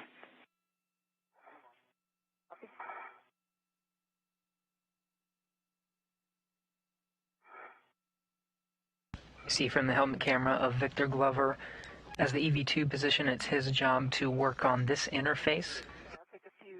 Well, they'll connect themselves to station power and water once again, and switch some valves to not rely on on the suit's battery power anymore.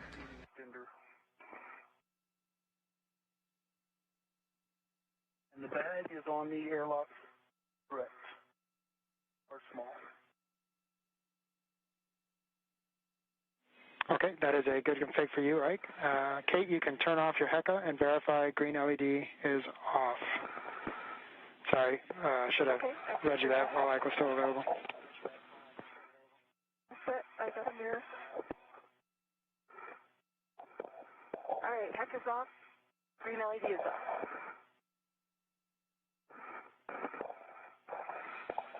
We copy, Kate. All right, Kate.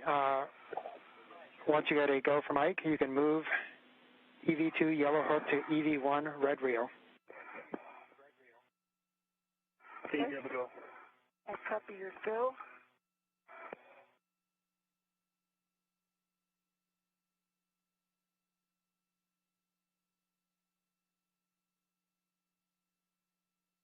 My red reel.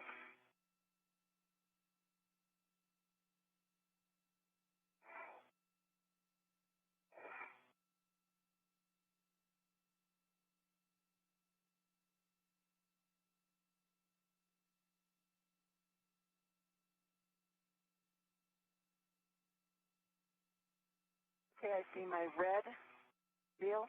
Frank, you got this. And I just got to wait for there. Black on black. Good full test. You'll go.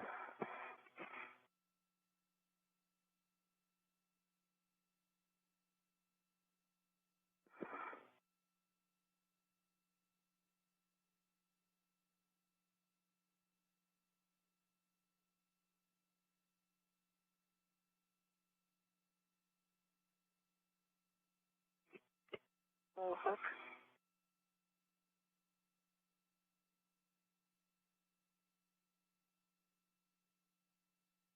On EV1, red reel, yellow hook, gate closed, slider lock, black on black. Copy, that's a good secondary load path, Kate. Now you can move EV2 green hook to aft external D-ring. Copy. And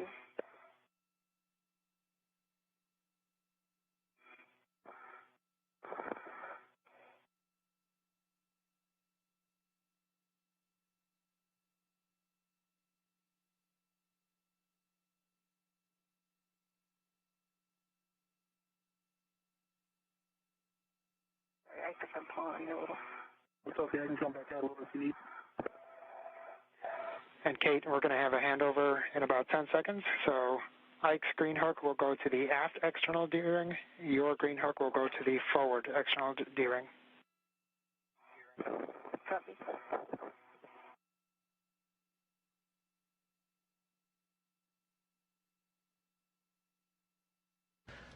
Another short handover in video and audio coming from station. We should be regaining that shortly. In these final moments, Glover is already in the airlock. He's ready to switch some of the valves to and connect the suits back to station power, water, and air. Rubens is busy reconfiguring those tethers, making sure they're all in a good configuration before she enters the airlock as well. It'll be her job to close the hatch and seal it, make sure everything's good before they begin the repressurization and conclude today's spacewalk. Upon the start of repressurization, that will officially end today's spacewalk. Green hook to the forward steering, gate closed, slider lock, black on black. Okay. I copy, Kate, and that is a good config. As you ingress, can you please verify that the hatch pit pin is in place? air cab. And then you will move your EV1 yellow hook to the mini workstation and ingress to your airlock. Copy.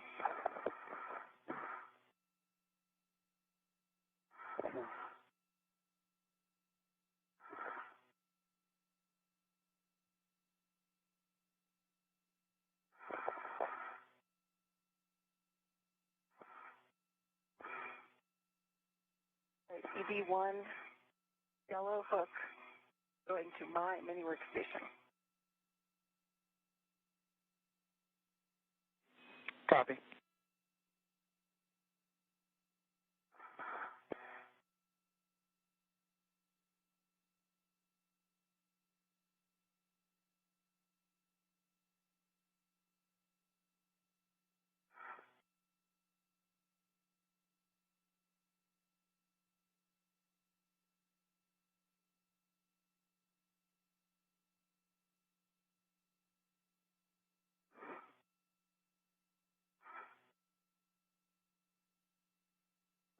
And that is not a good config. I have EV2 yellow hook on my mini workstation.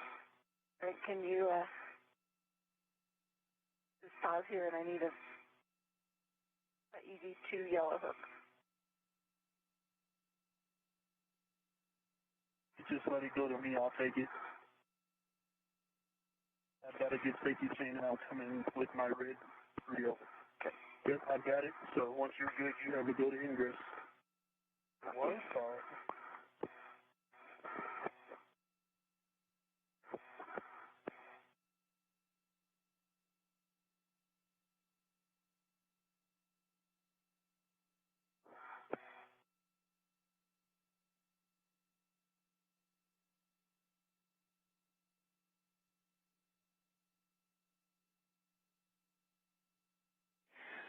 Okay, we copied all of that.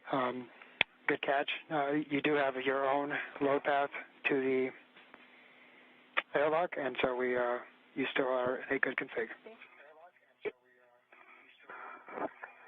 Yep, and I've got my yellow hook on my mini workstation. I guess you can see my feet getting in.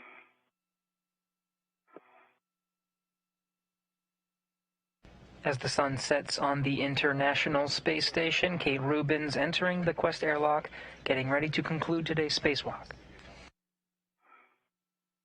Get that in a second.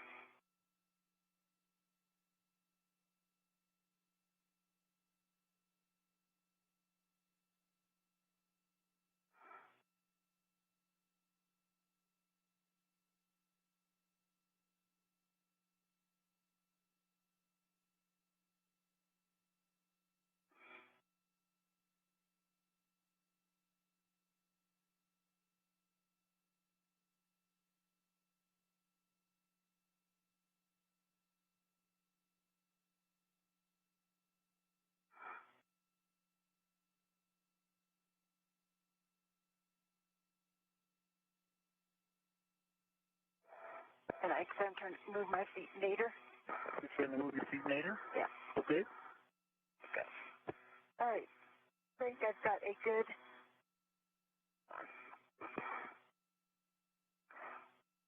I've got a good pin check. Getting the thermal cover. Copy, pin check and thermal cover.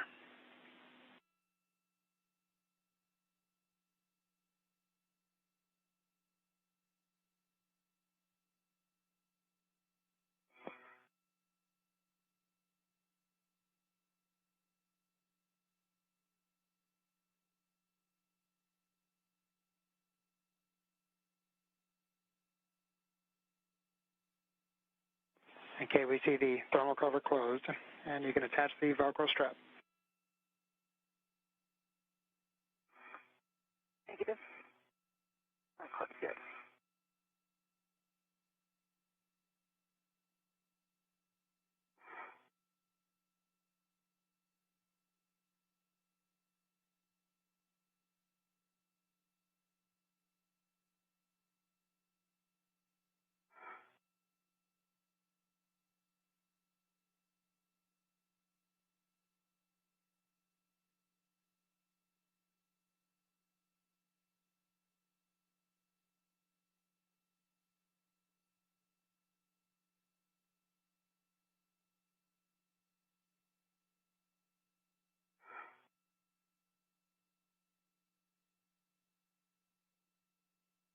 thermal cover is closed.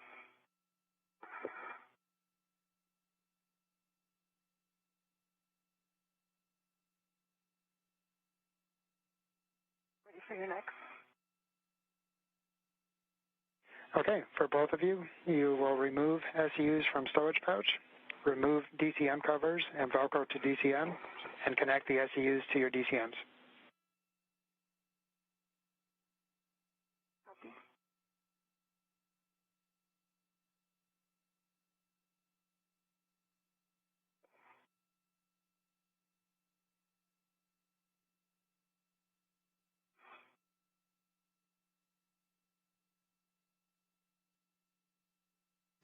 With the thermal cover to the station's airlock closed, Frank Rubio will finish up his role as the ground IV by walking the crew through the initial pre-repressurization steps.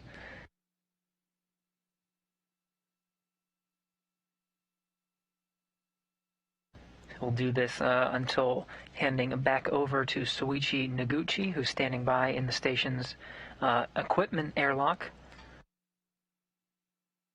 Noguchi will walk them through the repressurization sequence after this set of pre-repressurization tasks. Copy. SUs locked for both. For both. Switch water off. Which is forward. Expect H2O is off message.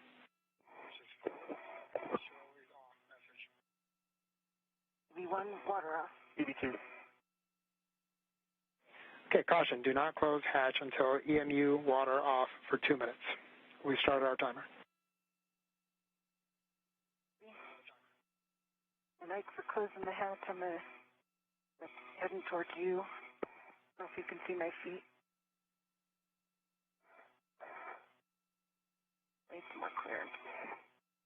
Give me a chance to let me move for a second. Okay. Go back the other way. Okay.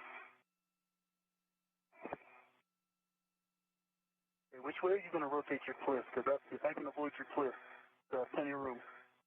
Want to be aft or forward? I'll be forward. Okay. Oh, okay. You want to be forward? Yeah, that's where the good handrail is. Okay.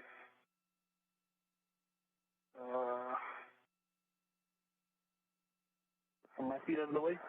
Yep. And my plus is zenith. Okay, my place is rotated station forward, and I am port as far as I can go.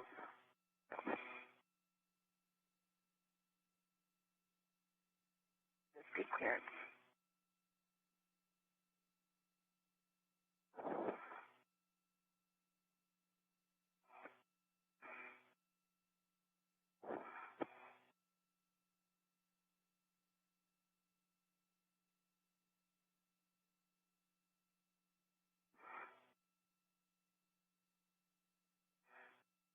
For you, I can verify spools and tethers are clear of the airlock. Got eyes on my depress refresh key card. And no tools, tethers off the hatch. Copy, Kate.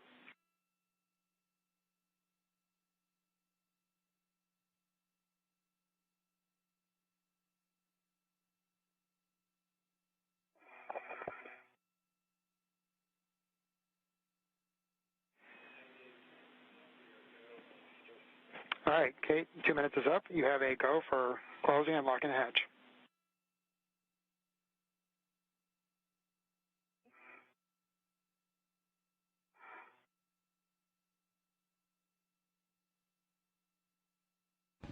Soichi Noguchi there at the hatch window, looking at his crewmates on the other side who are concluding their spacewalk.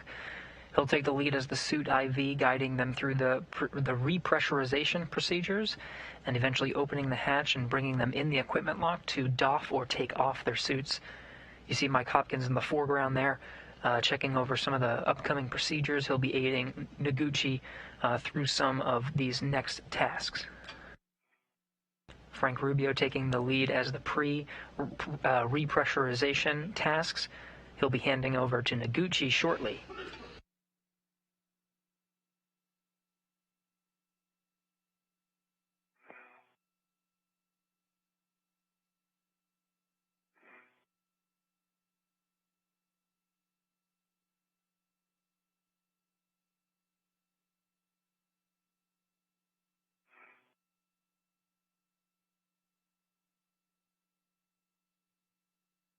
That's not so.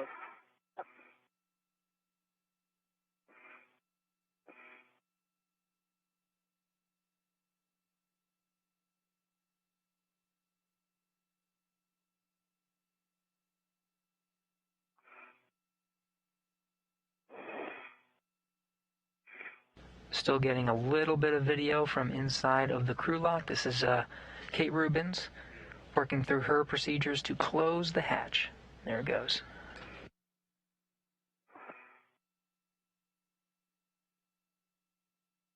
Just closed.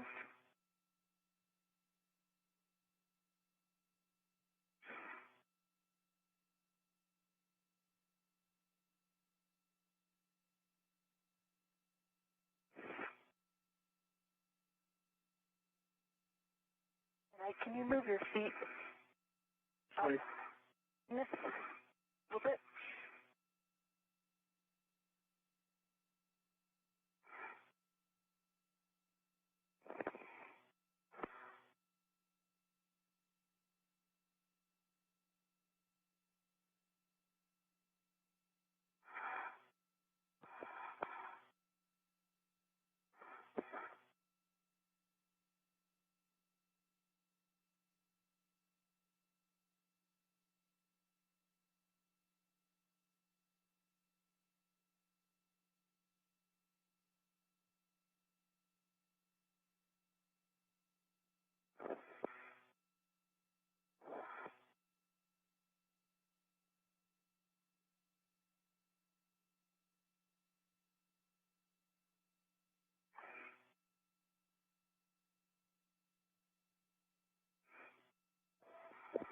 If you got any dabs on still closed, I can only get about half a turn on the handle. Yeah, that handle does not turn far. Okay. If you can pull it up, though, it's not closed. So you got to make sure it's flush before you rotate. Get it flush, and it has a mechanism that will pull it down. So make sure it's all the way in the inlet, because it only travels like one turn. Okay.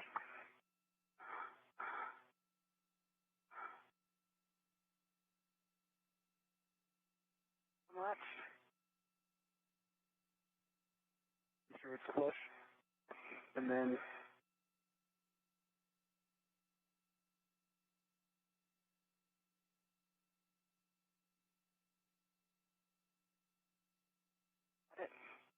hold, see if it moves at all.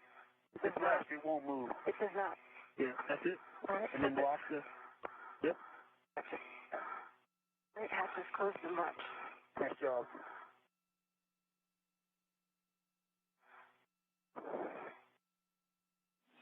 All right, great job, guys. Okay, Ike, on the UIA, check oxygen, EMU, 1 and 2 valves, 2 valves open. Oxygen EMU1 open, oxygen EMU2 open. Switch power, EV, 1 and 2, 2 switches on, ON. EMU1 power on, good LED, EMU2 power on, EV2 power on, good LED. Copy. Good LEDs. Check power, EV, 1 and 2 volts, 18.0 to 19.0. 18.6 times 18.6 times 2. Copy. For both, switch power to SCU. Expect warning tone.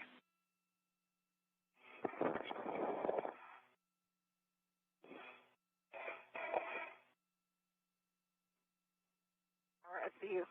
EV2. All right, guys. Great job out there. I'll turn you over to Soichi, and really appreciate your hard work. I know there's a lot of challenges, but the team really appreciates it. Hey, Frank, you were awesome. It's been a pleasure. Thank you very much, and thanks to the entire IROSA team. Thanks, Frank. Thanks, Santa. Great work with you guys today. And sorry, I do have one delta. Like just when you said that, Frank, I lost in my left ear cup. I still got it in my right.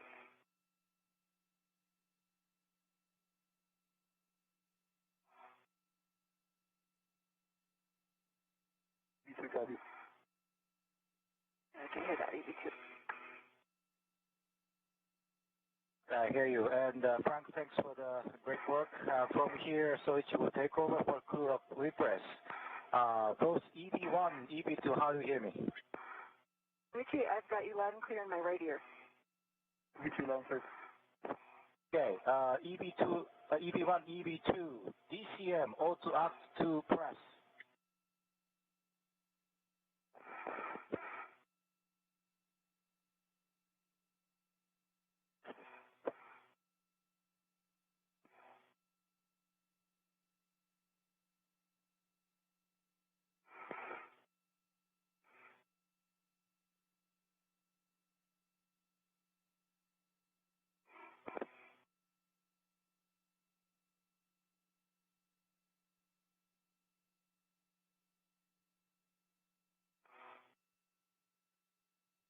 E2. Okay, you with us? I'm sorry. Ear cup may be an ear block in my left ear. Do that right now. Okay, EV1, O2 actuator to press. Okay, yes. You hear Soichi? I can.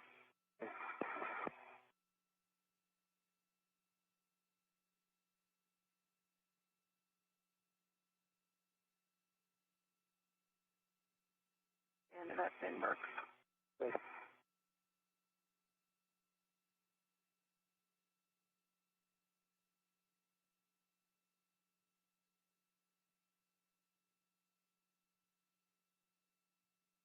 E1 O2 actuator to press. Copy EV1, EV2, copy of press. And EV1, check. EV hatch MPEG closed. EV hatch MPEG is closed. Copy. And both EV and EV2, we're going to start equalizing the pressure. If you feel the speed is too fast, please say so. Yeah. And Luigi, for your awareness, I've got already an ear block in my left ear, I think. Copy. We make it minimum opening.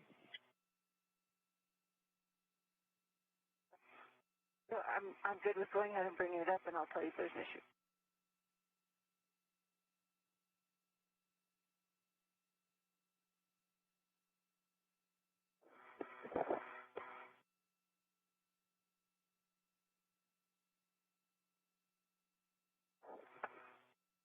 EV and EV2 just started open the throttle at 1840, 1816. Copy.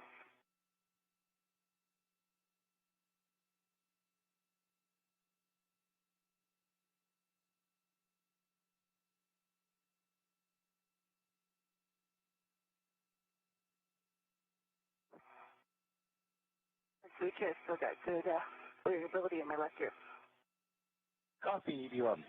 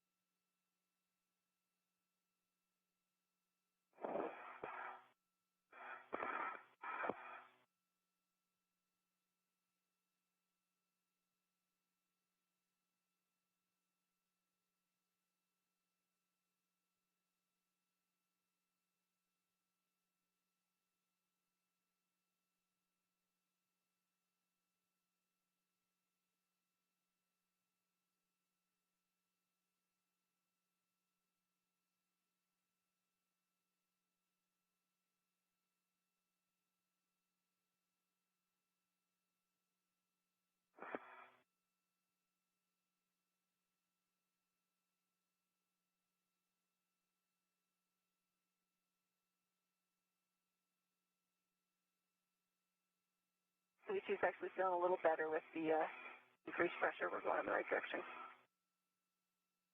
Copy EV1. Good to you.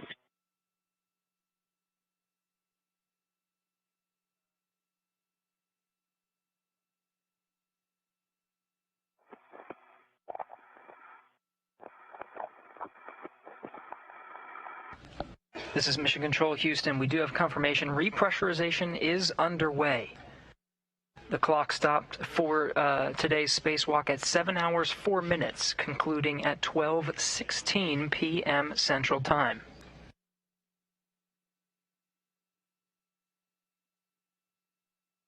Repressurization is slow and steady, about 0.7 psi right now. They will climb up to 5 psi before performing a hold and a check to make sure the pressure is holding before resuming pressurization up to equalize with the International Space Station just above 14 psi.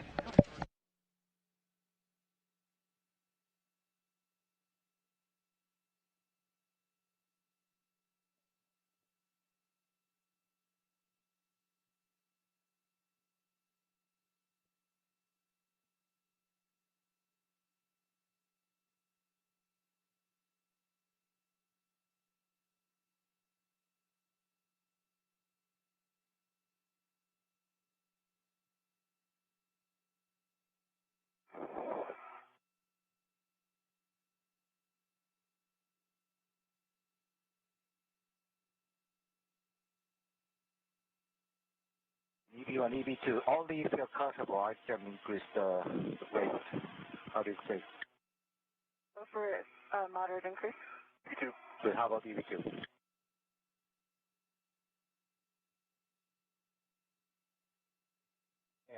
Is it okay to increase the rate? EV2. Just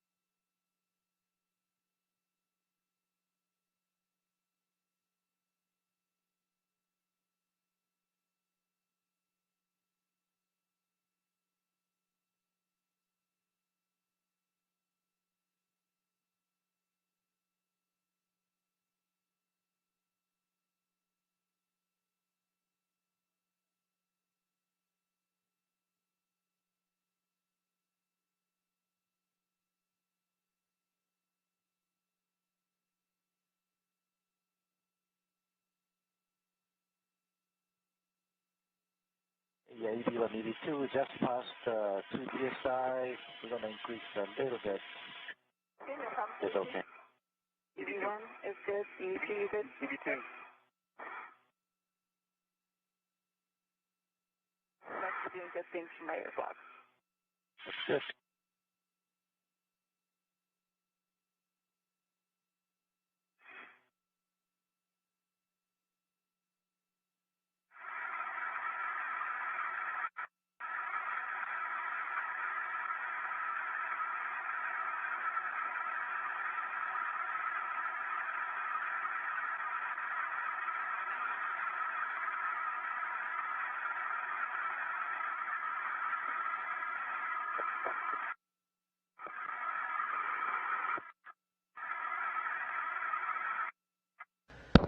Again, repressurization is underway. It's slow and steady. We're at about 3 pounds per square inch, and we'll pause at 5. Hold pressure and make sure that the inside of the crew lock is holding pressure before resuming up to equalize with the International Space Station. In the meantime, we do have statistics for you based on today's 7-hour, 4-minute spacewalk. This was the 235th spacewalk in support of station assembly, maintenance, and upgrades. It was the third conducted in 2021, the fourth spacewalk for Expedition 64. For Kate Rubins, this is the third spacewalk in her career. Her career total is now 19 hours, 50 minutes. This is also the third spacewalk of Victor Glover's career. His total, 19 hours, 20 minutes. Today's spacewalk lasted 7 hours, 4 minutes, beginning 5:12 a.m. Central, ending 12:16 p.m. Central Time.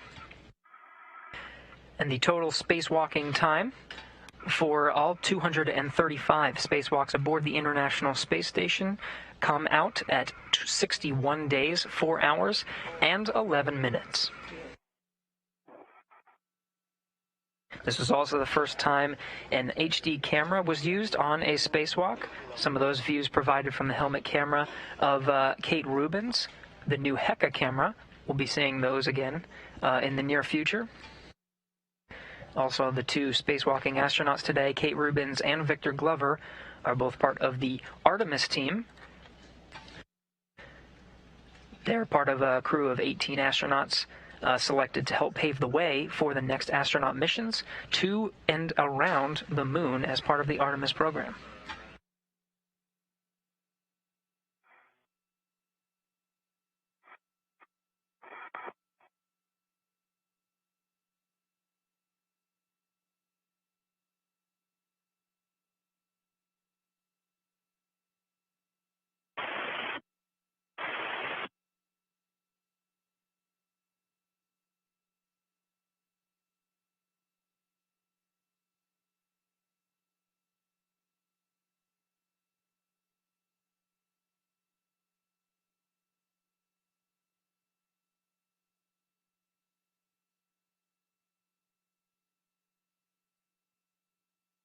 Repressurization has reached 5 pounds per square inch. We'll just hold here for a second, make sure it's holding pressure before resuming up to equalize with the International Space Station, which is a little bit more than 14 pounds per square inch.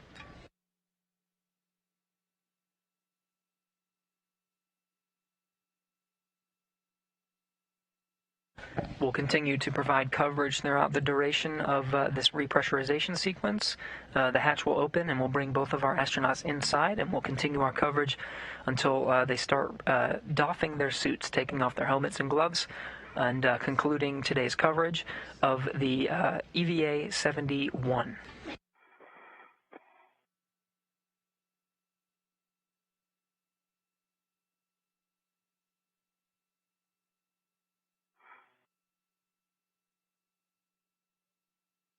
Houston Station on 1, step 7. The P1 is 258. Copy 258, sweetie.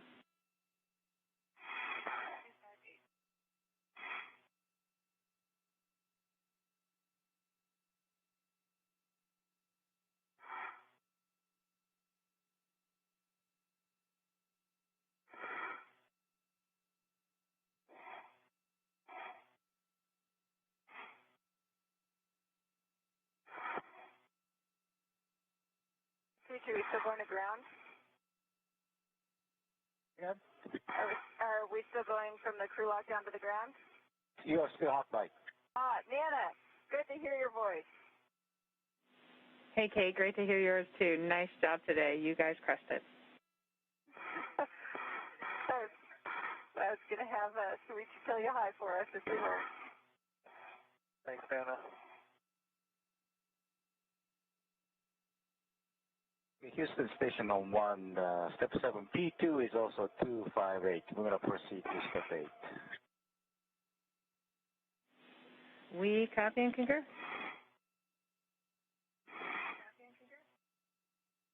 Okay, EB1, EB2, check.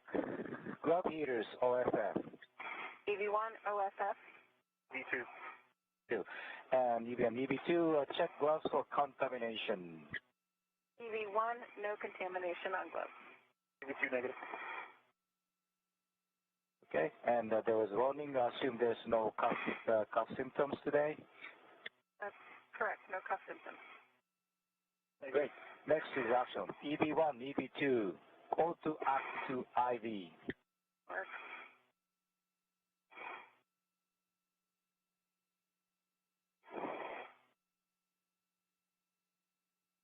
EV1, IV. EV2 IV. Copy. Next, we're going to bring the equalization to norm, but initially we start from the slower rate, if you guys are okay. That's good.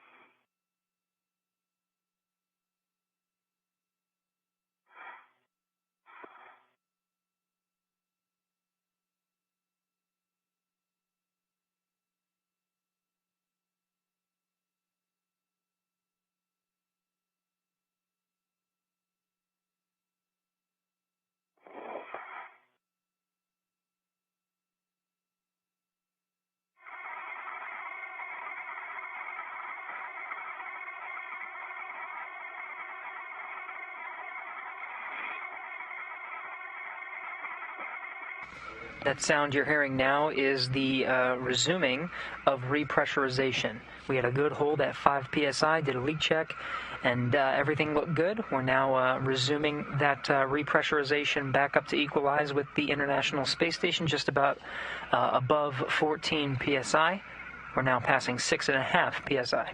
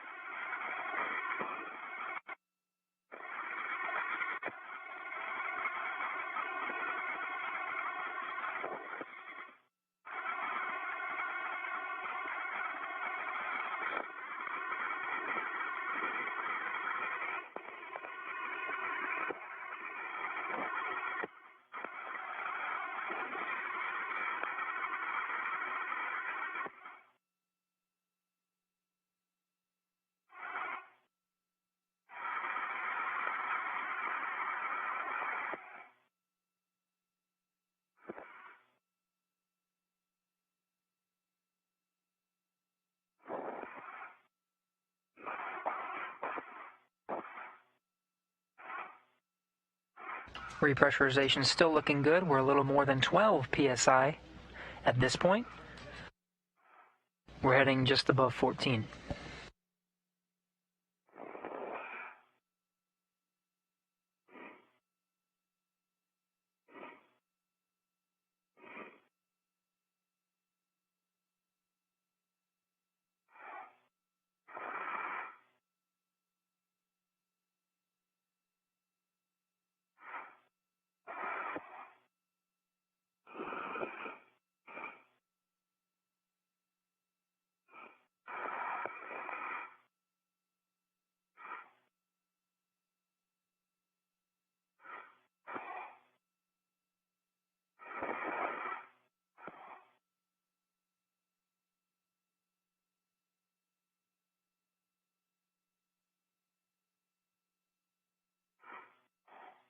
And for 3T in Houston, I am only hearing breaking Vox audio side tones in my right ear. Your block's pretty much resolved, and so I do think Comcast left ear is down. Copy. And we copy.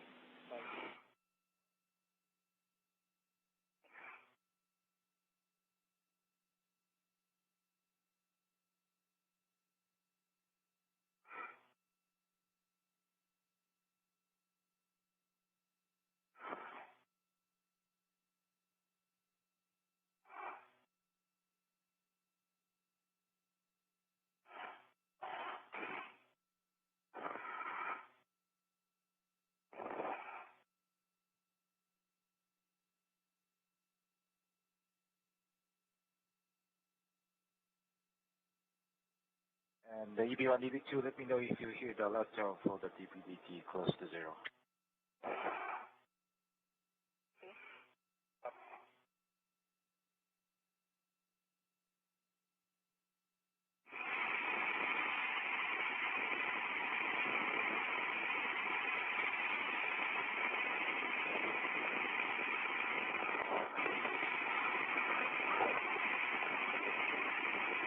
Okay, check your box.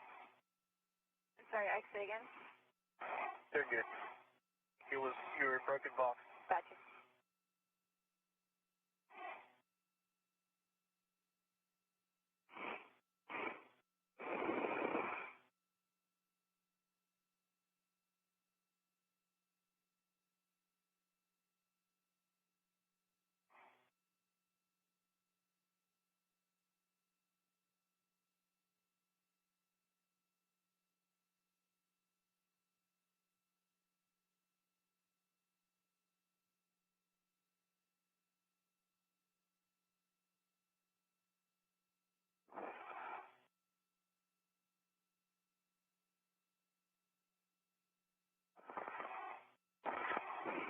Houston Station on 1, looks like the pressure is equalized.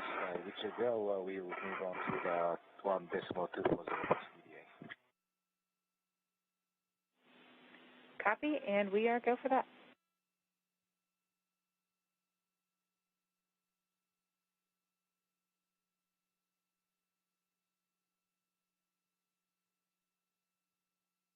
EB2, we're going to open the hatch per decal. Copy. EB2. All right, pressure is equalized on the other side of the hatch, just a little bit more than 14 psi. Soichi Noguchi going to work the hatch opening procedures. He'll then bring both Rubens and Glover back into the positions we saw them in at the beginning of the spacewalk on either side, the left and the right of this equipment lock, and start doffing or taking off the suits.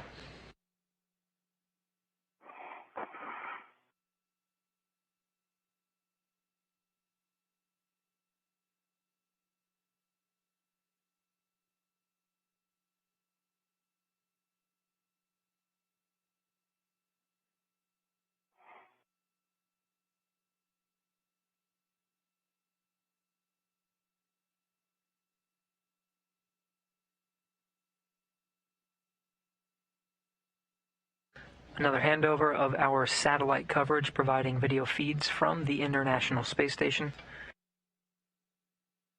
In the meantime, the crew aboard will continue to work through the procedures to get both of the crew members, Kate Rubens and Victor Glover, back inside the equipment lock, back inside the International Space Station, and begin taking off or doffing their suits, the helmets, the gloves, and give them the much-needed break after a 7-hour and 4-minute spacewalk.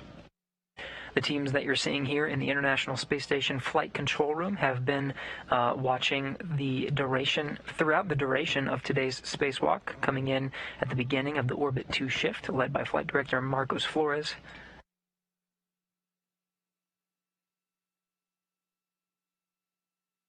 Teams here will continue to remain on console through some of the next procedures. We'll continue to provide coverage until we start seeing the doffing of both of the crew member suits, the helmets come off, and we'll go ahead and wrap up our coverage. And my FPU was routed differently.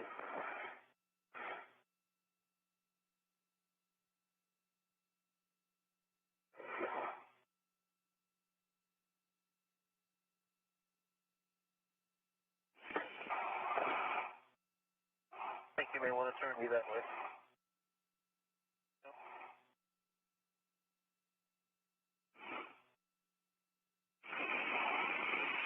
Airlock station on 1 when convenient. Just so you know, we had a brief handover, and now we are down KU, so we're not seeing what y'all are doing. Let us know if you're ready for our step 4.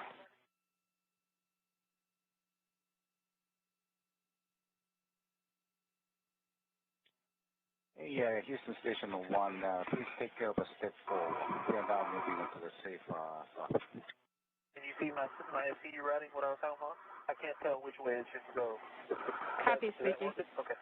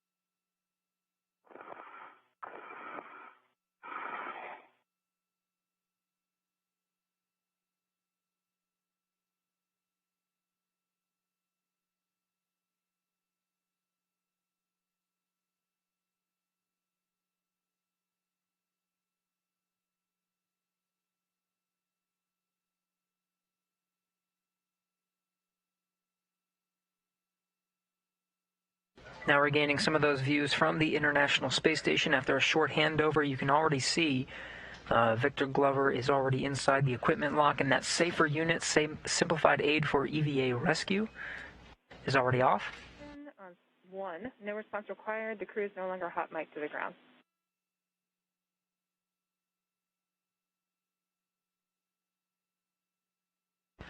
That simplified aid for EVA rescue, the safer unit, provides propulsion should the astronauts become untethered during today's spacewalk. But as you all tuned in, you noticed the tether checks throughout the duration of the spacewalk to maintain that connection to the International Space Station. Saver was not needed, but can be used as an extra precaution. With the safer unit removed and stowed, they'll connect Glover to one of the wall units there and begin doffing the suit. That includes taking off the helmet and gloves. And they'll repeat the same steps for Rubens. First removing her safer unit and stowing it, and then begin doffing her suit. Today's 7-hour and 4-minute spacewalk included the installation of a modification kit to the 2B power channel. This is the power channel that faces the Earth on the far port side of the International Space Station. That modification kit meant to very soon out of your space.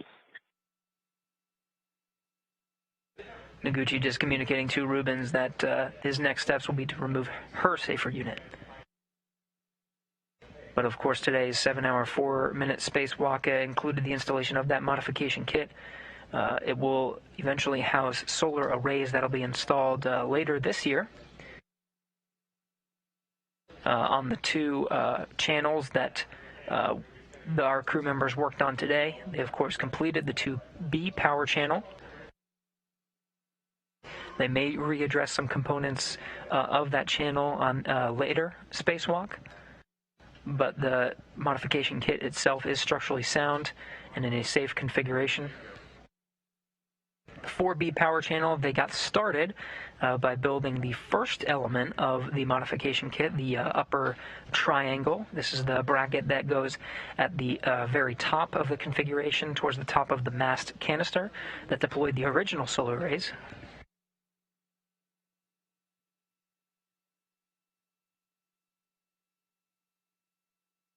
Rubens is scheduled to continue that work next Friday. You see Shuichi Noguchi on the left there, who's the suit IV, the lead for walking our astronauts through the depressurization and now just recently repressurization sequences. Of course, Mike Hopkins off to the right helping him, and some of the Russian cosmonaut colleagues are coming in the back there. You can see helping Shuichi Noguchi stow that safer unit off of Kate Rubens' suit. Kate Rubens being the astronaut in the suit with the red stripes. We also were able to see some of the first high-definition views from a space station, from a spacesuit today, using that new Heka camera you can see mounted on the left from our view here of Kate Rubens' suit.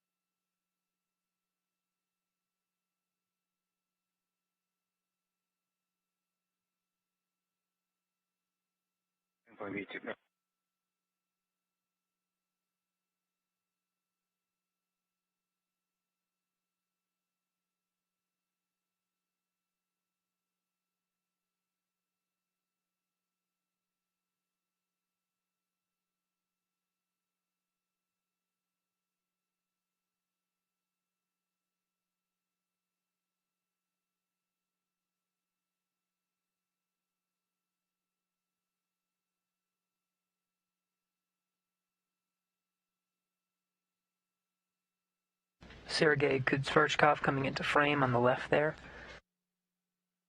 Russian cosmonaut that flew with Kate Rubins on the Soyuz to the International Space Station. Taking some photos as Soichi Noguchi there. The lead suit IV works with Mike Hopkins in the background there. Both working to remove the tools and tethers that that our two spacewalking astronauts used throughout the duration of today's spacewalk. And again, they'll continue to doff or remove the suits, including the helmets and gloves. We'll continue to provide coverage throughout that process.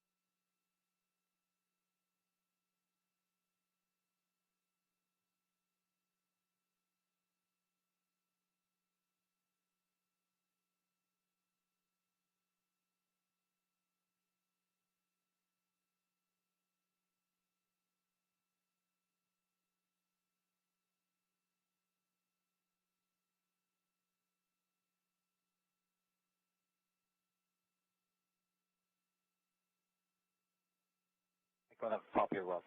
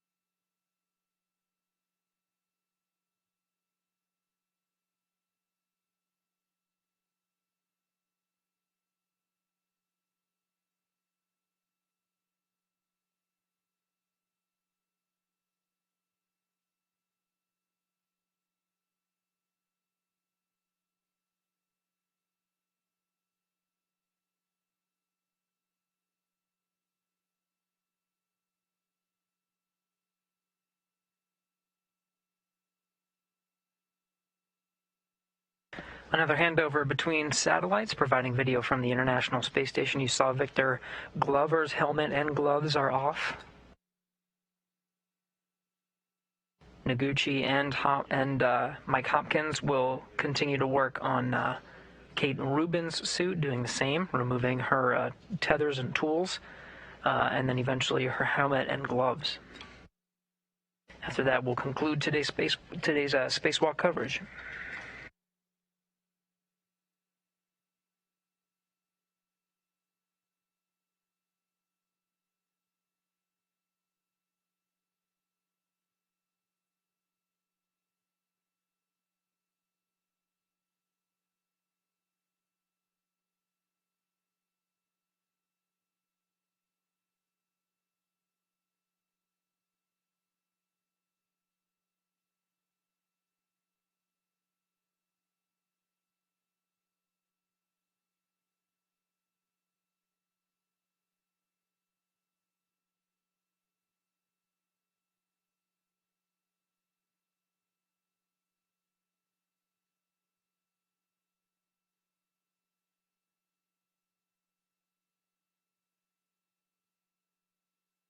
You're going to put the O2 also and okay.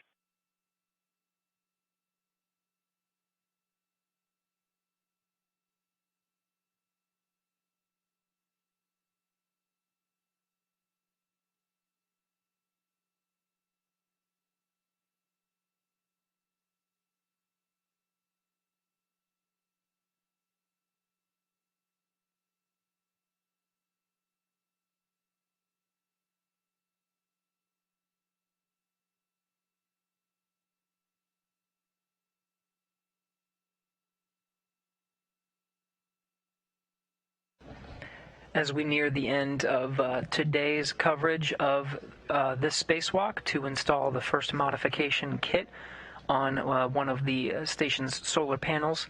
That is the first of 6 planned modification kits.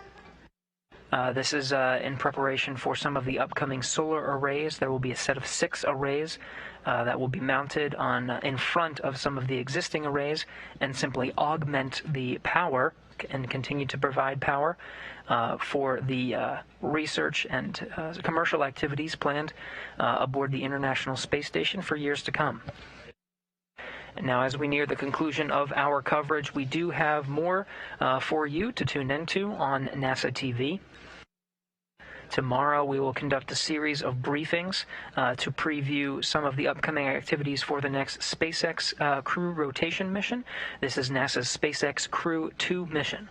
Aboard is NASA's Shane Kimbrough and Megan MacArthur, Aki Hoshide of JAXA, and Thomas Pesquet of the European Space Agency, ESA. We'll have a series of briefings starting at 11:30 a.m. Central Time, 12:30 p.m. Eastern.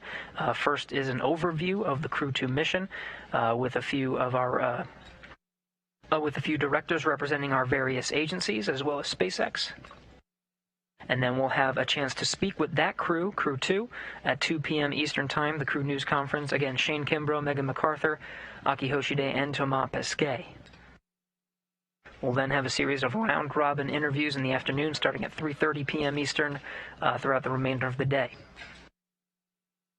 Then, of course, this spacewalk is set up for the next upcoming spacewalk. We did a little bit of the work on the 4B channel, of course, completing the 2B channel.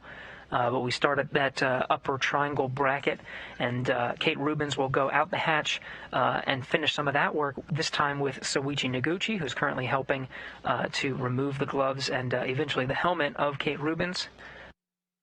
That's scheduled for Friday, March 5th, and the coverage for that will start 1 hour later at 4 a.m. Central Time, 4:30 rather, a.m. Central Time, 5:30 a.m. Eastern.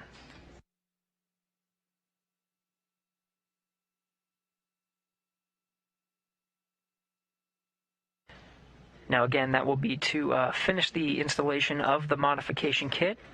The tasks for that spacewalk are set to look somewhat identical to what we just saw today. They may even squeeze in a few other tasks. And of course, March 5th, or perhaps a spacewalk in the future after March 5th, the crew may address some of the work done on the 2B power channel today.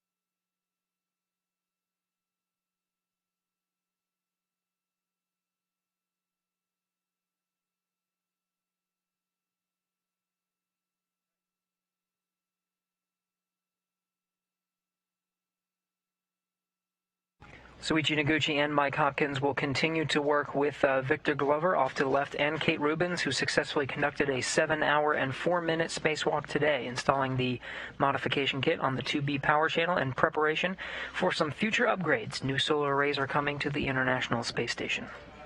With their helmets off and the suit doffing continuing, we'll go ahead and wrap up our coverage for today. Of course, tune in to the next spacewalk next Friday. Until then, this is Mission Control, Houston.